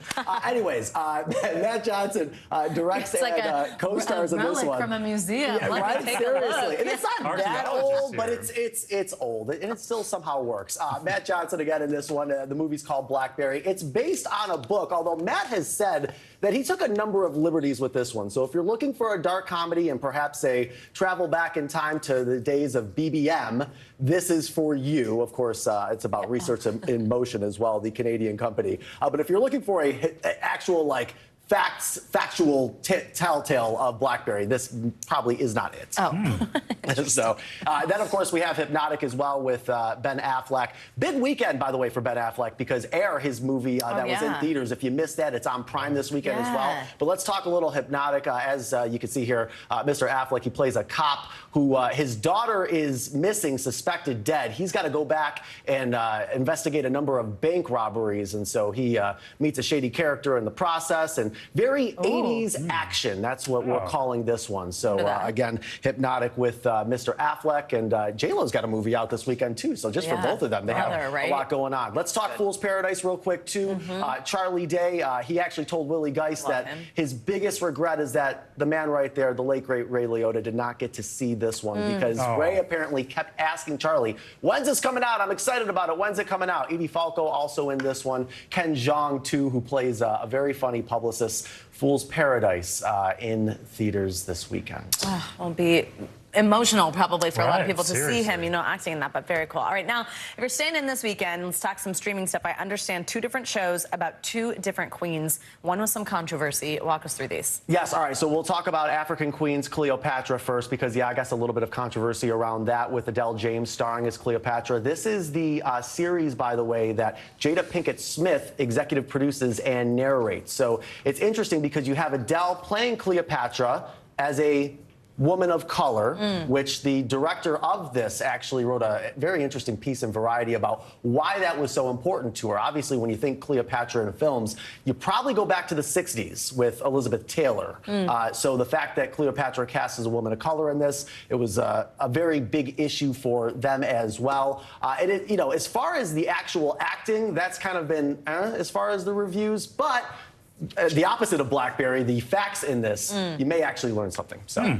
Interesting. That is interesting. Also got to talk the Eurovision final. I know it's the largest non-sporting live event in the world. How can we watch this? All the costumes, all the craziness. We only have a little bit of time because we got to talk video games too. Oh yeah, all right. Peacock is where it's streaming. This is really interesting. I like, by the way, Gustav, Because of You. That's Belgium. Mae Muller from the UK. I Wrote a Song.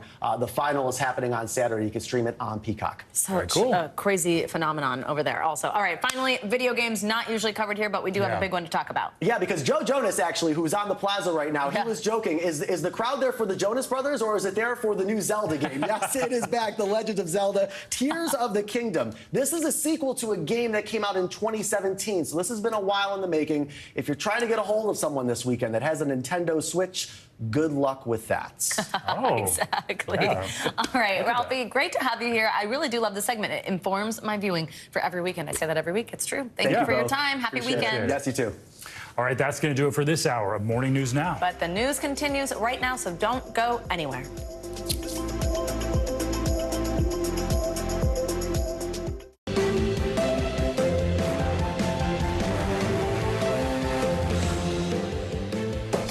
Good morning, everybody, and happy Friday. I'm Savannah Sellers. So glad Friday is here. So glad you're here. I'm Stephen Romo in for Joe Fryer today.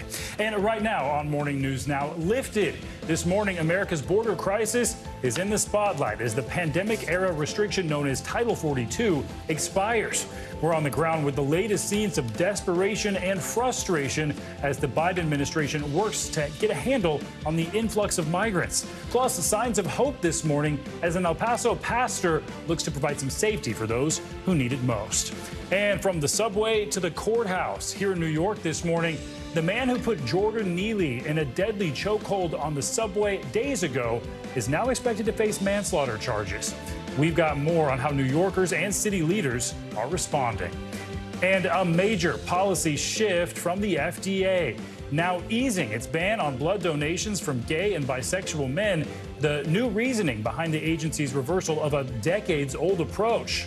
And an ode to mom. Sunday is Mother's Day, and later in the hour, we'll take a closer look at the mental health struggles some may face around the holiday and how social media can actually help. I'd love to hear about social media being helpful for I know, a change. right? We do a lot of stories about the dangers here, so sometimes that's good too. Yeah, absolutely. And we do begin this hour, though, with the latest on the COVID-era immigration policy known as Title 42, which is coming to an end. The policy expired last night at midnight. Now the U.S. is bracing for an influx of migrants looking to cross the southern border. Well, Title 42 is now being replaced by what's called Title 8. That's the U.S. law that dealt with immigration prior to the pandemic. Well, as all of this unfolds, migrants are waiting for their opportunity to enter the country. In fact, more than 11,000 people were apprehended on Tuesday and Wednesday this week. That is more than the 10,000 that Homeland Security officials had predicted are going to be trying to cross the border each day. NBC News Homeland Security correspondent Julia Ainsley begins our coverage. She is in El Paso, Texas. She has been in El Paso, Texas for us throughout the week reporting. Hi, Julia. Good to see you. So this first group of migrants passed through the border in El Paso just about an hour and a half after Title 42 expired. Tell us the scene and tell us what it's like this morning where you are now. Well, I can tell you, Savannah, it's not that chaotic. I'm right outside a shelter in downtown El Paso. This is Sacred Heart Church. Really has been the epicenter. I've seen many more migrants here. In fact, I saw more migrants here in December. You can see some are here sleeping on the streets overnight. This is often because the shelters are overcrowded or because Border Patrol had to release some migrants onto the street. It also could be that these migrants came in and simply didn't get detected by Border Patrol. We've seen that happen in the past, too. But I think what's important for people to realize here is that, yes, there are 60 to 65,000 migrants waiting in northern Mexico to get into the United States, but they're not all coming at once. We're probably going to see the numbers rise over the next few days, and it's over the next few days when Border Patrol and these shelters get overcrowded that we'll see more migrants coming out onto the streets. But it's not 65,000 migrants rushing the U.S. border at once. This is a policy change, but there are other policies that are going into place at the same time.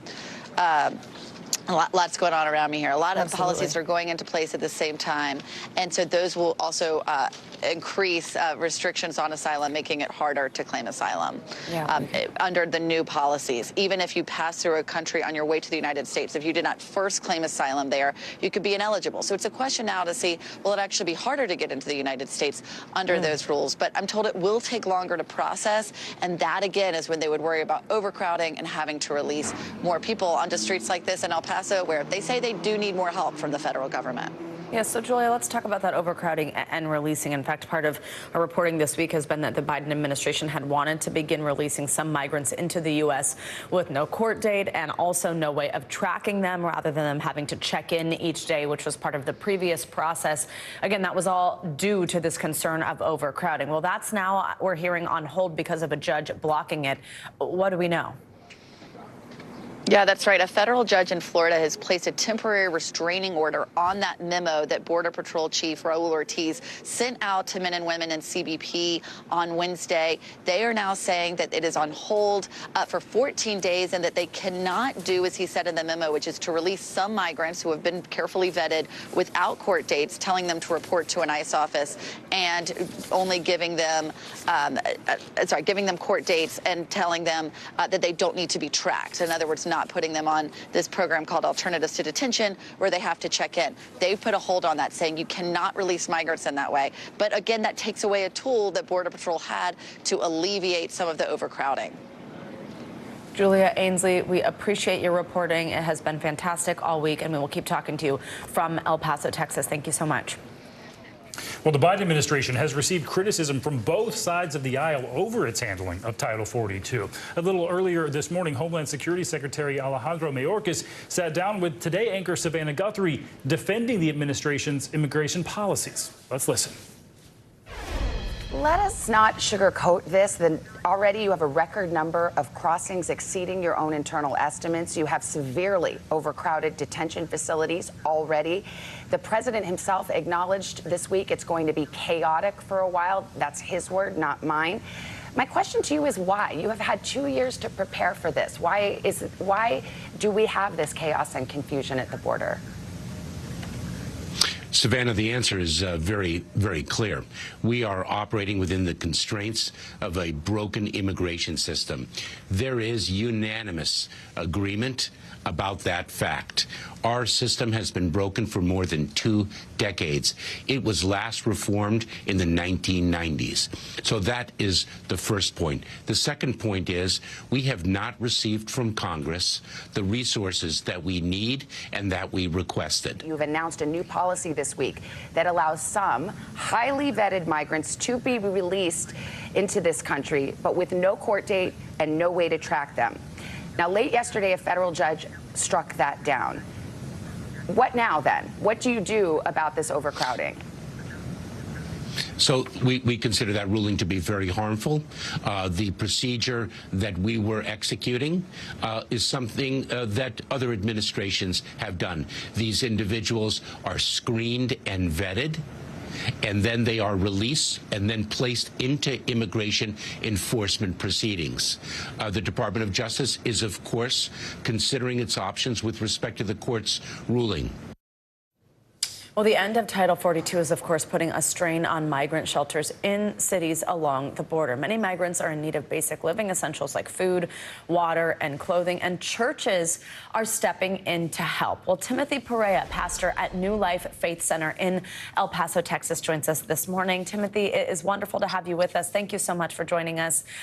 We understand that you have been volunteering for the past few months, actually, ahead of the lifting of Title 42, helping the migrants in your city. And I mean, you know, just by the numbers, obviously, most Americans do not live along the southern border. So I'm wondering if you can just put this in context for people who are watching from elsewhere in the country.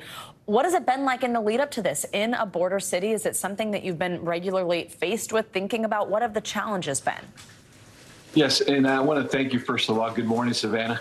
How you doing today? And happy Mother's Day for those who are out there. The thing that we face here as an NGO nonprofit is that we have a lot of misinformation false pretense for these particular immigrants. Our responsibility as a church, though, is to provide that welcoming spirit. You know what? You don't have food in your stomach. You don't have any liquids. We're here to provide the essentials. And then, of course, give them an education of they're here. I mean, they travel 7 to 9 countries. They're already here. And I tell all of the local support communities, you know, it is a challenge for El Paso, but we're ready. We're a community that not only embraces or are pro-immigrant, but, you know, we have the hard desire to serve the less fortunate. And I understand that you are not receiving any funding. Is that right for the work you're doing? You're just providing everything through donations that you receive. So tell us, what resources do you provide for people who are coming to the U.S. without anything with them? What is needed for these people? Well, we're not going to wait for, you know, any funding or anything that we're requiring from the government, right? Because we see the need at hand. So basically, we're coming out and we're saying, you know what, welcome to our community. You're already here in the US of A. And many of these people, and when I say people, I don't mean it, you know, in disregard, the community is seeking for a better life. So we provide them a meal, a hot meal. We got different local NGOs like Keeper's Kitchen. We have El Buen Sazon and other churches like Abundant, and we have Cantico Nuevo that are providing these particular resources to our beloved community from Venezuela. So yes, it is a challenge. However, it's a challenge that as a church nonprofit, we can meet and serve this beloved people. And Pastor Perea, if we can talk just about some of the complaints that we have heard from areas like where you are in El Paso, that, you know, migrants are overrunning these border cities and sleeping outside in the streets. We just saw that behind my colleague Julia Ainsley. We're seeing that now on our screens. There's safety concerns that come along with that, and migrants running into streets or crowding cars, trying to be the first to get donations because they are so scarce. All these reports we're seeing. What do you say to those reports, and what have you seen? What are solutions? Well, I mean, I side with that particular complaint, and not only do I side, but also want to provide a solution. I'm not going to wait for the city officials or even our beloved mayor to say, you know what, here's this amount of funds towards your NGO. No, what we got to do is step up to the game and say, you know what, these people are living in the streets. One of the words that I've used throughout our interviews, it's inhumane, and to have these people on the streets sleeping on rocks, you know, making beds out of carton board. And it's something that is reality towards our city here in El Paso. So one of the things that I want to mention to you really quick, Savannah, and thank you very much for giving me the opportunity, is that these people are left with nothing. They've traveled so many countries, they get here, and then they're like, what's next, right? So what we do as a church, we provide them the hope, of course, the preaching of the gospel. But beyond that, we also provide education, because they're in a new country. They don't even know what a crosswalk is. They don't. So local officials have been doing a great job as far as crowd control, making sure that they're allowing us to go in there, feeding these people. And let me give you an example. This past Sunday, we fed about 800 people out there that didn't have any liquid in their system, no hot meals. Pastor Timothy Perea, thank you very much for your time this morning. And I think no matter what side of this issue you stand on, it's obviously fantastic to see you just helping other humans who are in your city. We appreciate your time very much this morning. Thank you. God bless. Well, other cities across the U.S. are feeling the effect as they also see an influx of migrants heading their way. In Chicago, more than 8,000 migrants have arrived since last summer, with a couple hundred more arriving each and every day now. NBC News correspondent Shaquille Brewster joins us from Chicago with more on the situation. Shaq, good morning to you. So what are you seeing in Chicago, and where are the migrants going there to try to find help? Well, city officials, volunteer organizations, those on the front lines are saying Chicago is at a breaking point. You keep hearing this phrase, at capacity. You mentioned about 8,000 migrants have come to Chicago since August, have been sent here, including, and it's about a pace at about 100 to 200 migrants a day, according to city officials. What's that doing is it's straining resources, including places like at places like the one behind me, police stations. You have migrants in lobbies sleeping on the floor. You have at at park districts, at field houses, migrants sleeping on the floor in those areas, forcing community members to open these makeshift shelters. There's a strain for food, there's a strain for housing, and there's a strain for medical assistance. I want you to listen to what one person, a medical student who's been volunteering to assess some of these migrants, listen to what she told me. What conditions are you seeing? So predominantly what we've been seeing are things like the common colds, migraines, headaches, joint pains. Some people have, they've been sleeping on the floor, they've been sleeping on mattresses, and so just like kind of common aches. I've seen a lot of kids, and people are really grateful for the time that you give the kids, and also, they're not having a good time right now. I spoke to one couple who came here from Venezuela, Anderson and Yardales. They said that they walked much of the way. They went on trains before they got to the U.S. border, went to Denver first, was sent to Denver first, then came to Chicago. They don't have family here. They're looking for work, but it just gives you a sense of the struggle that so many people are facing here. Wow, a struggle and a lot of desperation there, Shaq. And I know Chicago city officials have said they're limited when it comes to resources that they are able to provide these migrants. So what are some of their concerns? That's right. They're saying they're at capacity. They're looking and scrambling to find more shelters, more places to house these folks who are coming to Chicago. I want you to listen to a little bit of a conversation I had with the executive director of a food pantry here that's been collecting supplies, collecting some of the food that has been donated to migrants, because they're saying while they want to help, they just don't have the resources to be able to help as many people as necessary. Listen here. Chicago, being a sanctuary city, has really stood up and tried to do its best. But we have a city that doesn't have an infrastructure already to support people that are chronically homeless or adequately. And so that makes it very, very hard. These are hard problems that don't take 2 minutes to solve. They're very complex problems. And that's why you have Chicago's mayor declaring a state of emergency. She's saying that the problem will get worse before it gets better. More money and more resources are coming to address this issue, but just not quickly enough. Guys. All right, Shaq, thanks so much.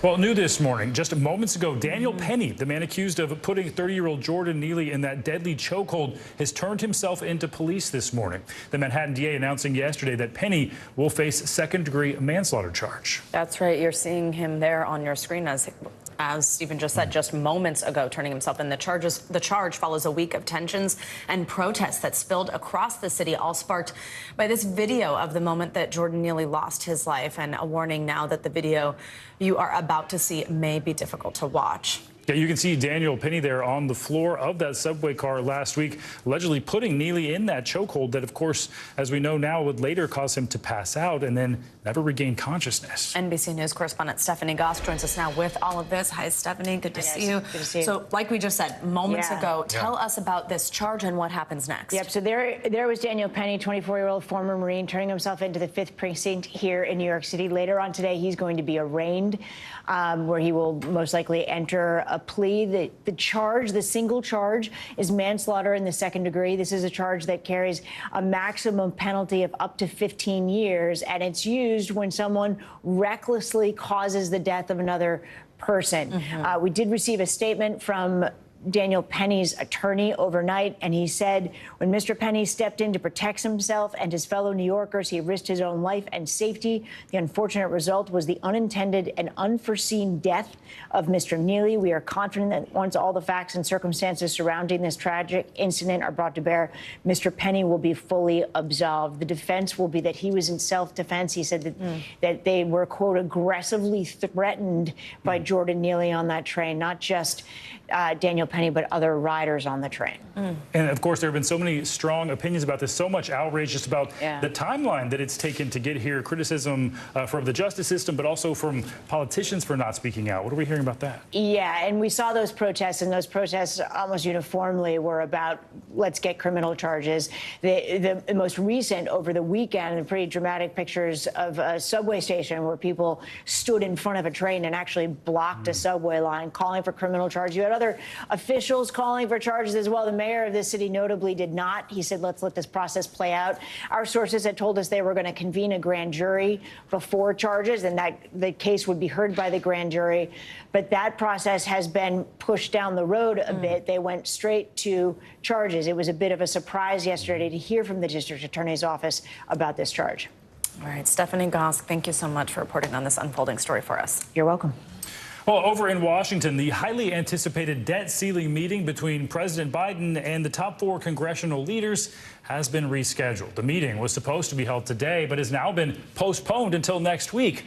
A White House spokesperson said staff will continue working and that all principals agreed to meet next week. A source familiar with the gathering said the delay was, quote, a positive development, adding that the meetings are progressing, but it wasn't the right moment to bring back principals. The delay comes as the debt ceiling deadline is estimated to be June 1st, which of course is inching closer. Former President Donald Trump is appealing the verdict by a federal jury that found him liable in a civil case brought by E. Jean Carroll. The New York jury unanimously found Trump liable for sexually abusing and defaming Carroll and awarded her damages of roughly $5 million. Carroll accused Trump of raping her in a department store dressing room in the 90s and then defaming her when he denied her allegation as a, quote, complete con job. The jury did not find Trump liable for rape. The former president denied knowing Carroll and did not testify in the trial. Well, this morning, the feud between Disney and Florida Governor Ron DeSantis is escalating, with the company's CEO telling investors he's reconsidering how much Disney wants to invest in the state. This as DeSantis moves closer to entering the 2024 presidential race. NBC News national correspondent Gabe Gutierrez has the latest.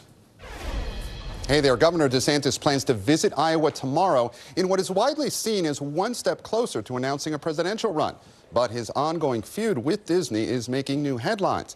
Disney's CEO now suggesting the company's plans to invest billions of dollars in Florida over the next decade could be in jeopardy. As speculation mounts over his potential run for president, Florida's Republican Governor Ron DeSantis is facing even more pushback from Disney. On an earnings call with investors, Disney CEO Bob Iger responding when asked about the company's ongoing fight with the state of Florida. This is about one thing and one thing only, and that's retaliating against us for taking a position about pending legislation. And we believe that in us taking that position, we are merely exercising our right to free speech. While Iger says Disney still plans to invest $17 billion over the next 10 years at Walt Disney World, he pointedly asked this question. Does the state want us to invest more, employ more people, and pay more taxes, or not? The battle began last year when Disney opposed the Parental Rights in Education Act DeSantis signed that opponents labeled the Don't Say Gay law. The policy banned teaching about sexual orientation or gender identity in Florida classrooms. DeSantis and Florida legislators are now trying to get rid of Disney's decades-old deal, allowing the company to essentially govern itself. Iger is accusing Florida of unfairly targeting Disney, saying that many of the almost 2,000 other special districts in the state, like those surrounding the Daytona Speedway and the Village's retirement community, have not faced the same scrutiny. DeSantis is not backing down, telling Newsmax last week. Can't have a situation where the legislature has spoken and one company just decides to contract out against the will of the people. At the end of the day, I think that they just have to understand the party is over for them. In conservative Lake County, Florida, some 40 miles from Walt Disney World, many tell us they support their governor. Definitely on DeSantis' side. Go woke, go broke. But other voters doubt whether DeSantis' rhetoric matches his record. Going around the country and now the world saying is that Florida is free, that he's made us more free. He hasn't made us more free. Governor DeSantis also just signed a transportation bill that gives the state authority to inspect Disney's monorail system. So the Disney drama continues, with a happy ending looking increasingly unlikely. Back to you. Messier and messier. All right, Gabe Gutierrez, thank you. All right, now time for a check at your morning News Now forecast. That is right. That means Michelle Grossman is back with us. Hey, Michelle. Hi there, guys. Great to see you. Happy Friday. And unfortunately, we're starting out this weekend wet. We're going to be wet in many, many spots. That's going to be today, tomorrow, and also Sunday. So Mother's Day plans might be a little damp in some spots. Let's talk about what's happening right now. We do have an area of low pressure. You can see that swirl right there. On the backside, we have some really cold air. That's bringing some snow. And we're also looking at a lot of lightning, some really heavy rainfall. That's going to be a concern over in the next few days. I see some clusters here. We had a tornado warning a few hours ago. That's expired, but we're probably going to see some more watches or warnings later on this afternoon. So we do have some flood watches right now. That's where you see the green, and that's because we're expecting anywhere from 6 up to a foot of rain over the next several days, especially in parts of Texas. This is what it looks like for today. Really busy. Let's start on the West Coast because we're sunny and warm, an early heat wave, temperatures well above normal, the coastal sections of the Pacific Northwest into Northern California. That's today, tomorrow, into the later part of the weekend. Severe storms in the northern plains. The plains were going to be wet. The southern plains, same story. You could see some strong storms and could see some flooding. That would be today throughout the weekend as well. But look at all the chances for rain. That includes portions of the Midwest, the Ohio Valley, into the southeast along the Gulf Coast states. We're dry in the southeast, but we're northeast, in mid-Atlantic, but it's going to be warm, well above normal for this time of year. Temperatures into the mid to upper 80s, so feeling summer-like there. We're going to hold on to those temperatures, the record highs into the northwest, but we're going to bring down the temperatures a bit as we go throughout Saturday in the northeast. But look at all this rain once again. So it's a wet start. We're going to see that sandwiched in the middle on Saturday with lots of rain, flood risk down to portions of the southern plains, and looking at showers in the mid-Atlantic and also the northeast. Let's take a look at Mother's Day. I know it's a big day for many, and we have plans. We want to be outside, maybe dining outdoors. Well, we're looking at temperatures warm, but we're looking at a lot of rain in some spots. So DeQueen, who even knew that was a spot, but I love it. DeQueen, Arkansas. I'm going to call my mom that on Sunday. It's got to be wet. My mom's going to be like, huh? 12 million at risk for a flood watch through Saturday. We're looking at green here, and that's where we're going to see the chance for a foot of rain in some spots. Wow. Like that's usually my mouth wants to say snow. Right. When I say foot. Rain. But rain. Jeez, Yeah. man. That was What was funny, it? DeQueen. DeQueen. That's Isn't that funny? I love Take that. a video like when she enters the room saying it and send us the reaction. And she is the queen. Oh, Let's be of honest. She'll be so confused. Michelle, thank you. Happy Mother's Day to you Thank and you. to your mom and Bye, to all guys. the moms. Hi, Mom. Yeah. Love ya. Coming up on Morning News Now, it's a solemn commencement weekend at the University of Idaho after those brutal student murders. Yeah, but the school community is determined to honor the victims at the same time during this graduation. We'll explain coming up. This is what it looks and feels storm zone. Bigger piece to the puzzle. Here's some of the stories we're watching tonight. We begin with breaking news just coming in. Russia has launched another round of attacks. What was it like when you came back and saw your neighborhood like this? They say that in modern war, there aren't any front lines anymore. Here, there certainly are. Extreme weather tonight on both the West Coast and the East Coast. We've had some of the strongest winds here. How many of you were up there? At least like 11. Now to the economy as Americans face the highest inflation rate in decades. How does this all impact your wallet?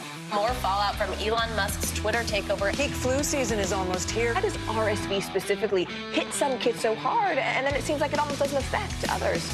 Can voters trust that you will be able to do this job? Why should voters believe you? This special election night. We love it. We live for this. We have a substantial team of NBC News correspondents fanned out. This is the first time we've not been able to call control of the House on election night. Tonight, we'll take an unflinching look at the resurgence of anti-Semitism in America. They're waiting until Title 42 is lifted before they decide whether to cross into the United States. What made you decide to go the medicinal healing route for what you're growing here? Who should be accountable? The city points the finger at the state at the city. Some more breaking news. We're live on the ground there. I want to show you an up-close look at what we're talking about here. The news continues right now.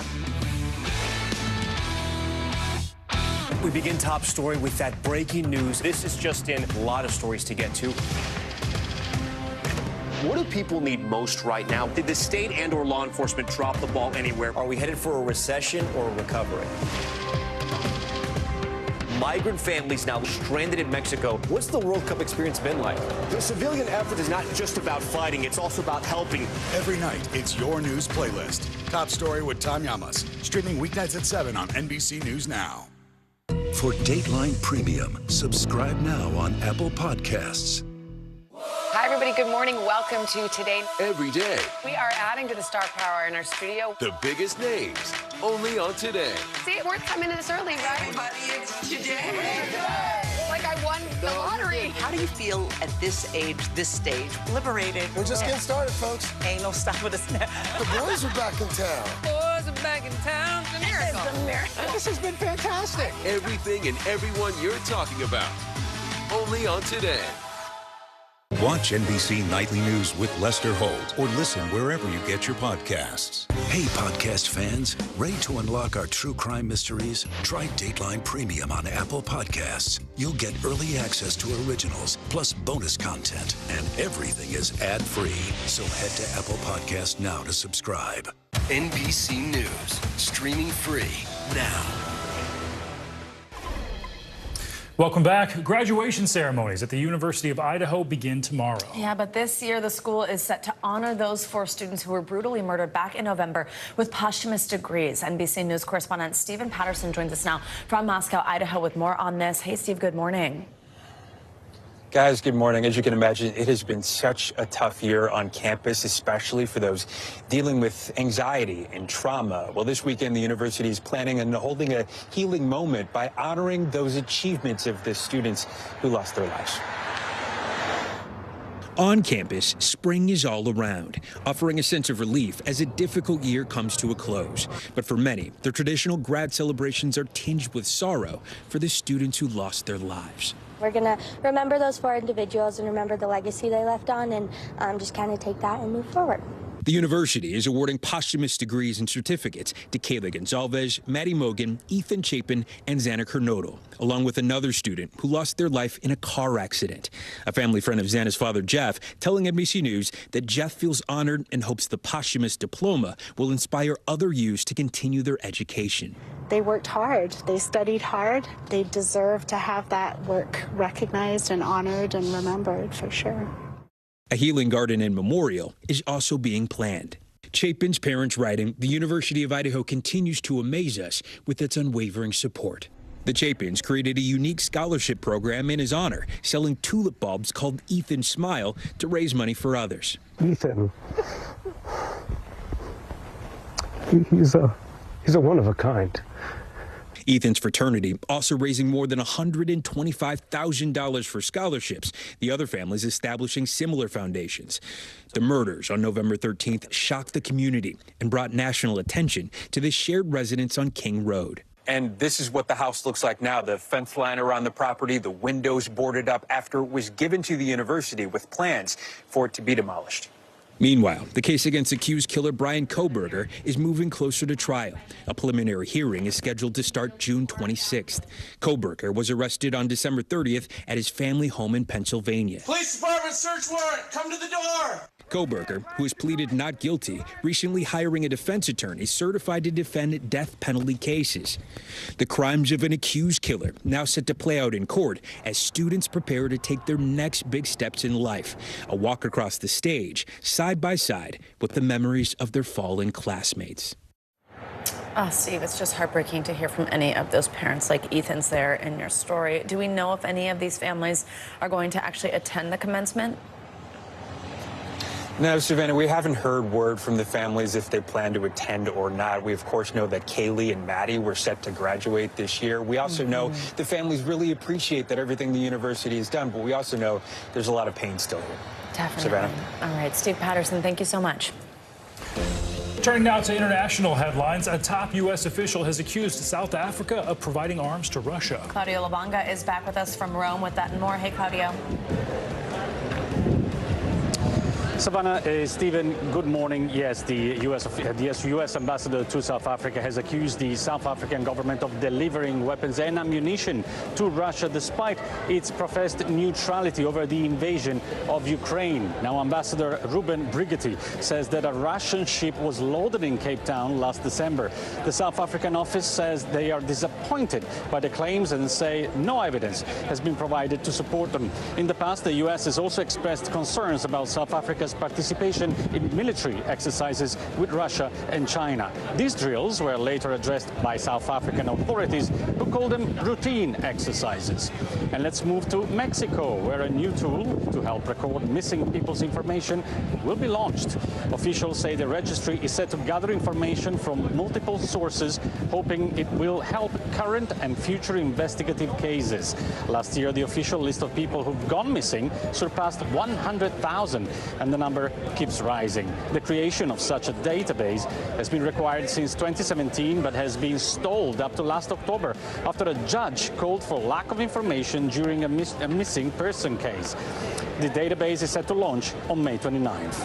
And let's end in Switzerland, where a village has been ordered to evacuate after scientists said a rock slide could be imminent. The threat of the mountain has loomed for centuries, but geological engineers started to closely monitor the situation since 2017. And in recent years, they have seen greater movement than ever before. Now, scientists say they cannot fully predict what's going to happen, telling residents the danger is only temporary and to prepare for weeks or even months away from their homes, guys. Wow. Jeez, scary stuff. All right, Claudio, thanks so much. Thank you. All right, and now to a major change by the FDA for their guidelines on blood donations. The government agency easing its ban on donations from gay and bisexual men. These restrictive policies date back to the 1980s and the HIV and AIDS epidemic. Well, the FDA says it will now be taking a more individualized approach to this. Yeah, let's bring in NBC News senior medical correspondent Dr. John Torres for more on this. So, Doc, remind us of those old policies, which were quite dated in so many ways, and what's the change here? And that's one of the reasons the policies are changing, because of the criticism behind the old policies and how they were stigmatizing a certain population. Going back to the 1980s, the AIDS epidemic, at the time, it was thought, okay, the only ones we have to worry about are men who are having sex with men. And so let's go ahead and restrict them for a lifetime from donating bloods. You know, fast forward to 2015, and they said, well, it doesn't need to be a lifetime. Let's just make it a year. 2020, they said, let's just make it 3 months. But then started looking at this data going, you know, it's possible that we are stigmatizing this portion of society without a need to, because science is showing that it's not just them that have HIV and AIDS, it also is the heterosexual population. So we need to go across the board and start looking at everybody, treating everybody equally when it comes to blood donations, and saying, let's ask everybody the same questions.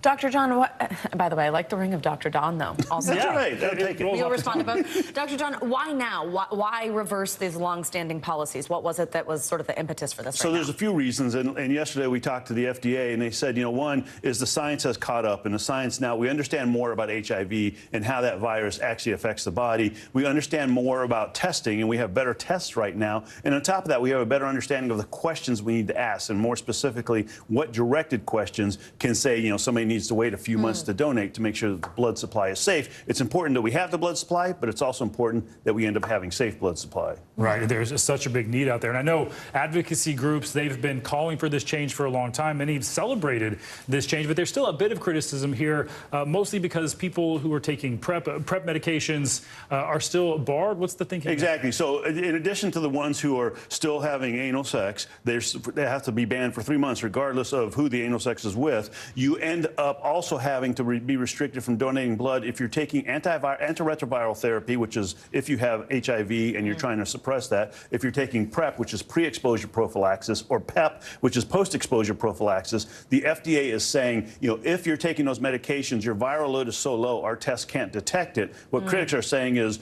you know, you cannot pass it on to another person if you're taking those medications. FDA's pushback is saying, yes, that is true through sexual activity, but not true through blood donations, because it is such a large supply of blood that the virus could be in there. We couldn't detect it, but it could still affect somebody. And again, they're trying to keep it safe. They're trying to move forward, and hopefully they'll keep looking at the science and moving forward even more. Yeah, it's been a bit of a balance so far. A lot of people celebrating this, though. All right, Dr. John, thank you. Thank you. Always good to have you. Safe travels back home. Thank you.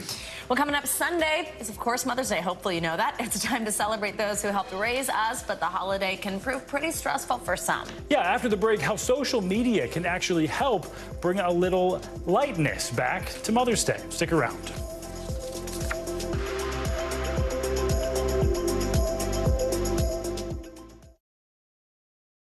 We begin tonight with breaking news just coming in. Whenever it happens, wherever you are, NBC News, streaming free now. Your music is so familiar. What do you think when people start humming back your tunes? How you doing, Lester?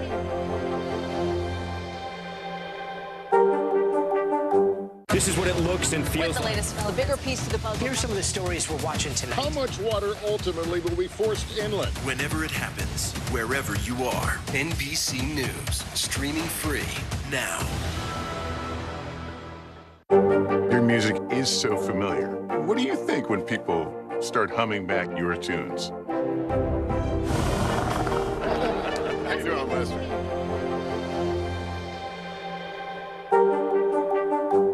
For Dateline Premium, subscribe now on Apple Podcasts.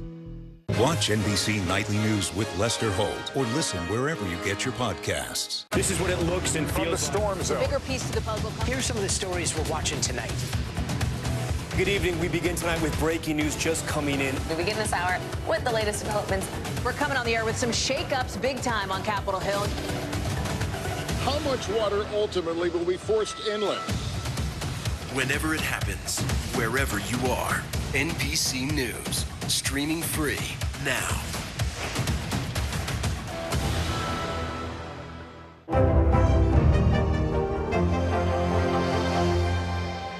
This is what it looks and feels With the latest, a bigger piece to the puzzle. Here's some of the stories we're watching tonight. How much water ultimately will be forced inland? Whenever it happens, wherever you are, NBC News, streaming free now. For Dateline Premium, subscribe now on Apple Podcasts. Welcome back. If you still need a reminder to get that gift in the mail, this Sunday is Mother's Day. Actually, it's probably too late for mail unless you're going to overnight that. Hopefully you live near your mom if you forgot. Yeah, you got to run that over. This holiday, though, is often seen as so joyful because it's a time, of course, to celebrate moms, but it isn't always happy for everyone. Yeah, of course. We want to acknowledge that many mothers and mother figures can struggle to find happiness on a day, which can be painful for all sorts of reasons. We're going to talk about both sides of this with psychotherapist and reporter Dr. Robbie Ludwig, a friend of the show as well. It's always great to see you. Great to be here. And happy Mother's Day to you. Thank you so much. And happy Mother's Day to you or your mothers. I know. We're not parents quite yet, but yes, our mothers, exactly. So let's start with the happy side of this and just, I mean, what, you know, especially speaking as a mom, but just what is this day like to be appreciated, be the focus? How much does, you know, just saying thank you to mom matter? It feels so good because sometimes motherhood can be a thankless job. We don't expect our children to run around saying, thanks, Mom. We appreciate you every day. So it's this one moment to really appreciate the power of women and motherhood and the importance that they create in their families and in the world. And also, our mothers are really the first and most powerful relationship that we have psychologically, and it often influences the way we experience others. So it is a wonderful time to celebrate women, stepmoms, mothers, people who are new mothers, and just appreciate all the work that they do. Absolutely. By the way, you were seeing just a moment ago, those are the moms of our team, either moms themselves who are on our team or our team members with their moms. Just a minute ago, those pictures on the pink background. So yeah, anyway, it's so much to celebrate with moms. So we do want to talk about sort of the other side of it. It can be a difficult holiday for a lot of people who've lost their moms. I lost my mom in college. There's also people who are struggling with fertility issues, who want to be parents and they can't. How can we support those people who are suffering during this time? Yeah, well, I think the fact that we're even talking about this was never a topic discussed. It was just glorified. And so I think it was really tough for people to see happy photos with mothers if they lost a parent.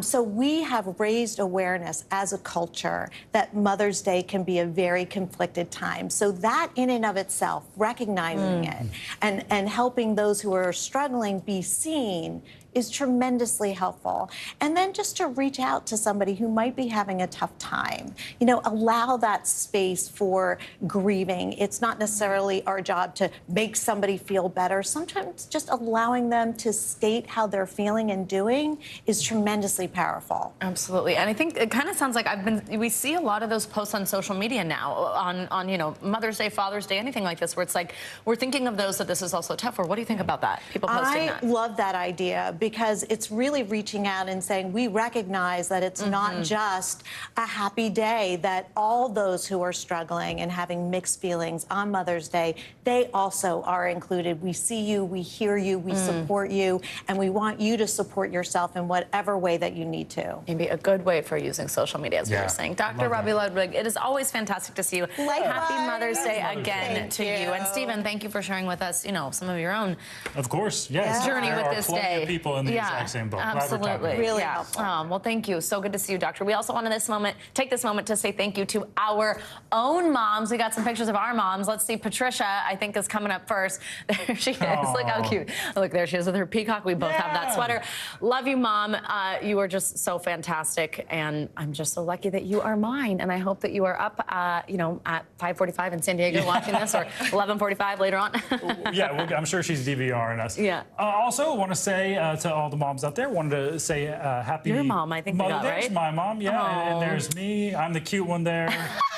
There's my mom, and there's my mother-in-law, Linda. I got another mother figure in my life to say Happy Mother's Day to. That's cute. Well, of course, ours aren't the only two moms who watch the show and regularly text their kids' feedback. Let me tell you, every day I'm hearing from mine.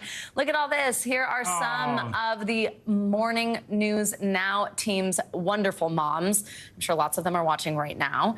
And of course, there are more moms who also who work here, who are members of our team, waking up at crazy hours to put this show together while balancing things like homework, soccer games, family time, all that kind of stuff. So happy Mother's Day to all of them and all the mothers watching at home along with us. We're so thankful for you. I'm also so thankful for my mother-in-law. We both just got married recently, so it's like having a second mom, you know? It's like, you it's hear just the nightmare stories about mothers-in-laws. Yeah, but not I at know, all. I love exactly. mine so much. Love you too, Kathy. Thank you so much for everything all you moms do. Yeah. Well, coming up now, a rare bit of good news at the grocery store this morning. Yeah, food prices are actually dropping ahead of the all-important Memorial Day weekend, where you can find the best deals to kick off summer the right way. This is Morning News Now.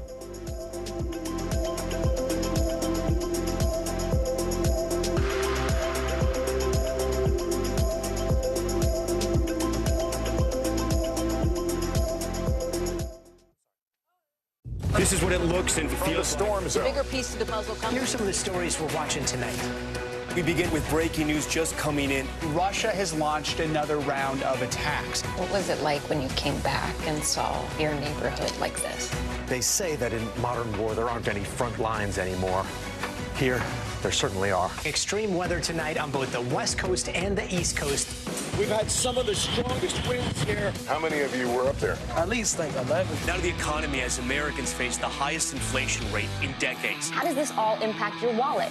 More fallout from Elon Musk's Twitter takeover. Peak flu season is almost here. How does RSV specifically hit some kids so hard, and then it seems like it almost doesn't affect others? Can voters trust that you will be able to do this job? Why should voters believe you? This special election night. We love it. We live for this. We have a substantial team of NBC News correspondents fanned out. This is the first time we've not been able to call control of the House on election night. Tonight, we'll take an unflinching look at the resurgence of anti-Semitism in America. They're waiting until Title 42 is lifted before they decide whether to cross into the United States. What made you decide to go the medicinal healing route for what you're growing here? Who should be accountable? The city points the finger at the state at the city. Some more breaking news. We're live on the ground there. I want to show you an up-close look at what we're talking about here. The news continues right now.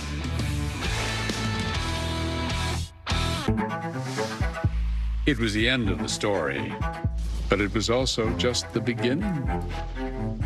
We couldn't know then that following the mystery would take us to places as strange as any fiction. The mind whirled among dreadful possibilities. What happened here? The True Crime Original. Dateline, Fridays and Sundays. We begin top story with that breaking news. This is just in, a lot of stories to get to. What do people need most right now? Did the state and or law enforcement drop the ball anywhere? Are we headed for a recession or a recovery? Migrant families now stranded in Mexico. What's the World Cup experience been like? The civilian effort is not just about fighting, it's also about helping. Every night, it's your news playlist. Top Story with Tom Llamas. Streaming weeknights at 7 on NBC News Now. What is going to happen now? Going back and forth because Oh, yeah, this is it, right? We begin tonight with breaking news just coming in. Whenever it happens, wherever you are, NBC News, streaming free now. What is going to happen now? going back and forth because Oh, yeah, this is it, right?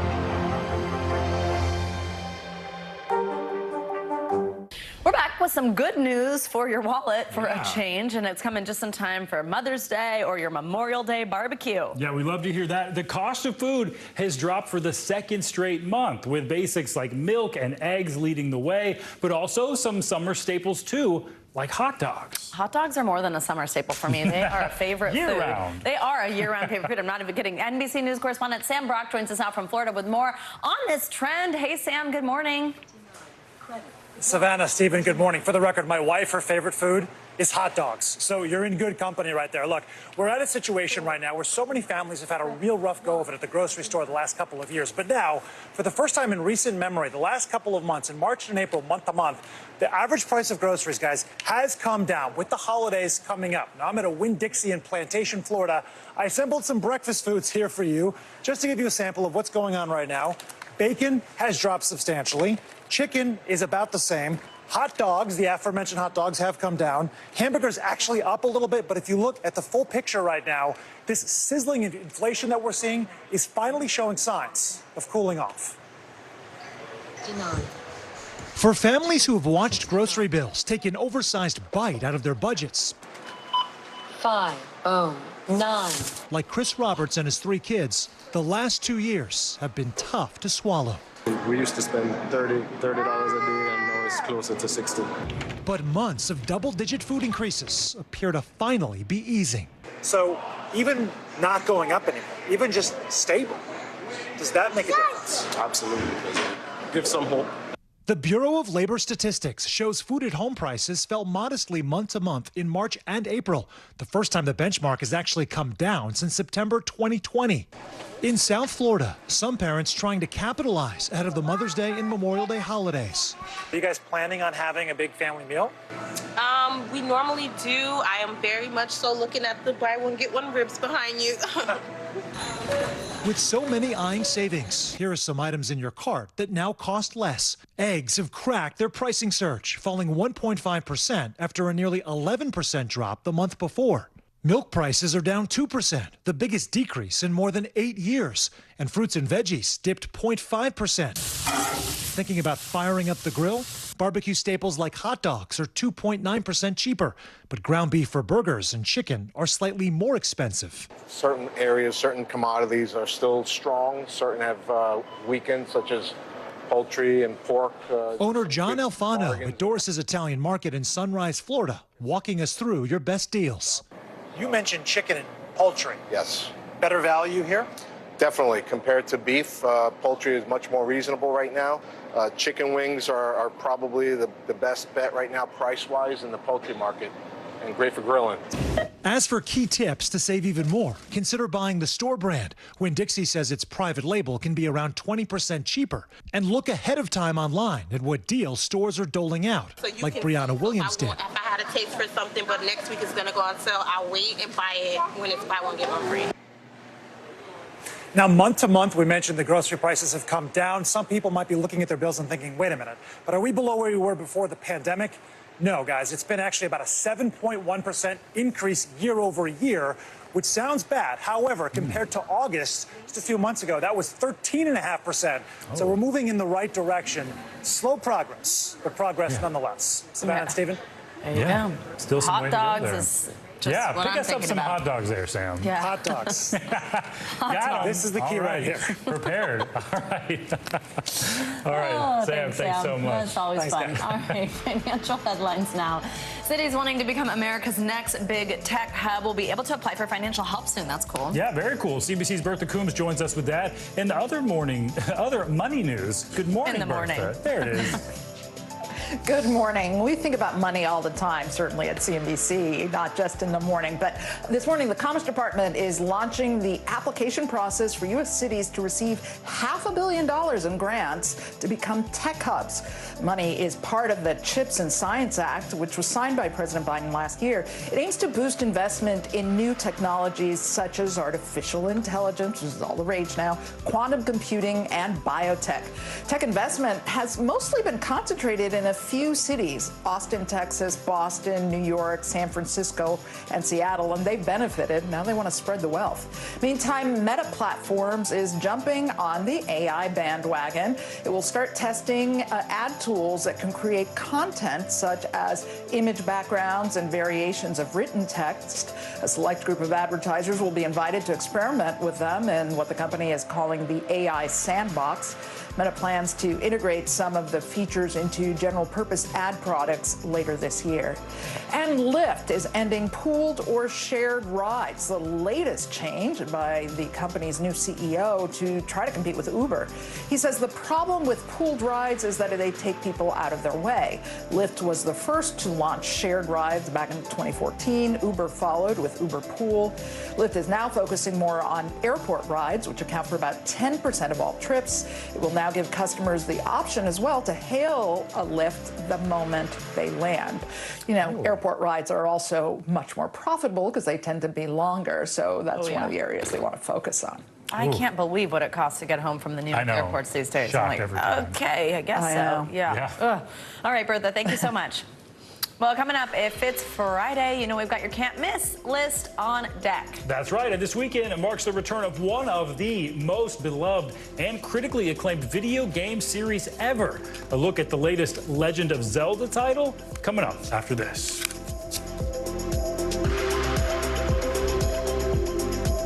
Thanks for tuning in. I'm Gotti Schwartz. Here are the stories we're following tonight. Storms keep coming here in California. The U.S. government just declassified this video. A lot more stories trending like crazy on social media. A controversy pitting lawmakers against young voters. What's the state of crypto today? What is going on when we're looking at trends there? Another mind-bending story on artificial intelligence. This is what my voice sounds like when I clone it. That wasn't me. You gotta see this. Stay tuned now. Weeknights at 8 Eastern, 5 Pacific on NBC News Now. Your music is so familiar. What do you think when people start humming back your tunes? How you doing, Lester?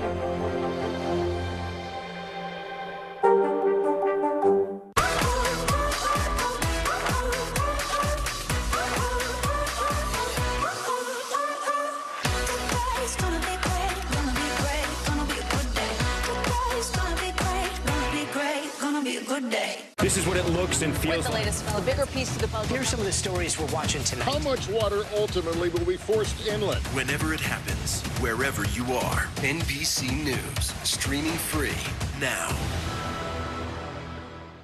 For Dateline Premium, subscribe now on Apple Podcasts.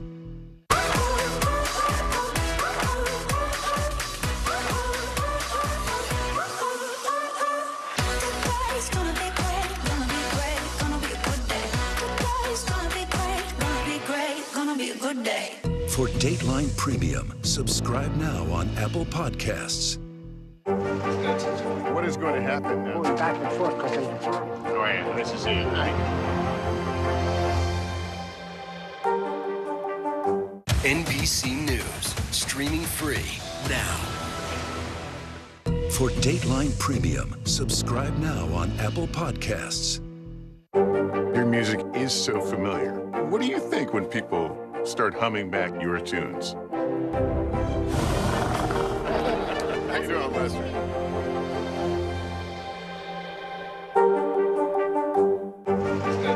What is going to happen now? Going back and forth because they... Oh, yeah, this is it, right?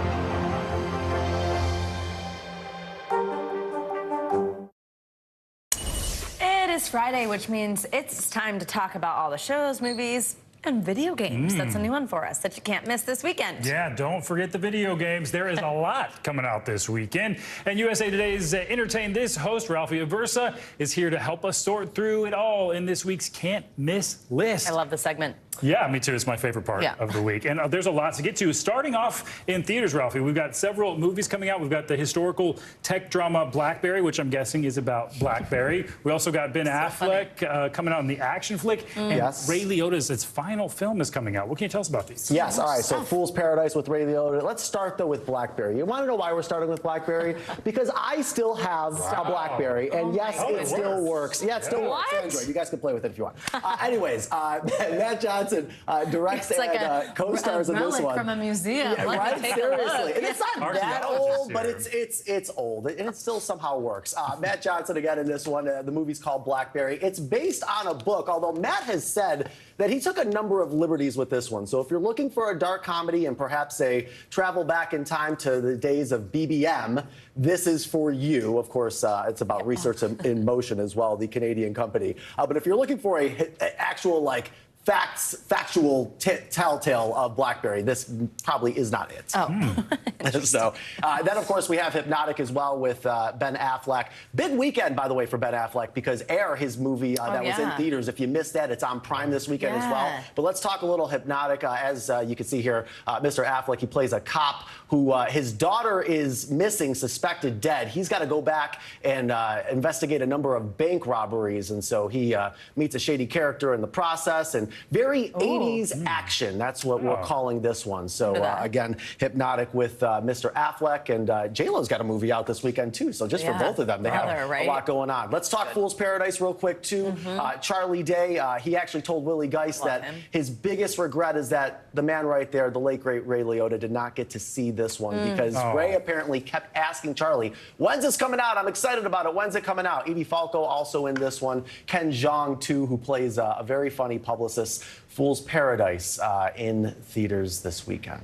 Will be emotional probably for a lot of people to see him, acting in that, but very cool. All right, now, if you're staying in this weekend, let's talk some streaming stuff. I understand 2 different shows about 2 different queens, one with some controversy. Walk us through these. Yes, all right, so we'll talk about African Queens Cleopatra first because, I guess a little bit of controversy around that with Adele James starring as Cleopatra. This is the series, by the way, that Jada Pinkett Smith executive produces and narrates. So it's interesting because you have Adele playing Cleopatra as a woman of color, which the director of this actually wrote a very interesting piece in Variety about why that was so important to her. Obviously, when you think Cleopatra in films, you probably go back to the 60s with Elizabeth Taylor.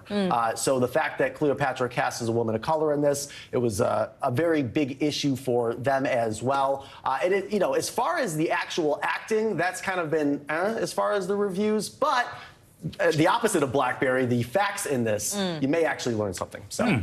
Interesting. That is interesting. Also got to talk the Eurovision final. I know it's the largest non-sporting live event in the world. How can we watch this? All the costumes, all the craziness. We only have a little bit of time because we got to talk video games too. Oh, yeah. All right. Peacock is where it's streaming. This is really interesting. I like, by the way, Gustav, Because of You. That's Belgium. Mae Muller from the UK. I wrote a song.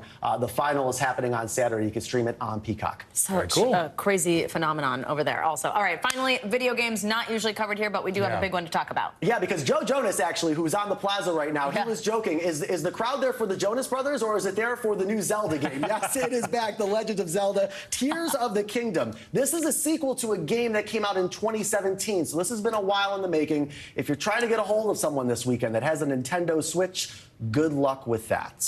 Exactly. Yeah. All right, Ralphie, great to have you here. I really do love this segment. It informs my viewing for every weekend. I say that every week. It's true. Thank you for your time. Happy weekend. Yes, you too.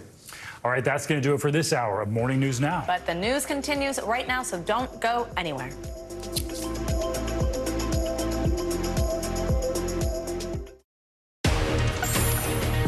Hello and happy Friday. We are so happy you could be with us. I'm Vicki Witt. I'm Kate Snow. NBC News Daily starts right now.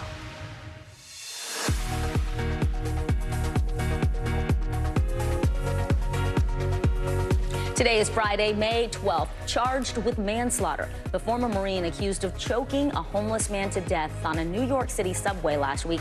He's now in police custody. We'll go live to the courthouse where he surrendered to authorities this morning. Border chaos. Migrants see a chance to enter the U.S. after pandemic-era immigration restrictions expired overnight. How the impact is already being felt in towns along the southern border.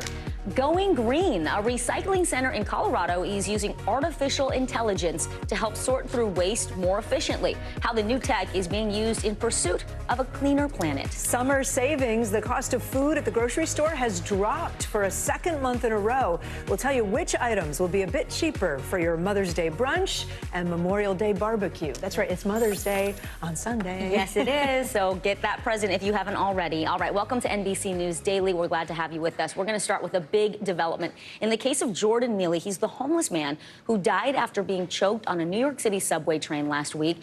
Marine veteran Daniel Penny is set to be charged with second-degree manslaughter in this case. The 24-year-old is in police custody now after turning himself in this morning in Manhattan. Penny is the one seen holding Neely down in a chokehold in the viral video of that incident. NBC News correspondent Rahema Ellis joins us now from outside Manhattan Criminal Court, where the suspect is set to be arraigned. Rahema, this charge coming 11 days after Neely died. Tell us more about the suspect's surrender and how the Neely family's reacting.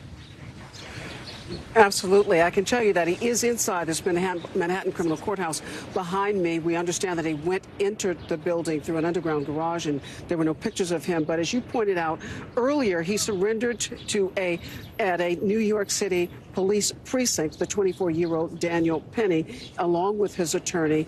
And if he is convicted of the second-degree manslaughter charges, he could face a maximum of 15 years in prison. Jordan Neely's family, the homeless man who was killed, this is what they have wanted, is for charges to be filed.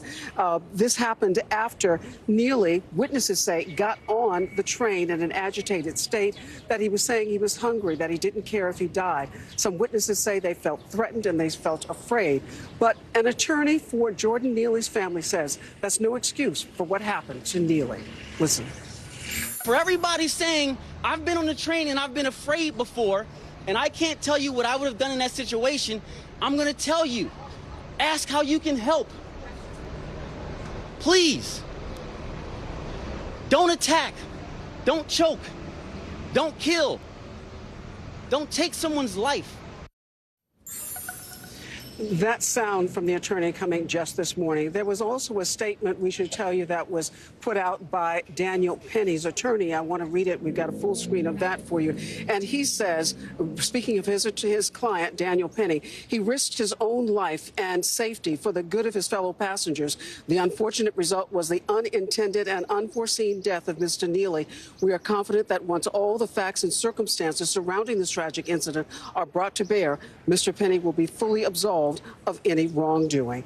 And once again, this arraignment is about to get underway this afternoon here at Manhattan Criminal Court, where this 24-year-old former Marine faces charges of a second-degree manslaughter for the choking death of Jordan Neely. Vicki and Kate, back to you.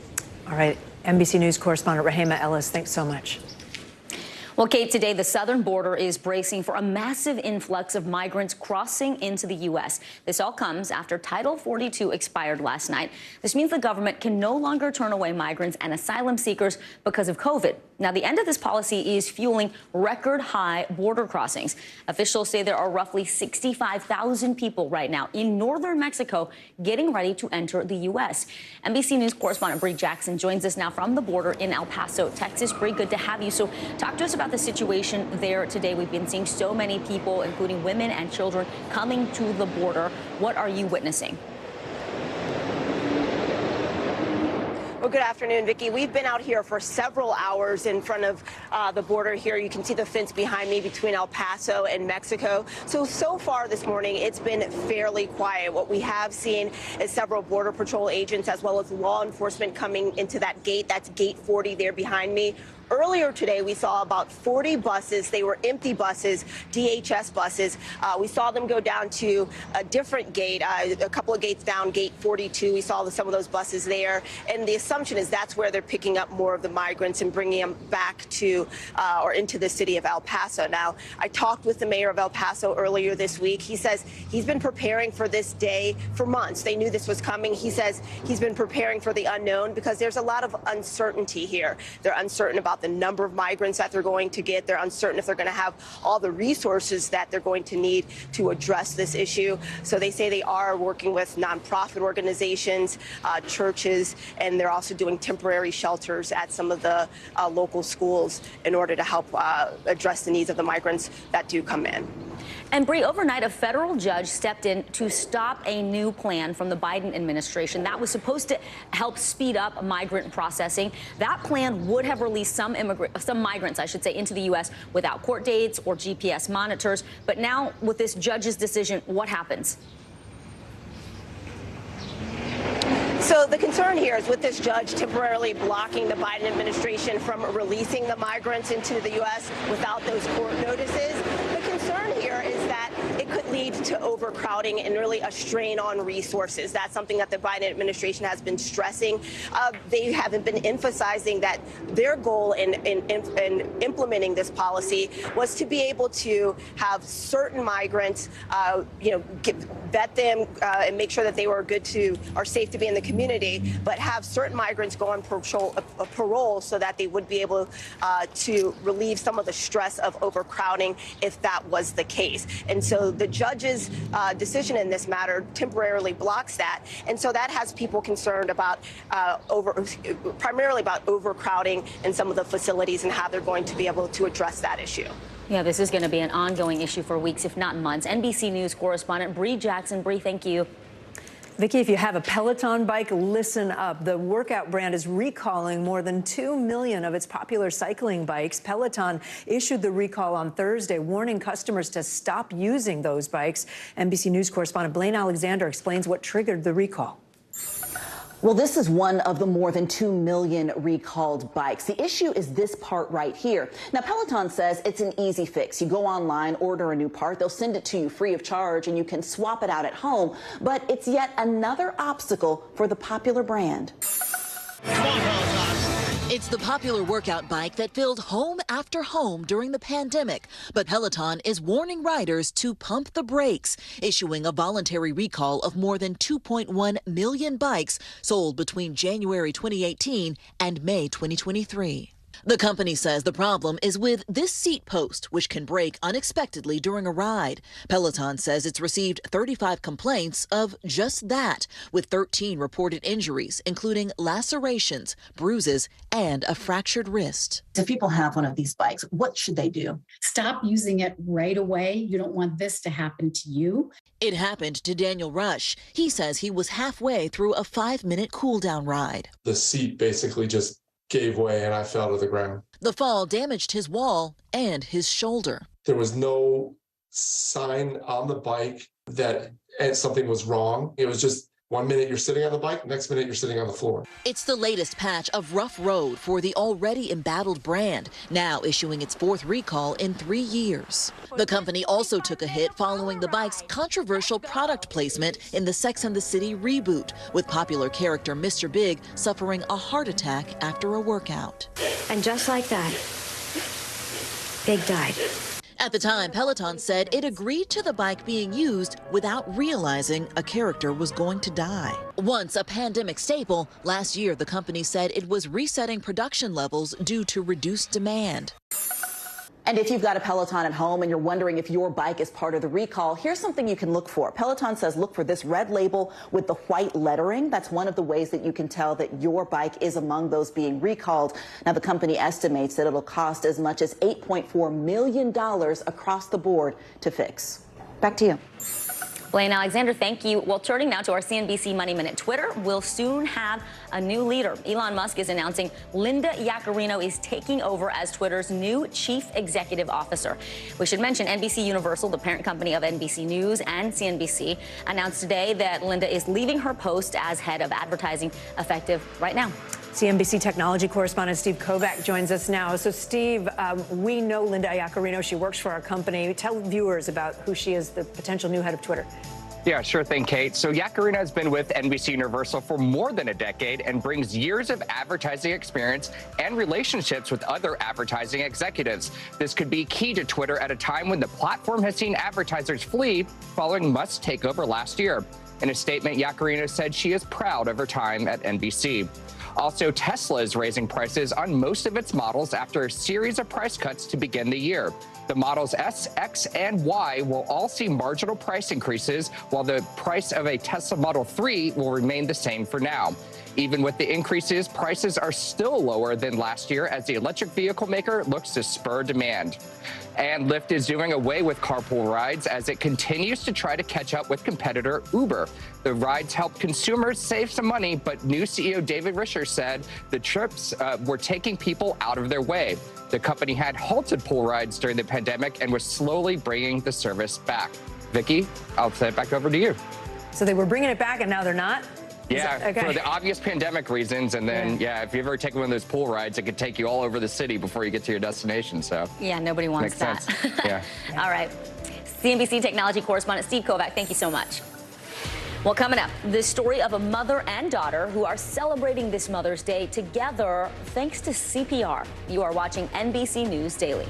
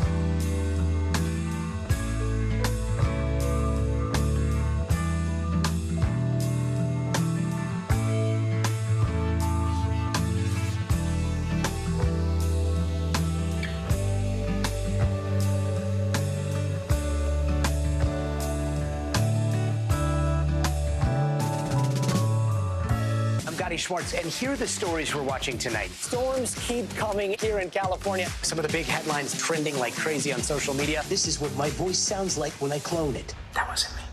You gotta see this. Stay tuned now, weeknights on NBC News Now. For Dateline Premium, subscribe now on Apple Podcasts. We're back now from Las Vegas. From Seattle, Guatemala City. From Wilmington. I was in space in Texas. From Normandy, From France. Surfside, Florida. Thank you for watching, everyone. Well, this is a story about the ultimate mother-daughter bond. Eva Blakely was beginning her treatment for stage 3 colon cancer when she suddenly went into a cardiac arrest. A very scary moment, but that is when her daughter Taylor sprang into action, giving her mother roadside CPR. She ultimately saved her mom's life. NBC News medical fellow Dr. Akshay Sayal reports. Eva and Taylor Blakely have always been close. She's my baby. Now, living less than 3 miles down the road from each other, you could say they're closer than ever. But in 2019, a trip to the ER threatened to sever their bond. I got sick at work, and Taylor had to come and get me. Took me to the emergency room, and that's when I found out that I had the tumor. Eva had been diagnosed with stage 3 colon cancer. What was your gut reaction to that? I started crying. It's devastating when you hear them words. Taylor, a registered nurse, immediately took charge, driving her mother to almost all of her appointments. It's strange, you know, she's my youngest child, having her take care of me. Not long after leaving one of those appointments, another medical tragedy struck. I was having an MRI, went in, had it done. walked to the car, was on a call, and then it was just like lights out. Eva had gone into cardiac arrest while Taylor was driving her home. I looked over and she was slumped over the seatbelt. I felt for a pulse, she didn't have one. So I called 911 and I pulled over to the side of the road. And once I got to the shoulder, I pulled her out of the car and started CPR. Dr. Tom Callahan, a physician at the Cleveland Clinic, was one of the first doctors to treat Eva when she arrived. He says Taylor's CPR undoubtedly saved her mother's life. If she wasn't there, Eva probably would have passed away. The American Heart Association says that about 9 in 10 people who go into cardiac arrest outside of a hospital die. But if CPR is performed immediately, it can double or triple the chance of survival. When bystander CPR happens, it allows some circulation to get out to the brain and get to the heart, and it helps keep those tissues alive during those precious moments.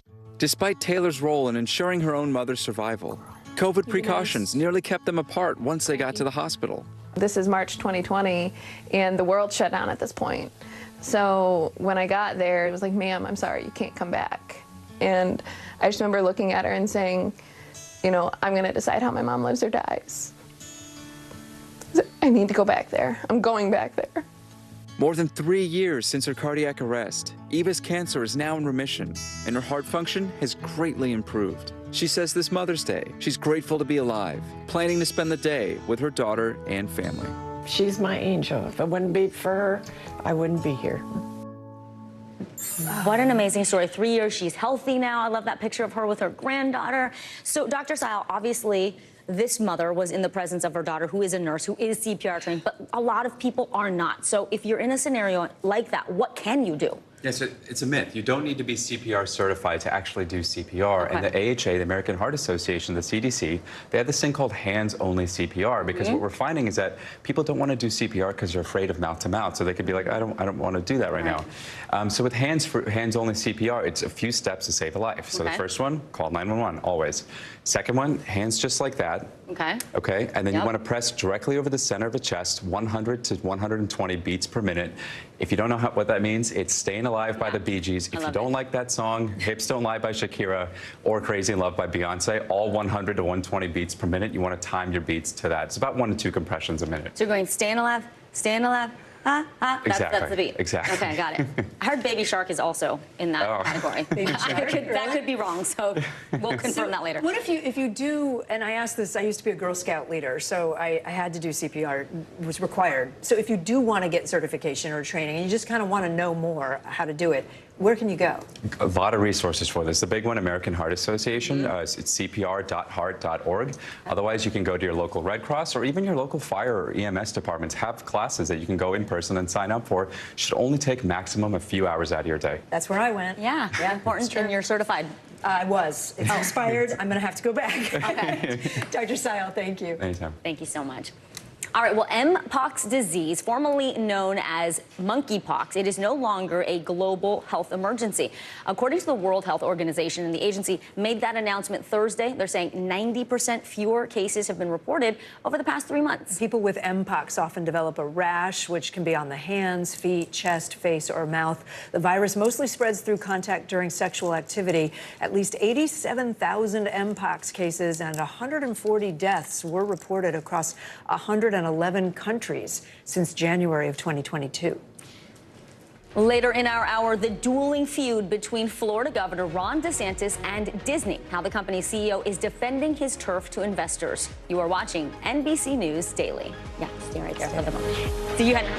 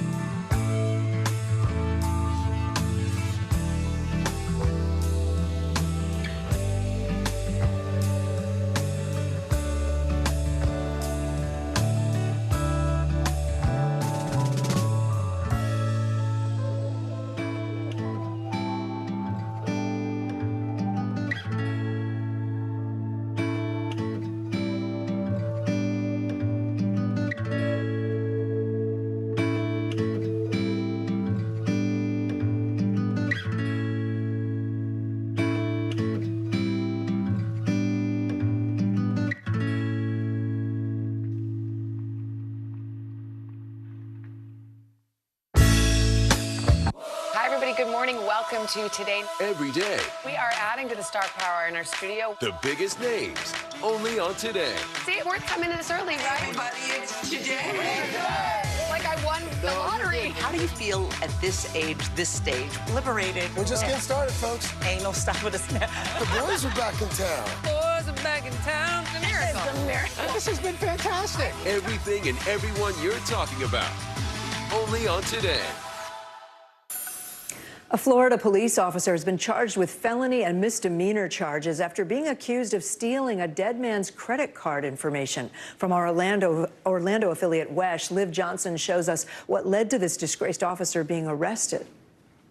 It all started when a woman reported suspicious charges to her dead husband's credit card a day after he passed. To take advantage of a person in a time of need is absolutely reprehensible. Gas, food, a trip to Wendy's, and a hotel room all purchased on his credit card, totaling to $450. Detectives managed to identify a suspect vehicle that was at each location where the crimes occurred.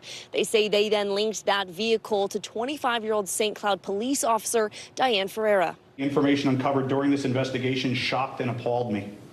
It directly violates everything that I expect and demand from our law enforcement officers. St. Cloud Police Chief Douglas Gorky says Ferreira admitted to taking pictures of the man's credit card and uploading it to her phone while at his home following his death.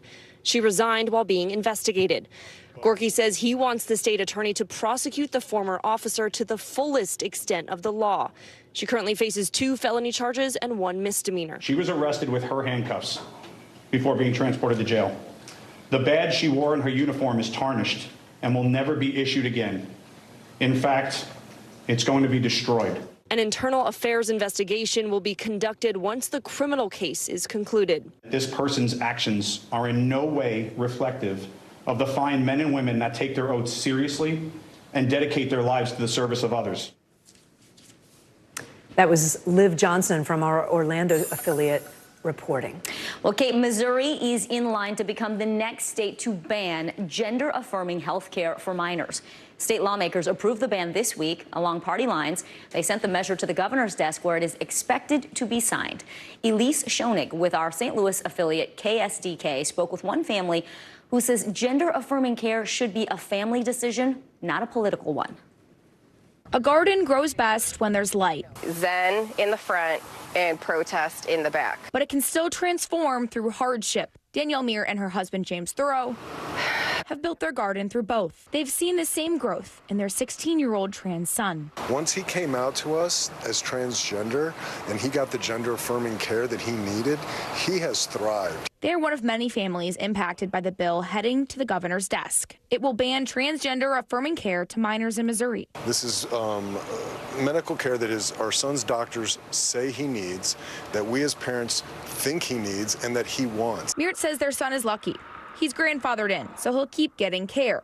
The path that my child was on before we got to the gender center was the wrong path. And it's devastating to know that other kids aren't going to have access to that same health care. It's the domino effect many are worried this legislation could have. At a time where Missouri and St. Louis are losing population, these sort of restrictive laws can contribute to more population loss because people want to be in a state where they can get the care that they want. 5 on Your Side political analyst Anita Mannion says more lawsuits could come. I think similarly to bans we've seen on abortion, this puts doctors in a position of trying to figure out what the law is and what care they can offer their patients. Much like her garden, Meert says her son's transition was something their family took the time to grow. Eventually, we will be on the right side of history, but it's going to be a marathon.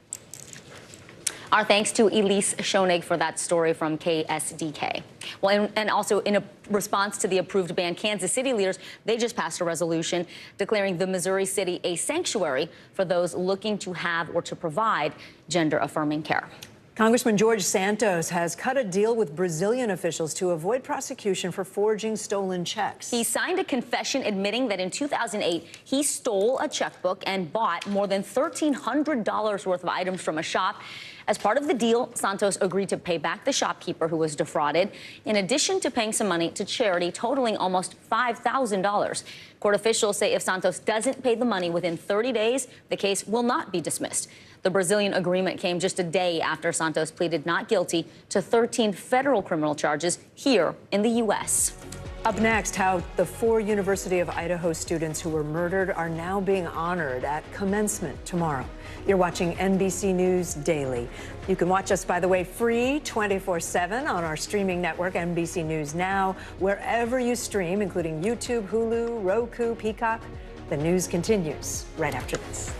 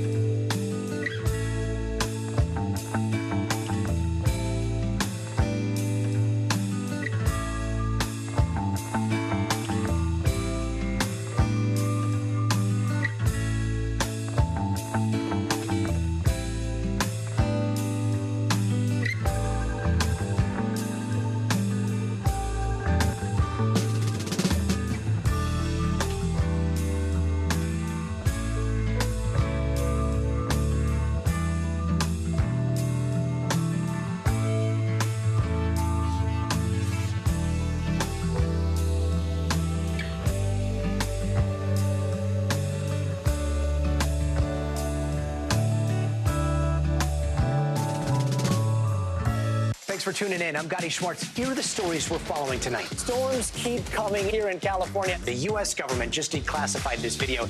A lot more stories trending like crazy on social media. A controversy pitting lawmakers against young voters. What's the state of crypto today? What is going on when we're looking at trends there?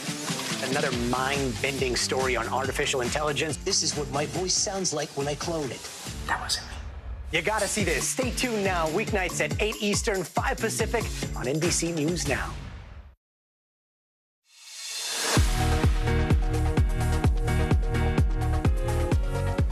We are back on this Friday. Happy to have you with us. I'm Vicki Nguyen. I'm Kate Snow. Making news right now, former President Donald Trump is planning to appeal the $5 million verdict that found him liable for sexually abusing and defaming author E. Jean Carroll. Trump's attorney filed papers in Manhattan's federal court on Thursday.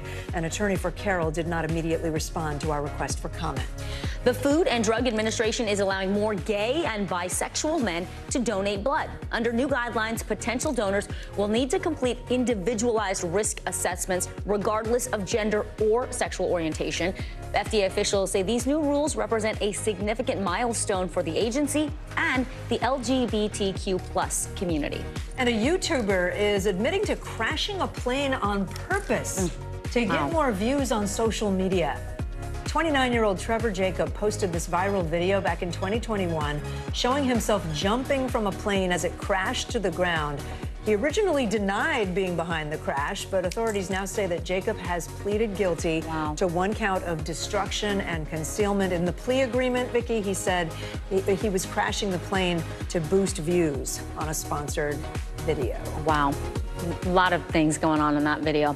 All right, well, as more migrants cross the southern border and enter the country, several major cities are now struggling to find safe places to temporarily house them. In Chicago, outgoing Mayor Lori Lightfoot says they're running out of space. She says the migrant crisis in the city is already at a breaking point.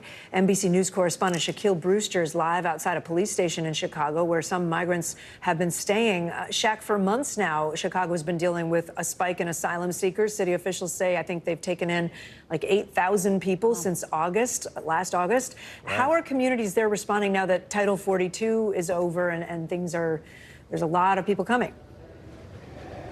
Well, they're saying it's going to get worse, and they're saying that this is a humanitarian crisis that's driven by politics. And that's because many of the 8,000 who have come to Chicago since the end of last summer came as part of the Texas governor's busing program. They're saying, city officials are saying that they're receiving migrants at a pace of about 150 to 200 migrants every day. The problem is there's not enough housing for them. There's a scramble to make more shelters like the one I'm in now. We moved from the police location because that's where many of the migrants are going in the beginning. They're going and they're having to sleep on the floor of police stations. There's not enough housing to build. There's not enough housing to hold them because of these makeshift shelters and the scramble to assemble them. I want you to listen to a little bit of my conversation with someone who's been going around to many of these shelters, the police stations, the makeshift shelters, and assessing the conditions of the migrants. Listen to a little bit of what she told me. What conditions are you seeing? So predominantly what we've been seeing are things like the common cold, migraines, headaches, joint pains. Some people have, they've been sleeping on the floor, they've been sleeping on mattresses, and so just like kind of common aches. Also, I've seen a lot of kids, and people are really grateful for the time that you give the kids, and also, they're not having a good time right now.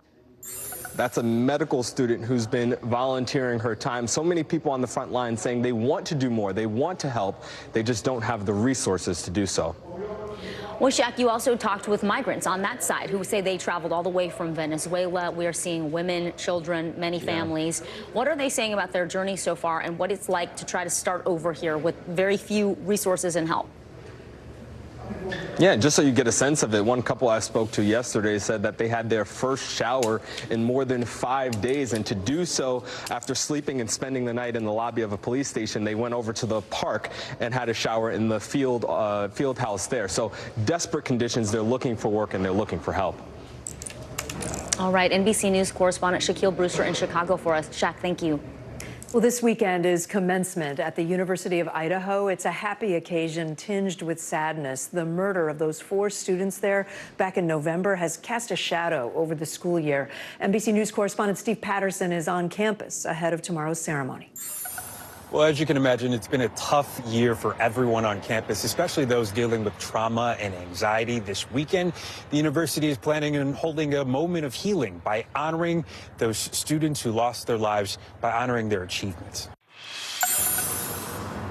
On campus, spring is all around, offering a sense of relief as a difficult year comes to a close. But for many, their traditional grad celebrations are tinged with sorrow for the students who lost their lives. We're going to remember those 4 individuals and remember the legacy they left on and just kind of take that and move forward. The university is awarding posthumous degrees and certificates to Kayla Gonzalez, Maddie Mogan, Ethan Chapin, and Xana Kernodle, along with another student who lost their life in a car accident. A family friend of Xana's father, Jeff, telling NBC News that Jeff feels honored and hopes the posthumous diploma will inspire other youths to continue their education. They worked hard. They studied hard. They deserve to have that work recognized and honored and remembered for sure. A healing garden and memorial is also being planned. Chapin's parents writing, the University of Idaho continues to amaze us with its unwavering support. The Chapins created a unique scholarship program in his honor, selling tulip bulbs called Ethan Smile to raise money for others. Ethan, he's a one of a kind. Ethan's fraternity also raising more than $125,000 for scholarships. The other families establishing similar foundations. The murders on November 13th shocked the community and brought national attention to the shared residence on King Road. And this is what the house looks like now. The fence line around the property, the windows boarded up after it was given to the university with plans for it to be demolished. Meanwhile, the case against accused killer Brian Kohberger is moving closer to trial. A preliminary hearing is scheduled to start June 26th. Kohberger was arrested on December 30th at his family home in Pennsylvania. Police department search warrant. Come to the door. Kohberger, who has pleaded not guilty, recently hiring a defense attorney certified to defend death penalty cases. The crimes of an accused killer now set to play out in court as students prepare to take their next big steps in life. A walk across the stage, side by side with the memories of their fallen classmates. So there's no strict timeline on when that house could be demolished, although the university says they're calling it a healing step to try to remove a structure that has come to represent so much loss in this community. There was word that it could come down at the end of this semester, but there's still questions about that. It doesn't really allow the jury to walk through the structure, especially because of how large the crime scene is, and there are still so many questions about how the killer entered and exited that home. Back to you. Steve Patterson, thank you. Disney CEO Bob Iger is accusing Florida officials of, quote, retaliating against the company. Iger now casting doubt on billions of dollars of planned future investment in the state. His comments come as Florida Governor Ron DeSantis moves closer to entering the 2024 presidential race. NBC News national correspondent Gabe Gutierrez has more on the escalating feud. As speculation mounts over his potential run for president, Florida's Republican Governor Ron DeSantis is facing even more pushback from Disney. On an earnings call with investors, Disney CEO Bob Iger responding when asked about the company's ongoing fight with the state of Florida. This is about one thing and one thing only, and that's retaliating against us for taking a position about pending legislation. And we believe that in us taking that position, we are merely exercising our right to free speech. While Iger says Disney still plans to invest $17 billion over the next 10 years at Walt Disney World, he pointedly asked this question. Does the state want us to invest more, employ more people, and pay more taxes, or not? The battle began last year when Disney opposed the Parental Rights in Education Act DeSantis signed that opponents labeled the Don't Say Gay law. The policy banned teaching about sexual orientation or gender identity in Florida classrooms. DeSantis and Florida legislators are now trying to get rid of Disney's decades-old deal, allowing the company to essentially govern itself. Iger is accusing Florida of unfairly targeting Disney, saying that many of the almost 2,000 other special districts in the state, like those surrounding the Daytona Speedway and the Village's retirement community, have not faced the same scrutiny. DeSantis is not backing down, telling Newsmax last week. Can't have a situation where the legislature has spoken and one company just decides to contract out against the will of the people. At the end of the day, I think that they just have to understand the party is over for them. In conservative Lake County, Florida, some 40 miles from Walt Disney World, many tell us they support their governor. Definitely on DeSantis' side. Go woke, go broke. But other voters doubt whether DeSantis' rhetoric matches his record. Going around the country and now the world saying is that Florida is free, that he's made us more free. He hasn't made us more free. Gabe Gutierrez, NBC News. Well, could artificial intelligence revolutionize recycling? One recycling center in Boulder, Colorado is now incorporating automation into the whole process. NBC News technology correspondent Jacob Ward explains how it is teaching a robot to tell pieces of plastic from sheets of paper. At this recycling center in Boulder, Colorado, a blur of hands separates plastic, glass, and paper into over a dozen categories. It is hard, grueling, tedious work to sort out all those materials. And that, along with the cost of recycling, not to mention our consumption and carelessness, means only 69 million of the 292 million tons of waste we throw away each year is recycled, sold, and reused. And Suzanne Jones, whose nonprofit runs this place, says staffing it is hard. These aren't jobs that people are clamoring for. Now, automation and artificial intelligence are part of the process. A good human sorter is still better than a robot. Pretty tried and true. However, robots don't need lunch breaks, they don't call in sick, and they don't need to go on vacation. And they can work a double shift. This one, made by Colorado-based AMP Robotics, uses machine vision and a vacuum grabber to pick out what it can. And according to CEO Matanya Horowitz, the lease costs roughly the same as 1 or 2 workers' annual salary. We identify hundreds of different, sort of specific types of things, but we're always teaching it new things. And as the AI learns at this company lab how to tell pieces of plastic from sheets of paper, it also learns how to grab them. In the future, it'll go for the flat spots and get better and better over time. Would it be the case that if you smash this thing up a million different ways, it will eventually learn all million possibilities? Well, even better, it learns to generalize. In addition to the million, it'll learn the 1,000,001 that it's never seen. And the AI can learn the exact chemical composition of each item, allowing it to not only fingerprint which company it came from, but also sort the stuff so exactly recyclers can guarantee customers a purer form of recycled plastic or paper, not one that's mixed up with materials humans might miss. When you total up the value of all the stuff that we put up in the garbage, you end up with these colossal figures, hundreds of billions of dollars of commodities that right now the world doesn't have access to because the sorting problem is too hard. This is the river of refuse that flows from us each day. But if AI makes it possible to see its contents more clearly, it could become a pool of materials we never throw away. Jake Ward, NBC News, Boulder, Colorado. All for it, yeah. Fascinating. All right, well, straight ahead, we will tell you the top companies for American moms and what to look for the next time you are on the job hunt. More NBC News Daily right after this.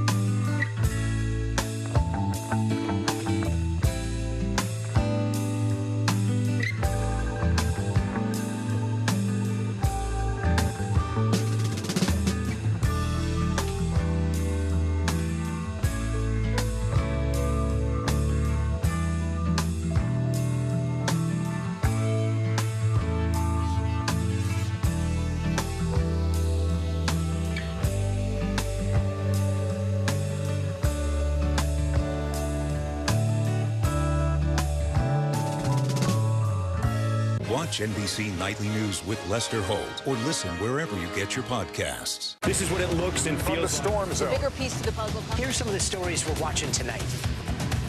Good evening. We begin tonight with breaking news just coming in. We begin this hour with the latest developments. We're coming on the air with some shakeups big time on Capitol Hill. How much water ultimately will be forced inland? Whenever it happens, wherever you are, NBC News, streaming free now.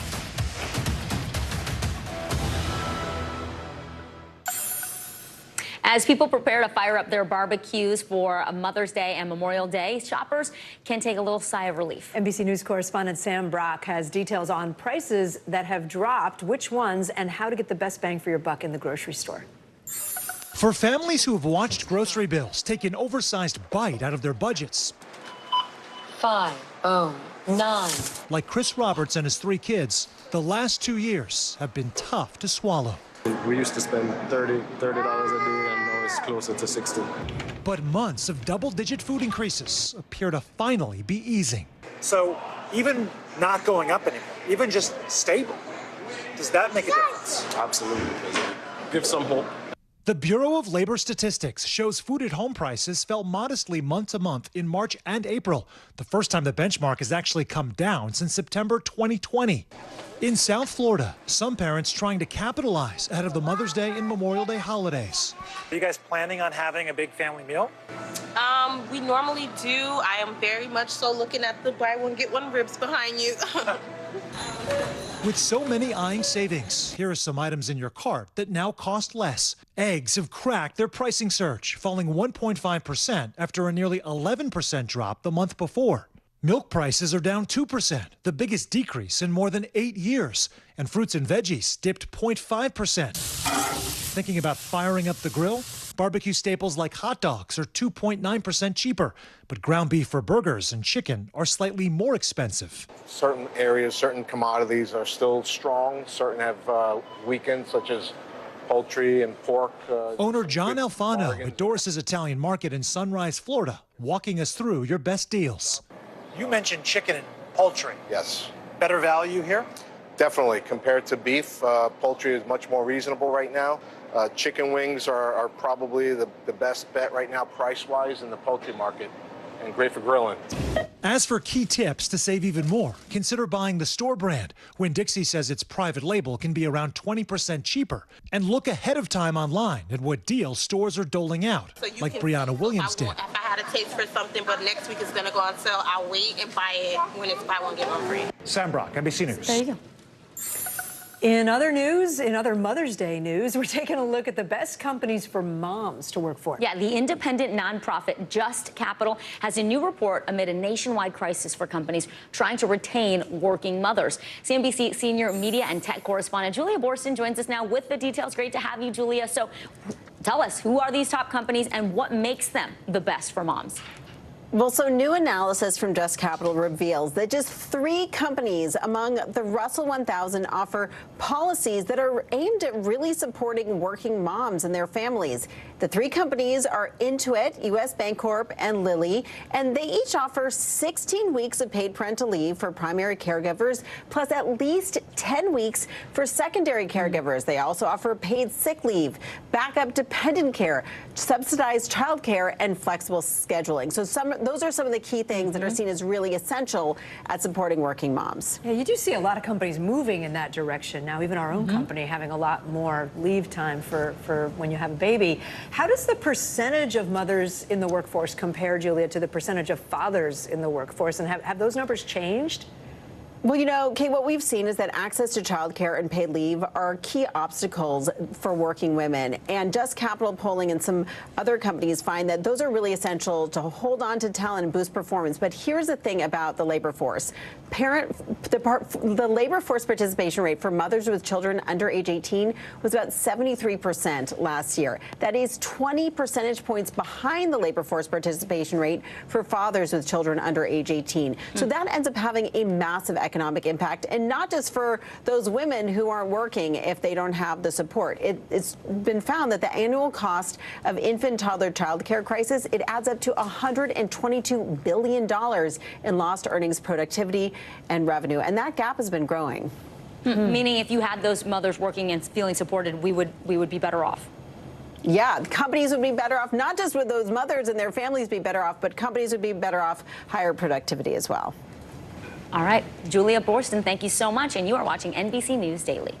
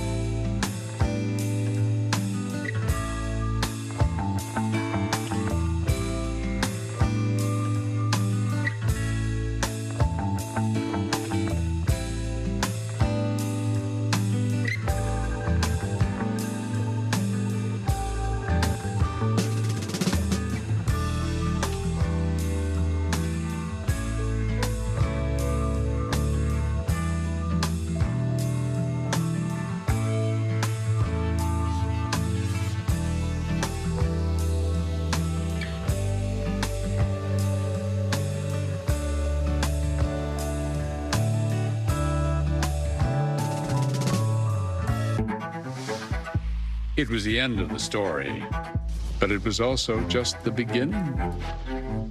We couldn't know then that following the mystery would take us to places as strange as any fiction. The mind whirled among dreadful possibilities. What happened here? The True Crime Original. Dateline, Fridays and Sundays.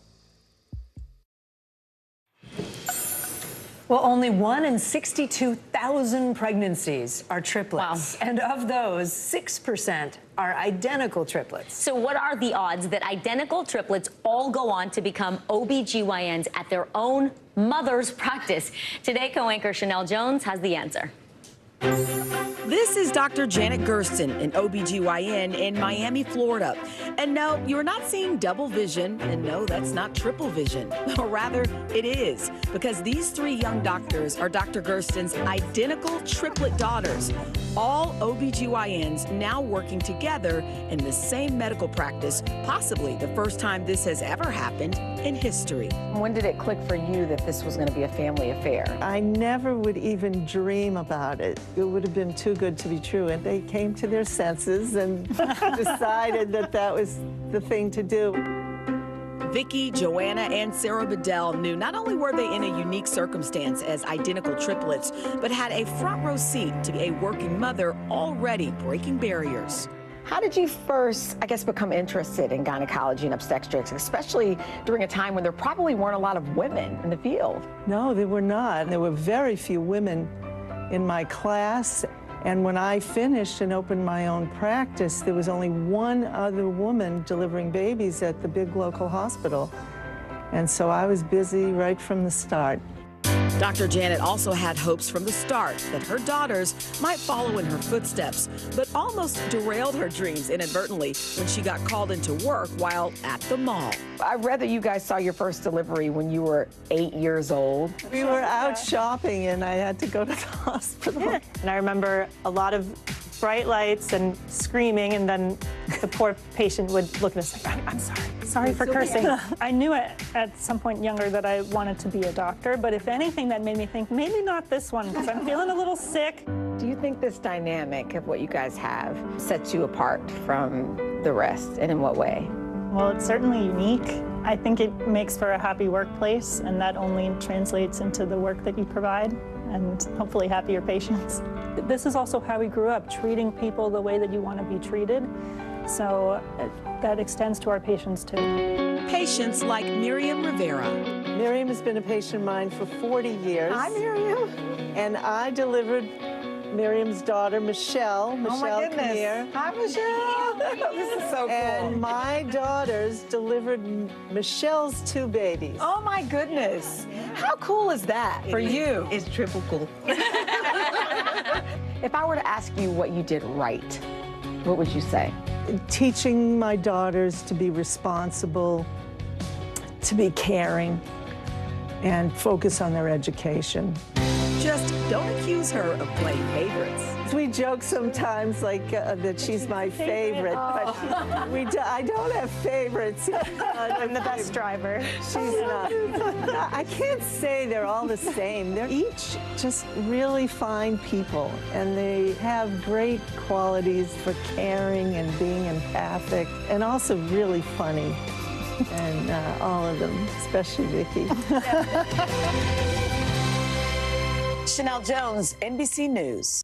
Love everything about it, right? Very cool.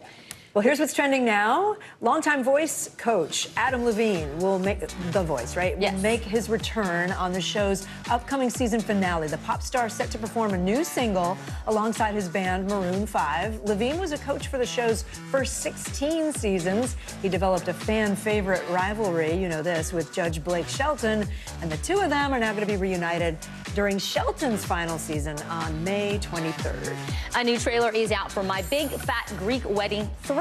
The movie's third installment is taking the Portocalos family's crazy antics overseas. The trailer starts with the sad news of Tula's father passing and leads to a reunion in Greece with the entire family. The movie will hit theaters on September 8th. I saw the trailer. It looks hilarious. That's going to be a big one. Singer Ed Sheeran, ready for this? He might be transitioning into country music.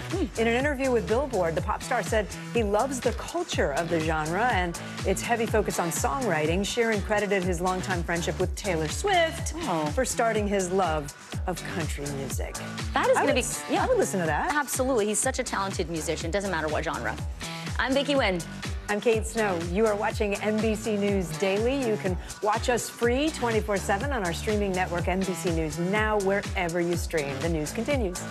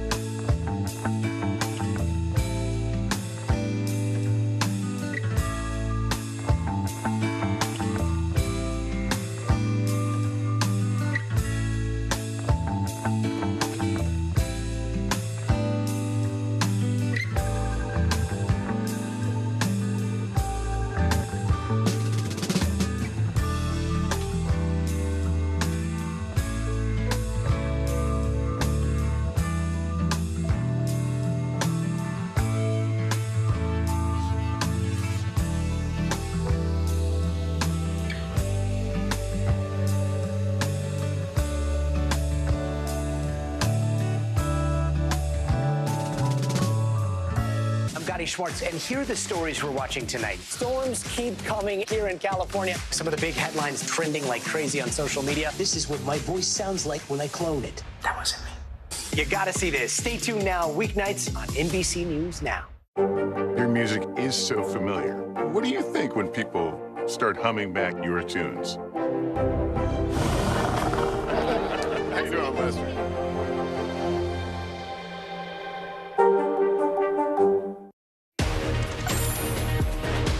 Hi, everyone. I'm Kate Snow. Happy Friday. It's great to be with you. I'm Vicki Wynn. NBC News Daily starts right now.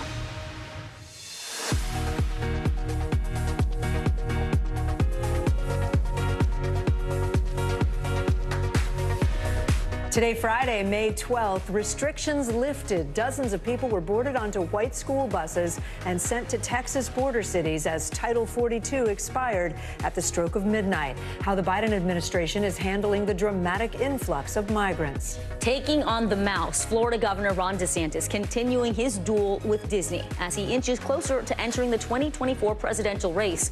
Why Disney CEO is accusing Florida officials of retaliating against the company. Rough ride. Peloton recalling 2 million bikes because of issues with a seat post that can break while in use. More on the injuries people are reporting and the problems the workout brand is facing. Mental health check. We have all had those days where we feel ourselves becoming our own worst enemy. We have a psychotherapist here to help us understand the motivation behind self-sabotage.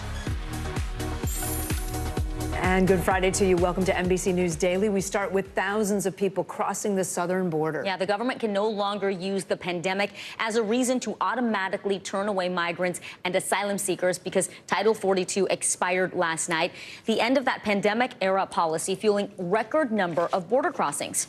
Customs and Border Protection has apprehended more than 32,000 people in the last 72 hours.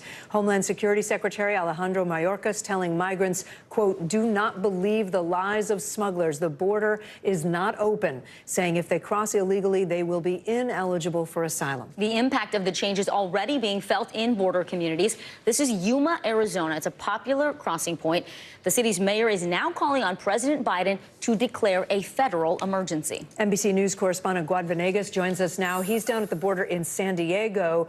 Guad, you've been there a while, so I wonder what you're seeing in terms of is there a difference between today and what you saw before the repeal of the border measures and an increase of people coming, or no? Kate, we've been here almost a week, and we've seen a steady flow of migrants that arrived at this camp here between San Diego and Tijuana. There's also another camp about a mile away.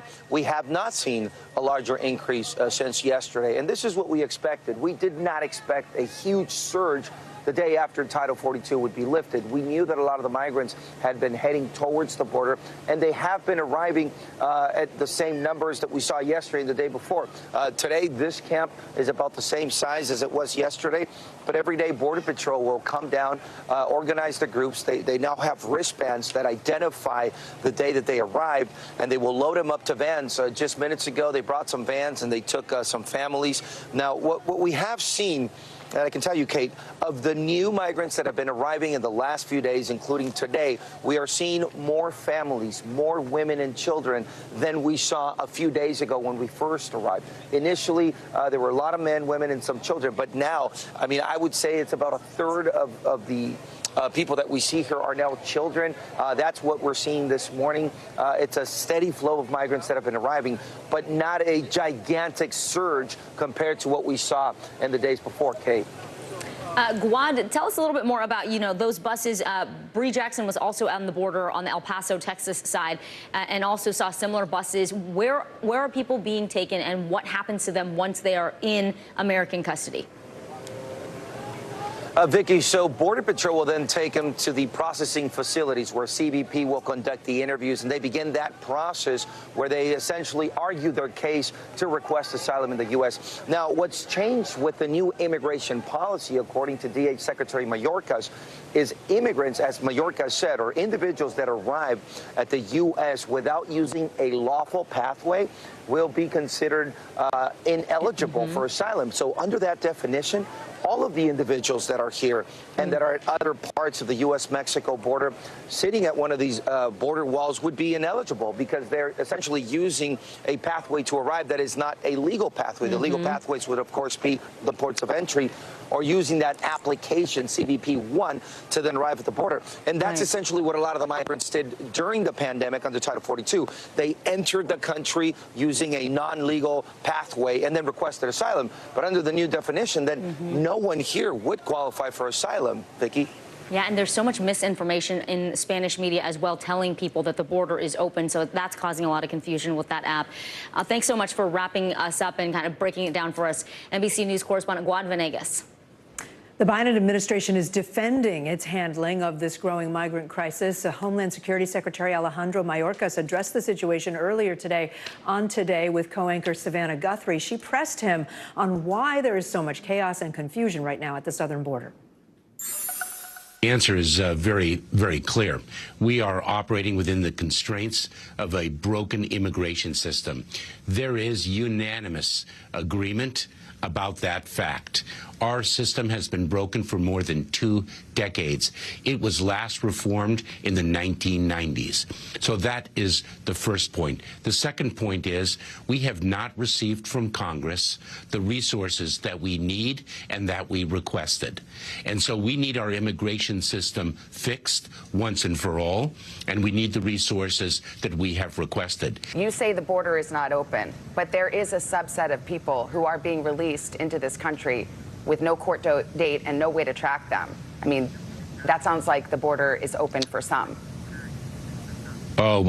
Savannah, the vast majority are being removed. I think if one asked any one of the 1.4 million people who were expelled, removed, or returned last year, I don't think they would tell you that the border is open. Does the president bear some responsibility for the surge we're seeing right now? I want to play you a piece of something he said during the campaign again back in 2019. Take a listen.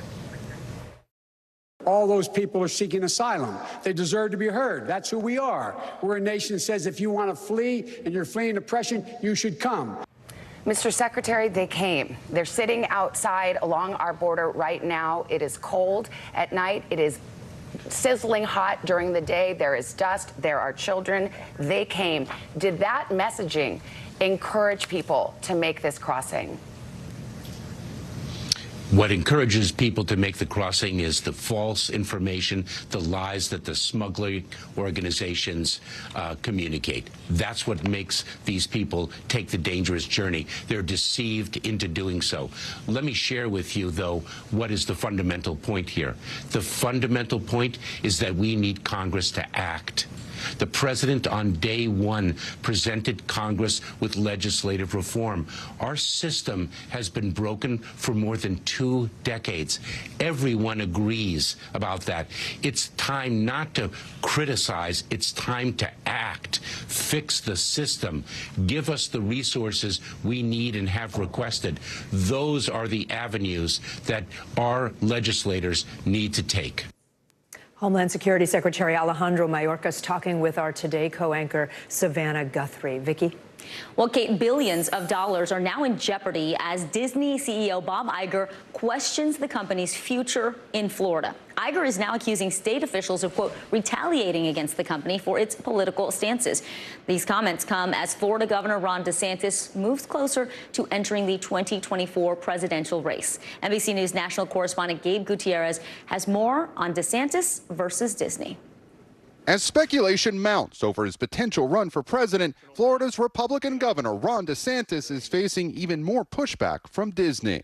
On an earnings call with investors, Disney CEO Bob Iger responding when asked about the company's ongoing fight with the state of Florida. This is about one thing and one thing only, and that's retaliating against us for taking a position about pending legislation.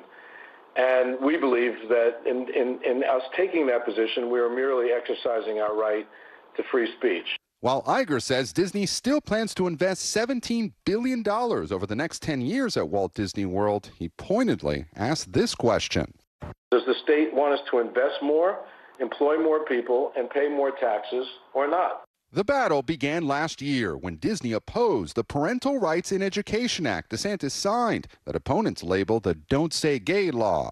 The policy banned teaching about sexual orientation or gender identity in Florida classrooms. DeSantis and Florida legislators are now trying to get rid of Disney's decades-old deal, allowing the company to essentially govern itself. Iger is accusing Florida of unfairly targeting Disney, saying that many of the almost 2,000 other special districts in the state, like those surrounding the Daytona Speedway and the Village's retirement community, have not faced the same scrutiny. DeSantis is not backing down, telling Newsmax last week. Can't have a situation where the legislature has spoken and one company just decides to contract out against the will of the people. At the end of the day, I think that they just have to understand the party is over for them. In conservative Lake County, Florida, some 40 miles from Walt Disney World, many tell us they support their governor. Definitely on DeSantis' side.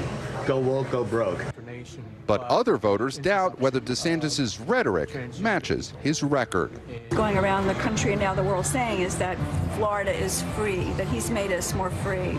He hasn't made us more free. Gabe Gutierrez, NBC News. It's time now for our CNBC Money Minute. Netflix is cutting costs. The streaming giant reportedly reducing its spending by $300 million this year. That's according to the Wall Street Journal. CNBC senior markets correspondent Dominic Chu joins us now. So, Dom, this all comes after Netflix reported a big subscriber loss a year ago. Where is Netflix wanting to cut its costs? So, Vicki, Kate, Netflix has been searching for savings and ways to cut those costs for a while and is continuing to look to trim the fat, so to speak. They have floated some options in the past, like cutting down on office space and lowering salary ranges, and now have told employees to be stingier with their spending, especially when it comes to hiring. But the streaming giant reiterated that there are no plans for a hiring freeze or additional layoffs as part of these cost savings efforts. Meanwhile, Meta Platforms announcing new artificial intelligence tools for advertisers at an event yesterday. One of those tools, called an AI Sandbox, is a testing playground, so to speak, for advertisers to try out new generative AI-powered ad tools. Meta is looking to show investors and advertisers that its hefty artificial intelligence investments will actually have real-world payoffs. So, Vicki, Kate, social media and tech is still very much front and center in the business world right now. Back over to you guys. Can I ask what that means? Generative AI, what was it, ads? It's basically a way for you to kind of figure out, or for companies to figure out, what types of ads will best have a landing effect on potential customers and everybody else out there. So it's like, think social media knows so much about us, and the targeted ads we see on Instagram and Facebook, it can now be generated almost automatically given all the data that they have on everybody out there. So those boots that I've been looking at are going to be in my feed all the time. Yeah, and they're going to suggest and your colors. Friends, Kate. You and your friends. Okay, Dom, thanks. CNBC senior markets correspondent Dominic Chu. New information on the fatal chokehold caught on camera on the New York City subway. A 24-year-old surrendered to police today and just appeared in court. We're going to break down the charges he is now facing next. You are watching NBC News Daily.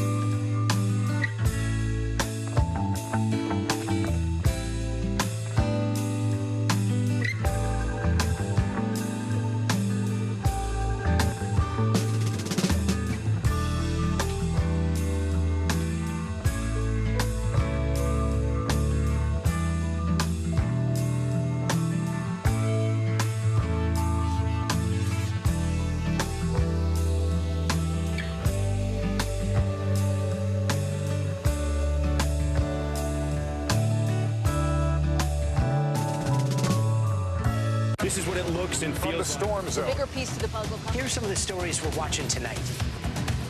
Good evening. We begin tonight with breaking news just coming in. We begin this hour with the latest developments. We're coming on the air with some shakeups big time on Capitol Hill.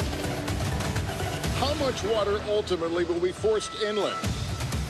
Whenever it happens, wherever you are, NBC News, streaming free now.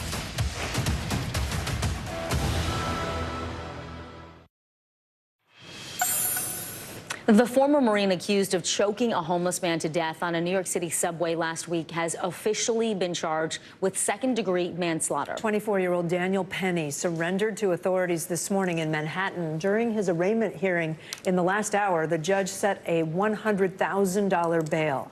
NBC News correspondent Lindsay Reiser joins us now from outside Manhattan Criminal Court, where the suspect was just arraigned. Lindsay, tell us more about the charge here, second-degree manslaughter, and how is Penny reacting to it?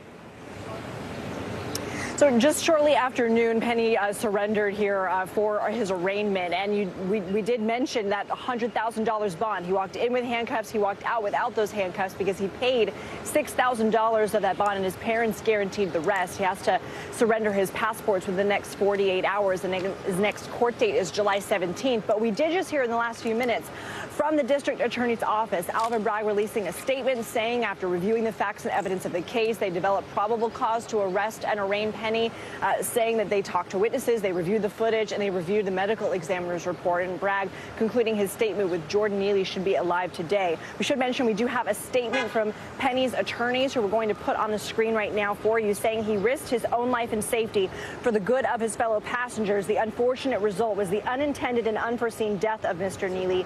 We are confident that once all the facts and circumstances surrounding this tragic incident are brought to bear, Mr. Penny will be fully absolved of any wrongdoing. Remember, it was on May 1st that Neely entered this subway car yelling, threatening, saying, "I'm hungry, ready to die." And that is when Penny put him in that lethal chokehold. Kate and Vicki. Lindsay, what are we hearing from Neely's family attorneys? So they held a press conference today, and they showed a picture of Neely in his cap and gown, saying this could have been any one of us, that he had family who supported him, he had dealt with tragedy early in his life, and he was battling his own demons. They also had this to say about the case. Penny is getting a chance to rewrite what happened in the subway that day as time goes by. He's going to come up with more and more things to make himself look better, because that's the only way that he can escape the consequences of what he did. But I tell you one thing, he cannot rewrite how the story ends. And they also added, Kate and Vicki, that today's arraignment is really the first step in their quest for justice. Back to you. All right, NBC News correspondent Lindsay Reiser with us. Lindsay, thanks so much. NBC legal analyst Danny Savalos joins us now here on set.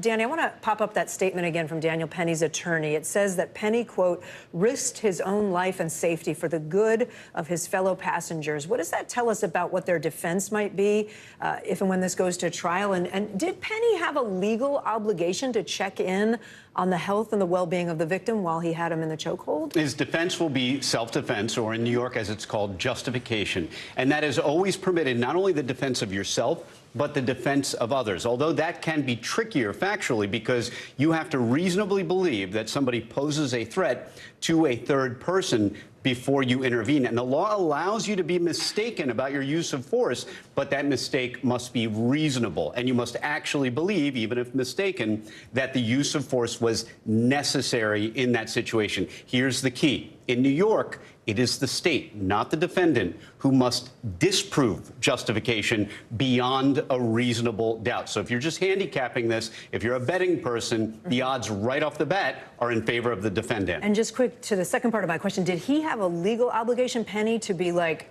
are you okay, man? No, there's no explicit legal obligation. The statute speaks more broadly in terms of the use of force must be reasonable. So when you're talking about somebody applying that force for up to 15 minutes, then the law implicitly says that as you continue to apply that force at minute 14, you must still have a justification, just as you needed one at minute 1. So while there isn't an explicit rule to check in, there is an explicit rule that it be reasonable throughout. We got 20 seconds. What is it that the prosecution has to prove then? Not only do they have to prove that he was reckless in applying this force, if and when he raises the defense of justification, they must also disprove beyond a reasonable doubt that this use of self-defense was reasonable, or in other words, not reasonable. Okay. NBC legal analyst Danny Savalos. Thank you so much, Danny. Millions of Peloton bikes being recalled. You're watching NBC News Daily.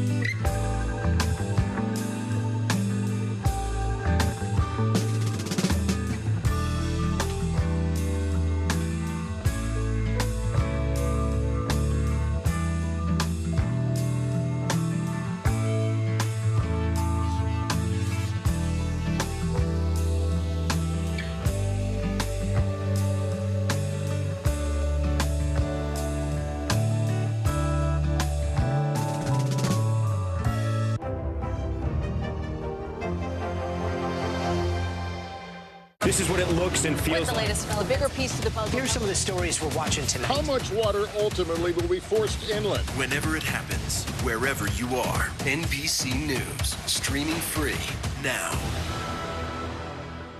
We're back now from Las Vegas. From Seattle, Guatemala City. From Wilmington. I was in space in Texas. From Normandy, From France. Surfside, Florida. Thank you for watching, everyone.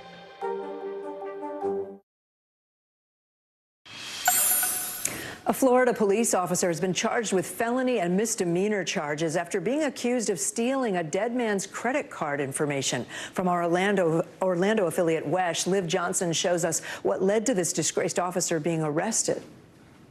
It all started when a woman reported suspicious charges to her dead husband's credit card a day after he passed. To take advantage of a person in a time of need is absolutely reprehensible. Gas, food, a trip to Wendy's, and a hotel room all purchased on his credit card, totaling to $450. Detectives managed to identify a suspect vehicle that was at each location where the crimes occurred. They say they then linked that vehicle to 25-year-old St. Cloud police officer Diane Ferreira. The information uncovered during this investigation shocked and appalled me. It directly violates everything that I expect and demand from our law enforcement officers. St. Cloud Police Chief Douglas Gorky says Ferreira admitted to taking pictures of the man's credit card and uploading it to her phone while at his home following his death. She resigned while being investigated. Gorky says he wants the state attorney to prosecute the former officer to the fullest extent of the law. She currently faces 2 felony charges and 1 misdemeanor. She was arrested with her handcuffs before being transported to jail. The badge she wore in her uniform is tarnished and will never be issued again. In fact, it's going to be destroyed. An internal affairs investigation will be conducted once the criminal case is concluded. This person's actions are in no way reflective of the fine men and women that take their oaths seriously and dedicate their lives to the service of others. That was Liv Johnson from our Orlando affiliate reporting. Well, Kate, Missouri is in line to become the next state to ban gender-affirming health care for minors. State lawmakers approved the ban this week along party lines. They sent the measure to the governor's desk where it is expected to be signed. Elise Schoenig with our St. Louis affiliate KSDK spoke with one family who says gender-affirming care should be a family decision, not a political one. A garden grows best when there's light. Zen in the front and protest in the back. But it can still transform through hardship. Danielle Meir and her husband James Thoreau have built their garden through both. They've seen the same growth in their 16-year-old trans son. Once he came out to us as transgender and he got the gender-affirming care that he needed, he has thrived. They're one of many families impacted by the bill heading to the governor's desk. It will ban transgender-affirming care to minors in Missouri. This is medical care that is our son's doctors say he needs, that we as parents think he needs, and that he wants. Meert says their son is lucky. He's grandfathered in, so he'll keep getting care.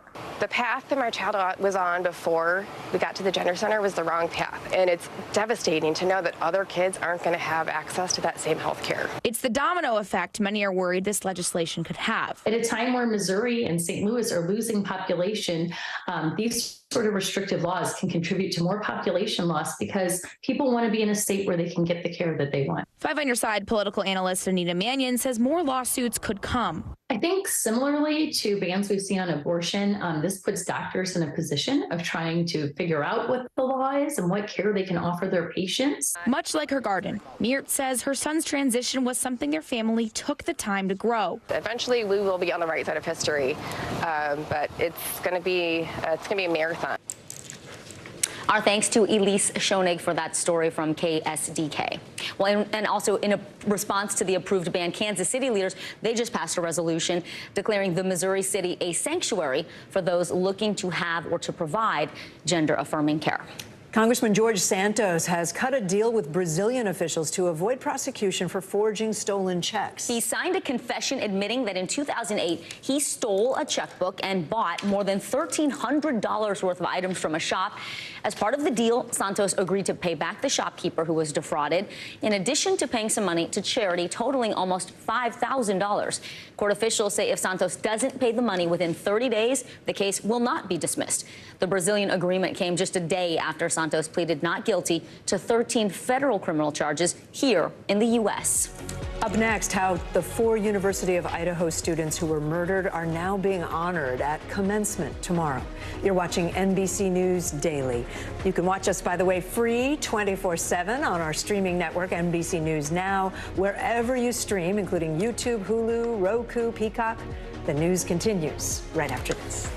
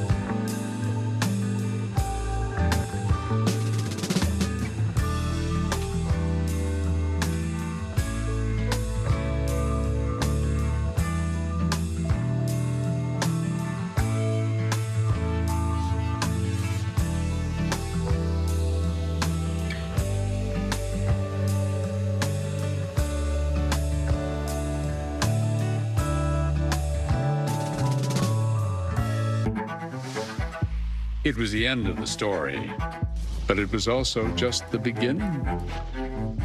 We couldn't know then that following the mystery would take us to places as strange as any fiction. The mind whirled among dreadful possibilities. What happened here? The True Crime Original. Dateline, Fridays and Sundays.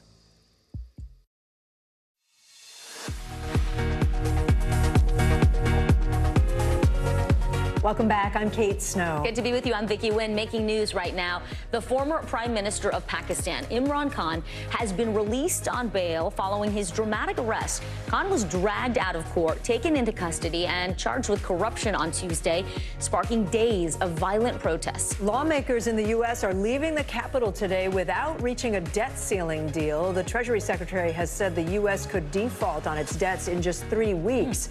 A meeting between the 4 top congressional leaders and President Biden, scheduled for today, has been pushed to next week to give aides more time before continuing face-to-face negotiations. The National Maternal Mental Health Hotline has been contacted more than 12,000 times in just its first year.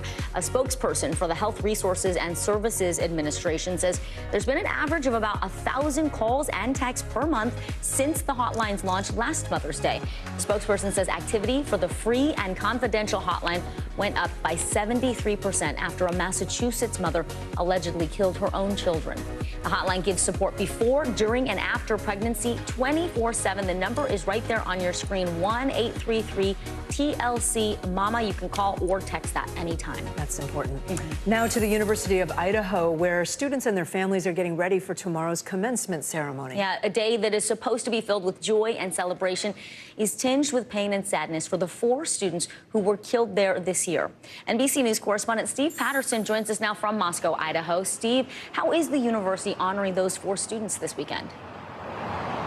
By awarding those students what they would have earned had the opportunity to stay at this university, Vicki. Past posthumous degrees and certificates for all 4 students. Maddie and Kaylee, of course, earning those posthumous degrees as they would have graduated this year. Xana and Ethan being awarded certificates for putting in the work as undergraduates. There's also a 5th student who's receiving a posthumous degree, died separately in a car accident. All of this on top of the unveiling of a memorial and healing garden. And healing is really the operative word here. The university wants to give students a chance to reflect and honor their classmates, but to walk alongside their memories as they walk along that stage. Back to you. And Steve, the house where the murders took place, I know you visited when you went back to town. It's just off campus. It's set to be demolished, potentially before a trial ever starts. Is there a reason why, and where do things stand with the trial? Yeah, that house is now boarded and fenced up. It was donated from the previous owner to the university. The university simply saying that they wanted to demolish and take down a symbol of what has really become a place of sadness for a lot of students, a brick and mortar of tragedy. They want that gone. They said it's part, again, of the healing process. A healing step is what they called it, and so they're going to do that. I think likely the earliest could be at the end of this semester. And then meanwhile, of course, the trial moves forward. The accused killer, Brian Koberger, expected in court at the end of June. He has just hired a criminal defense attorney that is certified to handle death penalty cases. The rest, of course, will play out in court, guys. Okay. NBC News correspondent Steve Patterson, thanks so much. Well, Kate, Peloton is recalling more than 2 million of its popular stationary bikes. The workout brand issued the recall Thursday, warning customers to stop using the bikes. NBC News correspondent Blaine Alexander explains why. Well, this is one of the more than 2 million recalled bikes. The issue is this part right here. Now, Peloton says it's an easy fix. You go online, order a new part, they'll send it to you free of charge, and you can swap it out at home. But it's yet another obstacle for the popular brand. Come on, Peloton. It's the popular workout bike that filled home after home during the pandemic. But Peloton is warning riders to pump the brakes, issuing a voluntary recall of more than 2.1 million bikes sold between January 2018 and May 2023. The company says the problem is with this seat post, which can break unexpectedly during a ride. Peloton says it's received 35 complaints of just that, with 13 reported injuries, including lacerations, bruises, and a fractured wrist. If people have one of these bikes, what should they do? Stop using it right away. You don't want this to happen to you. It happened to Daniel Rush. He says he was halfway through a 5-minute cool-down ride. The seat basically just gave way and I fell to the ground. The fall damaged his wall and his shoulder. There was no sign on the bike that something was wrong. It was just 1 minute you're sitting on the bike, next minute you're sitting on the floor. It's the latest patch of rough road for the already embattled brand, now issuing its 4th recall in 3 years. The company also took a hit following the bike's controversial product placement in the Sex and the City reboot, with popular character Mr. Big suffering a heart attack after a workout. And just like that, Big died. At the time, Peloton said it agreed to the bike being used without realizing a character was going to die. Once a pandemic staple, last year the company said it was resetting production levels due to reduced demand. And if you've got a Peloton at home and you're wondering if your bike is part of the recall, here's something you can look for. Peloton says look for this red label with the white lettering. That's one of the ways that you can tell that your bike is among those being recalled. Now, the company estimates that it'll cost as much as $8.4 million across the board to fix. Back to you. All right, Blaine, thank you. As people prepare for their Mother's Day celebrations, shoppers are finding some relief now in the grocery store with food prices dropping. NBC News correspondent Sam Brock has the inside scoop on how you can get the best deals. For families who have watched grocery bills take an oversized bite out of their budgets. 509. Like Chris Roberts and his 3 kids, the last 2 years have been tough to swallow. We used to spend $30 a day, and now it's closer to $60. But months of double-digit food increases appear to finally be easing. So even not going up anymore, even just stable, does that make a difference? Absolutely. Give some hope. The Bureau of Labor Statistics shows food at home prices fell modestly month to month in March and April, the first time the benchmark has actually come down since September 2020.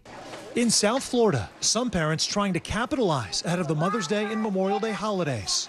Are you guys planning on having a big family meal? We normally do. I am very much so looking at the buy one, get one ribs behind you.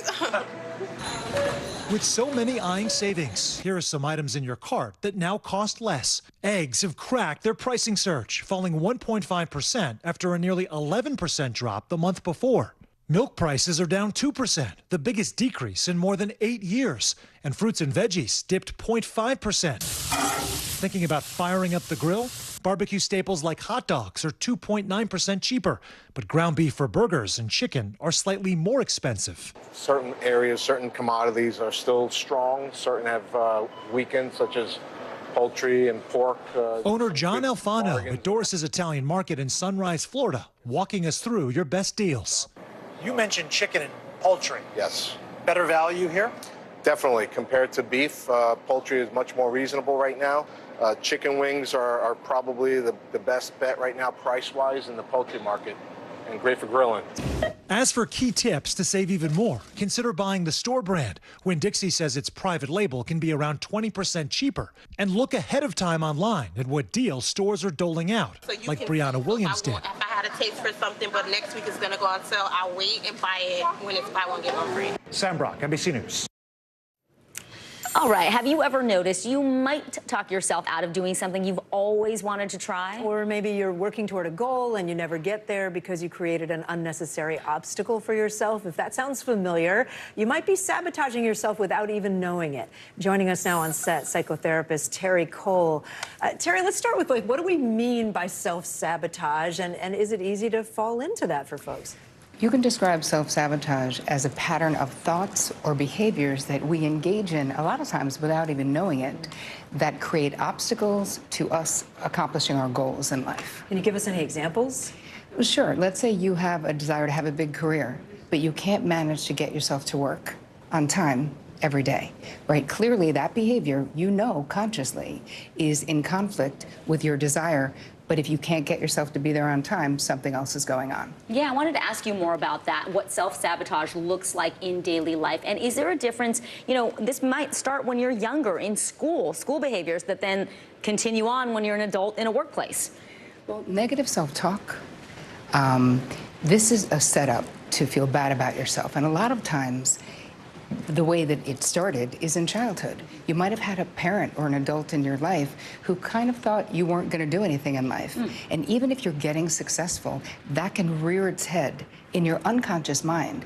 And it's uncomfortable to be successful if you've been set up to fail. Does that make sense? Sure. Yeah. And some of those graphics, it said procrastination was another one, negative self-talk, fear of success or failure. Think about fear of success and failure. They're basically two sides of the same coin, and that coin is fear of change. So even when we want change badly, there's a part of us that is really afraid. So we have to be aware of those things. Yeah. I've been through that with major job changes, for example. You really want it, but you're also scared to death about changing networks, for example, which I've done. I wanted to ask, is self-judgment, you mentioned it, I think, is self-judgment a big part of this, that we judge ourselves and then that turns into, well, I won't be able to do this? Yes, it's self-judgment, but it's really having negative self-esteem. It's having a low sense of self-worth at times that really gets in the way, because you may have dreams, but if part of you believes you don't deserve it, you will find a way to not have it. So how do you stop that cycle? I mean, awareness is the #1 thing, is really taking an inventory of, like, where have I gotten in my own way in life? Where have I forgotten the huge important meeting? Where did I not put it on my schedule? And look at why. What is the underlying information that you need to understand to stop that behavior? And pumping yourself up, maybe finding either someone to be a cheerleader in your life or finding ways to say positive things to yourself. Give yourself grace. This is definitely part of stopping that behavior, is changing how you relate to yourself and getting support from others, and be really aware of who are you surrounding yourself with. Do you have friends who are more like frenemies or friends who are in your front row like go you, really wanting you to succeed? That's great advice. All right, psychotherapist Terry Cole, as always, thank you so much. Good to see you. Up next, we're going to introduce you to a very special family ahead of Mother's Day weekend. You're not going to want to miss this. It's a daughter who's credited with saving her mother's life. They're going to join us right here on set. More NBC News Daily coming up right after this.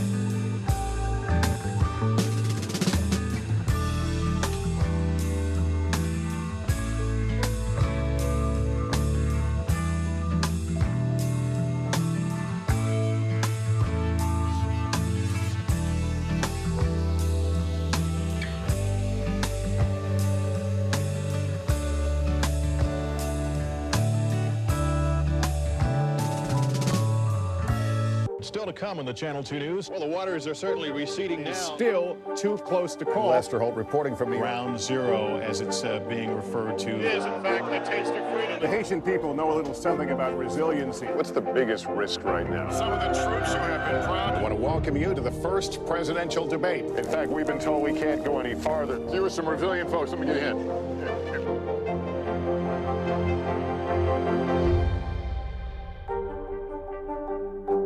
NBC News, streaming free now.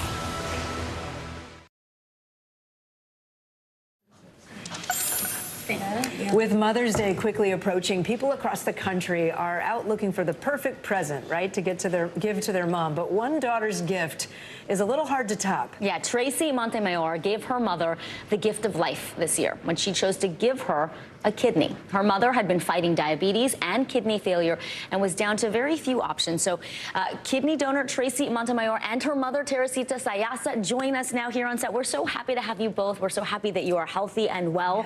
Teresita, can I start with you? What was that like when your daughter said, Mom, I want to make this kidney donation.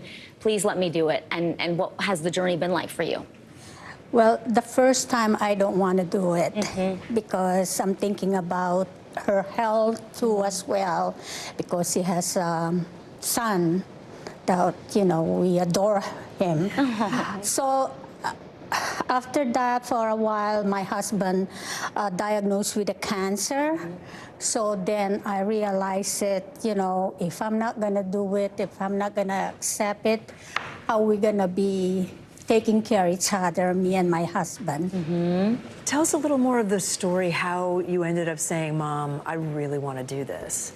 Well, when her nephrologist stated that she is in renal failure, I totally told her, listen, I'm ready to give her my kidney.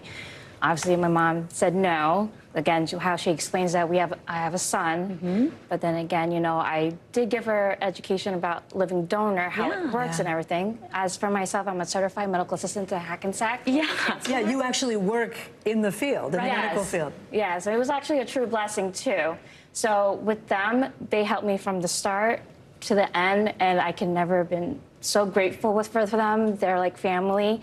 And I felt very comfortable with the whole process, how this whole thing happened. Yeah, Tracy, that is kind of remarkable because you, in your job, work with families who go through this process all the time. What was it like having your colleagues there, having the confidence of, knowing this as your profession, but then this is your own mom and you're making a difference in her life?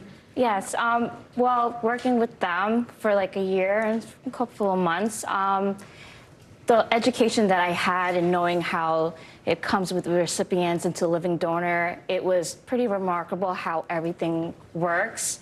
You have to be absolutely healthy with all the process. There's absolutely testing. There could be setbacks. We had a few setbacks, but, we got through it. In a clearance. So I think a lot of people think that donating an organ is such a huge thing and they would never even consider. But you just said it, they made it easy for you. You were able to do this for your mom. It's not impossible, right? Yeah, it's not.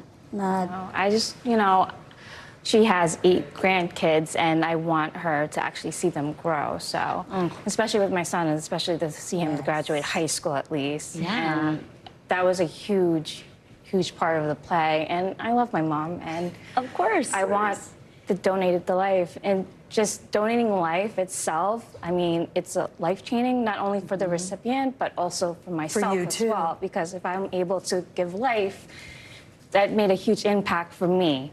Yeah? How has it changed your relationship?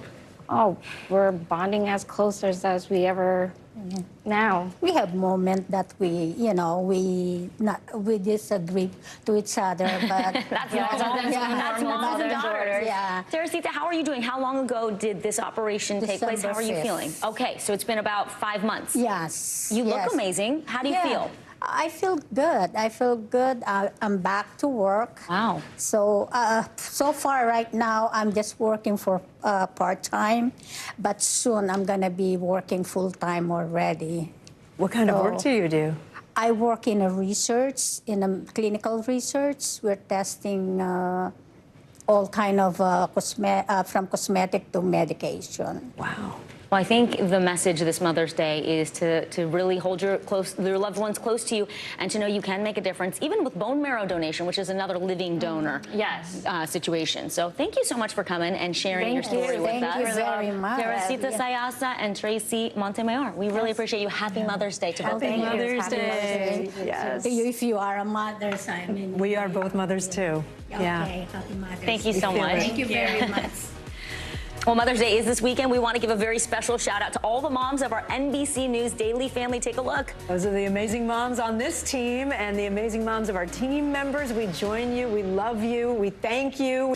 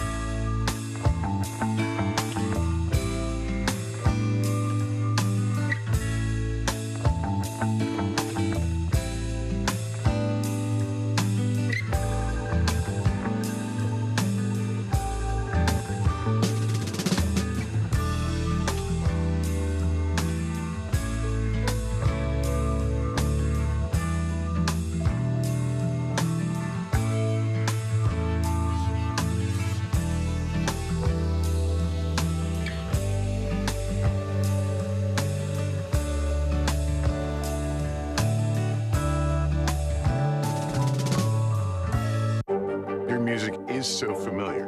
What do you think when people start humming back your tunes? How you doing, Lester?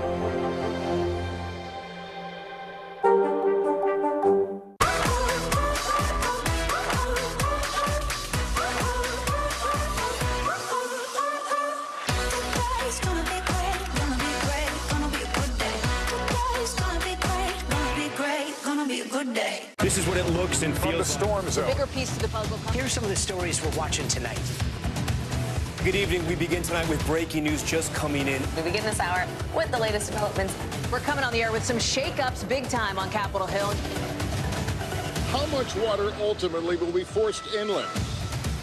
Whenever it happens, wherever you are, NBC News, streaming free now.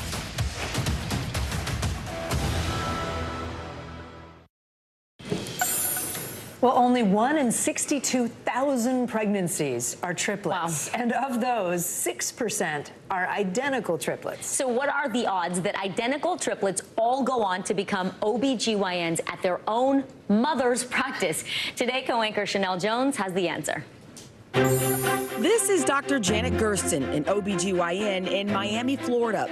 And no, you're not seeing double vision, and no, that's not triple vision. Or rather, it is, because these three young doctors are Dr. Gersten's identical triplet daughters, all OBGYNs now working together in the same medical practice, possibly the first time this has ever happened in history. When did it click for you that this was going to be a family affair? I never would even dream about it. It would have been too good to be true, and they came to their senses and decided that that was the thing to do. Vicky, Joanna, and Sarah Bedell knew not only were they in a unique circumstance as identical triplets, but had a front row seat to be a working mother already breaking barriers. How did you first, I guess, become interested in gynecology and obstetrics, especially during a time when there probably weren't a lot of women in the field? No, there were not. There were very few women in my class. And when I finished and opened my own practice, there was only one other woman delivering babies at the big local hospital. And so I was busy right from the start. Dr. Janet also had hopes from the start that her daughters might follow in her footsteps, but almost derailed her dreams inadvertently when she got called into work while at the mall. I read that you guys saw your first delivery when you were 8 years old. We were out shopping and I had to go to the hospital. Yeah. And I remember a lot of bright lights and screaming, and then the poor patient would look at us like, I'm sorry for cursing. I knew at some point younger that I wanted to be a doctor, but if anything, that made me think, maybe not this one, because I'm feeling a little sick. Do you think this dynamic of what you guys have sets you apart from the rest, and in what way? Well, it's certainly unique. I think it makes for a happy workplace, and that only translates into the work that you provide, and hopefully happier patients. This is also how we grew up, treating people the way that you want to be treated. So that extends to our patients too. Patients like Miriam Rivera. Miriam has been a patient of mine for 40 years. Hi, Miriam. And I delivered Miriam's daughter, Michelle. Michelle, oh my goodness. Come here. Hi, Michelle. This is so cool. And my daughters delivered Michelle's 2 babies. Oh my goodness. How cool is that for you? It's triple cool. If I were to ask you what you did right, what would you say? Teaching my daughters to be responsible, to be caring, and focus on their education. Just don't accuse her of playing favorites. We joke sometimes like that she's my favorite, but I don't have favorites. I'm the best driver. She's not. I can't say they're all the same. They're each just really fine people, and they have great qualities for caring and being empathic, and also really funny. And all of them, especially Vicky. Chanel Jones, NBC News. Love everything about it, right? Very cool. Well, here's what's trending now. Longtime voice coach Adam Levine will make The Voice, right? Yes. Will make his return on the show's upcoming season finale. The pop star set to perform a new single alongside his band Maroon 5. Levine was a coach for the show's first 16 seasons. He developed a fan favorite rivalry, you know this, with Judge Blake Shelton, and the two of them are now going to be reunited during Shelton's final season on May 23rd. A new trailer is out for My Big Fat Greek Wedding 3. The movie's third installment is taking the Portocalos family's crazy antics overseas. The trailer starts with the sad news of Tula's father passing and leads to a reunion in Greece with the entire family. The movie will hit theaters on September 8th. I saw the trailer. It looks hilarious. That's going to be a big one. Singer Ed Sheeran, ready for this? He might be transitioning into country music. In an interview with Billboard, the pop star said he loves the culture of the genre and its heavy focus on songwriting. Sheeran credited his longtime friendship with Taylor Swift for starting his love of country music. That is going to be, I would listen to that. Absolutely. He's such a talented musician. Doesn't matter what genre. I'm Vicki Nguyen. I'm Kate Snow. You are watching NBC News Daily. You can watch us free 24/7 on our streaming network, NBC News Now, wherever you stream. The news continues.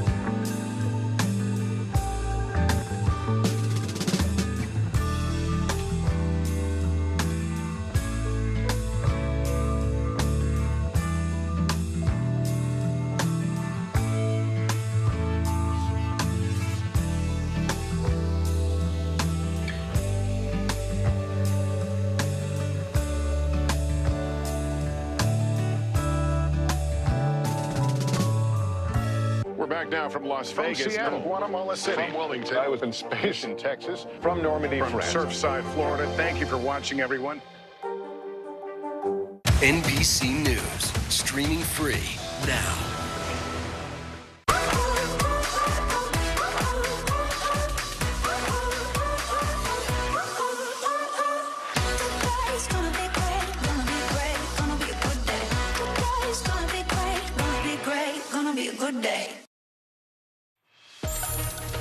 Hello, everyone. I'm Kate Snow. I'm Vicki Nguyen. Thanks so much for joining us. NBC News Daily starts right now.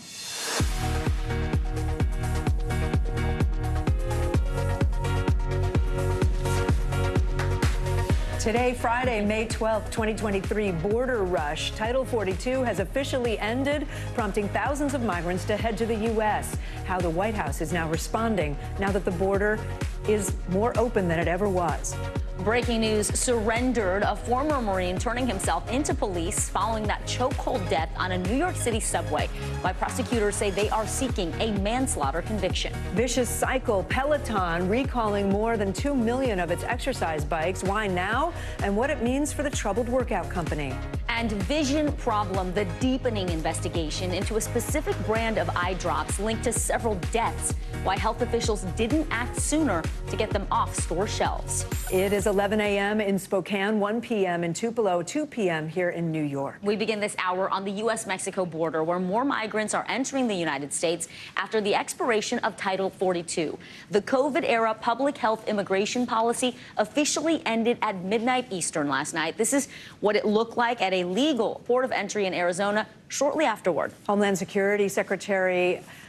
Security says more than 10,000 migrants were apprehended in each of the 2 days before Title 42 expired. It is projected to stay at that same level for some time now. The laws now revert back to traditional immigration laws, which were known as Title 8. The Biden administration is facing criticism that it will now be too easy for people to illegally enter and stay inside the U.S. Homeland Security Secretary Alejandro Mayorkas addressed that earlier on Today.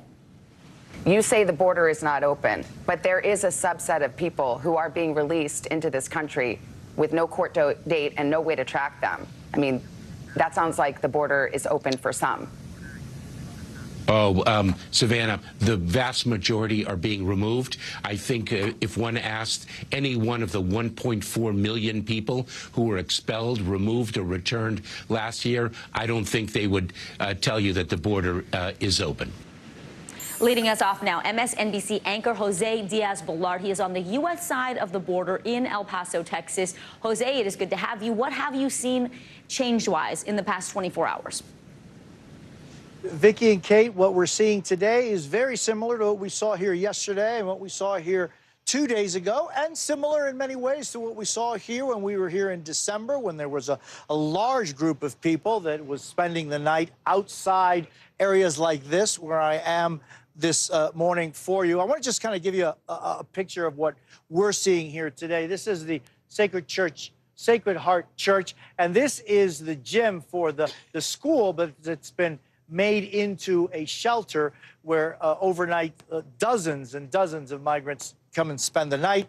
There are toilets, there's showers, and let me just give you a kind of broader picture of just how close El Paso is to Juarez. I mean, these are almost in many ways two wings of one bird. The two cities of Juarez and El Paso have for generations been places where people cross to go in and out of, and that X that you're seeing there, you may remember or recognize that. That's La X at the Plaza de la Mexicanidad in Juarez, where in 2016 Pope Francis gave a mass.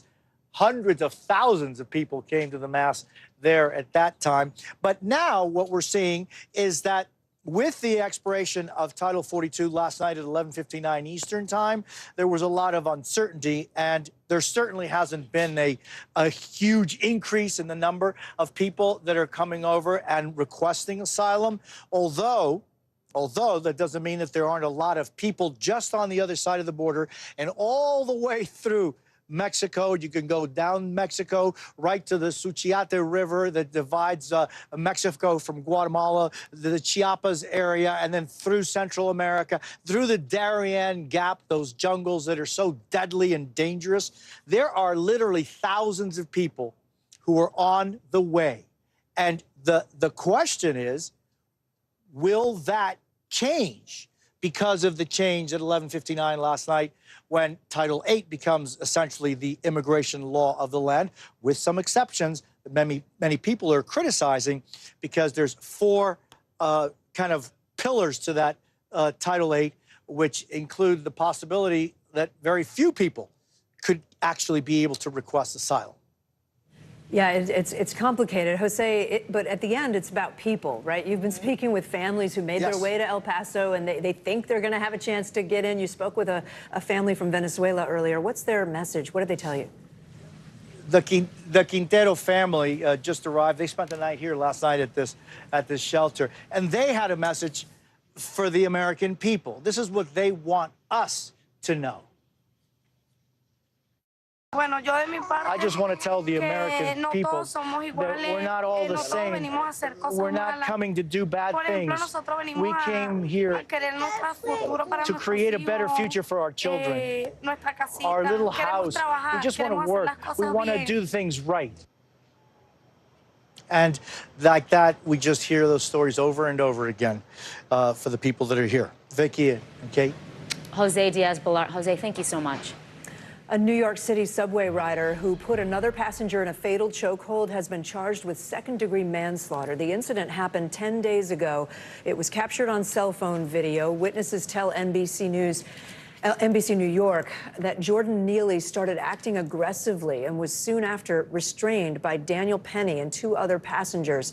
Neely was unconscious when police arrived and was later pronounced dead at a nearby hospital. In a statement, Penny's attorney said, quote, "He risked his own life and safety for the good of his fellow passengers. The unfortunate result was the unintended and unforeseen death of Mr. Neely." Earlier today, Penny pleaded not guilty to the charge and was released on bail. NBC's Lindsay Reiser's in New York City following all this for us. Lindsay, what was behind the decision to charge Mr. Penny, and what's the response been to the charge? Well, the district attorney's office, Kate, said that they looked at the facts and evidence of the case, witness interviews, video of the incident from that subway on May 1st, and a medical examiner's report. They determined there was probable cause to arrest and arraign Penny on this charge of manslaughter in the second degree, punishable with up to 15 years in prison. You mentioned today he walked in for that arraignment in handcuffs. He walked out without handcuffs because he posted $6,000 of the $100,000 bail. His parents will guarantee the rest. And this is what his attorney said this morning. He's dealing with the situation, like I said, with the sort of integrity and honor that is characteristic of who he is, characteristic of his honorable service in the United States Marine Corps. And, you know, he has his head held up high. And we're also hearing, Kate, from the attorneys for Neely's family, who showed a picture of him in his cap and gown and said this could have been any of us, that he had family and support, but that he had his own demons. And also listen to what the attorneys said. No one on that train asked Jordan, "What's wrong? How can I help you?" He was choked to death instead. So should Daniel Penny be charged with manslaughter? Absolutely. Because he acted with indifference. He didn't care about Jordan, he cared about himself. And we can't let that stand. So it's unclear if anybody else in that subway car will also be facing any kind of charges. There were other people on that subway car who held down Neely's arms as well. We know that Penny's next court date is July 17th, Kate. And Lindsay, this incident, as you know, it sparked so many protests across New York City, forced a lot of conversations, right, about safety versus mental health services. What's being done to address some of those concerns? I mean, it certainly has, Kate. We have seen protests erupt in this city, people even on the subway tracks stopping the trains from being able to go, calling justice for Jordan. But we do know that the New York City mayor is going to be convening a meeting of homeless outreach service leaders to try and figure out some ways to help people in crisis in this city, Kate. All right, Lindsay Reiser for us. Lindsay, thank you. Communities in central Oklahoma are cleaning up after several tornadoes reportedly touched down there. Take a look at this eerie video captured by storm chasers as the severe weather rolled in. The storm tore off rooftops and destroyed businesses in the town of Noble. This video, taken this morning over that same town, shows the extent of the damage. The nearby town of Cole was also hit, even as residents are still cleaning up from a tornado there last month. And more storms are on the way. NBC News meteorologist Angie Lastman is tracking all of it for us. So, hey, Angie, what's in store for this weekend? You know, more storms, more heavy rain. There's a kind of a multi-threat going on for parts of Texas that we'll talk about, Vicki. Yesterday, 23 reports of tornadoes across 4 states, and you can see just how unsettled it is. Parts of the Rockies dealing with rain, into the Midwest, into parts of the Southeast, and we have more thunderstorms that are going to prompt the potential for some active afternoon and evening hours as we get through the rest of our day today. 16 million people are at risk. It does include the threat of hail, large hail at that. We'll see the wind gusts up to 60 miles per hour, as well as the potential for some tornadoes throughout this area. You can see it does extend into parts of the Dakotas all the way through Texas. We will see the best chance of the largest hail focused around places like Omaha, into Kansas City, down through Del Rio, though. We still will have that potential for golf ball sized hail. That's something to watch through the afternoon and evening hours tonight. But I mentioned of the multiple threats that we're going to see through Texas here over the next day or so, it does include heavy torrential rainfall. We'll see rainfall rates up to 2 inches per hour. We'll likely see some flooding concerns, hence the reason that we have these flood watches in effect for places like San Antonio down through Corpus Christi and along the border as well for 14 million people here through the day today. And you can see why. Heavy rain expected. Localized amounts could reach up to 6 to even 10 inches by the time we get through Sunday. This will be multiple rounds of rain that we'll have to deal with, as well as severe storms through the next 24 hours, Vicki. Angie Lastman, thank you, Angie. More Americans are cutting the cord on cable, and you'll no longer be able to carpool with Lyft. Pippa Stevens joins us now with today's CNBC Money Minute. Hey, Pippa. Hey, Vicki. Well, cord cutting has hit an all-time high. A new report finds TV providers lost over 2 million customers in the first quarter of the year, and the percent of households with some paid TV services is at the lowest level in over 30 years. Comcast, the parent company of NBC Universal, which owns CNBC, dropped over 600,000 video customers in Q1, the most of any company. Meantime, Lyft is doing away with carpool rides as it continues to try to catch up to competitor Uber. The rides helped consumers save some money, but new CEO David Risher said the shares trips were taking people out of their way. The company had halted pool rides during the pandemic and was slowly bringing the service back. And today is Military Spouse Appreciation Day, and companies around the country are showing their support. Retailers including Lululemon, Home Depot, and Levi's are offering discounts for military members and their families. Guys, back to you. All right, Pippa Stevens, thank you. Well, coming up, what we are learning about the new CEO set to take the helm at Twitter. Plus, the violent confrontation between a man and police in Virginia, why it is raising some serious questions. You're watching NBC News Daily.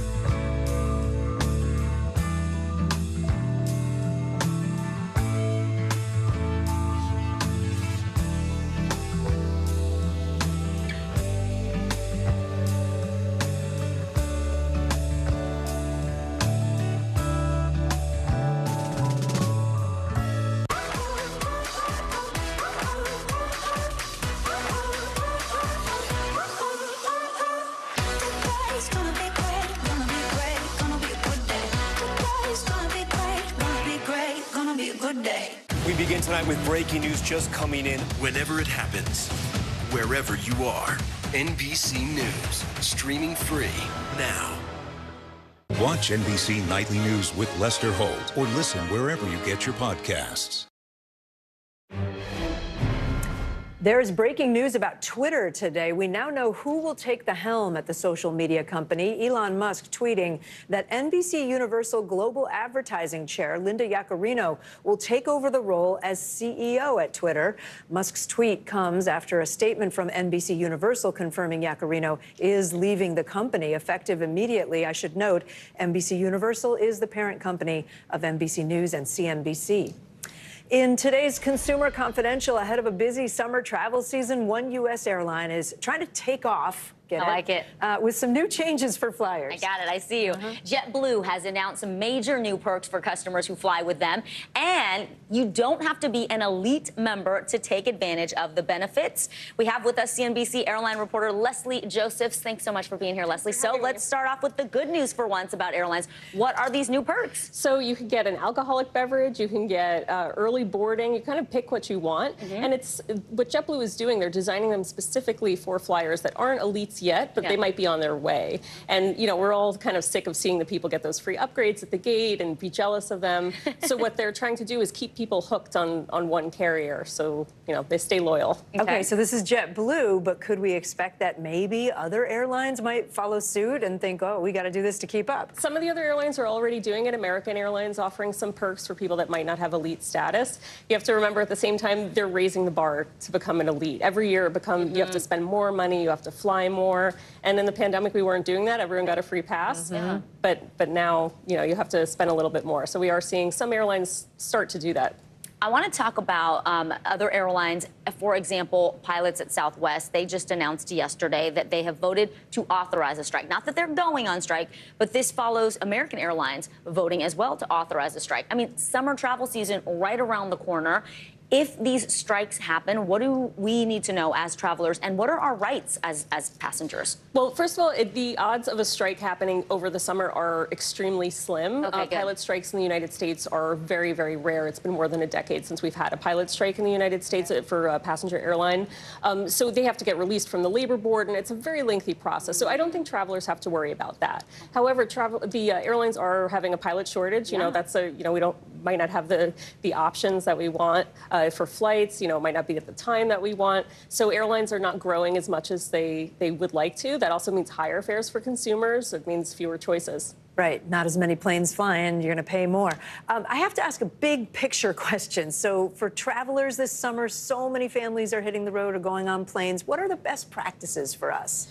Just stay flexible if you can. I mean, some offices are completely back to work. You know, we're here on a Friday. But I would just stay as flexible as you can. Try to avoid the peak periods around 4th of July, around Labor Day, if you can. And then think about the shoulder season. Think about, you know, when kids are back in school, like, is there a 3-day weekend that you can take? The fares are much different than what you would see in July. And just get to the airport as early as you can. I love that. That's true. Shoulder season, that makes sense, so that you're not competing with everybody else for those low fares and standing in those long TSA lines.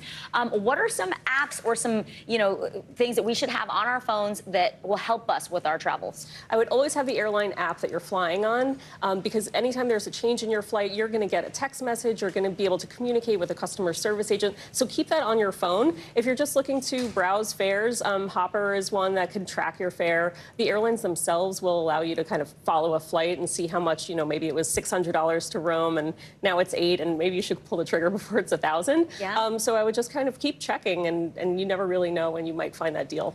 And just quick, given what you said before, are we looking at a summer that's going to be a nightmare for travelers, or do you think it's going to be better than like Southwest last December? That was a very particular case, and the airlines all say that they're ready. There are a host of challenges. Pilot shortage, like we said. There's an air traffic controller shortage in the New York area for the FAA. Airlines are having to pull back some flights in LaGuardia and Newark just to sort of deal with that, put a little slack in the system. So, you know, the big wild card is weather. If weather stays good, you know, the airlines should stay on track, but people should just get to the airport early, have a contingency plan in place just in case. At least they're flying those shorter routes. You know, the FAA said they're not going to use GPS instead of ground technology, so that's good news. All right. Leslie Josephs, thanks so much. Great to have you. Thanks. Well, coming up, the graduation tribute planned for the 4 college students found murdered inside an Idaho home. You're watching NBC News Daily.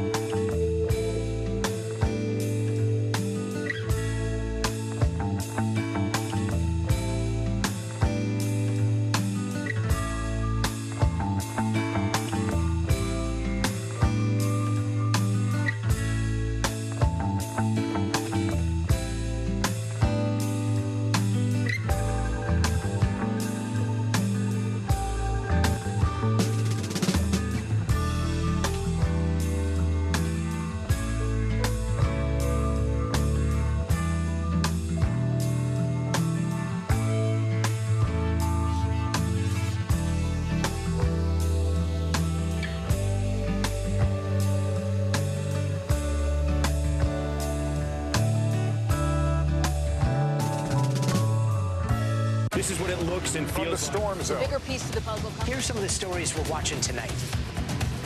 Good evening. We begin tonight with breaking news just coming in. We begin this hour with the latest developments. We're coming on the air with some shakeups big time on Capitol Hill. How much water ultimately will be forced inland? Whenever it happens, wherever you are, NBC News, streaming free now.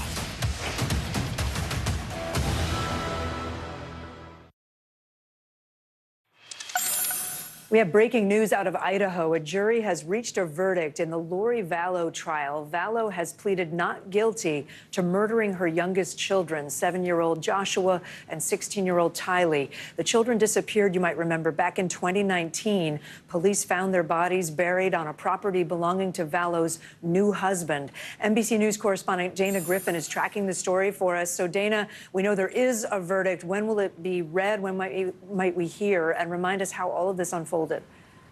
Yeah, Kate, so that verdict is expected around 12:45 Mountain Time, just less than an hour from now.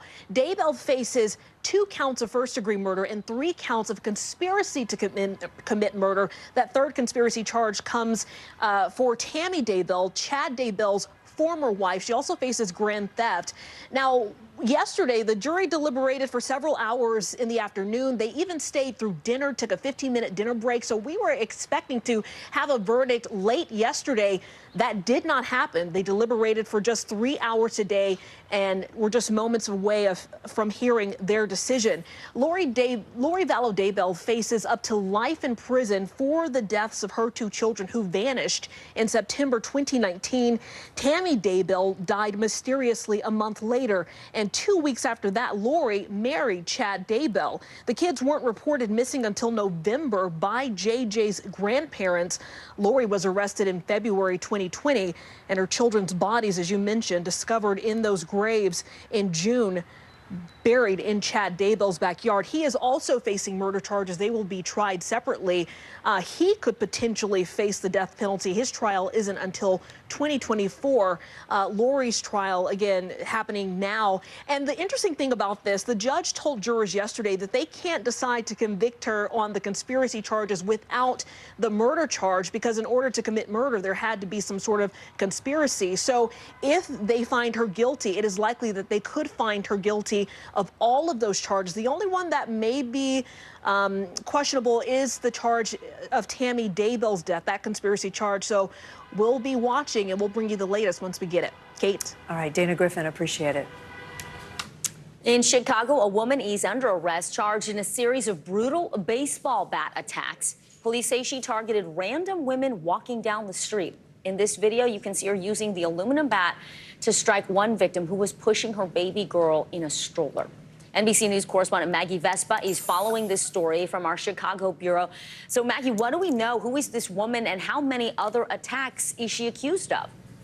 Yeah, so Vicki, her name is Denise Solorzano. She's 26 years old. And as you can imagine, this is definitely something that's rattled a lot of people in Chicago. We're talking about 5 attacks on Sunday and Tuesday, 3 of them with that baseball bat. And these are just women who were walking down the street. The youngest is 19. The oldest is in her 30s. You can see that video again. It is so alarming. The women telling police that this woman, Solorzano, would just roll up in an SUV, roll down the window and say things like, "What if I bashed you with this bat?" Then get out of the car and start attacking, later driving away. Take a listen to one victim's story.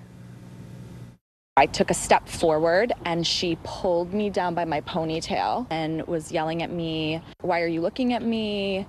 Go ahead and call the police." There were expletives. It wasn't just a very angry woman that approached me. It was a string of events. Obviously, we're concealing that victim's identity for safety and privacy reasons. Again, Solorzano, the woman charged in these attacks, all of which took place on the northwest side of the city Sunday and Tuesday. She's 26 years old, and right now she faces a number of charges, including aggravated battery with a deadly weapon. She's being held on $800,000 bond. And guys, we should point out, we're told she's from Chicago, and the Chicago Sun-Times reporting her family came to the initial court hearing, which happened yesterday when the judge ordered her held on that bond. And the Sun-Times reporting that her mother tearfully told the reporter who was there after the hearing that her daughter does have a history of mental health issues, has been diagnosed in the past with severe mental illness. The family's had trouble keeping her on medication, adding she is just as horrified as anyone and as everyone in Chicago is at these series of attacks in the city. Guys. Well, I'm glad that they have her in custody. Maggie Vespa, thank you so much for that. Coming up, how a daughter saved her mother's life thanks to quick thinking and the right training. It's a great story. You're watching NBC News Daily. We're also streaming for free on NBC News Now. The news continues right after this.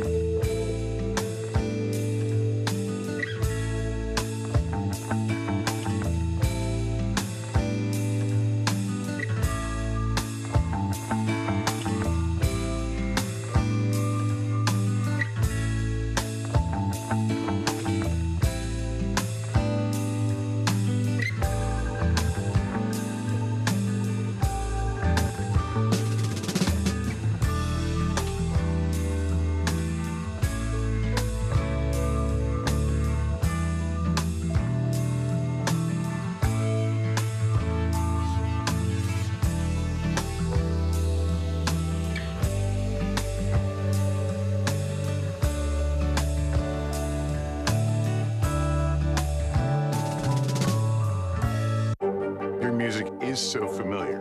What do you think when people start humming back your tunes? How you doing, Lester?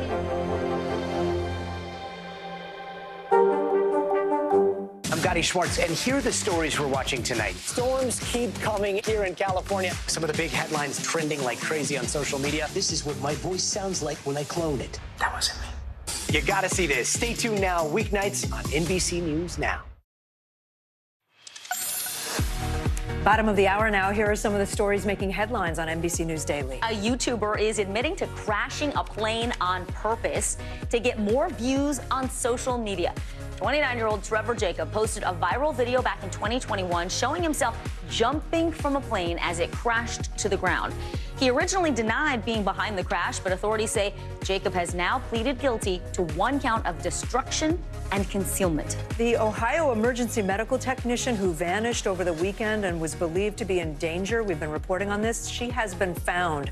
Lachelle Jordan was reported missing after she went to get something from her car on Saturday and never returned. Our NBC affiliate in Cleveland reports Jordan was set to testify earlier this week in a rape case against a former co-worker. That co-worker was not named as a suspect in Jordan's disappearance. And take a look at these beautiful stained glass windows from a historic Philadelphia church. An antiques collector bought them, covered in grime, for $6,000. But according to the New York Times, they are rare Tiffany glass. Ooh. When he got them appraised, get this, Kate, he learned they were worth up to $250,000 each. What? Yeah, the windows are slated now to be auctioned off at a Philadelphia auction house next week. Well, that is quite a flip. That is quite an investment. That's what's that? Oh shoot, I can't think. The Roadshow, the Antique Roadshow. Yeah, dream that's come what that true. is. Well, let's change subjects. The 4 University of Idaho students who were murdered last November, they're going to be honored at tomorrow's graduation ceremony. The university says it will be a moment of healing after a painful year for the school and community. NBC News correspondent Steve Patterson joins us now from Moscow, Idaho. Steve, how are they going to remember these 4 students? The university is essentially awarding them what they would have earned had their lives hadn't suddenly been cut short. So posthumous degrees and certificates. Maddie and Kaylee, the two of the victims, will be given those degrees as they were going to be graduating as seniors. Xana and Ethan to be awarded certificates for their work as undergrads. There's one additional victim in this separately. Somebody that died in a car crash also was supposed to graduate, will be awarded a degree as well. We're also learning that they're going to unveil a memorial and healing garden. Healing, really the operative word. A lot of students there going through a lot of anxiety and trauma. It has been rough on the students. This is a small community. People knew each other. We spoke to some students on campus. It's finals week, and they're getting prepared for graduation. Here's what they said about remembering their classmates. Listen to this.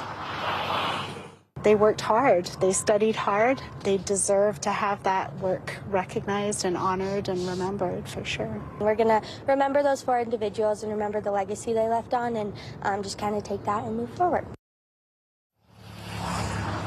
One thing we don't know, it's not clear, is if the families of the victims will attend the ceremony tomorrow. We know, obviously, they're very appreciative of everything the university's done, but there's still, obviously, a lot of pain as well. Yeah, I hope all those students, will have a chance to celebrate tomorrow, too. Steve, I want to ask about the house where the murders took place, though. It's set to be demolished. What do we know about that?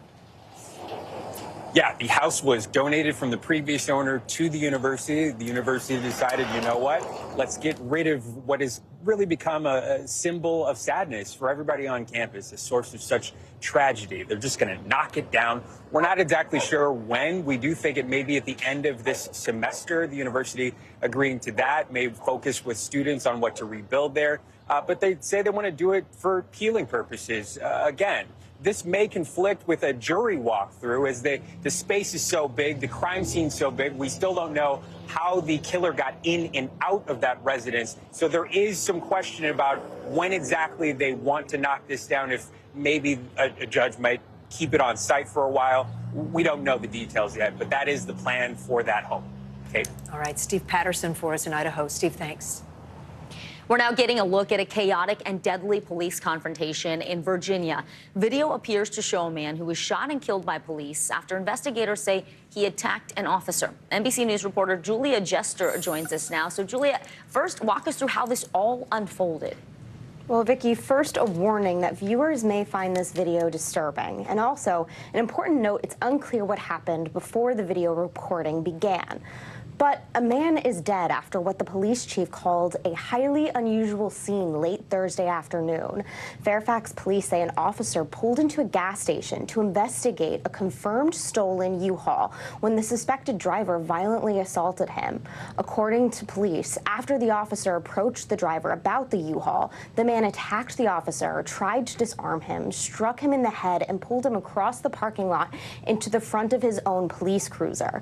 During that struggle, the police cruiser reversed into the parking lot of a McDonald's next door and crashed into other empty parked cars along the way.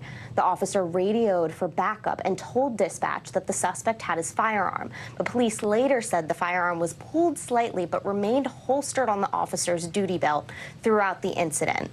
When additional officers arrived, one shot at the man inside the vehicle before a second officer pulled him out of the car off of the officer before shooting at him again. He was declared deceased at the scene. Here's what the Fairfax police chief said shortly after the incident. Police officers arrest people in stolen cars every day, but police officers certainly aren't attacked by car thieves every day. They aren't shoved inside their own police vehicle, and they don't have their guns attempted to be taken every day. So this was a pretty dramatic scene. A tragic incident, and a criminal investigation into the use of force is now underway. Vicki? Julia, what are we learning about the man who was killed during this encounter, as well as the officers? I assume they're on some sort of leave at this point. Yes, just moments ago, Fairfax police identified the deceased man as 38-year-old Brandon LeMaine of Newport News, Virginia.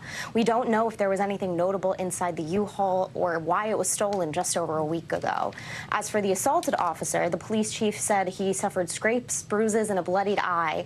inside the police cruiser, and he was treated at a nearby hospital and has since been released. The officers who shot LeMaine have not yet been identified, but we do know one is a 20-year veteran of the force and another an 8-year veteran assigned to the Mount Vernon Police District. Both officers have been placed on restricted duty status. Now, the body-worn camera footage will be released within 30 days, so we'll be keeping an eye out on how this investigation unfolds. Vicki? Julia Jester. Julia, thank you so much. Disney CEO Bob Iger sounding off against Florida Governor Ron DeSantis during the company's earnings call on Wednesday. He addressed the ongoing feud over Disney's self-governing status in the state.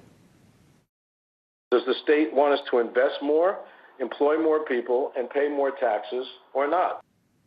NBC News national correspondent Gabe Gutierrez is with me now with more. Gabe, what else did Disney CEO Bob Iger have to say about the company's battle with Florida? Well, Kay, he definitely sounded off, as you mentioned, on this earnings call with investors on Wednesday. And this has been part of that ongoing feud, right, between Disney and Florida Governor Ron DeSantis. It's been escalating over the last few weeks with Disney suing Governor DeSantis and the state of Florida.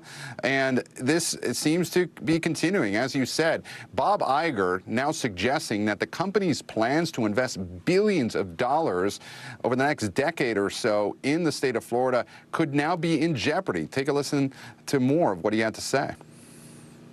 This is about one thing and one thing only, and that's retaliating against us for taking a position about pending legislation. And we believe that in us taking that position, we are merely exercising our right to free speech. Now, Governor DeSantis has repeatedly said that this is about Disney getting special privileges, in his view, in a recent interview saying that, quote, the party's over for Disney. But again, this feud is escalating just as speculation mounts about Governor DeSantis' potential run for president. Kate, he is planning to be in Iowa tomorrow, the critical primary state of Iowa. That may not be an accident.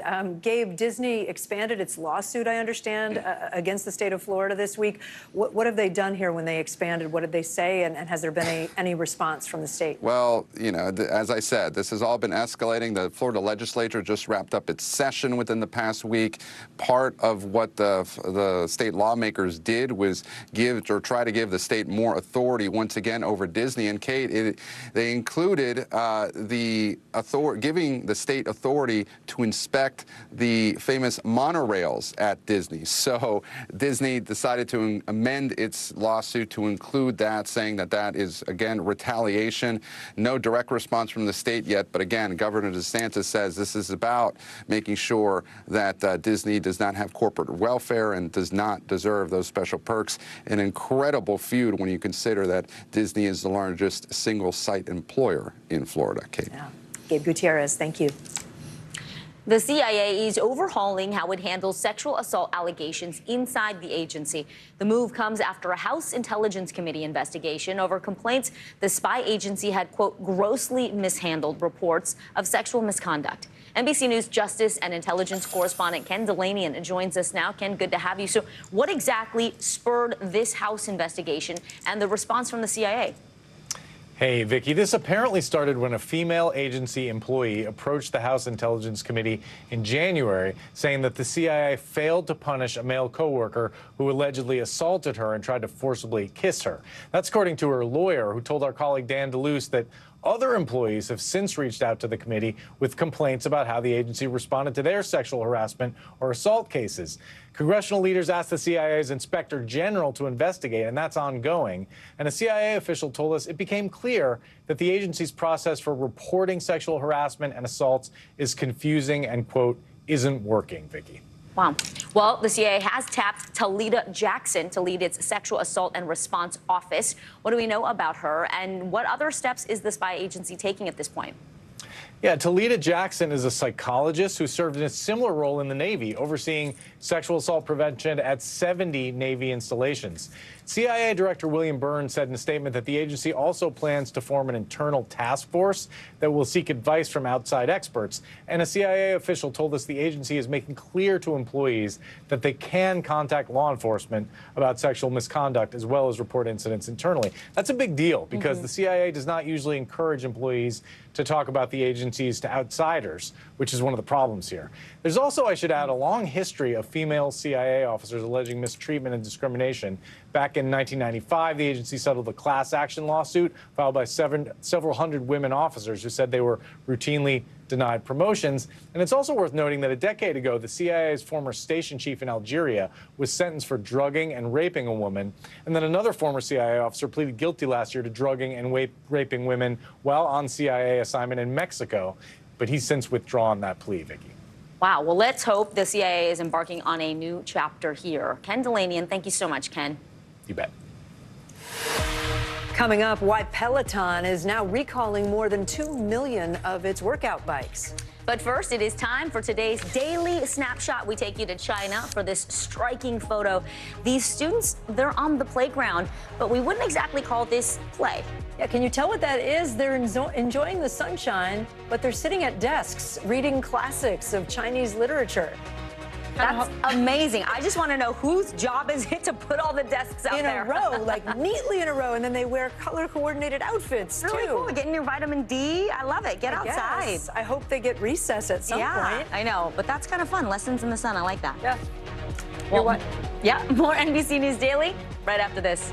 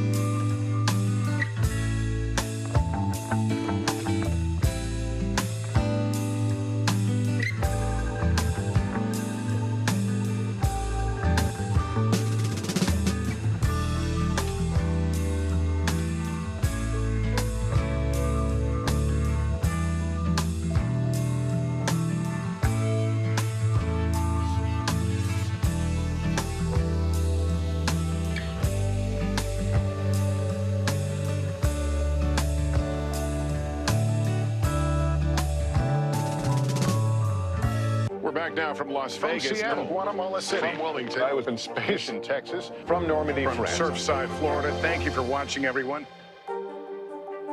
Hey, podcast fans, ready to unlock our true crime mysteries? Try Dateline Premium on Apple Podcasts. You'll get early access to originals, plus bonus content, and everything is ad-free. So head to Apple Podcasts now to subscribe. We begin tonight with breaking news just coming in. Whenever it happens, wherever you are, NBC News, streaming free now. In today's Daily Health, we have an update on those tainted eye drops we've been telling you about. They've infected at least 68 people in 16 states. Well, we now know doctors had detected the drug-resistant bacteria in a patient several months before the CDC issued a warning. NBC News medical reporter Erica Edwards is following this story for us. So, Erica, tell us more about this patient and what happened to her. Yeah, you are referring to 72-year-old Nancy Mons. She lives just outside of Cleveland in Perry, Ohio. She woke up one morning last December with a clearly infected eye, yellow discharge on her pillow. Her left eye looked cloudy. As she told me the other day, it just kind of looked funky. Now, her doctors later discovered that she'd been infected with a type of bacteria never before seen here in the U.S., eventually realizing that it was from the eye drops that she had been using that were also contaminated with the same bacteria. Now, Mons is still in good spirits, but unfortunately, she will never be able to see after that out of that left eye because of this infection. Wow, that's horrible. We mentioned the CDC put out a warning about the eye drops, Erica, several months later. Why did it take that long?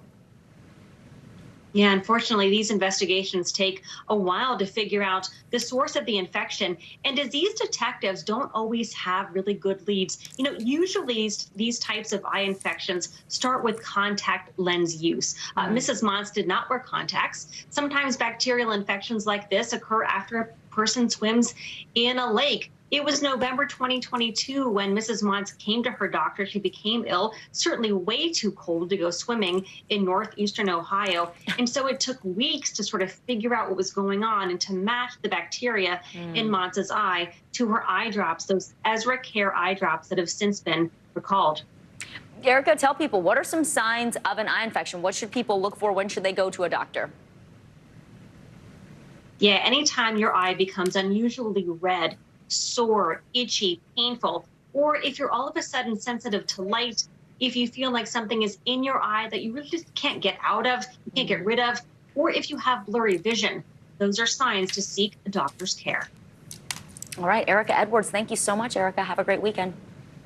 Fitness company Peloton once again issuing a major recall. This time it's for more than 2 million bikes. It's the 4th recall from the brand in just 3 years. NBC News correspondent Blaine Alexander has the details.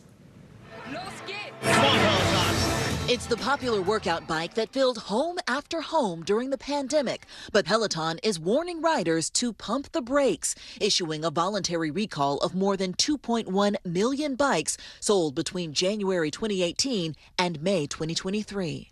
The company says the problem is with this seat post, which can break unexpectedly during a ride. Peloton says it's received 35 complaints of just that, with 13 reported injuries, including lacerations, bruises, and a fractured wrist. If people have one of these bikes, what should they do? Stop using it right away. You don't want this to happen to you. It happened to Daniel Rush. He says he was halfway through a 5-minute cool-down ride. The seat basically just gave way and I fell to the ground. The fall damaged his wall and his shoulder. There was no sign on the bike that something was wrong. It was just 1 minute you're sitting on the bike, next minute you're sitting on the floor. It's the latest patch of rough road for the already embattled brand, now issuing its 4th recall in 3 years. The company also took a hit following the bike's controversial product placement in the Sex and the City reboot, with popular character Mr. Big suffering a heart attack after a workout. And just like that, Big died. At the time, Peloton said it agreed to the bike being used without realizing a character was going to die. Once a pandemic staple, last year the company said it was resetting production levels due to reduced demand. Blaine Alexander, NBC News. There is more news ahead. You're watching NBC News Daily.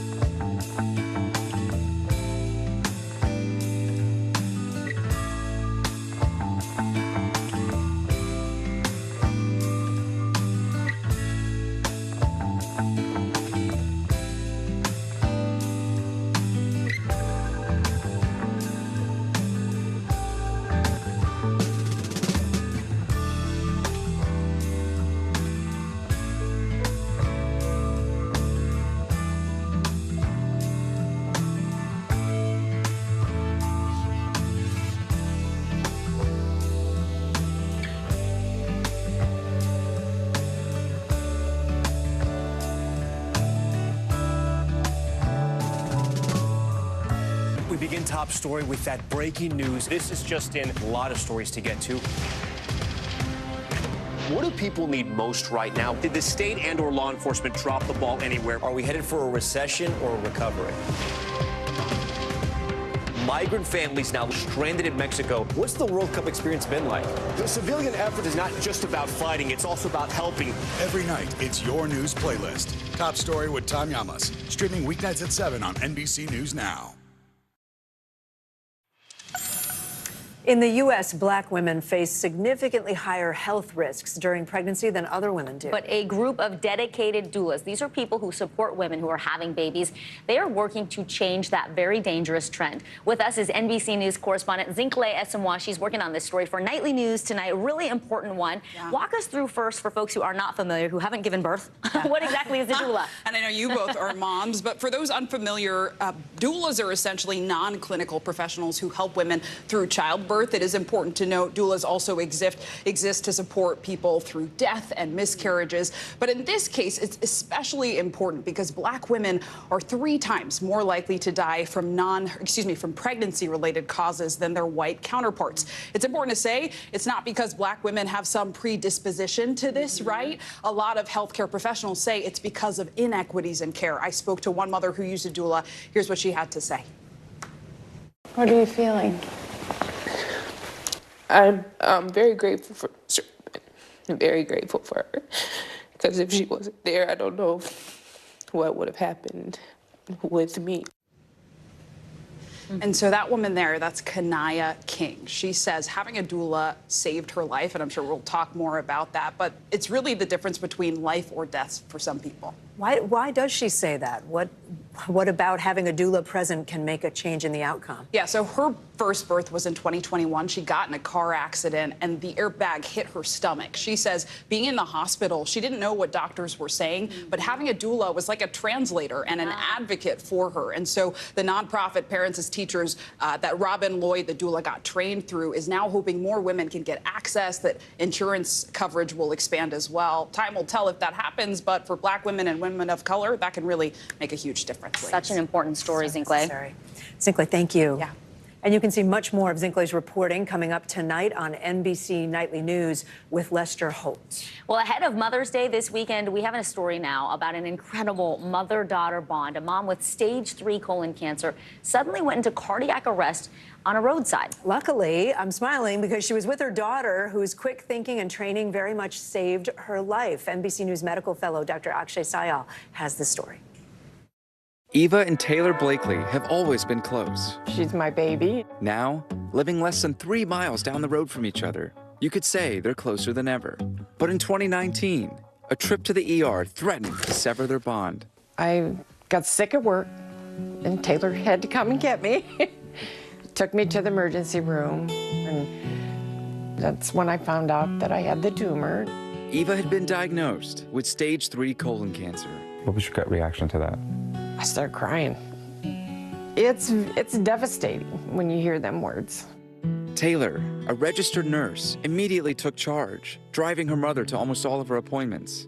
It's strange, you know, she's my youngest child, having her take care of me. Not long after leaving one of those appointments, another medical tragedy struck. I was having an MRI, went in, had it done, walked to the car, was on a call, and then it was just like, lights out. Eva had gone into cardiac arrest while Taylor was driving her home. I looked over and she was slumped over the seatbelt. I felt for a pulse, she didn't have one. So I called 911 and I pulled over to the side of the road. And once I got to the shoulder, I pulled her out of the car and started CPR. Dr. Tom Callahan, a physician at the Cleveland Clinic, was one of the first doctors to treat Eva when she arrived. He says Taylor's CPR undoubtedly saved her mother's life. If she wasn't there, Eva probably would have passed away. The American Heart Association says that about 9 in 10 people who go into cardiac arrest outside of a hospital die. But if CPR is performed immediately, it can double or triple the chance of survival. When bystander CPR happens, it allows some circulation to get out to the brain and get to the heart, and it helps keep those tissues alive during those precious moments. More than 3 years since her cardiac arrest, Eva's cancer is now in remission, and her heart function has greatly improved. She says this Mother's Day, she's grateful to be alive, planning to spend the day with her daughter and family. She's my angel. If it wouldn't be for her, I wouldn't be here. Dr. Akshay Sayal, NBC News. All right. I'm Kate Snow. I'm Vicki Wynn. You are watching NBC News Daily, and we are also streaming for free 24/7 on NBC News Now. Watch us wherever you stream live. All those places on your screen right there. The news continues right after this.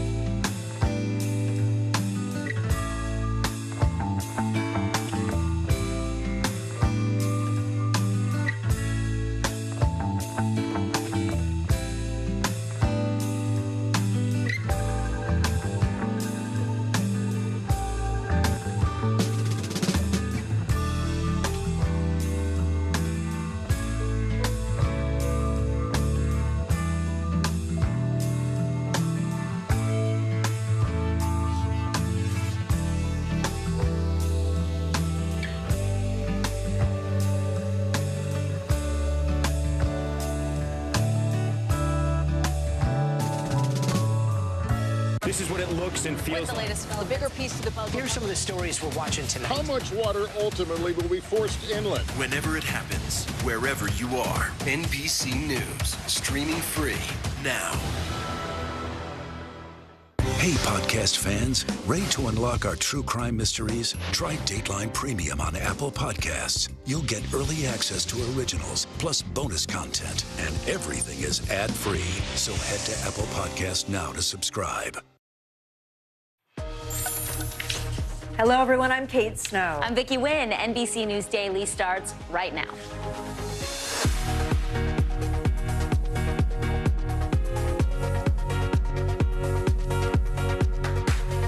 Today's Friday, May 12th. The border battle, Title 42, has officially ended, and thousands of migrants are gathered near the U.S. border. How the Biden administration and communities on the ground are responding. Breaking news, surrendered. A former Marine turning himself into police following the chokehold death on a New York City subway. Why prosecutors say they are seeking a manslaughter conviction. Change at the top. A top NBC executive trades the peacock for the bluebird. What we know about the new CEO of Twitter and the changes she could bring. And parental advisory, when moms feel like they're not doing enough for their kids, and why sometimes that feeling can be a good thing. That's interesting. Yeah. We begin this hour, though, on the U.S.-Mexico border, where more migrants are entering the U.S. after the expiration of Title 42.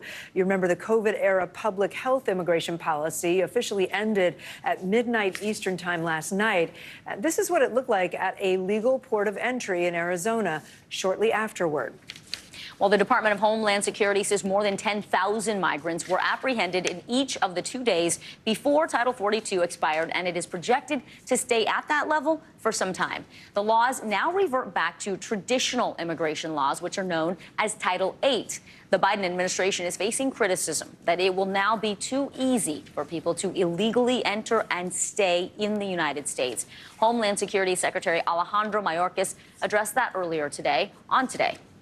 You say the border is not open, but there is a subset of people who are being released into this country with no court date and no way to track them. I mean, That sounds like the border is open for some. Oh, Savannah, the vast majority are being removed. I think if one asked any one of the 1.4 million people who were expelled, removed, or returned last year, I don't think they would tell you that the border is open. NBC's Bree Jackson leads off our coverage this hour. She's on the U.S. side of the border in El Paso, Texas. Bree, what have you seen in the past 24 hours?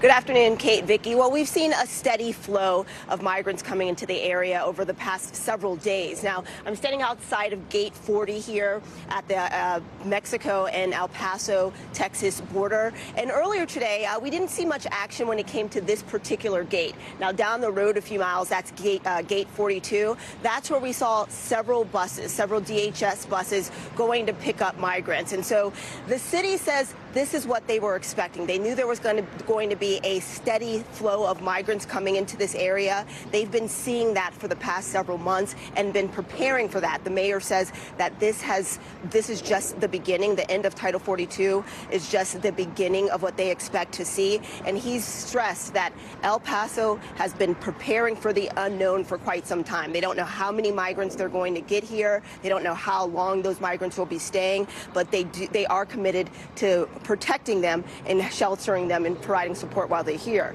Now, earlier today, the city did release a warning. They said that that it was important for people to know that in the coming days, each year, water is released from the Rio Grande for the irrigation season, and that water is expected to reach El Paso on May 17th, so that they're warning that the extra water flow could pose a risk for migrants who might be crossing, and so they're working with local nonprofits to hand out flyers in Juarez to make sure that migrants are informed. All right, Bree Jackson there at the border for us in Texas. Bree, thank you. And as we talk about the numbers of people crossing the border, we can't forget they are just people. MSNBC anchor Jose Diaz-Balart has been speaking with families as they come looking for a better life. Good afternoon, Jose. Katie and Vicki, good afternoon from El Paso, where what we have seen today are similar scenes to what we saw yesterday and the day before. There aren't a lot of people in the streets, you know, at different times. Certainly last December when we were here, there were hundreds of people sleeping just outside the sidewalks at the Sacred Heart Church in El Paso. This building behind me has been made into a shelter, and it is full of people that have arrived. The great hope and dream of the overwhelming majority of the people that are already in the United States that have requested asylum is that they be allowed to stay. We spoke with a family, the Quintero family, that just arrived from Venezuela. It took them a month and a half to get here, and they were bringing their 5-year-old daughter and 3-year-old son. Their dream is to be able to have a better future for their children. Here's part of what they had to say. I just want to tell the American people that we're not all the same. We're not coming to do bad things. We came here to create a better future for our children. Our little house. We just want to work. We want to do things right. And over again, what we've heard from the people that have made that journey and that have been able to cross and have been able to request asylum is that they pray and that they hope that they will be allowed to stay and participate in the American dream and give back to the American dream if they're given the opportunity to stay. Back to you. Jose Diaz-Balart, thank you as always. A New York City subway rider who put another passenger in a fatal chokehold has been charged with second-degree manslaughter. The incident happened 10 days ago. It was captured on cell phone video.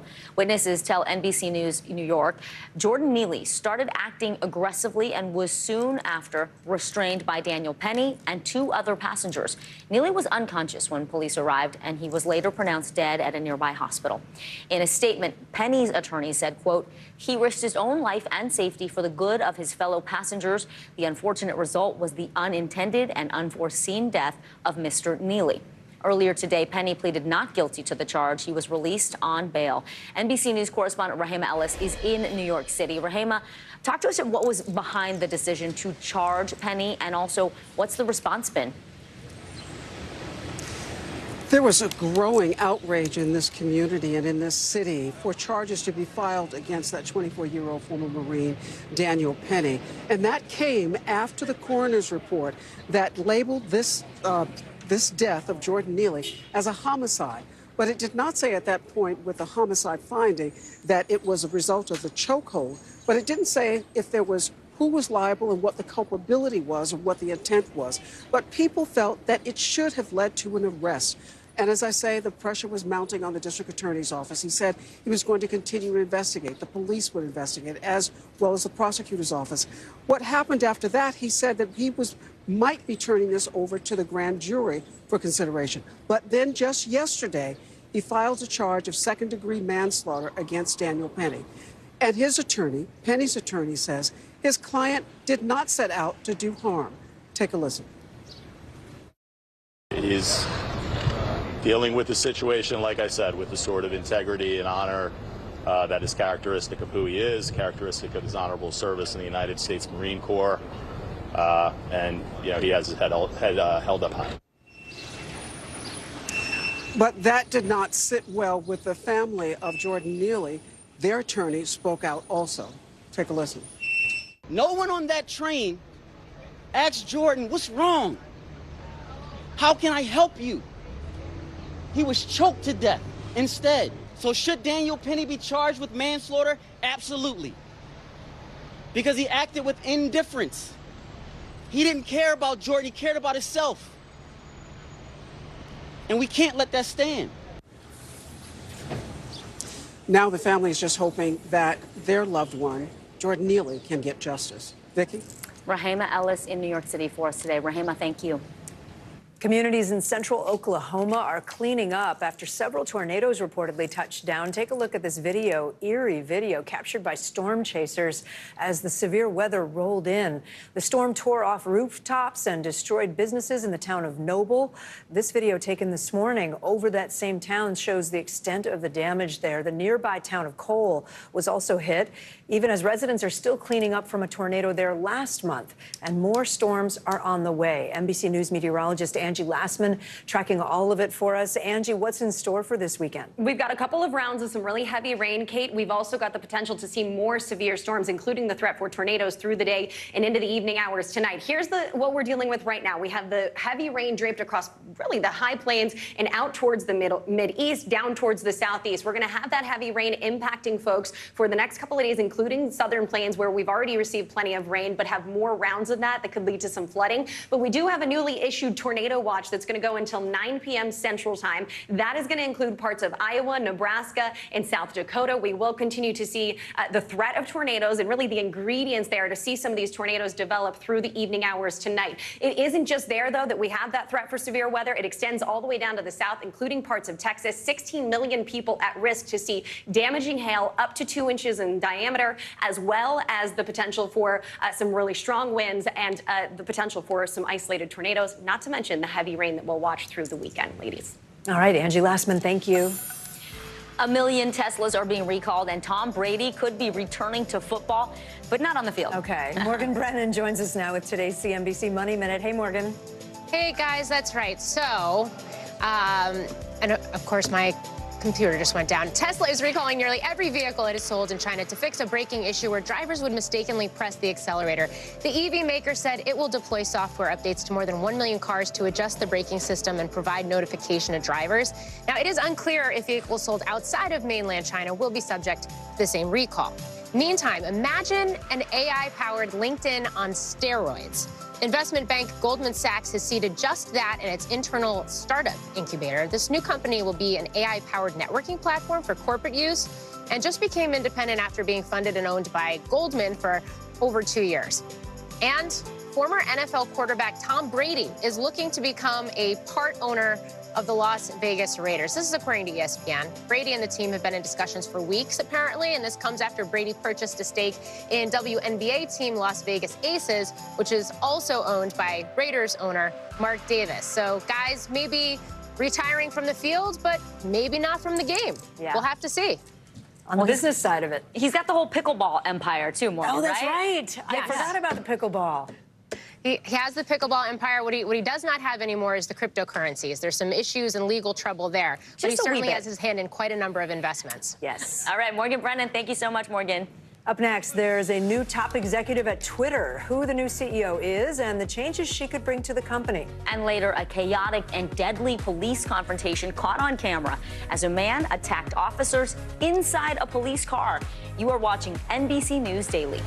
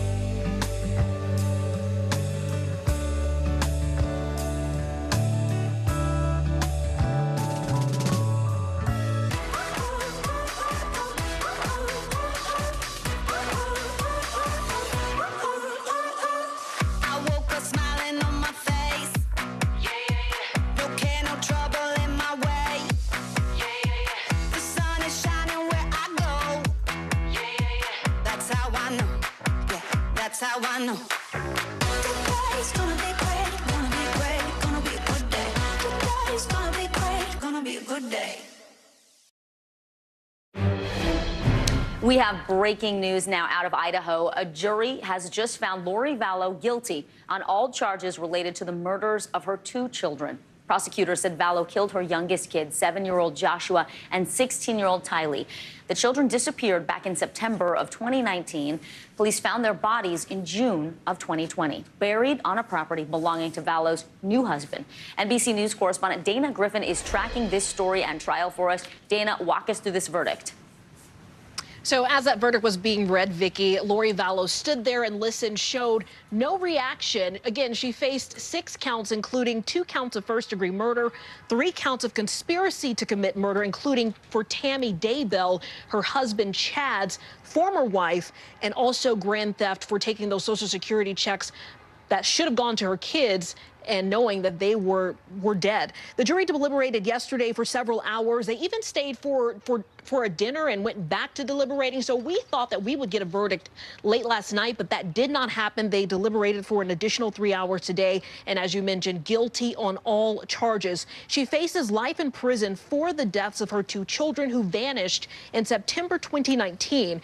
Tammy Daybell, Chad Daybell's wife, that's the man that Lori married just months after she died, and then 2 weeks later she married Chad, and then her kids missing in September. They weren't reported missing until November by JJ's grandparents. Lori was arrested in February 2020, and her children's bodies were discovered in June, buried in Chad Daybell's backyard. We're seeing video of them in Hawaii as the world was looking for her 2 children. She was off to Hawaii, seen in a bikini poolside, and that's what really created a lot of outrage in this case, is the fact that she never reported her kids missing. And although she claims that she, did not kill her kids, the judge made it clear that even if she was in on it or had her brother, Alex Cox, who was another key figure, he passed away, and Chad Daybell, even if they may have committed the murders, she is still being convicted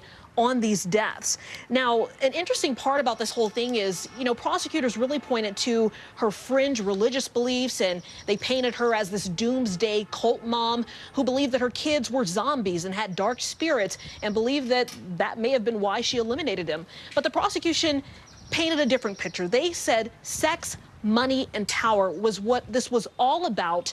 And here we are with the verdict. They have not set a sentencing date, but again, Lori Vallow Daybell faces life in prison for the deaths of her 2 young children. Back to you. Dana Griffin. Thank you, Dana.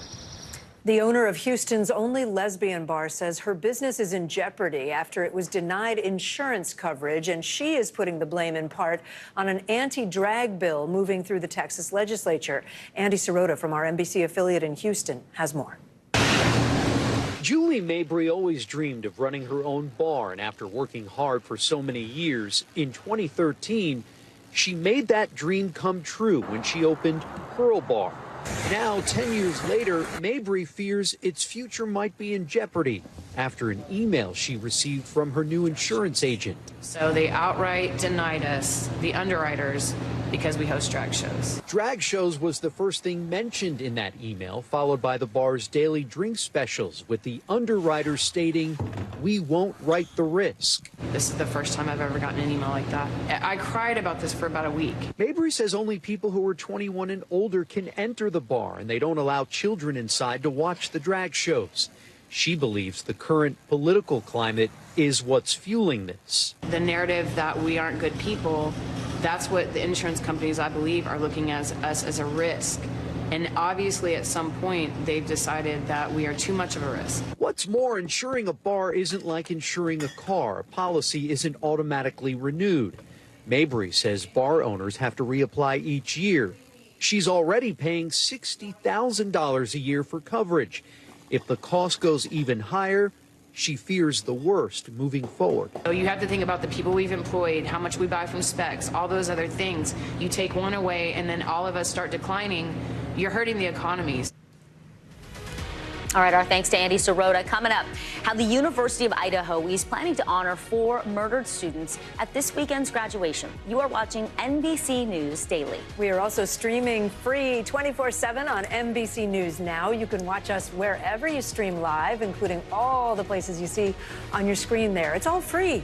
Might as well. The news continues right after this.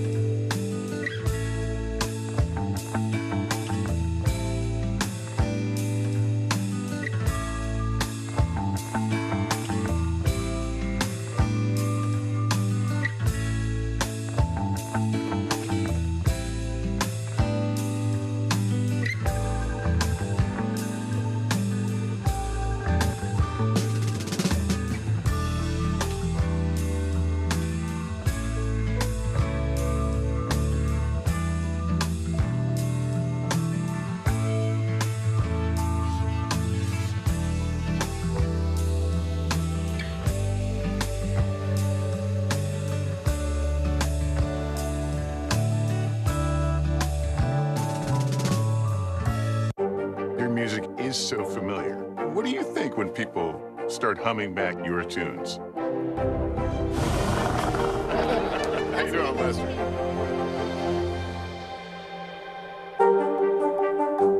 Hey, podcast fans, ready to unlock our true crime mysteries? Try Dateline Premium on Apple Podcasts. You'll get early access to originals, plus bonus content, and everything is ad-free.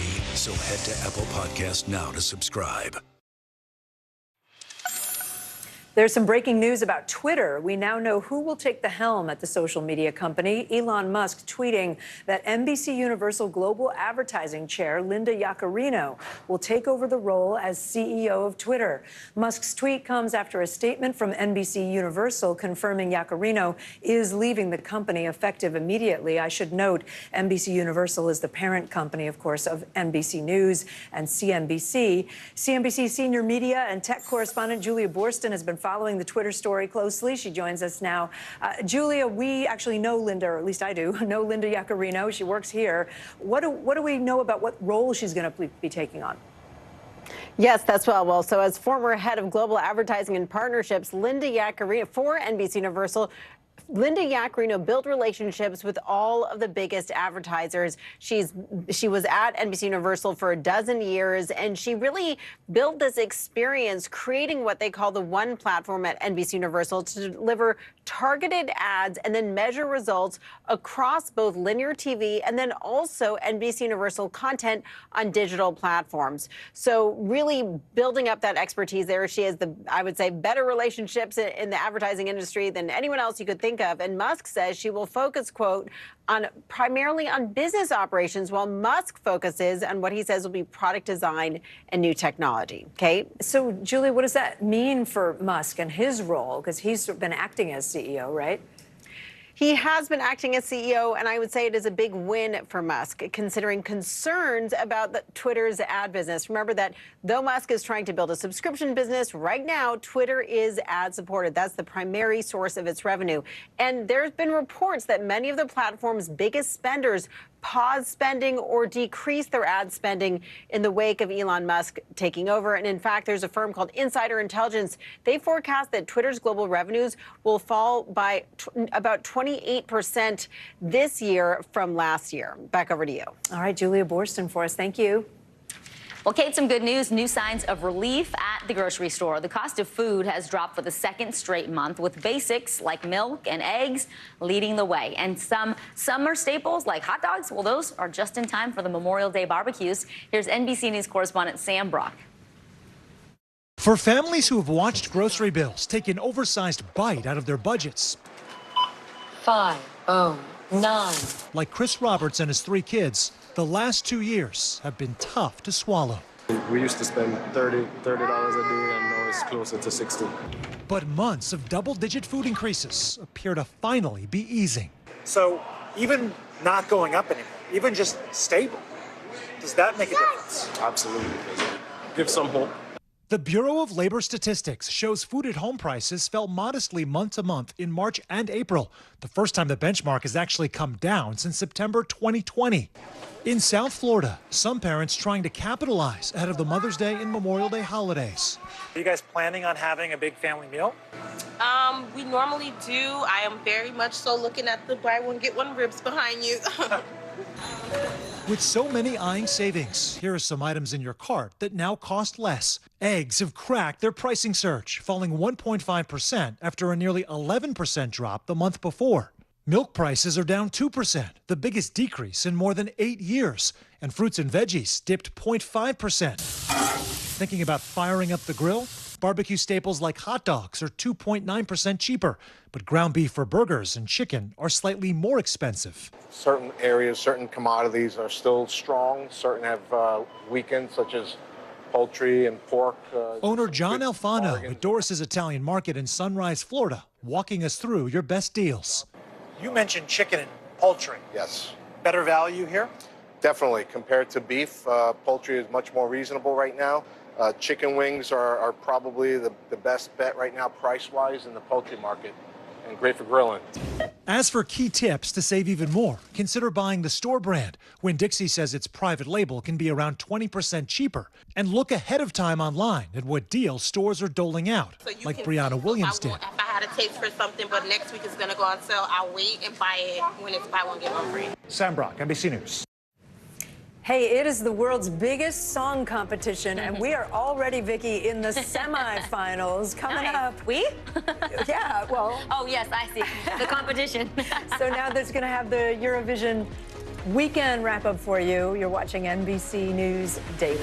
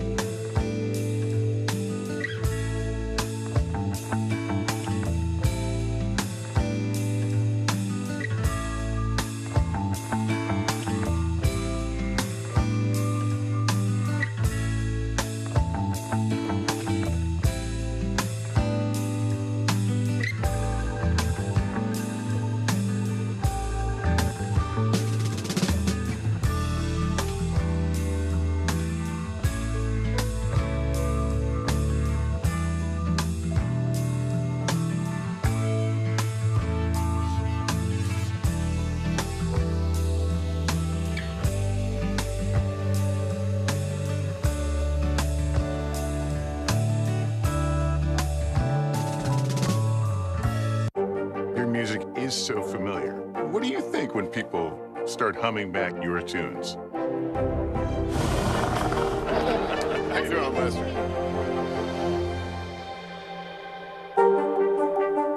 This is what it looks and feels With the latest, a bigger piece to the puzzle. Here's some of the stories we're watching tonight. How much water ultimately will be forced inland? Whenever it happens, wherever you are, NBC News, streaming free now.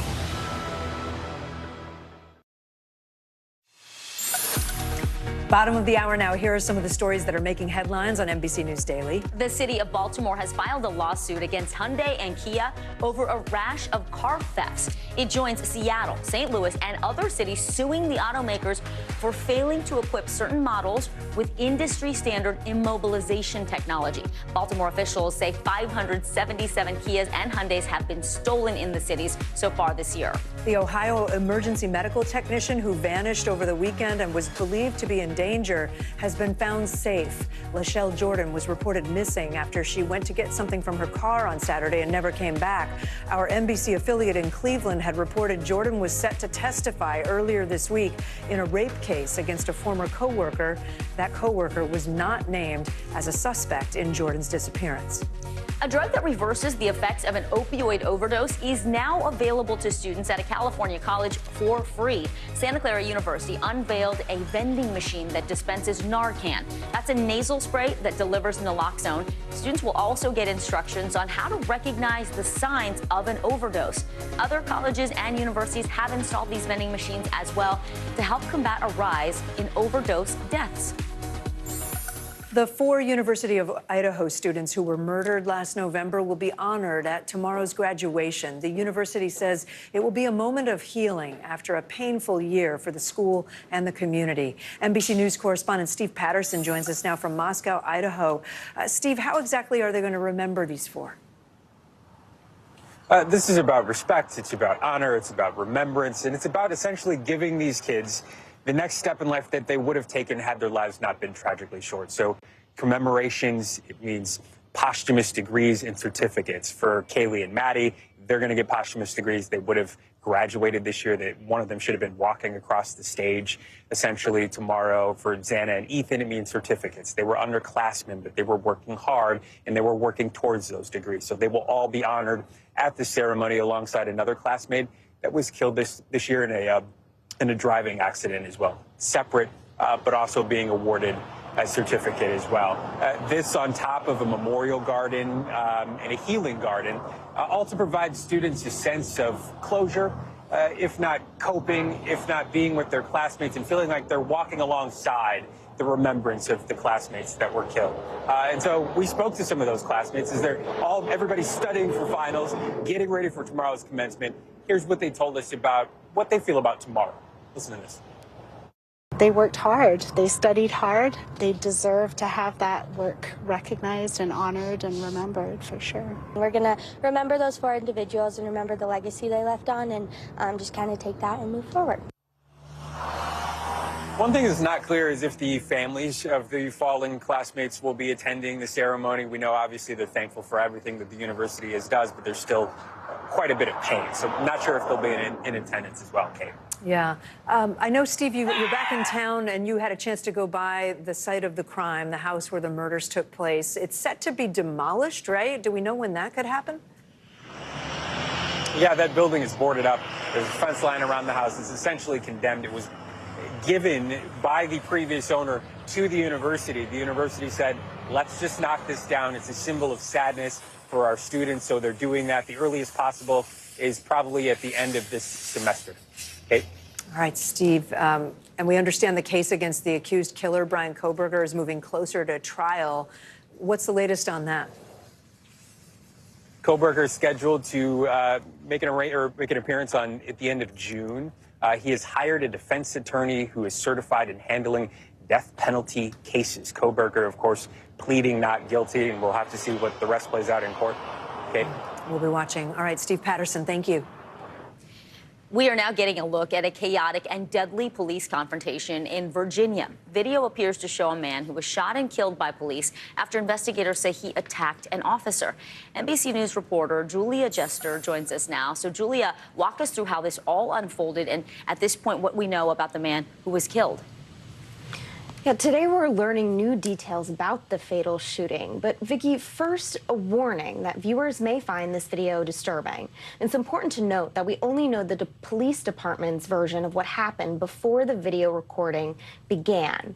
Brandon LeMaine is dead after being shot and killed by police during what the police chief called a highly unusual scene late Thursday afternoon. Police say the 38-year-old man had stolen a U-Haul from Richmond, Virginia about a week ago. An officer was alerted to the truck's location and approached the suspected driver in a gas station parking lot about the U-Haul. Now, you can see in this video quite a shocking scene. According to police, LeMaine violently assaulted the officer. He attempted to disarm him, struck the officer in the head, pulled him across the lot into the front driver's seat of his police cruiser. And during the struggle, the vehicle reversed into the parking lot of a McDonald's next door, crashing into other empty parked cars along the way. During this chaos, the officer radioed for backup, telling dispatch that the suspect had his firearm. Police later said LeMaine had pulled on the officer's firearm, but the gun remained holstered to the officer's belt throughout the incident. Now, when additional officers arrived, you could see them now approaching the vehicle. One shot at the man inside before a second officer pulled LeMaine out of the car and shot at him again. He was declared deceased at the scene. Now, here's what the police chief said shortly after the shocking incident. Police officers arrest people in stolen cars every day, but police officers certainly aren't attacked by car thieves every day. They aren't shoved inside their own police vehicle, and they don't have their guns attempted to be taken every day. So this was a pretty dramatic scene. The police chief said the assaulted officer suffered scrapes, bruises, and a bloodied eye after being in, quote, a fight for his life. He was treated at a local hospital and has since been released. Vicky? Julia Jester, thank you so much, Julia.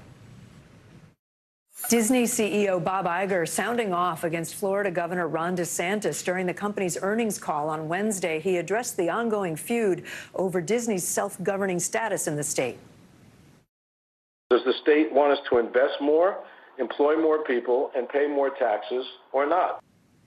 NBC News national correspondent Gabe Gutierrez is with me now with more. Gabe, what else did Disney CEO Bob Iger have to say about the company's battle with Florida? Well, Kate, he definitely sounded off, as you mentioned, on this earnings call with investors on Wednesday. And this has been part of that ongoing feud, right, between Disney and Florida Governor Ron DeSantis. It's been escalating over the last few weeks, with Disney suing Governor DeSantis and the state of Florida. And this, it seems to be continuing. As you said, Bob Iger now suggesting that the company's plans to invest billions of dollars over the next decade or so in the state of Florida could now be in jeopardy. Take a listen to more of what he had to say. This is about one thing and one thing only, and that's retaliating against us for taking a position about pending legislation.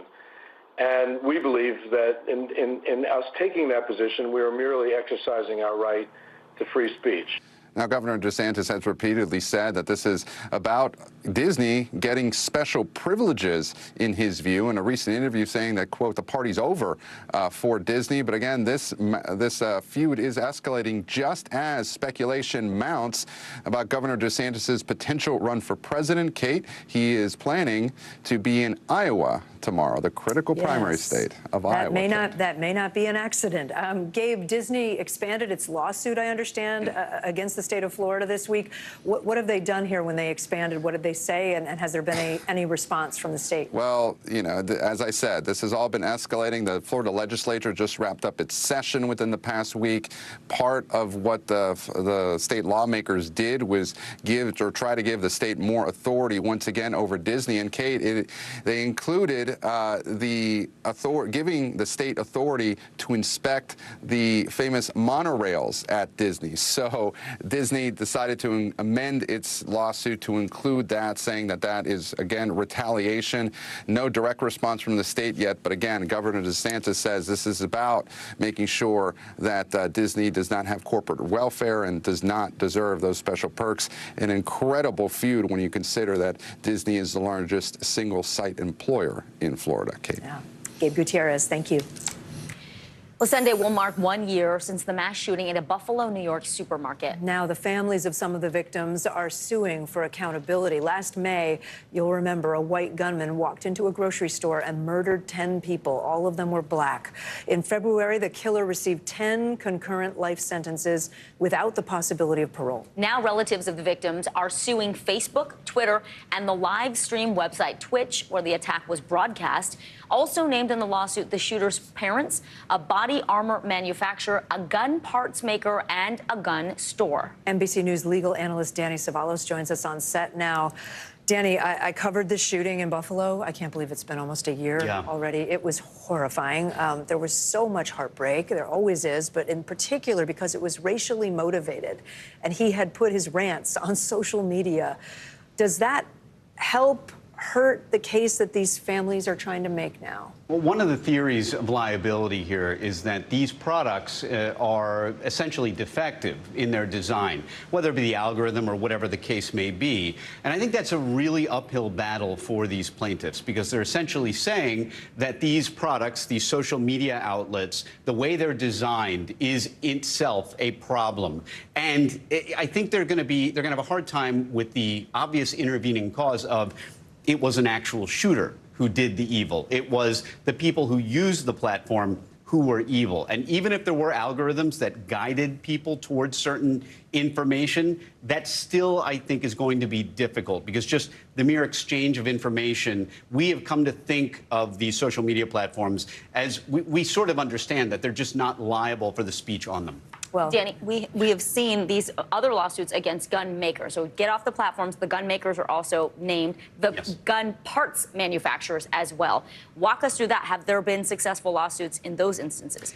Where they have been successful, they've been workarounds, because there is federal law that says, generally speaking, you can't sue gun manufacturers for liability arising out of people who are shot with these guns. And you may think, well, that doesn't seem fair because so many of all these shootings, but you can't really say a gun is a defective product because it shot somebody. That's what guns do. So that probably went into it, that plus lobbying by the gun industry. But these are always workarounds. And just quickly, this is also the lawsuits naming the shooter's parents. Is that a novel approach? It is, in the sense that you want to name every defendant you possibly can. Normally, you do that in order to get to as many insurance policies as you can. I don't necessarily think that's the case here. It's just, again, more sticky theories of liability that you can pin your case to. Danny Savalos, thank you as always. Coming up, how to embrace what we call mom guilt and even use it to your benefit. I'm staying tuned for that.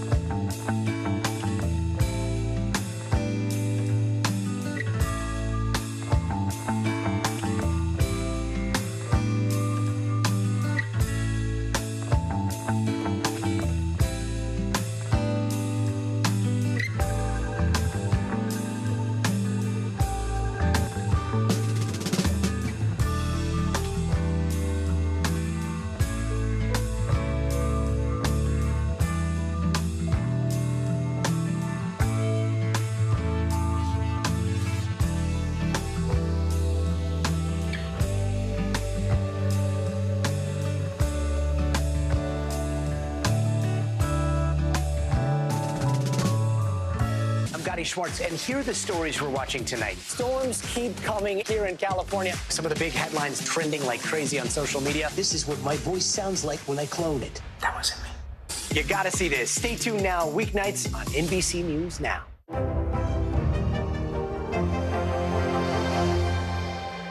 Hey, podcast fans, ready to unlock our true crime mysteries? Try Dateline Premium on Apple Podcasts. You'll get early access to originals, plus bonus content, and everything is ad-free. So head to Apple Podcasts now to subscribe. In today's mental health check, we're going to look forward to Mother's Day on this Sunday, and we're going to tackle kind of an important issue that people don't talk about very much, mom guilt. Yeah, we don't talk about it, but we do feel it. It is the guilt we moms sometimes experience when we feel we're just not doing enough for our kids. Well, this is interesting. It turns out that feeling that way can actually be a good thing if we learn to use it properly. I'm interested. Joining us now is women's career coach Elizabeth Pearson. Elizabeth, thanks for being with us. So, I mean, we're both moms. We understand what mom guilt is. How does it affect our mental health? What are the signs for those who aren't moms? Yeah, thanks so much for having me on. I'm really excited to talk to a couple of super working moms. I think you guys are excellent role models. But I think some signs that maybe it can be impacting your mental health is it impacting your work function? Do you feel like maybe you're kind of half in, half out when you are away from your children? Another big one is, are you letting some of your basic needs go to the side? Are you not maybe showering as much or getting your hair done or things like that because you feel so guilty about being away from your children and you want to be with them as much as possible when you're not working? Yeah, and that self-doubt or feeling of inadequacy, that's a red flag too. Elizabeth, we talked about, you said that there is a good side to mom guilt. How can we actually use these feelings to our advantage? I think there's a great side to mom guilt with everything, right? You can have a different perspective on it. And I think that we can choose to see it as a wonderful reminder that it's really important that we take care of ourselves and we prioritize our happiness, because if we are just living for our children, not only does that put a ton of pressure on them, but when you deteriorate yourself, we're setting an example for them of a certain standard, right? So if mom has a nice high standard for herself, meaning she has a great job, she has a great relationship, she takes care of her physical and mental health, then that is what our children are going to watch us set as a model for them, and they're going to believe that they should have the same standards for themselves. But if we're a mom that's really deprioritizing herself all the time, we risk our children growing up to deprioritize themselves in their relationships and in their careers. That's powerful. Yeah, that's a really powerful thing to say. What are some things that we can do, though? There is such a thing as too much mom guilt, right? What are some things what do we do to lessen that feeling? Absolutely. I think first, give ourselves a break. Someone beautifully explained to me when I was a younger mom with young kids, they said there will be others. And this was other recitals, other, things at school, things that I had missed every time that I was on a work trip. You guys know with travel, every time I would back out of the driveway, I would start to well up a little bit. And then one day I asked my husband, I said, well, don't you cry a little every time you leave to go on a work trip? And he very frankly looked at me and he said, no, I don't. He goes, I know that when I'm away, beating myself up and having a really hard time and feeling guilty doesn't help you at home with the kids. So I think if we just remind ourselves that if we can take that time to ourselves, we're actually going to be a better mom when we do return. Nobody wins if you go away and you have a terrible trip. Last time I was in New York, I'm like, I feel bad that I'm here, but I'm just going to enjoy it because it's not helping my kids to have a sad mommy when she's gone and then also a sad mommy when she gets back. I love that. Hashtag no more sad mommy. We're taking a page from your husband's book. And that was my other question, is just like, why isn't dad guilt a thing? And I'm not saying that we should want them to have the same problem, but it just isn't. And I mean, your husband said, no, I don't feel sad. No, I mean, I think part of it is biological, right? I mean, we grew these little humans most of the time, like in our bodies. And I feel that just our nature is to be more nurturing and maternal. But I really think that we have to remind ourselves. I mean, I don't know how many trips I was on, and the men there were not asked how their children were, you know, whereas when we're away, it feels like a natural question for people to say, who's taking care of your children while you're here? I think that we need to change some of the conditioning that's out there as well. It's not inappropriate to ask about a person's child, but I think we should be asking the men the same questions of, if you're here, who's at home with the kids? You know, it needs to be a little bit more level because they're not feeling that pressure. So no, they don't have those guilt pangs when they leave the house like we do. I love that. I'm sitting here thinking of all the times, though, that I did feel sad, you know? So I don't know. Final thought, how do we work through, just in a thought, how do we work through it? I think we support each other as moms. I see a lot of mom-on-mom crime out there is what I call it. A lot of people say, oh, you're going on another trip, or oh, you're going out with your girlfriends. And it might not be, you know, something that is conscious that we're trying to make each other feel bad, but I think we just need to embrace each other a little more and we'll all feel much better. Elizabeth Pearson, thanks so much. There's more news ahead.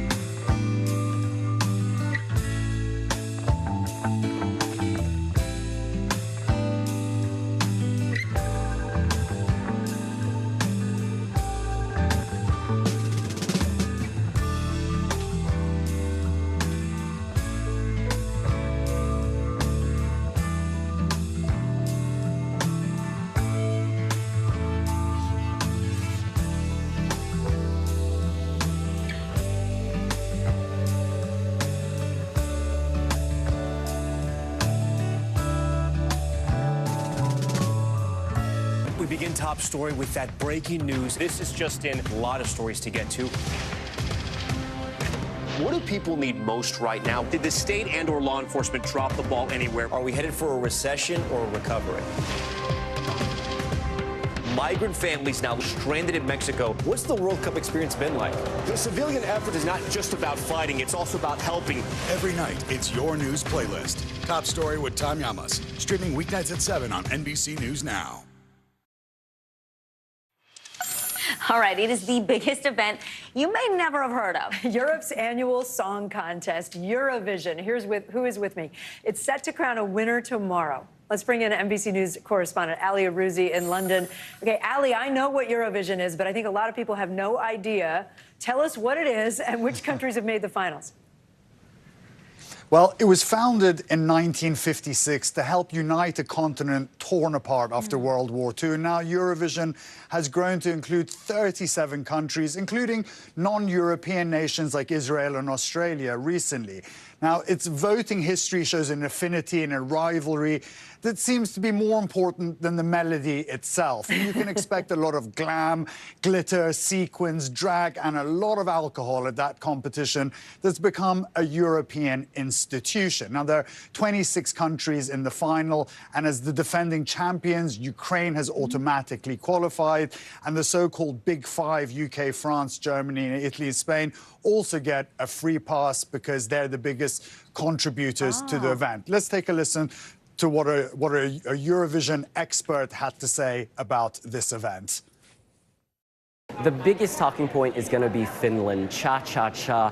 You have a man wearing a green bolero, his chest exposed, and he's angry. He's aggressive, and he's rapping in Finnish. But then he has a pina colada, he feels loose, his anxiety disappears, and he sings cha-cha-cha. And Sweden is also odds-on favourite to win the competition. They've gotten the biggest amount of pre-votes to win the competition. But the Cha-Cha-Cha is an interesting one. It's a song about shrugging off the drudgery of work and hitting the dance floor. So I think a lot of people can relate to that. Totally. I'm sold, Ali. They need to hire you to promote this event. Oh my gosh. So let's talk about how do they choose a winner, and what is the first place prize? What do they get? Well, it's pretty complicated, Vicky. You have a professional jury which is appointed by the broadcaster in each of the 37 countries taking part in the competition.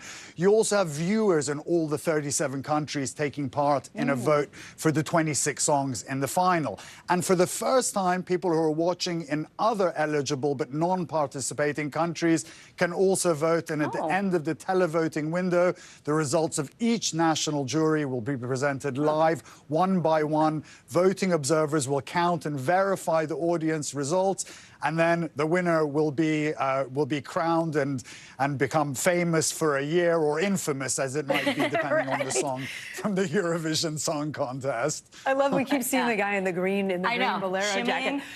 Wait, can U.S. people vote? Can Americans vote or not? Or do you know? I'm not. I don't think so. We'll check. It's a certain amount of countries that are participating, but I'm not. Ali, the Ukrainian. Well, you can vote with your heart. Of course, you can watch and play along. Ukrainian President Volodymyr Zelensky actually asked, I think, to address the Eurovision final, right? To talk, but his request was turned down. Do we know why? Yeah, that's right. It was turned down by the broadcasters in a statement posted on their website. The European Broadcasting Union, the EBU, which oversees the event, stressed the importance of a non-political nature of Eurovision, which is watched by millions of people.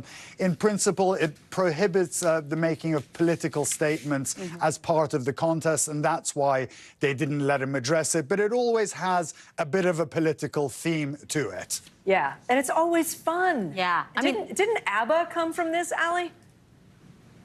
That's what made this really famous. ABBA made the Eurovision really famous. Right. Yeah, they made their mark there.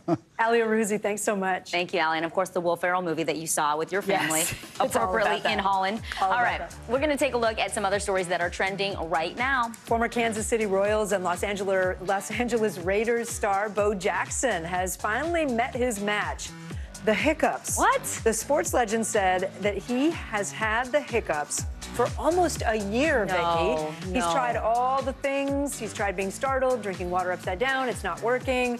He now has a procedure scheduled to try to fix the hiccups. That is serious. Well, we hope he gets rid of them soon. Chris Stapleton took home the top prize at this year's Academy of Country Music Awards. It's Stapleton's 5th nomination and first win for Entertainer of the Year. Ed Sheeran made an appearance too, sharing the stage with Luke Combs and singing his latest single, Life Goes On. Good stuff. Yes, I'm Vicky Nguyen. I'm Kate Snow. You're watching NBC News Daily.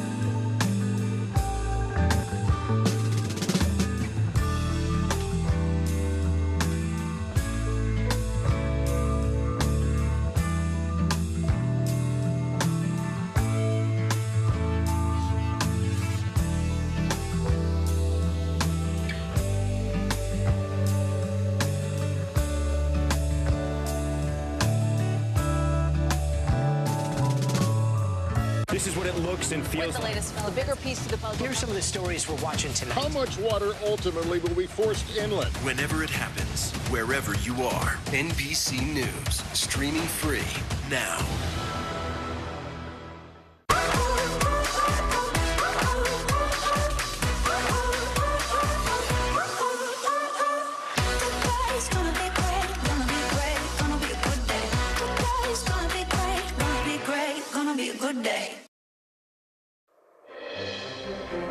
If it's Friday, overcrowding and under pressure.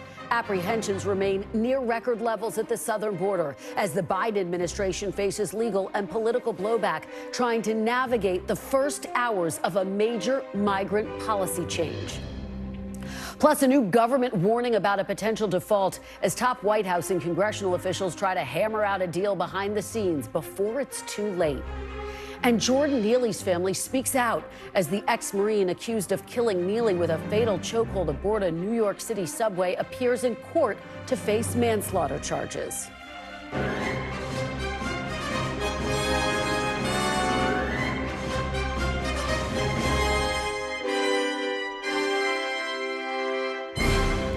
Welcome to Meet the Press Now. I'm Kristen Welker reporting in Washington. We begin with breaking news at the southern border, where a steady stream of migrants is attempting to seek asylum in the United States as the pandemic-era policy known as Title 42 that previously barred nearly all asylum claims was lifted at midnight last night. These migrants who made the journey across the Rio Grande last night were some of the first to try to enter the U.S. under a slate of revamped policies, which are already facing political and legal pushback. Border Patrol reported that more than 10,000 migrants were apprehended yesterday alone. That puts apprehensions at near record levels. Government officials have been repeatedly warning that the system just doesn't have the capacity to process and shelter everyone.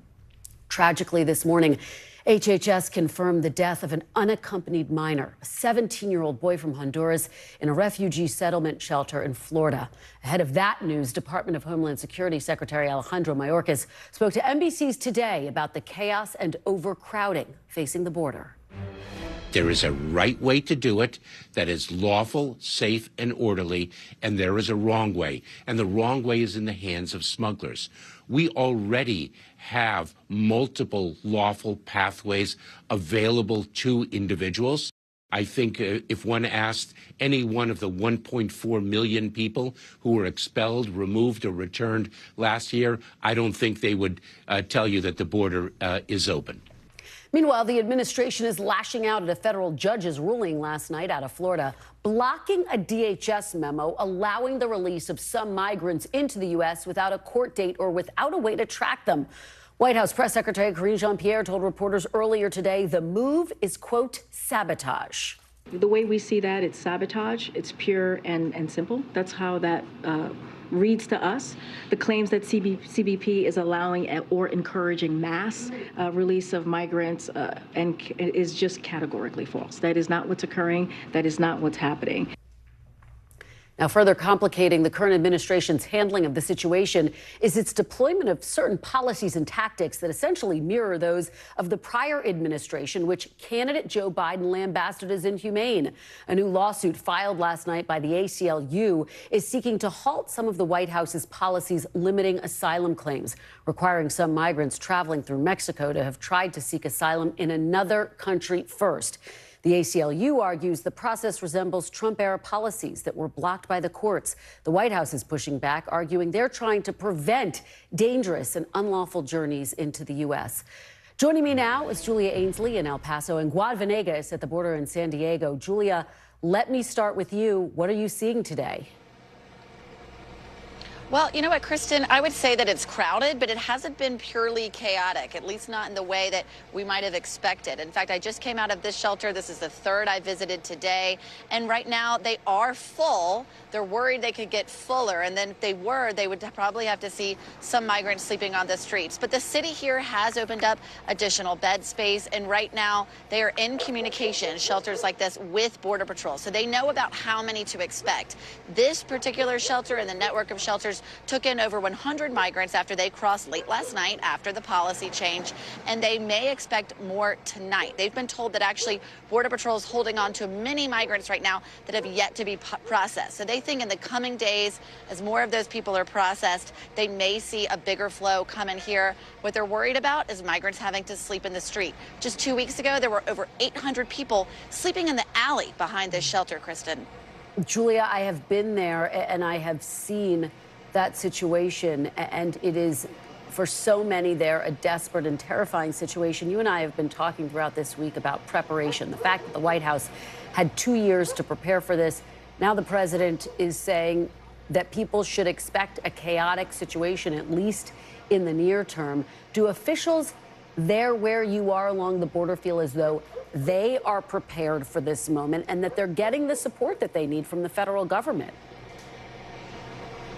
That's a good question. I mean, locally, a lot of officials will say that they always want more help from the federal government. Some people I've spoken to say, really, it should be the federal government's job to stand up shelters like these, and it simply shouldn't be a matter of processing them and releasing them from Border Patrol, because then it falls to the city. They do get reimbursement from FEMA. In fact, $12 million, we're told, was just paid to El Paso as a reimbursement for their past spending on immigration just earlier this week. But it's always this push-pull here, and a lot of residents here have concerns about their taxpayer money going to take in the immigrants that eventually go on to other places in the country, but they feel they're being overlooked here at the border. As far as Border Patrol officials, they say they're worried about the increase in processing time, that even if the numbers don't get significantly higher, it's just going to take so much longer to figure out where everyone goes and whether or not they have the right to stay in the United States. And then even the best laid plans, like those asylum transit bans that are now in place and that the ACLU is suing to end, even if they keep those, if the numbers get too big, they'll have to release, because there won't be enough room for them in Border Patrol custody, and Mexico has a limit to the number of migrants they'll take back into their country who are from other nationalities. Julia, let me follow up with you on that point. Look, we know that ACLU sued overnight because the Biden administration effectively said we want to make it tougher to seek asylum. How is DHS responding to this legal battle? They've been pretty defiant so far, from what I can see.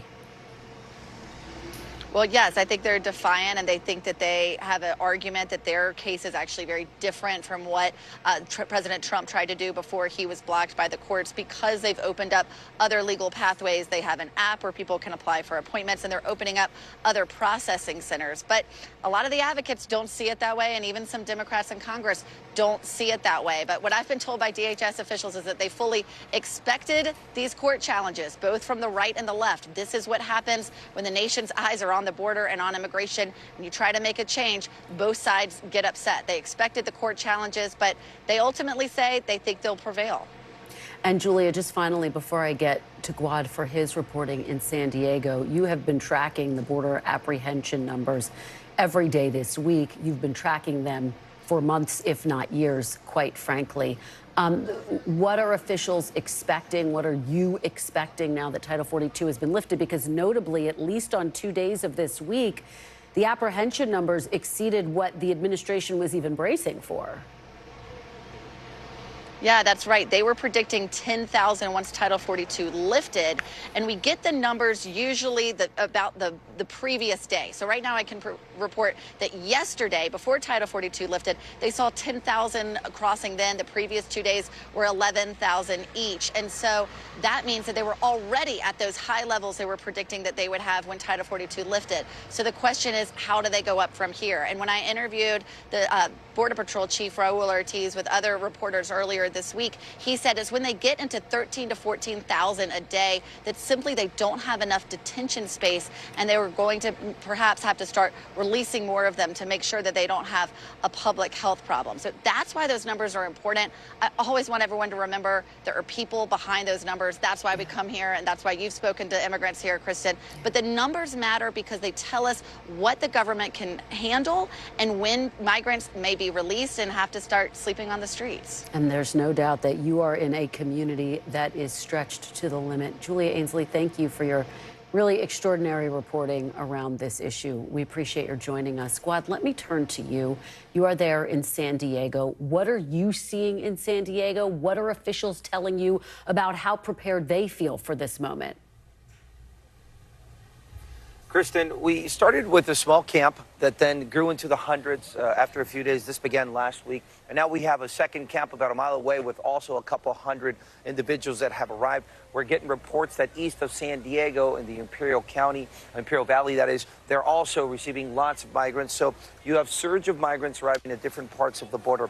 Now, Border Patrol officials have said day after day that their facilities are at capacity. So they're taking in as many as they can every day. They'll come during the night or during the morning time, load some of them onto vans. What we've seen today, Kristen, that has gotten our attention is a lot more families, a lot more children, as you can see from our camera that's pointed right through the wall. Some of the people that you're seeing here have been waiting for a day. Others have been waiting for 5 days. It's hard to tell. And under these conditions, a lot of them have been getting sick. Yesterday, there was a young woman that fainted right over here. Border Patrol had to load her up to an SUV and take her away. And every day we've seen EMT vehicles arrive to try and help some of these migrants. Now, you were discussing with Julia these new policies. It's interesting to look at these individuals that have arrived at the border wall, Kristen. Under the definition, the DHS Secretary Mayorkas explained with the new policy, they are coming to the border using an unlawful, or they're not using a legal pathway, right? So that means they would not qualify for asylum after Title 42 has been lifted. So essentially, if the U.S. government is going to follow this new policy, the thousands that are at the U.S. border right now that have entered using something other than a legal pathway, like these individuals, then they would not qualify to remain in the U.S. while seeking asylum. That's our understanding. And Kristen, we were in Tijuana a few days ago, and I spoke to individuals who said, I did cross into the U.S. I turned myself in. They didn't really ask me any questions. They just loaded me up to a van, and I got returned back to Tijuana, back to Mexicali. So we are seeing explosions with a lot of the individuals here. It's going to be interesting to see how these processing centers move forward, right? Because you still have the thousands that have to get processed all along the U.S.-Mexico border now that Title 42 has been lifted, and they are coming to places like this, the border wall. They're not going to the ports of entry or using the CBP One app. So essentially, how is the government going to move forward we're processing these individuals that are using a pathway other than the legal options, right? And for those that are allowed to remain in the U.S. seeking asylum, we spoke to Catholic Charities here in San Diego, and the CEO told us they are seeing larger numbers. They usually get between 300 to 600 or 700 a day on a busy day. And this week they saw the first day when they saw the numbers jump, it went to 900, then 1,000. Yesterday they had 1,200 individuals, migrants, asylum seekers released into their custody, or not their custody, but into their care. And the shelters, Catholic Charities, will then help these individuals get to an airport and communicate with the sponsor to then get to the place where they're eventually going to be as they continue that asylum seeking process. But Kristen, one other thing I'd like to mention is that what we have seen in California is somewhat different from Texas. In California, there's more communication from what I've been able to observe between the state, obviously, and federal authorities, and even some of the shelters in Tijuana and the shelters in San Diego. And this has allowed for coordination between federal authorities and the shelters that are receiving the migrants. It's a different approach that we see in California. I've been told by Catholic Charities that they do expect to receive more funds from the federal government, and they're also receiving help from the state. So just a different structure to deal with this migrant flow in a state like California versus what we've seen in Texas, Kristen. Well, and you are putting a human face on this story, and we should note for our viewers, your shot at various moments was breaking up because you are quite literally walking along the border to bring us your incredible reporting. Guad Venegas, thank you so much. So notable to hear that officials there in San Diego do feel as though they have somewhat consistent communication with the federal government. I know you'll stay on top of that. Thank you for that, Guad. I'm joined now by Lee Gallant, Deputy Director of the ACLU's Immigrants' Rights Project. Lee, thank you so much for joining me. Really appreciate it. Thanks for having me. So let's start off by talking about the lawsuit that you filed overnight against the Biden administration for its new asylum policies. What specifically does this lawsuit contend? What are you asking for?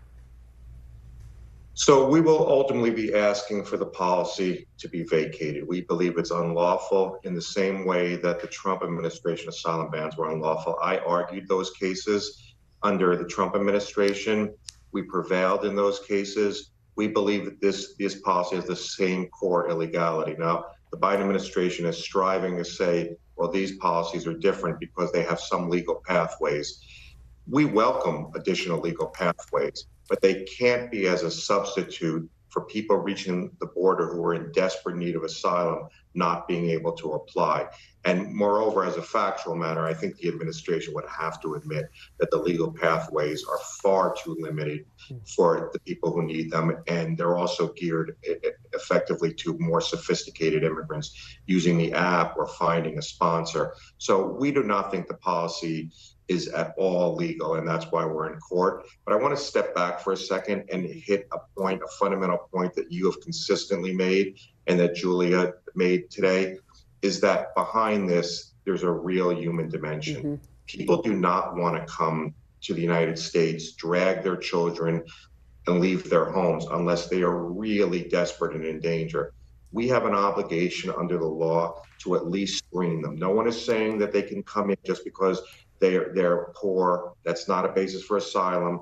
But if they genuinely are in fear and can make out their claim, they're entitled to asylum. We have not been even giving them a hearing, and this policy will turn most people back without even a genuine asylum hearing. This should have been a moment for the United States to reset. We ended Title 42 way too long. The ACLU was in court with our partners, as we are now, on Title 42. It finally has ended. We should have stepped back and said, the United States is now going to finally rejoin other nations in providing asylum. And just to be clear, another point that you hit in the beginning, so much of this is about planning and the Biden administration not playing politics and waiting until the last minute. The United States clearly has the resources to do this, and NGOs are begging the federal government to allow them into the process. And you saw in California works better than Texas. Why aren't we using best practices? We can do this. We cannot have a system where we just don't even screen people for danger. And you're right, and we will continue to debate how prepared or unprepared the administration was. But let me follow up with you on the legal argument you are making. And the Biden administration, I would anticipate, as you said, will argue there are still pathways to seek asylum, and will likely also argue that communities like El Paso are being stretched to their breaking point, and that in and of itself is also creating dangerous situations for these migrants. How do you answer that piece of the argument from the Biden administration, who would argue that is why they had to toughen these asylum laws?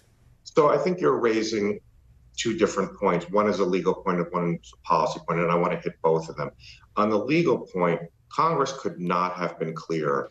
We have to screen people for asylum, whether or not they come to a port of entry. That's explicitly in the statute Congress has enacted. And the reason they've done that, to follow international law, is many people cannot find their way to a port of entry or use a legal pathway if it exists. Sometimes cartels are pushing them places. Sometimes they might be with a 2-year-old child and they can't walk the 200 miles to a port of entry. So Congress was crystal clear in following international law. It doesn't matter how you get to the border. If you're in danger, you must be screened. Now, the question of whether El Paso is being strapped, I mean, that goes to planning. And I also don't think that it's going to remain the case. And so we cannot judge whether the United States, after all these years, is going to abandon having an asylum system and be a refuge for people in danger by what's happening over a few weeks because of the lack of planning. We have to get this system under control. I agree that we need to deal with the humanitarian crisis on the ground, but we can do that. But we can't say the United States after World War II is going to scrap having an asylum policy. That's just not a place we can be. Lee, let me ask you, because we've heard the DHS secretary say that this all goes back to the fact that we have a broken immigration system. There's no debate about that. Everyone agrees. And yet, for decades, Congress has been unable to reach an agreement when it comes to immigration reform. How responsible do you hold Congress for this moment? And also, do you think there is any possibility, and I'm asking you to put a slightly different hat on right now, for some measured reform in this moment, given the fact that this crisis is impacting, yes, border cities, but also cities all across the country, quite frankly? Yeah, I mean, that's a great question. I am not sure. Right now, it doesn't look hopeful to have comprehensive immigration reform. What I see are people playing politics and only want to do half of it and cut off asylum in the United States. But I agree, politics has played a huge role. Having said that, the system may need reform, and we would like to see reform, but there are laws in place to allow the administration to screen people quickly. They don't have to let people stay in the country a long time if they don't have even a credible asylum claim. They have enough resources. They can't not do all these things and then say, well, we wanted Congress to do it. I mean, they need to do what they need to do right now, and then hope that Congress at some point reforms the system. But there are families and little children. You've been down there. I mean, we've had clients forever. You just see these families, and it's heartbreaking because they are in real danger, and we are just turning them around without even giving them a chance to make their case. And I fear that we've so dehumanized these people that we even are thinking, if President Trump is reelected, he has said, I'll go back to family separation. I can tell you as the counsel in that case, there are still 1,000 children, up to 1,000 children from that first time we separated, when the Trump administration separated families, who are still not 5 years later back with their parents. So I think all of this is to the point where we are just saying, these people don't really matter. We have to send them back. We have to have some perspective. There is no reason to believe that these are the people, these families, these are bringing in fentanyl or joining gangs. That's not what's going on. All right, Lee Gallant, thank you so much for your perspective and giving us new information about the lawsuit that the ACLU filed overnight. We really appreciate it. Good to talk to you.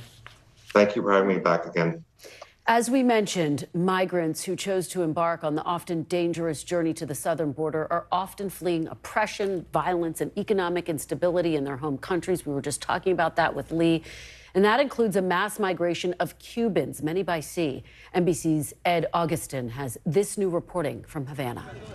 Last year, nearly 250,000 Cubans irregularly migrated to the U.S., numbers the State Department described as historic. The majority of them by crossing the US-Mexico border. Others by risking their lives at sea. Last month, the US Coast Guard released their latest numbers. They have interdicted 6,537 Cubans since last October, the beginning of this fiscal year. This is already more than the total number of interdictions for the entire 2022 fiscal year. All along this island's northern coast, there are homemade boats that have been used in failed attempts to make it to the United States, crossing the Florida Straits behind her. And you know what? We just found one. Why are so many people willing to risk their lives at sea? Ellos prefieren ahogarse antes de seguir pasando trabajo aquí. Ellos lo dicen, porque no es fácil. Y si, bueno, tienen su riesgo, aquí se han ahogado unos cuantos. Se han ahogado, se han perdido y así, pero muchos han llegado y están bien. Ese es el objetivo de ellos, tratar de llegar. Si no llegan, mala suerte, como dice Lee. The Biden administration responded this January by applying Title 42 to Cubans crossing the southern border and by expanding a new humanitarian parole program known as CNHV to include Cubans. This is really the first time and one of the first programs that does not rely on family or friends. So actually, there is a larger ability to participate in this program than ever before. So far, more than 16,000 Cuban nationals have successfully emigrated to the US under this program. Also, consular services have increased to deal with a huge backlog of requests, and the Cuban Family Reunification Parole Program has been reinstated. This is great news for Gabriel Ramos, whose fiancée could collect her visa after years of waiting. It means the world to us and to me, able to, reunite my family, my fiancée, and hopefully, get out there and do our life, have kids, have family. Despite all these programs, most Cubans just don't have the money or contacts in the US to migrate legally. And as frustration over a lack of food, medicine and power outages continues to mount, analysts are waiting to see if the floodgates will open again now that Title 42 has been removed. Underscores just how far-reaching the ripple effects really are. And Ed Augustin joins me now from Havana. Ed, thank you for joining me. So break this down. What does it mean for Cubans who want to emigrate to the U.S. now that Title 42 has been lifted? What are you hearing?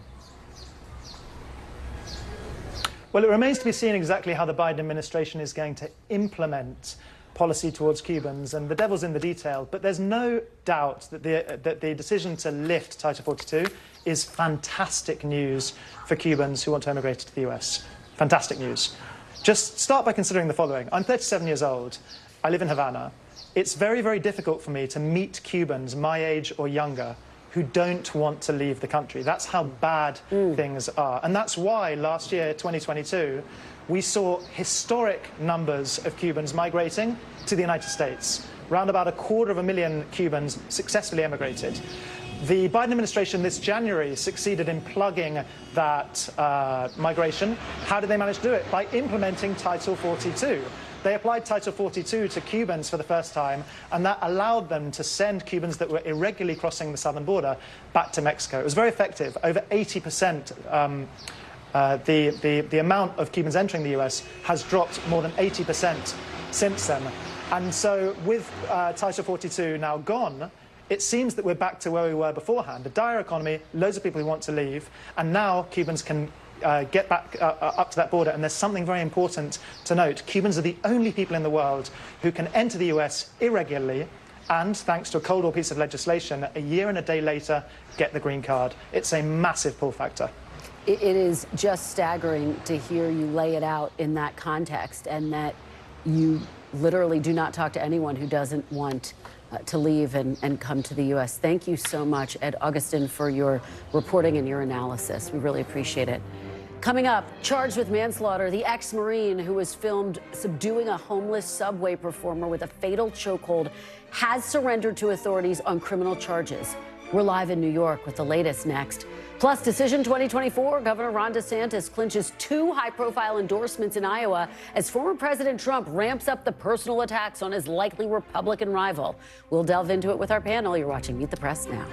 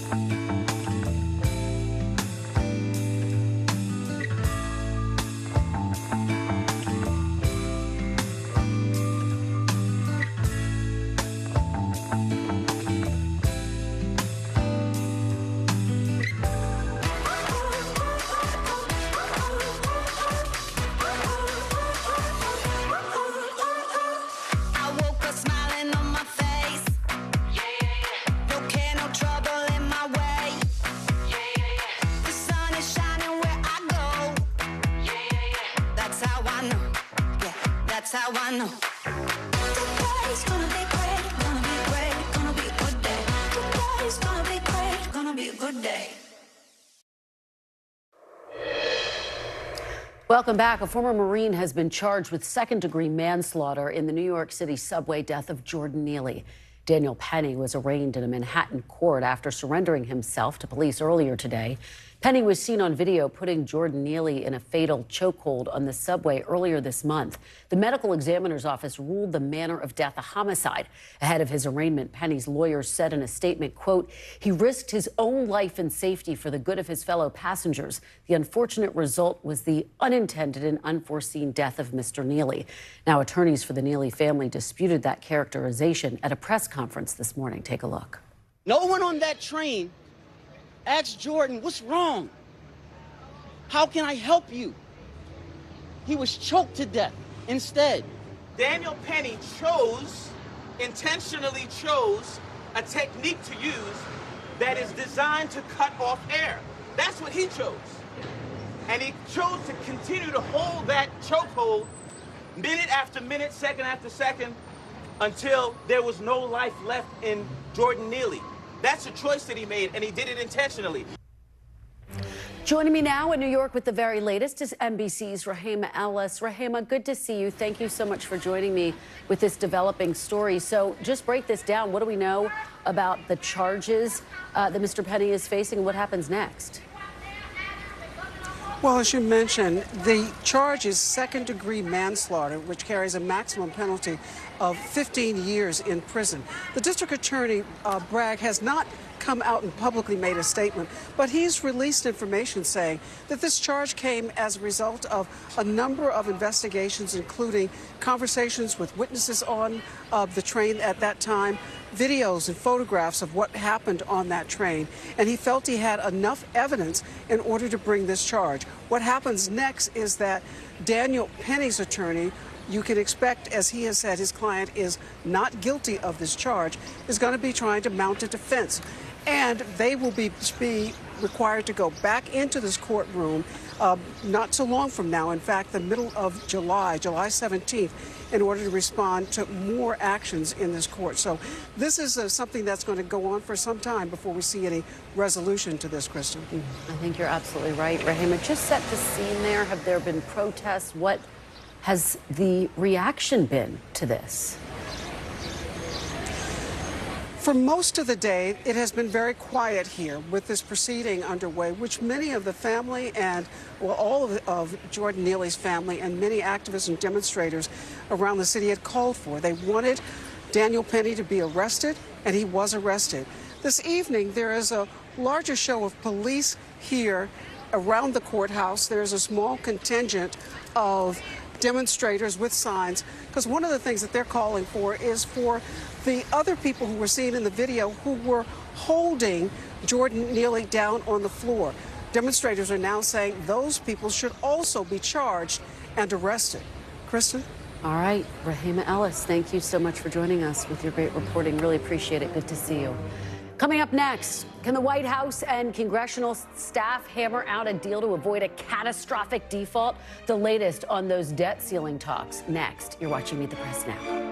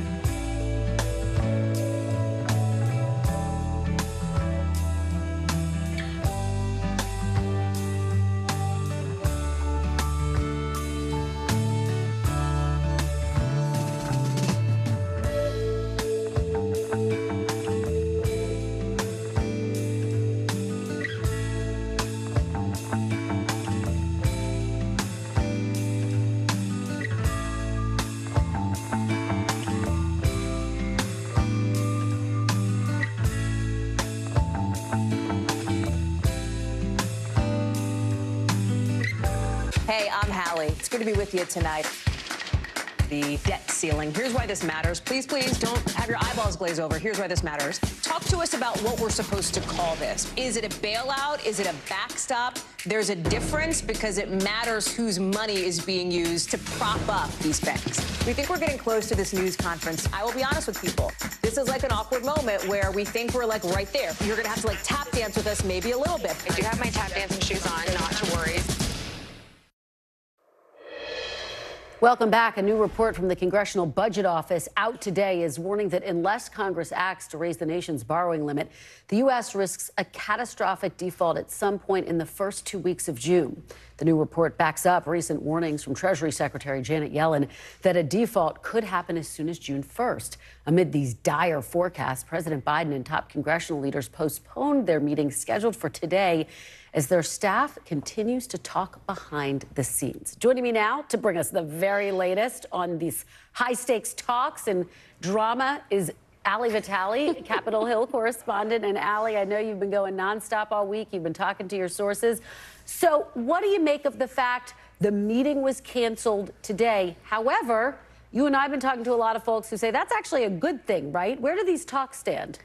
Yeah, it really depends on who you talk to, and you're right. I've been talking to my sources. I've been texting you a lot this week, and I think that's what it's going to be for the next few weeks until they hopefully get this done. Because, again, the only thing that everyone agrees on is that we should not default on our debt, though there is, according to some of the people that I've had conversations with here, at least in the House Freedom Caucus side of this, is there is at least an okayness with the idea that if they default, they're okay to blame it on President Biden. Those are the dynamics within the House Republican Conference. But look, in terms of this meeting being canceled, I asked Speaker Kevin McCarthy yesterday if it was being canceled because the staff level talks were so productive or if it was being canceled because they weren't productive enough. He said it was because they weren't productive enough. But you and I have had conversations with other sources who say that there's been at least notional progress and that these conversations have been productive. We also know that the conversations at the staff level are going to continue throughout the weekend. They also met today. It's a pretty empty Capitol, but nevertheless, these meetings are continuing. Top staffers from the White House and for all of these core 4 congressional leaders are still huddled at the table and will be throughout the weekend trying to set their principal players up for the most success possible for that meeting early next week. And Ali, we are learning just recently that there was actually an unreported phone call that we've now reported between President Biden and Speaker McCarthy. It happened on the Sunday before this past Tuesday's meeting. We know that the president also spoke with Democratic leaders Schumer and Jeffries. Talk about the significance of the conversation with McCarthy and the clear aim to try to lay the groundwork, at least for some measured progress. Well, McCarthy has spent many weeks now trying to say that Biden has stonewalled him on negotiations, that they met back in February, and then it was pretty much radio silence on the negotiations front on the debt ceiling for over 90 days after that. Now, the White House would say that it's been clear in its position. It asked Republicans to put its budget out. They didn't, and the White House did. Nevertheless, that's the kind of posturing, and you know, you and I always want to get inside these phone calls. Of course, we're going to keep trying to do that, but clearly it didn't let them be any more amicable in the room when they actually met last week. That's a problem, and hopefully, what I've heard from sources, they hope that the mood can shift to much more productive the next time these guys all huddle together. Yeah, these next several days are going to be critical, so hopefully you and I can get a little rest over the weekend before we enter a really busy marathon session. Thank you so much, Ali Vitale. Good to see you. Happy Friday. Appreciate it. After the break, more on the potential political fallout facing Congress and the White House amid intensifying debates over the debt ceiling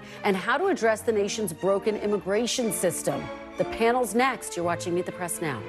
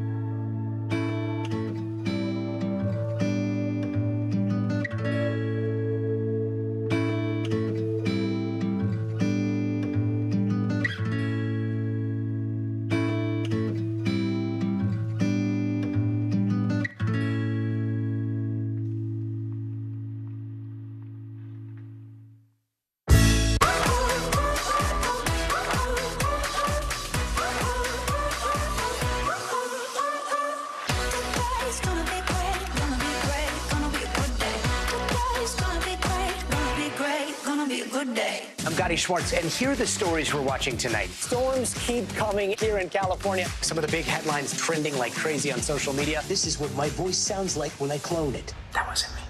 You gotta see this. Stay tuned now, weeknights on NBC News Now. Welcome back. The postponement of today's debt ceiling meeting pushes President Biden and congressional leaders ever closer to the June 1st deadline, even as aides continue negotiations behind the scenes. The biggest obstacle to a deal may be the calendar. The House of Representatives only has 8 days left in session this month, and as it stands, Mr. Biden is set to attend the G7 summit in Japan next Friday. Joining me now is our panel: Susan Page, Washington Bureau Chief for USA Today; Faz Shakur, Senior Advisor to Senator Bernie Sanders; and Michael Steele, former RNC Chairman and an NBC political analyst. Thanks to all of you for being here. Appreciate it. Susan, let me start with you. Where are we with these talks? There was supposed to be a meeting today. It's not happening. What do you make of that? To my astonishment, I think they're going to make a deal. And Okay. I'm usually fine with predicting catastrophe in Washington. We but rely I don't on think you the for that. postponement of this particular meeting is a bad sign. I think it might be a good sign because I think it may mean staff is getting closer to deal. I think we have an idea of what that deal would be. It would be a little spending package that the White House would say was separate from the debt ceiling, and Republicans would say was part of raising the debt ceiling.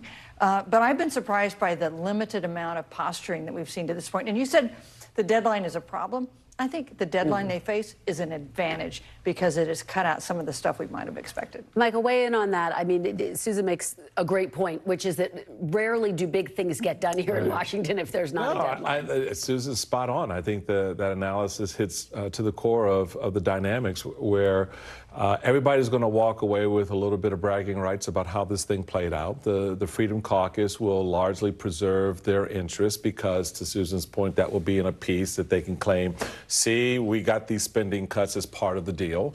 Democrats will say we held the line and did not capitulate to this idea of, increased spending connected directly to the debt ceiling.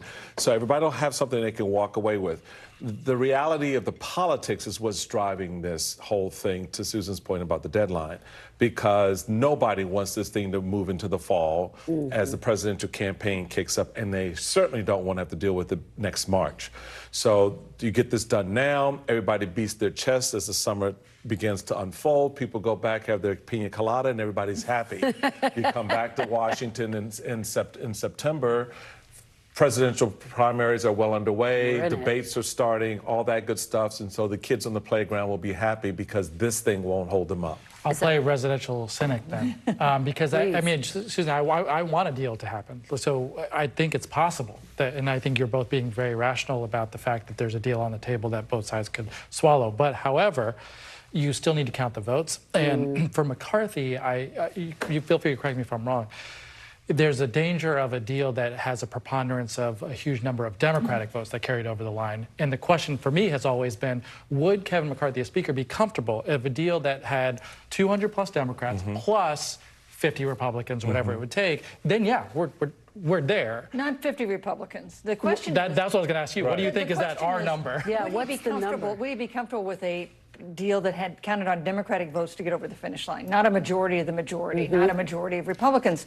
And what do you think? I think he says he has said in the past that he believes in the majority theory of life, the Hastert rule, as we used to call it.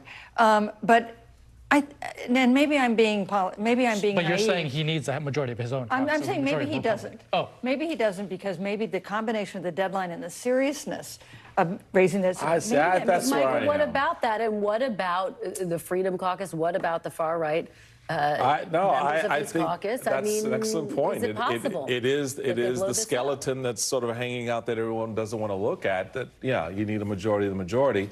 Never understood why that rule orients Washington the way it does. Because to put this into context, just so people understand what we're saying, there is a fraction of the Republican Party that doesn't see default as a bad thing. They think that Biden will bear the consequences. Donald Trump literally advocating for it. Right. And that's the problem. Say default is not a bad thing until it is.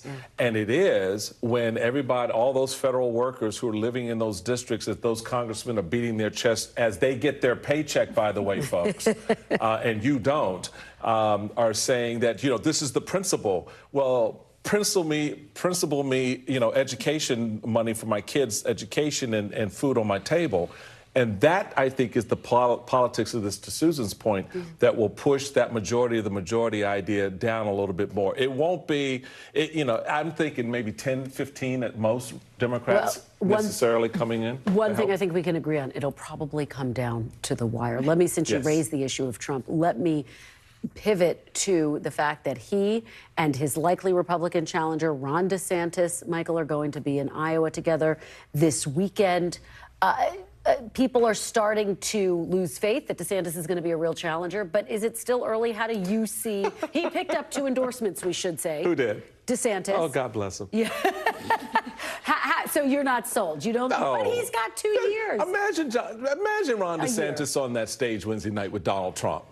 Just the 2 of them with a moderator. How do you think that plays out for him? Well, okay, to your point, let me read you this from Matt Continetti, who writes, Trump's electoral record is not especially impressive. Most voters do not like him, have voted against him, and more likely than not will vote against him again. Nor has Trump's force field repelled attacks from his fellow Republicans. There haven't been attacks to repel. Trump is advancing toward the GOP nomination and looks competitive against Biden for a simple reason. He faces no resistance.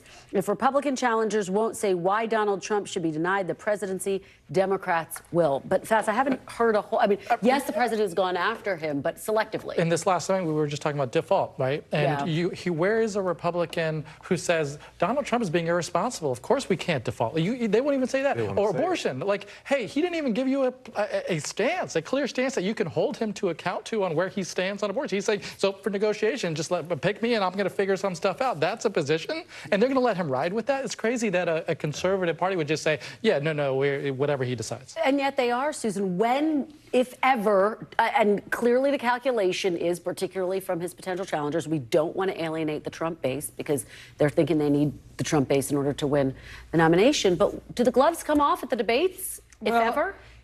Some of the Republican hopefuls are challenging Trump, like Chris Sununu, the governor of New Hampshire, or Asa Hutchinson, the former governor of Arkansas. But they're not the candidates who matter. Really, the only challenger who matters at this moment is Ron DeSantis, and he's been very careful about not challenging Trump. The problem is we don't have a Republican Party anymore. We have a Trump Party. So you cannot risk really turning off Trump voters because they are with Trump. Even the ones who are concerned about it, don't like his rhetoric, they're still with him. When D.A. Bragg indicted Donald Trump, Ron DeSantis was one of the first ones to come to his defense.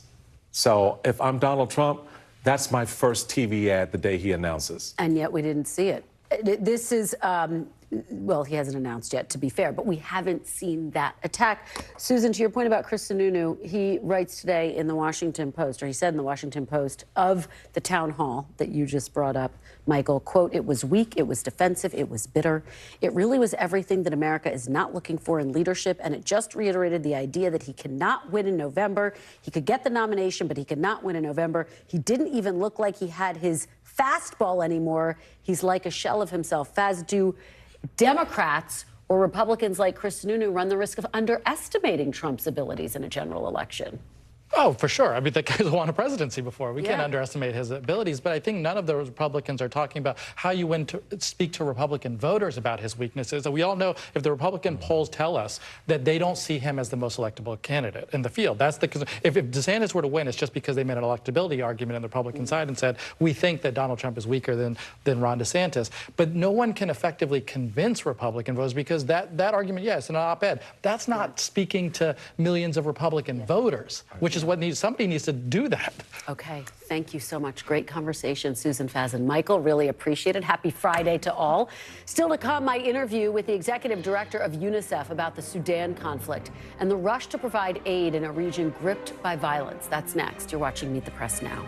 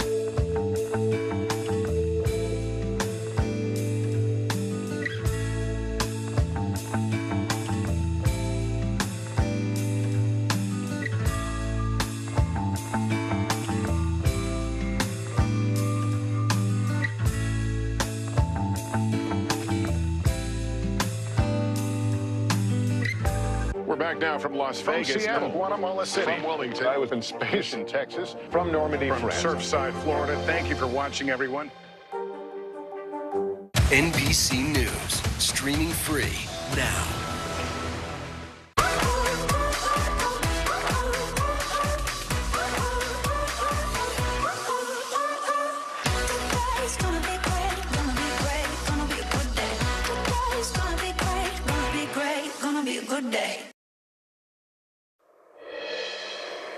Welcome back. The UN is out with some new dire warnings about a worsening humanitarian crisis in Sudan amid the ongoing conflict. The World Food Program now warns that an additional 2.25 million people in Sudan are expected to slip into hunger in the coming months as a result of the ongoing violence. Meanwhile, civilians in Sudan continue to flee their homes. UNICEF estimates 82,000 children have fled to neighboring countries, and an additional 368,000 are now internally displaced. Despite multiple ceasefire attempts, fighting between the two warring military factions has continued now for almost a month. Earlier this week, I spoke with UNICEF's executive director, Catherine Russell, here in studio after she returned from Africa. I began by asking about UNICEF staff that are still on the ground in Sudan and what they're telling her about the conditions on the ground and the ongoing violence. I think the biggest challenge about Sudan is it was already a humanitarian challenge before this happened. We estimate that almost a third of the country needed some humanitarian assistance before this conflict started, and that includes children who weren't in school. I think it was 7 million children not in school, children who were severely malnourished, who we were trying to deal with, children who didn't have access to water and sanitation. Now we have this terrible conflict, which has been merciless on the population that lives there, and it's been incredibly challenging. I always say that, war it's almost always, whenever you have a war or a conflict, it's a war on children. And I say that because children are very dependent on government services, right? They need education, they need water and sanitation, they need, in many cases, nutrition. And this conflict has completely destabilized everything that's been happening there. What are the biggest challenges for your staff who are still there? Well, it's interesting. I was in Kenya last week, and I met with our staff, many of whom had come out of Sudan, and what they were describing was absolutely horrific. I mean, they were there, in many cases, it happened so quickly. They were trapped in their apartments and their homes because there's bombardments going on, and there's also street fighting happening. There are these RSF forces who are pillaging all sorts of places, and they pillaged one of our offices. And so people are hunkered down, but they have no electricity, no water, no food. They hear all of this, these sort of attacks outside. There were reports of sexual violence, which was terrifying to everybody in the population, including the teams who were there. So I think it was just really a terrifying situation. We have been able to get many of our international staff moved out of Khartoum. But, everybody wants to get back and help as many children as they can. So that's really the dilemma for us. That's just extraordinary that people want to go back they're to amazing. help. Can you help us to understand right now, were you able to evacuate the staff who wanted to be evacuated? And do you have an evacuation plan for those who are still on the ground there?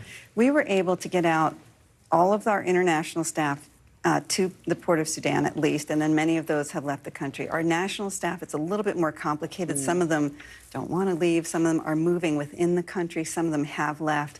So at this point, we feel pretty comfortable that we've been able to get people out. Now, honestly, we're trying to figure out how to get people back in from the port of Sudan into the country or back into the country from outside the country. Well, as you said at the top, Sudan relies on humanitarian aid. Yeah. To what extent has that been disrupted?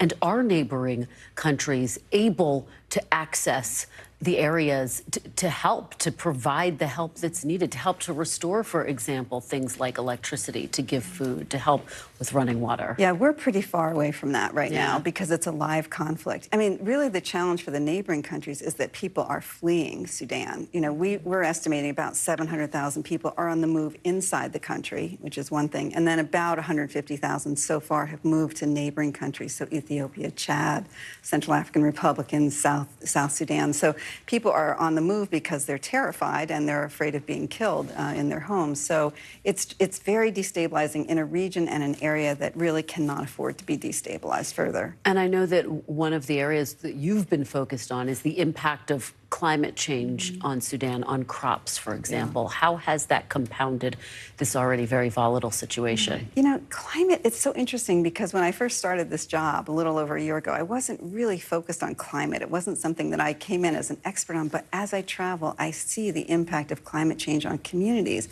And essentially what's happening, you know, I was just when I was, I said I was in Kenya, and I was in eastern Kenya where it's so dry, and similar to what I saw in Ethiopia, what you see is that these populations are dependent on crops or on animals, and when these crops or animals get no water, they die. What happens? Then the communities start moving to places where other people live. I visited a refugee spot in Kenya where so many women and children had come from Somalia, where it's just dry. Nothing can live there, including people, and so they leave. And, you know, we see this all over that region. It's really terrible. And the challenge of dealing with climate change for us is really thinking about how do we help communities adapt and become more resilient, because we know climate change is coming. We see it, and we know it's just going to get worse. Well, let me follow up with you on Somalia, since you raised that region as well. Previously, there had been dire warnings about what was happening in Somalia, and yet not enough to declare an actual famine. Where are we right now? Is the situation in Somalia a famine? No, it's not. A famine, that's actually a designation that someone makes, right, that some body makes. But what I can say is it's incredibly dry, right? When I was in Kenya, they had 5 rainy seasons in a row that failed, right? And so they had just gotten a teeny bit of rain, and the whole place was getting sort of greened up, which was amazing. But you can't count on that continuing. And so what happened, as I described earlier, is that everything kind of, you know, depends on water, right? So when these communities are dry, they can't support the populations that live there. So whether it's Somalia, parts of Kenya, all over the Horn of Africa, it's so destabilizing for these families. And what happens, especially for children, is because children rely on, you know, some sort of services, on food. They need food. They're very vulnerable to that. You know, we see high rates of severe malnutrition. And honestly, you know, I've seen it in Ethiopia. I saw it in Kenya, Yemen. I mean, so many places. And to see it, Kirsten, it's like, you know, we call it wasting, and it's because children actually waste away until there's nothing left of them. And if we can get to them, we can help them, but we can't always get to them. And so it's just a devastating, horrible thing to see. It is, and so hard to hear about, too. And we thank you so much for bringing us that critical information and for the work that UNICEF is doing on the ground. We really appreciate it. Catherine Russell, thank you for your time. And we will continue to shine a light on Sudan. And that does it for us this hour, but we have plenty more Meet the Press all weekend long. It all starts with a new episode of Meet the Press Reports, taking a deep dive into the power and danger of artificial intelligence. Catch it tonight at 10:30 Eastern and again on Sunday morning right here on NBC News Now. And if it's Sunday, it's Meet the Press on your local NBC News station. Chuck will have exclusive interviews with Senator Chris Murphy and former Congressman Will Hurd. You do not want to miss it. NBC News Now coverage continues with Aaron Gilchrist in for Hallie Jackson right now.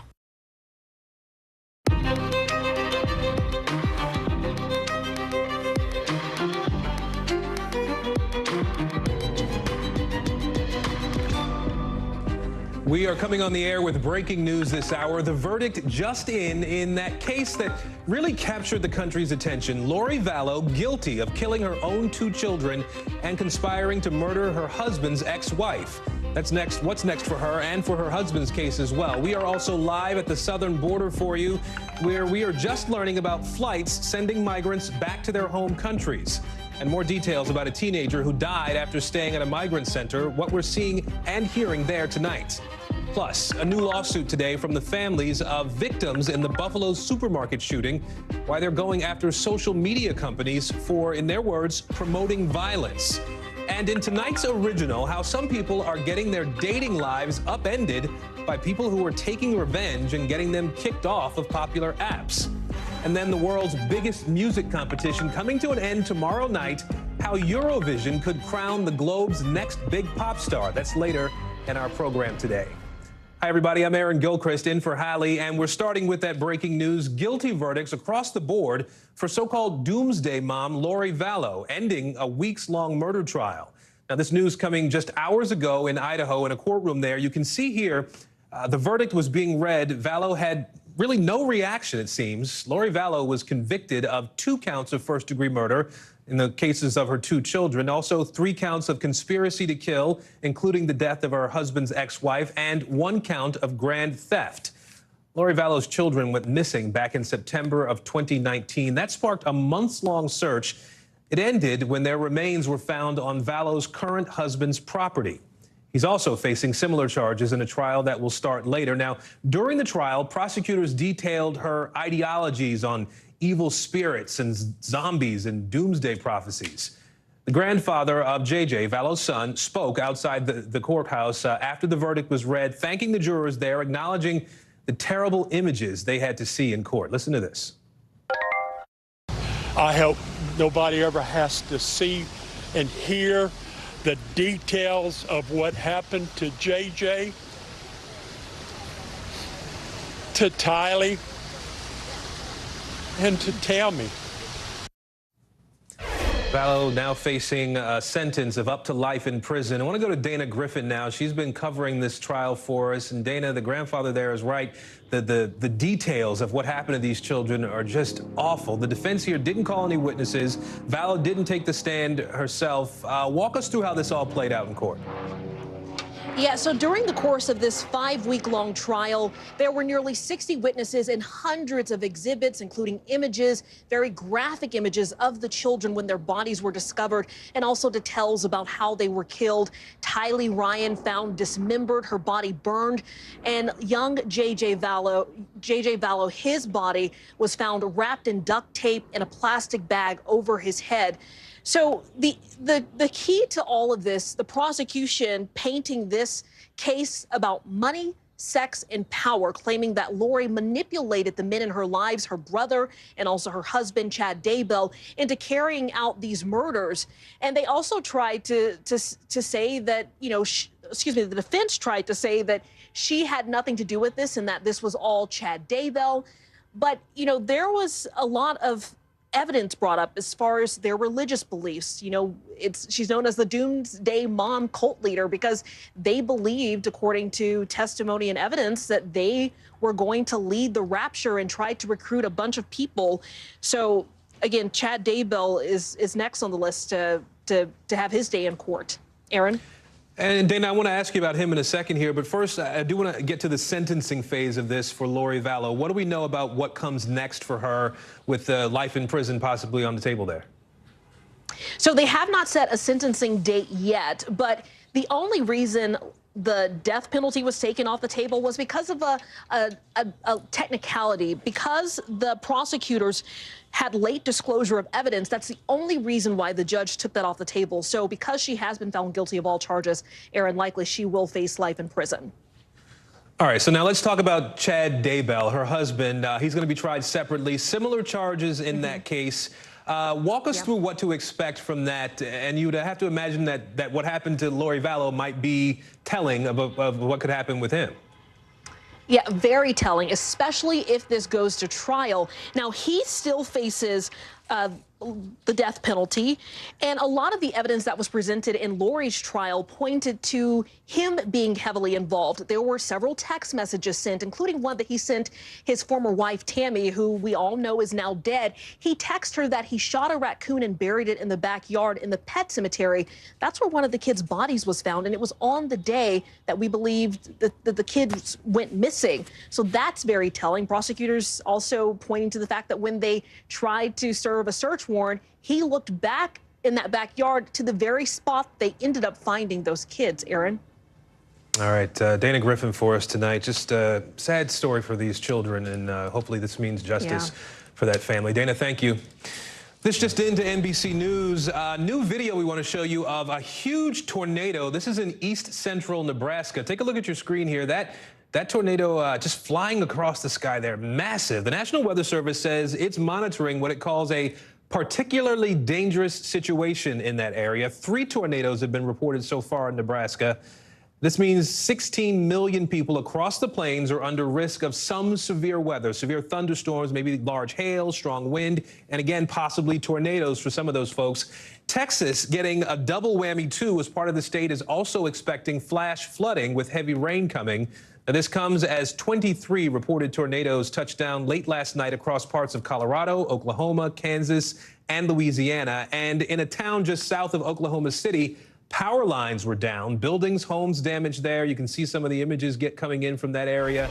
Thankfully, no reports of any injuries there. Let's get right to meteorologist Angie Lastman now. So, Angie, what do we know about these tornadoes? What do we know about what more is to come with this severe weather? Yeah, the threat is far from over, Aaron. This is something that will be ongoing, not just through the rest of the day today, but even into our weekend. We will have to worry about these severe storms. Let's take a look at the severe radar, though, right now, because we've got plenty of watches, warnings up and down parts of the plains. That's really where we're bullseyeing the most dangerous weather for the rest of the afternoon and into the evening hours. Let's start with the tornado watch that is in effect for parts of Nebraska, extending into Iowa and into the Dakotas. This is going to go until 9 p.m. Central Time. Notice all of these tornado warnings that are in effect right now as this line of thunderstorms works its way north. We'll talk more about that here in a moment. But we also have these severe thunderstorm watches that are in effect for parts of Texas and just recently extended into parts of Oklahoma. That is going to go until 10 p.m. for parts of Texas, and then the northern parts of Texas and into Oklahoma, that will go until 11 p.m. Central Time. That means all the ingredients are there for us to see some of these severe thunderstorms in that area and for us to see some of these severe tornadoes in this area. This is the one that I want you guys to notice. That's the particularly dangerous situation unfolding in Garfield and Wheeler counties. That is that tornado that we showed you that visual of just moments ago, Aaron. You know, I want to ask you, too, about some of what's going on out west. When we talk about the Pacific Northwest, they're particularly dealing with some unusually hot weather there this weekend, right? Talk about that a little bit. Yeah, so let's talk about that. There's a couple of records that are going to be broken here likely over the next couple of days. This is pretty unprecedented. We do have an excessive heat watch that's in effect for Seattle, and the last time we saw one of those was never. This is the first time we go back to records since 2006. So pretty impressive. There's multiple areas that will see 90-degree days over the next 3 days. Check out Portland, 91 on Saturday, 91 on Sunday. Today is kind of that building of the heat, Aaron, and then we'll really start to see it peak as we get into the end of the weekend. Folks should take it slow, drink extra water, make sure that you're checking on neighbors. AC is of course going to be helpful over the next coming days as they deal with this unprecedented heat. Wow, 91 in Portland. All right, Angie Lastman with us now. Angie, thank you. We also have some breaking news out of San Antonio. We are just learning that ICE officials, Immigration and Customs Enforcement, they are conducting a repatriation flight today. That means they're sending migrants back to their home countries, the first since Title 42, that key COVID-era immigration rule ended. That happened last night at midnight. So take a look at this. This is video. It's a little blurry here, obviously, but it shows migrants getting onto the plane there. We don't know where that flight is going just yet, and we should note that the U.S. really does have a long-standing practice of doing this. It isn't something that's necessarily new, and removing migrants who lack lawful status to stay in the United States is something that we see happening here again. We are also just learning a 17-year-old boy has died while he was staying unaccompanied at a government-sponsored migrant shelter in Florida. Right now, we don't know how this happened. The White House is not really giving too many answers or details about this just yet. Watch this. It's deeply saddening to hear, and we are certainly aware of the tragic loss, and our hearts go out to the family. There is a medical investigation that was open on May 10th, and we're just going to let that go. Right now, part of the Biden administration's plan to handle the situation at the border is on hold. A federal judge in Florida temporarily blocking the White House's policy to speed up processing at the border and release some migrants into the U.S. with no way to track them. And while we are in this historic moment for immigration in this country, officials say that the situation at the border doesn't look all that different so far since Title 42 ended. Let's bring in Guad Venegas now. He is at the border for us in San Diego. Guad, let me ask you a couple of things here. First, talk to us about how the situation at the border is actually changing in the last several hours since midnight, since Title 42 ended. We're looking at the picture of a lot of folks out there, Guad. And also talk to us about these flights that we just reported about. Aaron, the biggest change we've seen today is many more families, women and children arriving at this camp between San Diego and Tijuana. This is a camp that has been formed on U.S. territory. These are migrants that went over the first barrier and decided to camp out here to turn themselves into Border Patrol. There's another camp about a mile west of us. And then there's other groups of migrants that have been arriving between the U.S. and Mexico east of here, further inland. We're getting reports that more migrants are arriving. But there hasn't been a major change when it comes to the numbers. We saw the numbers begin to grow last week, and it has been growing every day. But as we see 100 or 200 migrants arrive per day, we also see Border Patrol come and take as many as they can. Now, these removal flights, Aaron, DHS Secretary Mayorkas said a few days ago that they had dozens of removal flights taking off every week. And, you know, these flights, as you mentioned, have been a part of the actions that the U.S. government has been taking. 3 years ago, I was on one of these flights from Brownsville to Honduras, Aaron, and I have to tell you, being on one of those flights, it is one of the most difficult experiences because the flight that I was on, it was families, men and women. The men were on the flight handcuffed and chained at their feet. The women with their children confused as to why they were placed on that flight. I remember in that experience, Aaron, a lot of them, they didn't know they were flying back to their home country until the moment that they boarded the flight and they were told they were going back. So a lot of confusion among migrants, of course, with the language challenge and them not understanding what's happening. So these flights are expected to continue for those individuals that have arrived and obviously do not qualify for asylum, Aaron. Guad, I want to ask you a little bit more about that. I mean, this is a really unique perspective for something that, for the rest of us, we don't necessarily hear a whole lot about, these repatriation flights. Is your understanding that possibly now, as it was when you were on that plane, that people are just sort of shuttled into those flights, not told much about what's happening or why they're being put on these planes or where they're going? Help us understand a little bit about how that process even begins. Well, Aaron, I've had conversations with migrants, even in the last few days, who've been removed back to Mexico after entering the United States. I was in Tijuana 3 days ago and had these conversations. So essentially, when migrants arrive in the U.S., the way you see here at this camp, they're entering through the border wall and then turning themselves in, attempting to seek asylum. Border Patrol will pick them up, take them to a processing center. Now, our understanding is that inside that processing center, interviews are conducting, and agents, border officials, Border Patrol officials, or CBP officials will then decide if the individual has a credible case to remain in the country for humanitarian reasons, right? And then those that are lucky enough to be allowed to be in the U.S. will then have this asylum. Now, others will be removed, but what migrants have told me, Aaron, is that they don't always understand the process. Some say they ask them a few questions, but it's difficult to understand what's happening. And, you know, they'll be loaded up to a plane, some to vehicles, and then taken back to Mexico, not always knowing that that's where they're ending up until they get off and realize they're not in the U.S. They're, in fact, in a different country.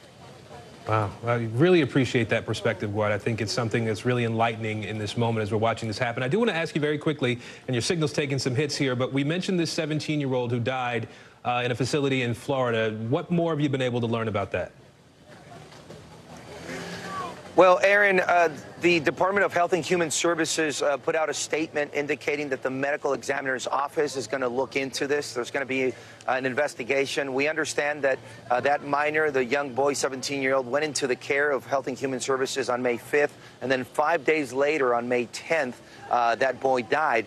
Now, when we have unaccompanied minors arrive in the U.S. and turn themselves in to be processed, so again, they go through the same process I just mentioned, right? They are detained and then they're taken to a processing facility.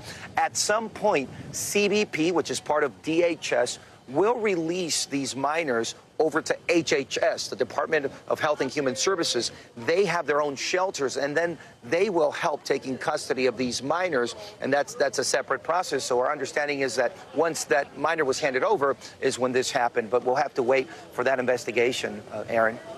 All right, Guad Venegas for us live in San Diego today. Guad, thank you. Former U.S. Marine Daniel Penny this afternoon arraigned in Manhattan criminal court and released on bond. That's after being charged with second-degree manslaughter. That's in the death of a homeless man after an altercation that sparked really big backlash in New York, in the public there. Protests all across that city. You can see Penny here arriving at a police precinct this morning. He surrendered himself to face these charges. Now, Penny's lawyers saying, quote, he risked his own life and safety for the good of his fellow passengers. Penny was seen on video putting this young man, Jordan Neely, in a chokehold that eventually killed him. He was on the floor of a New York City subway car last week. We're going to show you a little bit of that now, but we should warn you this may be disturbing to watch. You see Penny holding Neely down on the ground there in a chokehold for what ended up being almost 15 minutes. This all before authorities were able to get onto that train car. I want to go to Stephanie Gosk now for more on this story. So, Steph, it's been almost 2 weeks since this all happened. The arrest is what the family and what protesters have been calling for over that time period. What do we know about what led prosecutors to actually making this charging decision here, and what's the reaction been so far? Well, first, let me tell you the reaction, and this is from the attorneys for Jordan Neely's family. They're glad there's a criminal charge, but they wanted that criminal charge to be murder. And let's talk a little bit about what the difference is between manslaughter and murder. Murder is charged when someone had the intent to kill someone else and kill them. Manslaughter is when someone recklessly ends up killing somebody else. It is a lesser charge, even though there is still a killing involved. In manslaughter, second degree in New York, the maximum sentence is 15 years. Now, as you mentioned, this took 2 weeks to get to this point. There were calls and protests for criminal charges. We had heard that the grand jury was going to be convened before there would be any charges. But then we had a bit of a surprise from the district attorney, Alvin Bragg, who said he was ready to charge this single charge of manslaughter in the second degree. He released a statement today saying that his office interviewed witnesses, also looked at photos and videos, as well as had discussions with the medical examiner. He went on to say that Jordan Neely's death never should have happened. Aaron. You know, I wonder, too, Steph, what you've been able to learn from the experts about all this. It seems like Penny's lawyers are going to mount a self-defense claim here for their defense. After all the uproar on this, what's your sense of how likely it is that sort of a defense is going to land here in this case, or is this more of an open and shut case for the prosecution? Self-defense will be at the very center of this. Keep in mind, all we've seen is a little less than 4-minute video and heard a little bit from witnesses. It will really hinge on what people felt in that train and what they were witnessing and whether they felt that there was a danger there. Keep in mind that on the ground, it wasn't just Daniel Penny. It was also 2 other people from the train were assisting, holding Jordan Neely down. That will be essential to this case. What they saw, why they felt that it was necessary to be there, could be a very big part of the defense in this case. Aaron. All right. Well, I'll be watching closely. Stephanie Gosk for us tonight. Thank you, Steph. You're welcome. Some updates on that breaking news we brought you last night. We are now learning that a former NBC Universal executive will be the next person in charge of Twitter. The platform's owner, Elon Musk, making the introduction of Linda Yaccarino official in a tweet this morning, saying he's going to himself focus on product design and on new technology. Now, Yaccarino's work at NBC Universal, the parent company of NBC News, lasted for the last 12 years, most recently as chair of global ad partnerships. You see her there with Musk just last month. Now, in a statement released by NBCU, Yaccarino says it's been an honor to transform this company and the entire industry, saying that she's proud of what her team has accomplished. Let's bring in Maggie Vespa now. She's following the story for us tonight. Maggie, hiring somebody with this advertising background who has been really a trendsetter, really, in that space, seems to be a bit of an acknowledgement by Musk that money is involved here. There's a need to do more advertising and make more money for Twitter, right? Yeah, analysts definitely agree with you on that point, Aaron. They've been noting that for months, top advertisers have been basically jumping ship, fleeing Twitter among other things. Musk's noting, or at least analysts noting, that there's a rise in what seems like unchecked extremist rhetoric on Twitter. Also, Musk doing away with the traditional blue checkmark platform, and then amid that, kind of picking fights with some major news outlets. So it's been in flux, we can definitely say, the platform itself. And amid all of that, 50, according to NPR, of Twitter's top 100 advertisers have, again, jumped ship in the last several months. We have a graph actually showing you some of the top ones that have since left. You can see Coca-Cola, Jeep, Ford, Chevrolet, Wells Fargo, Chipotle among them. And to quantify this further, this means more than $1 million in projected lost revenue. I want to show you this graph from Axios, and you can look actually specifically at the last bar on the far right-hand side. See that blue bar on the far right? That's $2.98 billion projected for March of this year, March of 2023. Look at the blue bar compared to that on the left, $4.5 billion or close to it in 2021. So well over $1 billion in lost revenue, projected lost revenue in the last couple of years, kind of amid this free fall. So a lot of people saying that Yaccarino could be the perfect person to bring in right now, but some of Musk's supporters have questioned this on Twitter, saying that she's too mainstream. They're upset about what this could mean. So perhaps no surprise, no shortage of opinions on this one, Aaron. Yeah, I want to ask you, too, about, there was another piece of that tweet from Musk where he mentioned something about transforming Twitter into X, the Everything app. We've heard them talk about the Everything app a little bit in the past. Are we expecting users to see, big changes because of this CEO shift? Yeah, he's talked about this basically since he launched the platform, and he hasn't given specifics as to what this could mean. But again, analysts and those close to him have said that he wants to base Twitter off of some what they call super apps, especially some that are popular in China, that kind of rope in aspects of like Twitter, Snapchat, PayPal, Facebook. They call it like a one-stop shop app. So again, that's speculation. That's not from Musk himself, but it's kind of informed speculation. So we should note Musk hasn't laid out specifically what this will look like, and he also hasn't laid out a timeline as to Twitter users, Aaron, will see this latest round of changes on the platform. Aaron. All right, Maggie Vespa for us in Chicago tonight. Maggie, thank you. Well, tomorrow, two potential rivals for the Republican presidential nomination in 2024 are all heading to Iowa. You've got the former president, who has obviously already announced his bid for the White House, going to Des Moines, and Florida Governor Ron DeSantis hitting up Sioux Center and Cedar Rapids. His team telling Politico that Republicans are ready to move on from the former president. Now, it's important to note here, I said potential there at the beginning because DeSantis has not actually announced that he's running for president yet. And this comes as his very public feud with Disney seems to be getting more tense. Remember, there's some bad blood between the two here, starting back when Disney opposed the so-called Don't Say Gay law in Florida. And today, the company's CEO, Bob Iger, accused Florida officials of retaliating against Disney on a call with investors, though he did not name the governor explicitly there. Listen to this. This is about one thing and one thing only, and that's retaliating against us for taking a position about pending legislation. And we believe that in us taking that position, we are merely exercising our right to free speech. All right, John Allen is joining us now to talk a little bit more about this. So, John, we look forward to this weekend, right? This is the DeSantis trip to Iowa, the second time he's ever been to Iowa. It's going to be a little bit different than his usual style, right? What do we expect? Well, I think, number one, you're seeing somebody who is moving from where he was last time, which was a potential candidate basically touting his book at a couple of events, meeting with some state legislators, to somebody who's really on the verge of jumping into a campaign any day right now. And so, I think, number one, that's a good way to look at it. We're seeing him just in the last hour, his super PAC rolled out endorsements from 37 state legislators in Iowa. That's about a third of the Republican caucuses here. He's getting some of the big leaders behind him from the state. So we're seeing this sort of critical mass, this energy toward actually jumping in the race. The other thing is, one of these events is a fundraising dinner, the one in Cedar Rapids tomorrow evening. That's more traditionally what he's been doing, raising money around the country for Republican state parties and county parties. But earlier in the day, he'll be at a picnic with Congressman Randy Feenstra. It's like an annual family picnic that Feenstra has. And I think that's more of an effort to get Ron DeSantis mingling with voters. We have not seen a lot of that. DeSantis has been said to be a little stiff in those situations.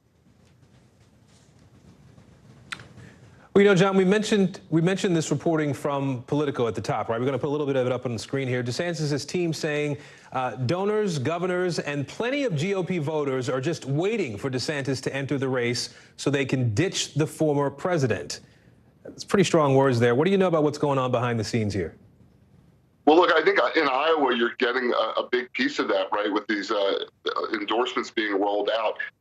Ron DeSantis has a lot of establishment Republicans that are looking for somebody other than Donald Trump, particularly those who think that Donald Trump at the top of the ticket hurts the party in down-ballot races. That cuts two ways. Of course, institutional support can be very helpful to a candidate, but because Donald Trump has made such good use of being an outsider and running against the establishment of the Republican Party, of the Democratic Party, of the country writ large, I was a Republican today in Iowa who said really cuts both ways. All right, John Allen with us tonight. John, we appreciate the reporting. Thanks. And coming up, Turkey's longtime leader may be on his way out, and the election this weekend could have huge impacts here in the U.S., too. We're going to tell you why. Plus, one of those escaped inmates in Philly now caught. What he was wearing when marshals found him. That's coming up in our 5 Things.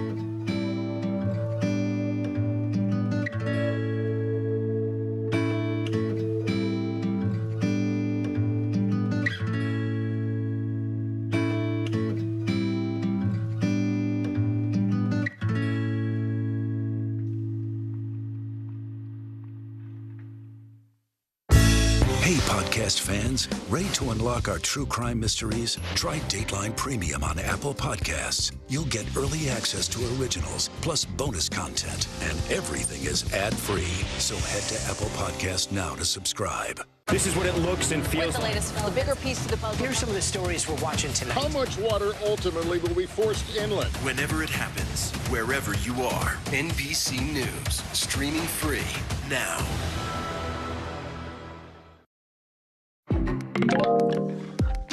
Some family members of the victims from that Buffalo grocery store shooting last year filed a wrongful death lawsuit against 6 different social media companies.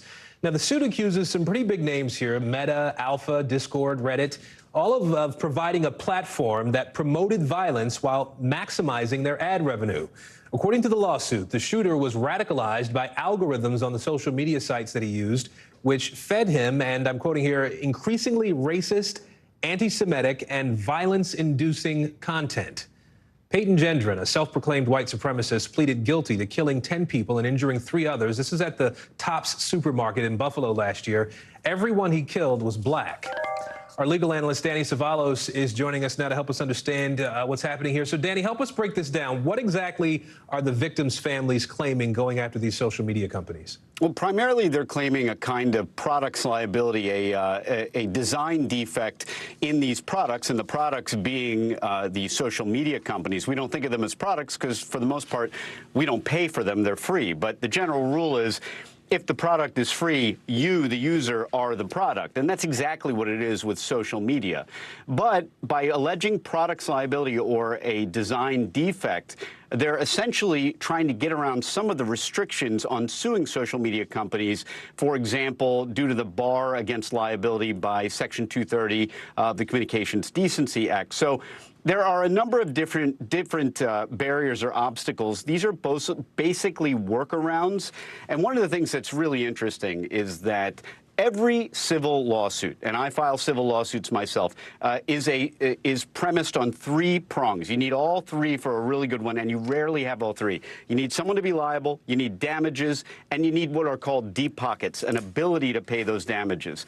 This is a case where liability is lacking, but you certainly have deep pockets and horrible damages. These companies have millions and millions upon millions of dollars. The problem is tying the liability to these companies. So in some cases, it's worth throwing it up against the wall and seeing what happens. You have to wonder, though, when you have big-name companies like this, whether something like this could be precedent-setting, which would, I would imagine, be a problem for companies that operate in this space.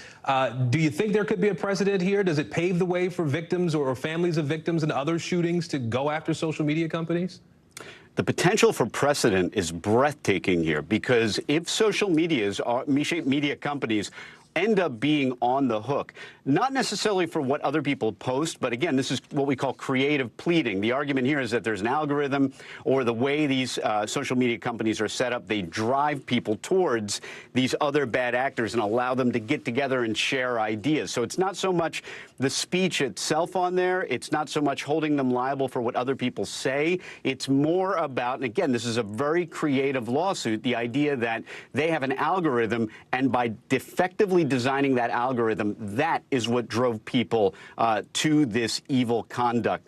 It's a creative theory of liability. The problem with creative theories of liability is that they aren't always successful. We will see how it all shakes out. Definitely something worth keeping an eye on. Danny Savalos with us tonight. Appreciate you, Danny. Let's get you over to the 5 things now, the things our team thinks you should know about tonight. Number 1, some news just into us. The Washington Commanders will soon have a new owner.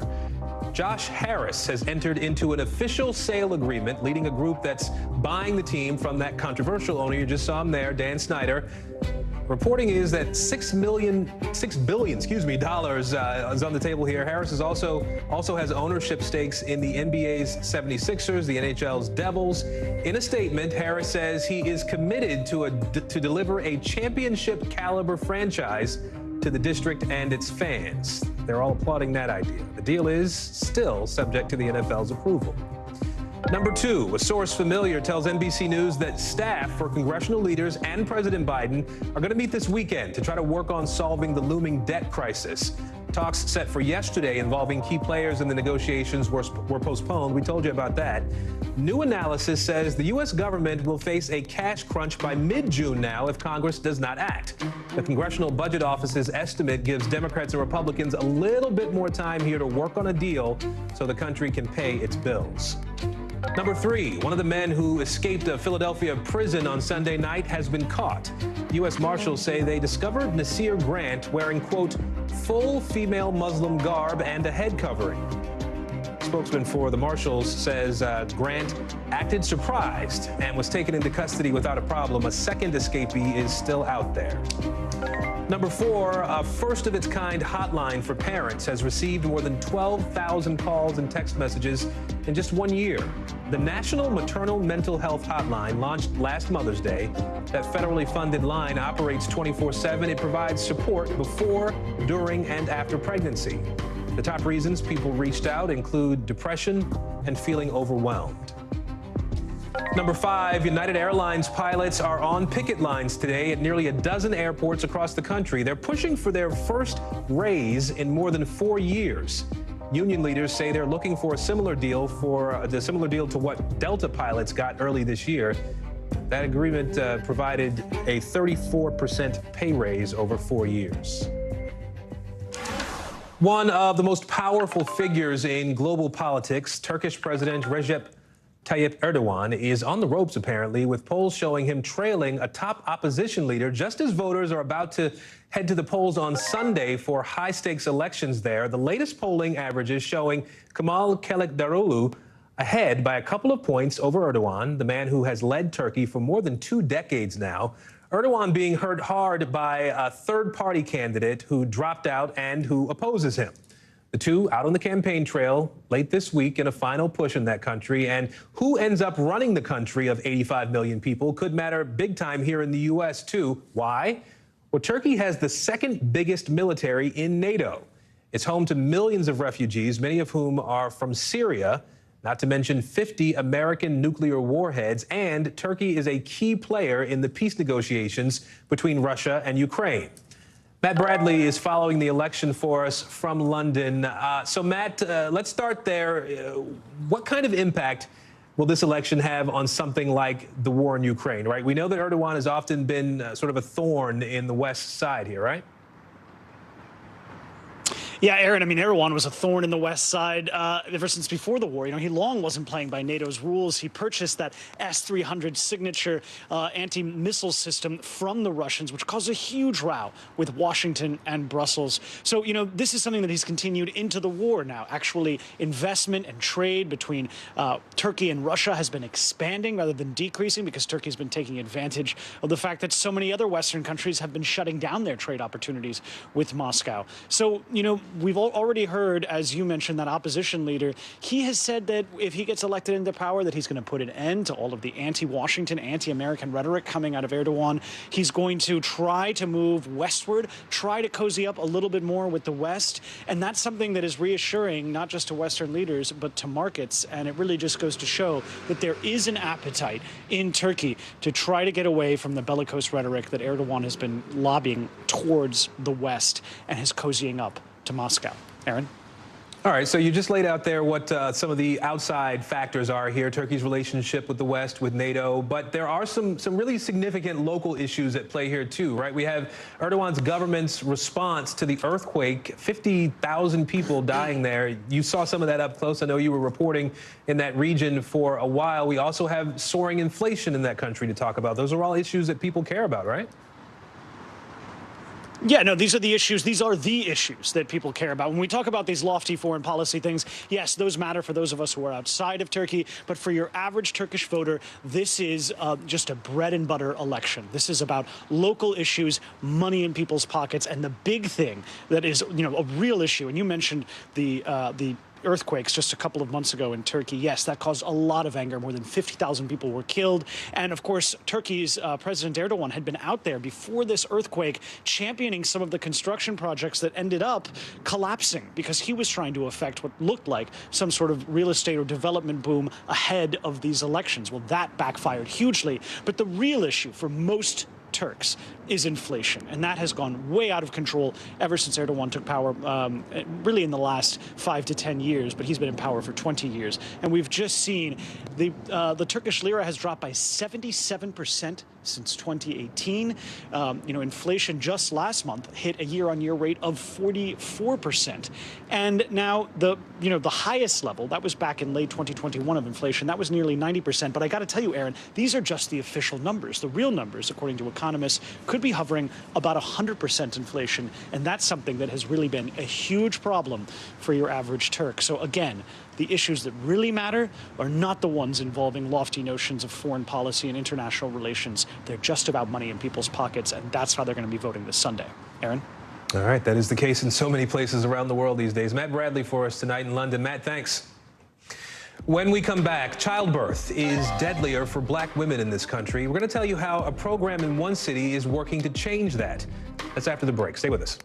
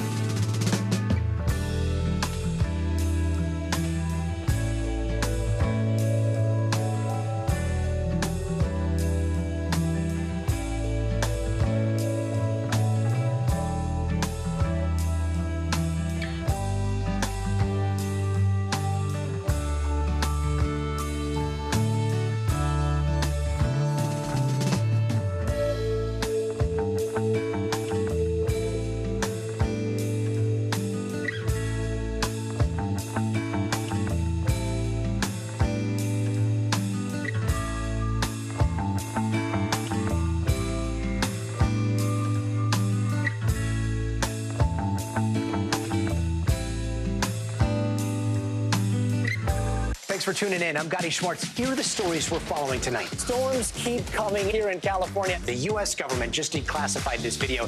A lot more stories trending like crazy on social media. A controversy pitting lawmakers against young voters. What's the state of crypto today? What is going on when we're looking at trends there? Another mind-bending story on artificial intelligence. This is what my voice sounds like when I clone it.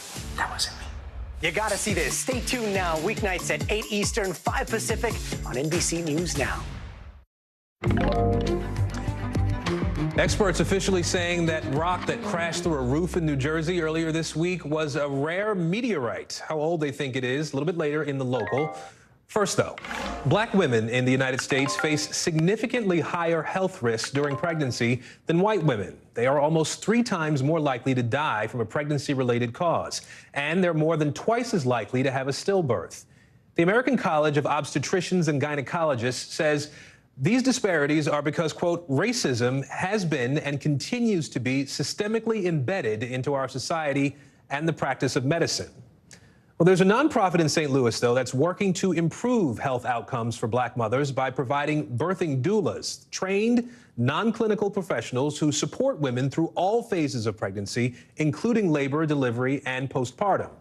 Zincle Esemwa is joining us now. She's looked into this for us. So, Zincle, you went to St. Louis, right? You went to visit this nonprofit, Parents as Teachers. They are actually providing doulas for free. Is that right? Yeah, Aaron, that's absolutely right. So Parents as Teachers is a national organization, and their St. Louis branch has actually expanded to provide doula services for free, as you said, to underserved families, in part through state funding. Now, some people may not be familiar with exactly what a doula is. You outlined that definition, and many have heard of a midwife as well. So similarly, birthing doulas are trained, as you said, non-clinical professionals who provide support through pregnancy. Now, there are doulas for death and miscarriages as well, but in this report, I focus on the importance of doulas because of the staggering rate of black maternal mortality in the United States. As you said, black women are 3 times more likely to die from pregnancy-related causes than white women. That is not because of some innate difference. A lot of it is because of discrimination. So this nonprofit stands out because of the around 320 families they serve. Many of them are unhoused. 95% of their families are black, and all of their doulas are black women, which is pretty remarkable, Aaron. Yeah, and it sounds like they're really doing some incredible and obviously necessary, needed work there. I know you also talked to an expectant mother, right, and a doula, too. What did you learn from them? What did they tell you about their experience with this organization?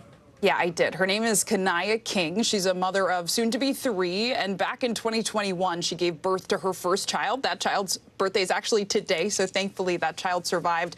But it was a traumatic birth because she got into a car accident. The airbag actually deployed and hit her stomach and sent her to the hospital. And at the time, she says she didn't understand what the doctors were telling her, right? They were using a lot of medical language, but the big difference for her was having a doula in the room, Robin Lloyd. Here's what she told me about Robin's impact.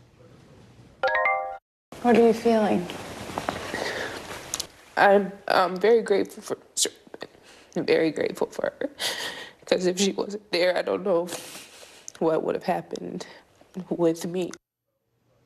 She says Robin saved her life. And the big thing here is that a doula is an advocate for you in that labor room, arguably when a birthing person is at their most vulnerable, right? And that nonprofit, Parents as Teachers, that Robin trained to be a doula through, is hoping that more mothers can get access to doulas through expanded private and public insurance that would cover doulas, because many women are saying, Aaron, that this is the difference between life and death. Aaron.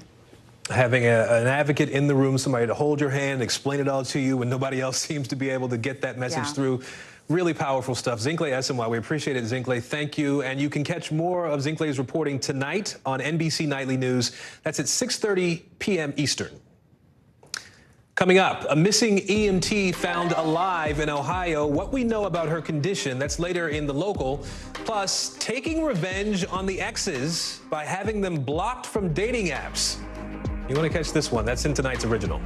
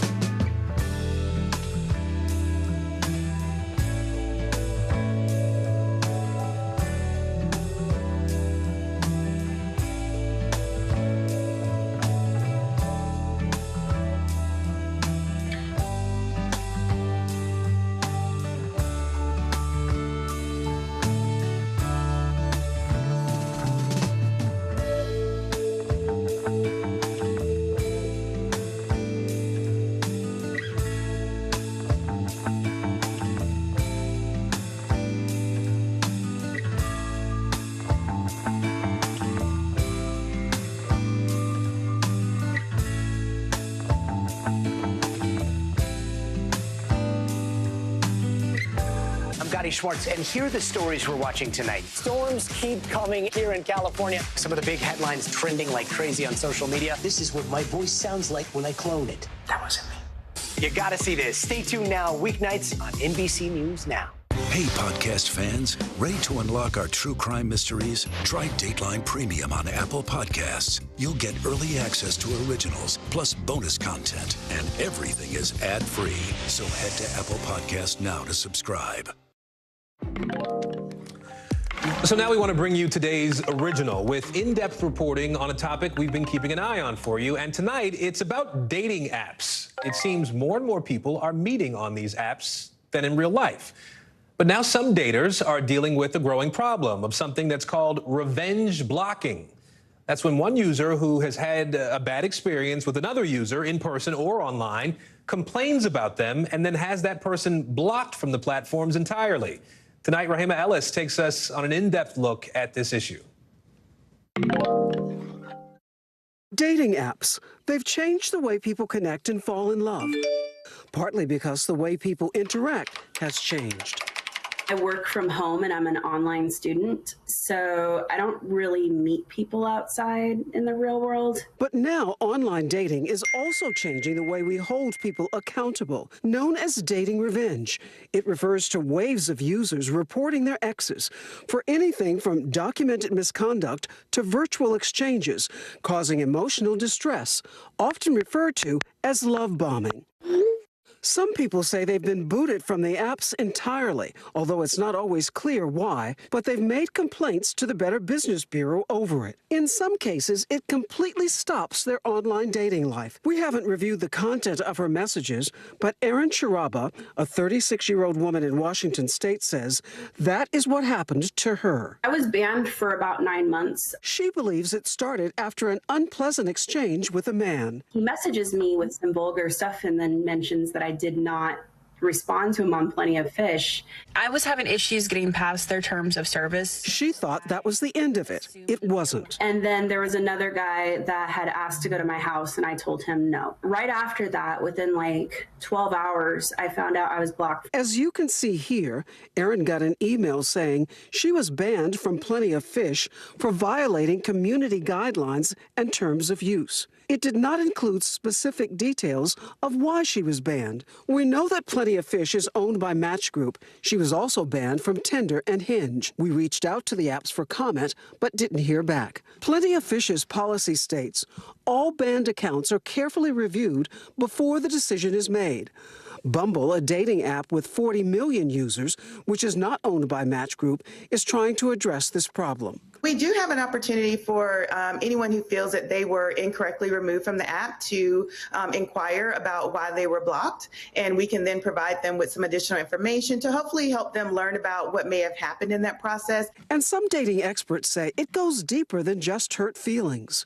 It can be really hard for your mental health if you are revenge blocked. It's so hard, she says, because online dating is how many people are getting together. In fact, a recent study in 2019 shows that almost 40% of heterosexual couples met their partner online, almost double the number in just 1 decade. If you just take that away from somebody, it can be really challenging, especially if their mental health isn't in an amazing state to begin with. And so it's just not right. It's really messed up. In spite of the setbacks, Erin remained a believer, and she says it paid off for her. I actually ended up getting back on 2 months after I was reinstated and met my partner. Getting back to dating meant getting back online, where these days the game is played. Rahima Ellis, NBC News. All right, NBC News covers hundreds of stories every day, and because you couldn't possibly read, watch, or listen to all of them, our bureau teams have done some of the work for you. This is what they're telling us is going down in their regions. This segment is what we call the local. Out of our Midwest Bureau, a Chicago woman has been arrested and charged in a series of attacks involving a baseball bat. At least one of those assaults was caught on video. The suspect appears to just walk up to victims and just start swinging. Denise Solorzano is accused of attacking 5 women. She's charged with aggravated battery with a deadly weapon and some other crimes, too. Police have not said whether the 26-year-old knew any of those victims. Also, in our Midwest Bureau, an Ohio EMT is alive after being missing for nearly a week. Lachelle Jordan was found in Cleveland, just a few miles away from where she was last seen. The 30-year-old was supposed to make a court appearance on Monday in connection with a rape case involving a former co-worker. Cleveland police saying that Jordan was taken to a hospital for medical treatment. And from our Northeast Bureau, the metallic object that crashed through a New Jersey home, well, has been confirmed to be a meteorite. Now, we told you about this earlier in the week, right? Scientists with the College of New Jersey say that this is a rare stony chondrite meteorite. It's about 4.5 billion years old. It weighs about 2.2 pounds, apparently. Nobody was hurt when this meteorite fell, and the home doesn't seem to have any serious damage either, but the homeowner will have a pretty interesting story to tell. Well, stick around. Still to come, it is Eurovision time, that decades-long competition's grand finale set for tomorrow. If you haven't heard of it, it's huge. You should know what it takes to snag the continent's top crown. That's coming up next.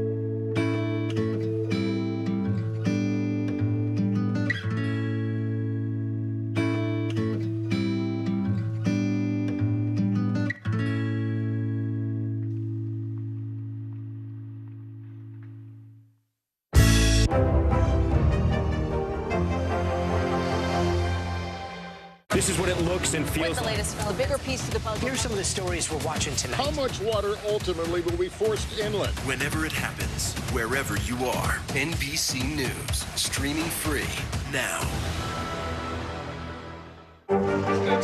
What is going to happen now? Going back and forth because they... Oh, yeah, this is it, right?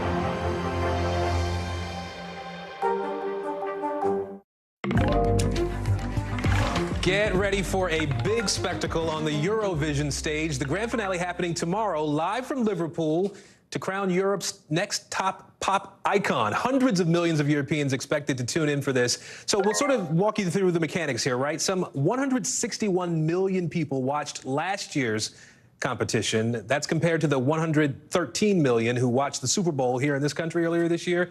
So here's how it works, right? 26 countries competing for the top title there. 6 of them got to skip past the semifinals that happened earlier this week and head straight to the finals.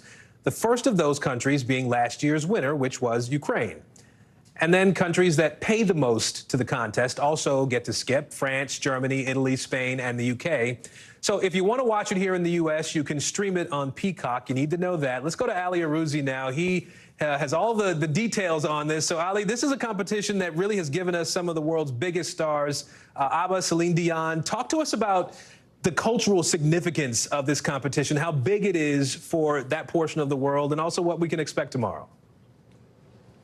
Well, Aaron, you can expect a lot of glam, glitter, sequins, drag, and a bit of alcohol fueling it all at a competition that's become a European institution since it was founded in 1956 in order to bring Europe together after the Second World War. Now, the host city, Liverpool, has temporarily become Eurovision themed, where fans can discuss their favorite entries and debate who'll win on Saturday night through the bars and clubs of the country. But as one British columnist put it many, many years ago, Aaron, he said Eurovision is legendary as an arena for settling diplomatic scores, venting ethnic grievances, baiting national rivals, and undermining governments. But as far from a stain on the competition, it's the political subtext that makes Eurovision worth enduring. And that's part of the point of the Eurovision. The music can sometimes be pretty bad, but it's more about the spectacle. It's supposed to be bad. And the worse it is, the more fun it is. And that's a big part of the entertainment.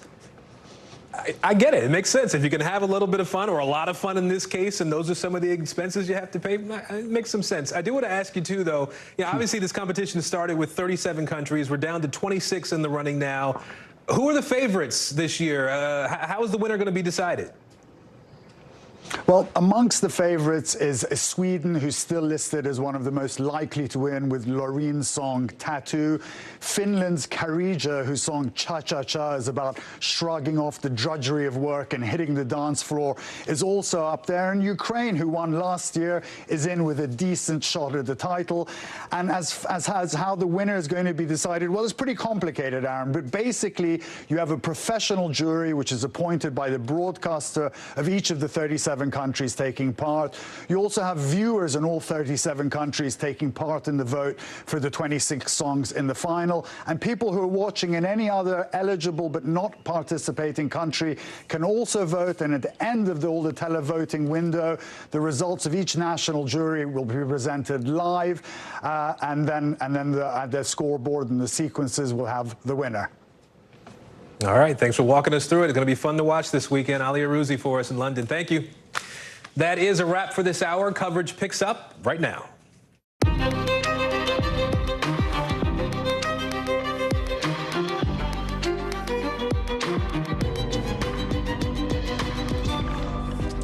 We are coming on the air with a tornado outbreak across the plains. A growing number of tornado reports just moments ago jumping into the double digits. Our team has all the latest video from the ground for you. We're going to be live with the forecast as well to tell you where these storms are headed next. Plus, we are live at the southern border, and we're learning more about flights sending migrants